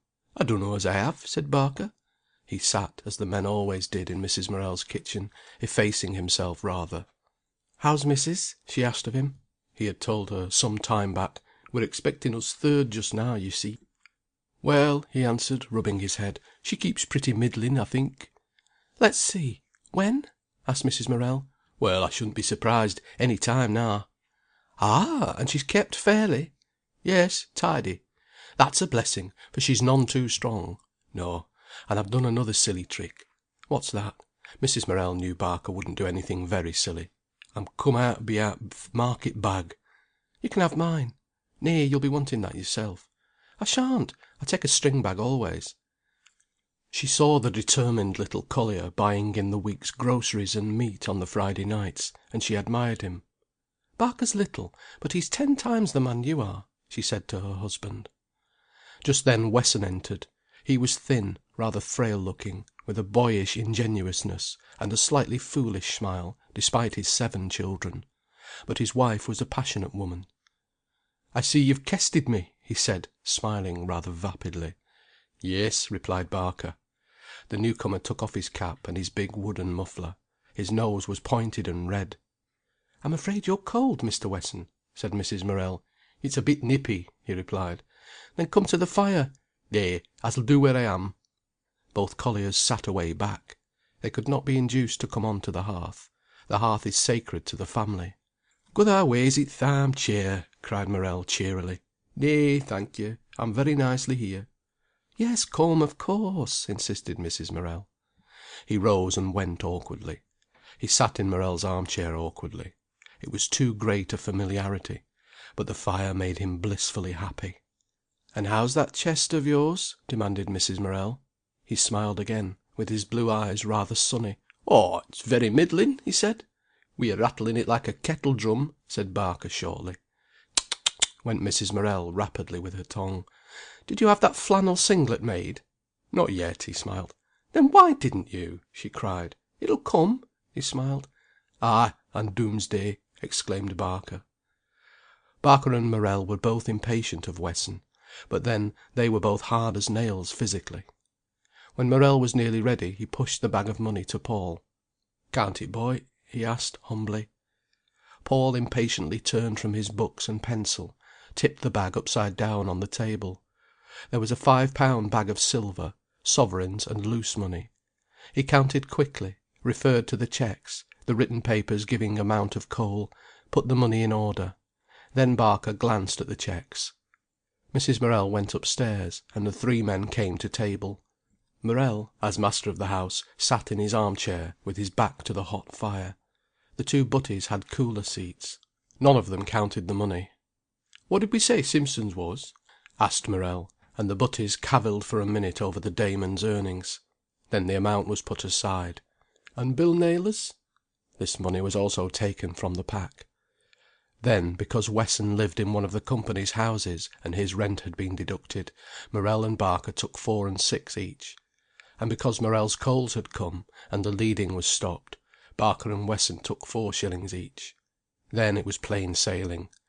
Morel gave each of them a sovereign till there were no more sovereigns; each half a crown till there were no more half crowns; each a shilling till there were no more shillings. If there was anything at the end that wouldn't split, Morel took it and stood drinks.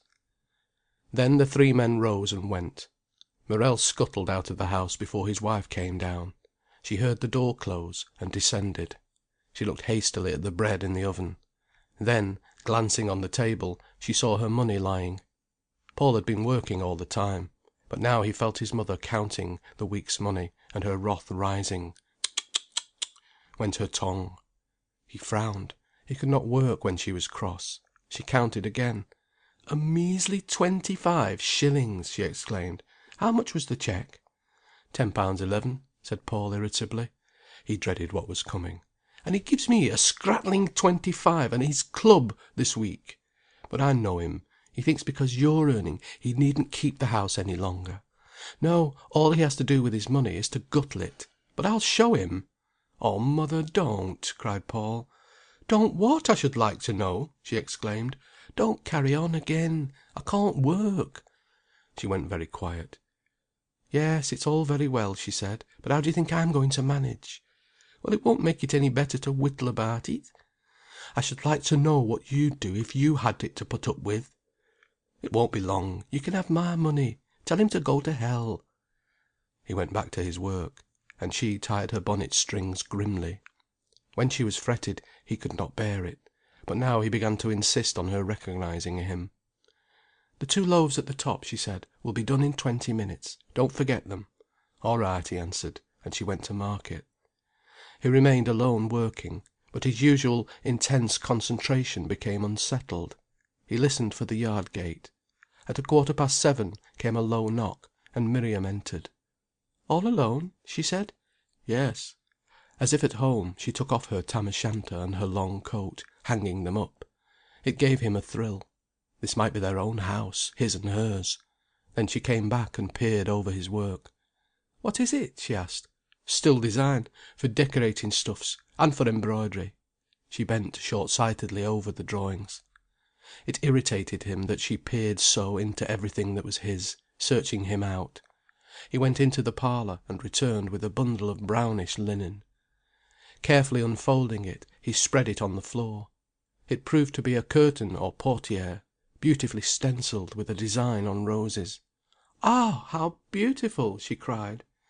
The spread cloth, with its wonderful reddish roses and dark green stems, all so simple and somehow so wicked looking, lay at her feet.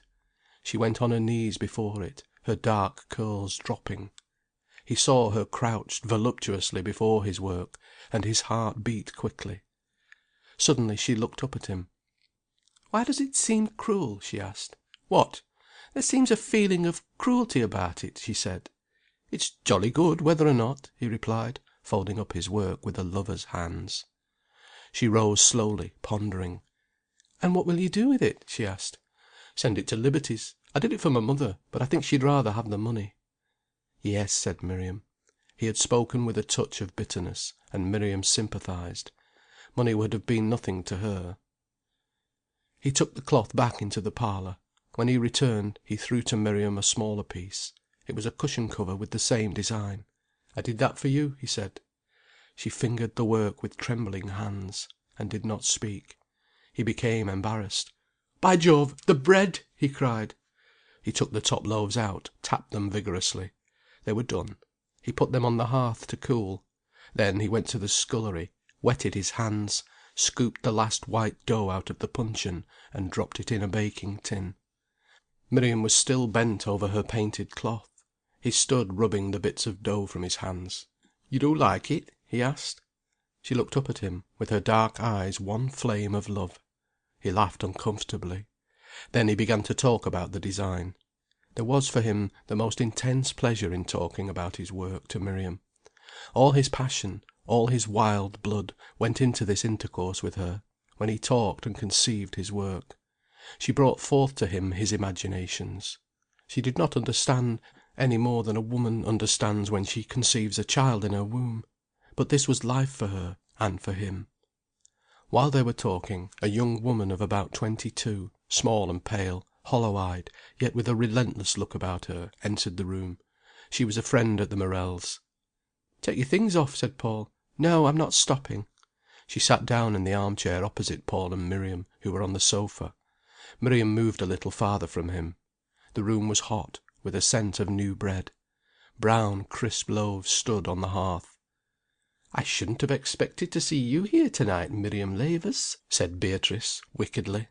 "Why not?" murmured Miriam, huskily. "Why? Let's look at your shoes." Miriam remained uncomfortably still. "If thou doesna, thou dursna," laughed Beatrice. Miriam put her feet from under her dress.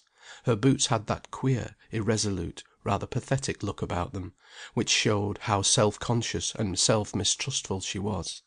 And they were covered with mud. "Glory! You're a positive muck–heap!" exclaimed Beatrice. "Who cleans your boots?" "I clean them myself." "Then you wanted a job," said Beatrice. "It would have taken a lot of men to have brought me down here to night. But love laughs at sludge, doesn't it, Postle, my duck?" "Inter alia," he said. "Oh Lord! Are you going to spout foreign languages? What does it mean, Miriam?" There was a fine sarcasm in the last question, but Miriam did not see it. "Among other things, I believe," she said, humbly. Beatrice put her tongue between her teeth, and laughed wickedly. "Among other things, Postle?" she repeated. "Do you mean love laughs at mothers and fathers and sisters and brothers, and men friends, and lady friends, and even at the beloved himself?" She affected a great innocence. "In fact, it's one big smile," he replied. "Up its sleeve? Postle Morel, you believe me," she said, and she went off into another burst of wicked, silent laughter. Miriam sat silent, withdrawn into herself. Every one of Paul's friends delighted in taking sides against her, and he left her in the lurch. Seemed almost to have a sort of revenge upon her then. "Are you still at school?" asked Miriam of Beatrice. "Yes." "You've not had your notice, then?" "I expect it at Easter." "Isn't it an awful shame to turn you off merely because you didn't pass the exam?" "I don't know," said Beatrice, coldly. "Agatha says you're as good as any teacher anywhere. It seems to me ridiculous. I wonder why you didn't pass?" "Short of brains, eh, Postle?" said Beatrice, briefly. "Only brains to bite with," replied Paul, laughing. "Nuisance!" she cried, and springing from her seat she rushed and boxed his ears. She had beautiful small hands. He held her wrists while she wrestled with him. At last she broke free, and seized 2 handfuls of his thick dark brown hair, which she shook. "Beat!" he said, as he pulled his hair straight with his fingers. "I hate you!" She laughed with glee. "Mind!" she said. "I want to sit next to you." "I'd as lief be neighbours with a vixen," he said, nevertheless making place for her between him and Miriam. "Did it ruffle his pretty hair, then?" she cried, and with her hair comb she combed him straight. "And his nice little moustache!" she exclaimed. She tilted his head back and combed his young moustache. "It's a wicked moustache, Postle," she said. "It's a red for danger. Have you got any of those cigarettes?" He pulled his cigarette case from his pocket. Beatrice looked inside it. "And fancy me having Connie's last cig," said Beatrice, putting the thing between her teeth. He held a lit match to her, and she puffed daintily. "Thanks so much, darling," she said, mockingly. It gave her a wicked delight. "Don't you think he does it nicely, Miriam?" she asked. "Oh, very," said Miriam. He took a cigarette for himself. "Light, old boy," said Beatrice, tilting her cigarette at him. He bent forward to her to light his cigarette at hers. She was winking at him as he did so. Miriam saw his eyes trembling with mischief, and his full, almost sensual mouth quivering. He was not himself, and she could not bear it. As he was now, she had no connection with him. She might as well not have existed. She saw the cigarette dancing on his full red lips. She hated his thick hair for being tumbled loose on his forehead. "Sweet boy!" said Beatrice, tipping up his chin and giving him a little kiss on the cheek. "I'll kiss thee back, Beat," he said. "Thou wunna!" she giggled, jumping up and going away. "Isn't he shameless, Miriam?" "Quite," said Miriam. "By the way, aren't you forgetting the bread?" "By Jove!" he cried, flinging open the oven door. Out puffed the bluish smoke and a smell of burned bread. "Oh, golly!" cried Beatrice, coming to his side. He crouched before the oven. She peered over his shoulder. "This is what comes of the oblivion of love, my boy." Paul was ruefully removing the loaves. One was burnt black on the hot side, another was hard as a brick. "Poor mater!" said Paul. "You want to grate it," said Beatrice. "Fetch me the nutmeg grater." She arranged the bread in the oven. He brought the grater, and she grated the bread on to a newspaper on the table. He set the doors open to blow away the smell of burned bread. Beatrice grated away, puffing her cigarette, knocking the charcoal off the poor loaf. "My word, Miriam, you're in for it this time!" said Beatrice. "I!" exclaimed Miriam, in amazement. "You'd better be gone when his mother comes in. I know why King Alfred burned the cakes. Now I see it. Postle would fix up a tale about his work making him forget, if he thought it would wash. If that old woman had come in a bit sooner, she'd have boxed the brazen thing's ears who made the oblivion, instead of poor Alfred's." She giggled as she scraped the loaf. Even Miriam laughed in spite of herself. Paul mended the fire ruefully. The garden gate was heard to bang. "Quick!" cried Beatrice, giving Paul the scraped loaf. "Wrap it up in a damp towel." Paul disappeared into the scullery. Beatrice hastily blew her scrapings into the fire, and sat down innocently. Annie came bursting in. She was an abrupt, quite smart young woman. She blinked in the strong light. "Smell of burning!" she exclaimed. "It's the cigarettes," replied Beatrice demurely. "Where's Paul?" Leonard had followed Annie. He had a long comic face and blue eyes, very sad. "I suppose he's left you to settle it between you," he said. He nodded sympathetically to Miriam, and became gently sarcastic to Beatrice. "No," said Beatrice. "He's gone off with number 9." "I just met number 5 inquiring for him," said Leonard. "Yes, we're going to share him up like Solomon's baby," said Beatrice. Annie laughed. "Oh, ay," said Leonard. "And which bit should you have?" "I don't know," said Beatrice. "I'll let all the others pick first." "And you'd have the leavings, like?" said Leonard, twisting up a comic face. Annie was looking in the oven. Miriam sat ignored. Paul entered. "This bread's a fine sight, our Paul," said Annie. "Then you should stop and look after it," said Paul. "You mean you should do what you're reckoning to do," replied Annie. "He should, shouldn't he?" cried Beatrice. "I should think he'd got plenty on hand," said Leonard. "You had a nasty walk, didn't you, Miriam?" said Annie. "Yes, but I'd been in all week." "And you wanted a bit of a change, like?" insinuated Leonard kindly. "Well, you can't be stuck in the house for ever," Annie agreed. She was quite amiable. Beatrice pulled on her coat and went out with Leonard and Annie. She would meet her own boy. "Don't forget that bread, our Paul," cried Annie. "Good night, Miriam. I don't think it will rain." When they had all gone, Paul fetched the swathed loaf, unwrapped it, and surveyed it sadly. "It's a mess," he said. "But," answered Miriam impatiently, "what is it, after all? Twopence halfpenny?" "Yes, but it's the mater's precious baking, and she'll take it to heart. However, it's no good bothering." He took the loaf back into the scullery. There was a little distance between him and Miriam.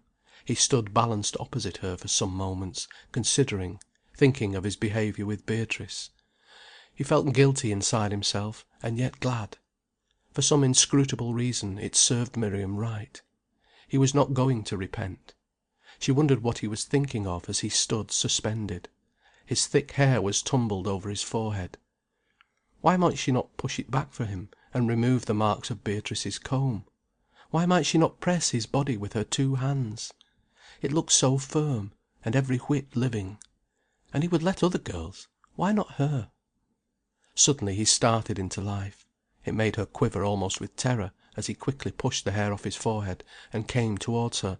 "8:30," he said. "We'd better buck up. Where's your French?" Miriam shyly and rather bitterly produced her exercise book. Every week she wrote for him a sort of diary of her inner life, in her own French.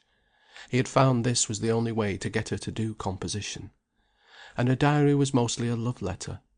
He would read it now. She felt as if her soul's history were going to be desecrated by him, in his present mood.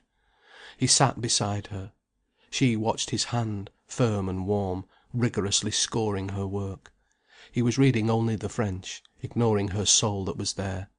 But gradually his hand forgot its work. He read in silence, motionless. She quivered. "Ce matin les oiseaux m'ont éveillé," he read. "Il faisait encore un crépuscule. Mais la petite fenêtre de ma chambre était blême et puis jaune, et tous les oiseaux du bois éclateront dans une chanson vive et résonnante. Tout l'aube tressaillit. J'avais rêvé de vous. Est-ce que vous voyez assez l'aube?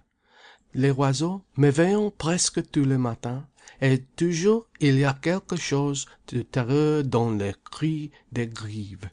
Il est si clair." Miriam sat tremulous, half ashamed.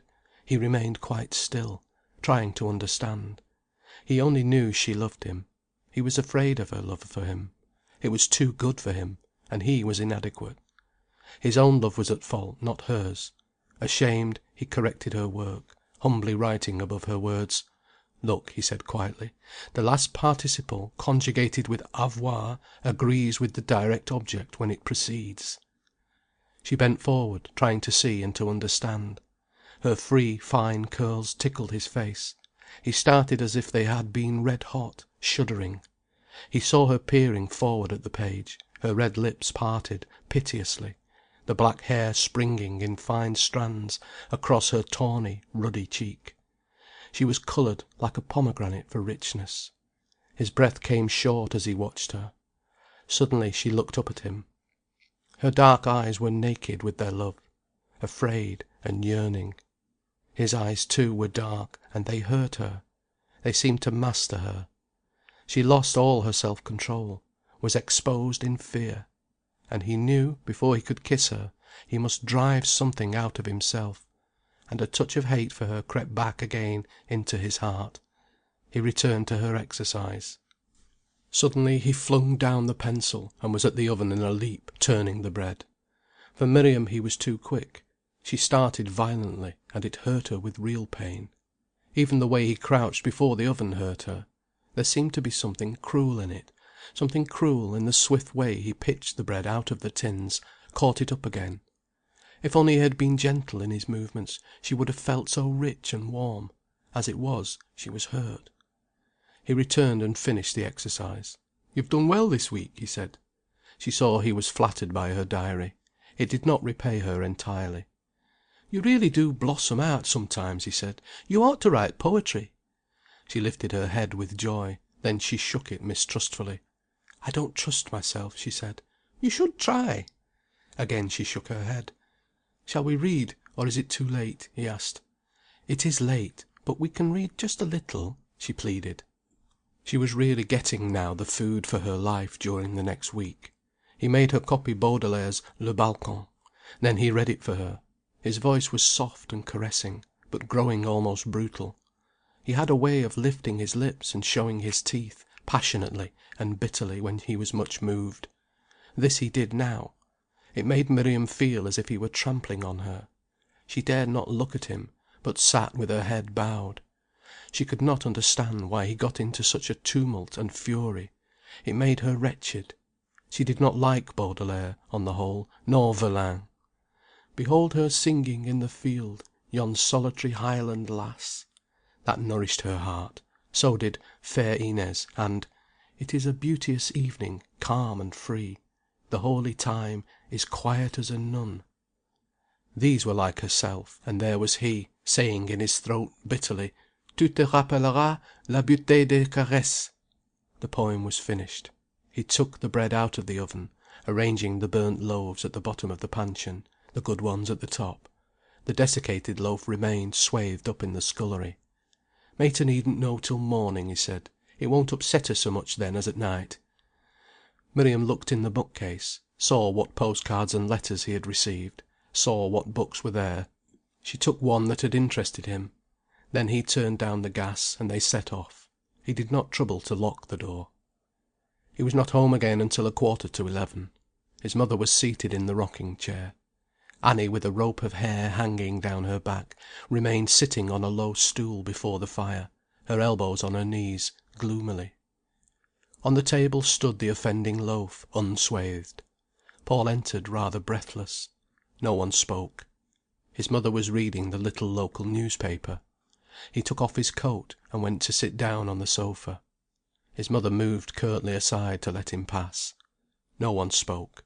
He was very uncomfortable. For some minutes he sat pretending to read a piece of paper he found on the table. Then, "I forgot that bread, mother," he said. There was no answer from either woman. "Well," he said, "it's only twopence halfpenny. I can pay you for that." Being angry, he put 3 pennies on the table and slid them towards his mother. She turned away her head. Her mouth was shut tightly. "Yes," said Annie. "You don't know how badly my mother is." The girl sat staring glumly into the fire. "Why is she badly?" asked Paul, in his overbearing way. "Well," said Annie, "she could scarcely get home." He looked closely at his mother. She looked ill. "Why could you scarcely get home?" he asked her, still sharply. She would not answer. "I found her as white as a sheet sitting here," said Annie, with a suggestion of tears in her voice. "Well, why?" insisted Paul. His brows were knitting, his eyes dilating passionately. "It was enough to upset anybody," said Mrs. Morel. "Hugging those parcels meat and greengroceries and a pair of curtains." "Well, why did you hug them? You needn't have done." "Then who would?" "Let Annie fetch the meat." "Yes, and I would fetch the meat, but how was I to know? You were off with Miriam instead of being in when my mother came." "And what was the matter with you?" asked Paul of his mother. "I suppose it's my heart," she replied. Certainly she looked bluish round the mouth. "And have you felt it before?" "Yes, often enough." "Then why haven't you told me? And why haven't you seen a doctor?" Mrs. Morel shifted in her chair, angry with him for his hectoring. "You'd never notice anything," said Annie. "You're too eager to be off with Miriam." "Oh, am I? And any worse than you with Leonard?" "I was in at 10:15." There was a silence in the room for a time. "I should have thought," said Mrs. Morel bitterly, "that she wouldn't have occupied you so entirely as to burn a whole ovenful of bread." "Beatrice was here as well as she." "Very likely. But we know why the bread is spoilt." "Why?" he flashed. "Because you were engrossed with Miriam," replied Mrs. Morel, hotly. "Oh, very well. Then it was not," he replied angrily. He was distressed and wretched. Seizing a paper, he began to read. Annie, her blouse unfastened, her long ropes of hair twisted into a plait, went up to bed, bidding him a very curt good night. Paul sat pretending to read. He knew his mother wanted to upbraid him. He also wanted to know what had made her ill, for he was troubled. So instead of running away to bed as he would have liked to do, he sat and waited. There was a tense silence. The clock ticked loudly. "You'd better go to bed before your father comes in," said the mother harshly. "And if you're going to have anything to eat, you'd better get it." "I don't want anything." It was his mother's custom to bring him some trifle for supper on Friday night, the night of luxury for the colliers. He was too angry to go and find it in the pantry this night. This insulted her. "If I wanted you to go to Selby on Friday night, I can imagine the scene," said Mrs. Morel. "But you're never too tired to go if she will come for you. Nay, you neither want to eat nor drink then."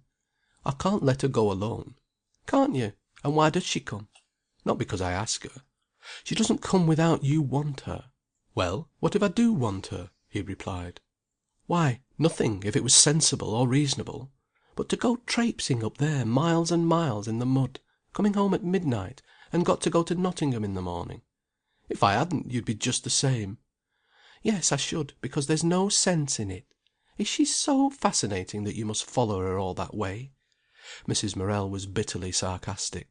She sat still, with averted face, stroking with a rhythmic, jerked movement the black sateen of her apron. It was a movement that hurt Paul to see. "I do like her," he said, "but—" "Like her!" said Mrs. Morel, in the same biting tones. "It seems to me you like nothing and nobody else. There's neither Annie nor me, nor any one now for you." "What nonsense, mother! You know I don't love her. I tell you I don't love her. She doesn't even walk with my arm, because I don't want her to." "Then why do you fly to her so often?" "I do like to talk to her. I never said I didn't. But I don't love her." "Is there nobody else to talk to?" "Not about the things we talk of. There's lots of things that you're not interested in, that—" "What things?" Mrs. Morel was so intense that Paul began to pant. "Why, painting and books. You don't care about Herbert Spencer." "No," was the sad reply. "And you won't at my age." "Well, but I do now, and Miriam does. And how do you know," Mrs. Morel flashed defiantly, "that I shouldn't? Do you ever try me?" "But you don't, mother. You know you don't care whether a picture's decorative or not. You don't care what manner it is in." "How do you know I don't care? Do you ever try me? Do you ever talk to me about these things, to try?" "But it's not that matters to you, mother. You know it's not." "What is it, then? What is it, then, that matters to me?" she flashed. He knitted his brows with pain. "You're old, mother, and we're young." He only meant that the interests of her age were not the interests of his. But he realized the moment he had spoke that he had said the wrong thing. "Yes, I know it well. I am old. And therefore I may stand aside. I have nothing more to do with you. You only want me to wait on you. The rest is for Miriam." He could not bear it. Instinctively he realized that he was life to her. And, after all, she was the chief thing to him, the only supreme thing. "You know it isn't, mother! You know it isn't!" She was moved to pity by his cry.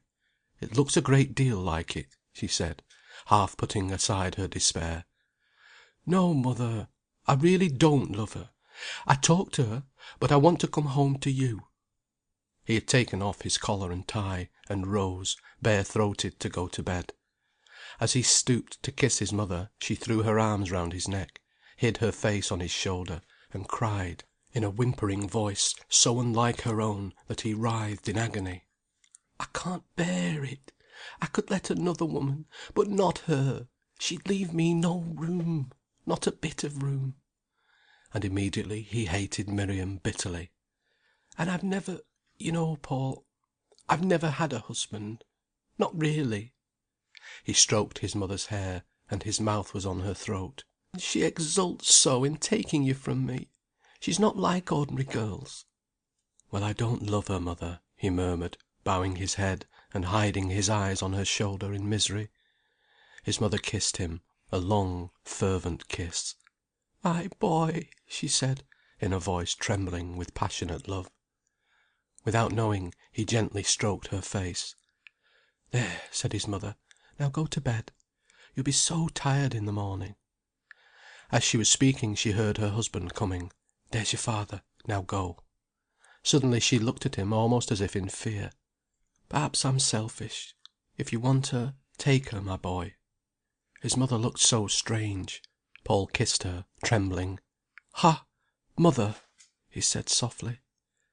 Morel came in, walking unevenly. His hat was over one corner of his eye. He balanced in the doorway.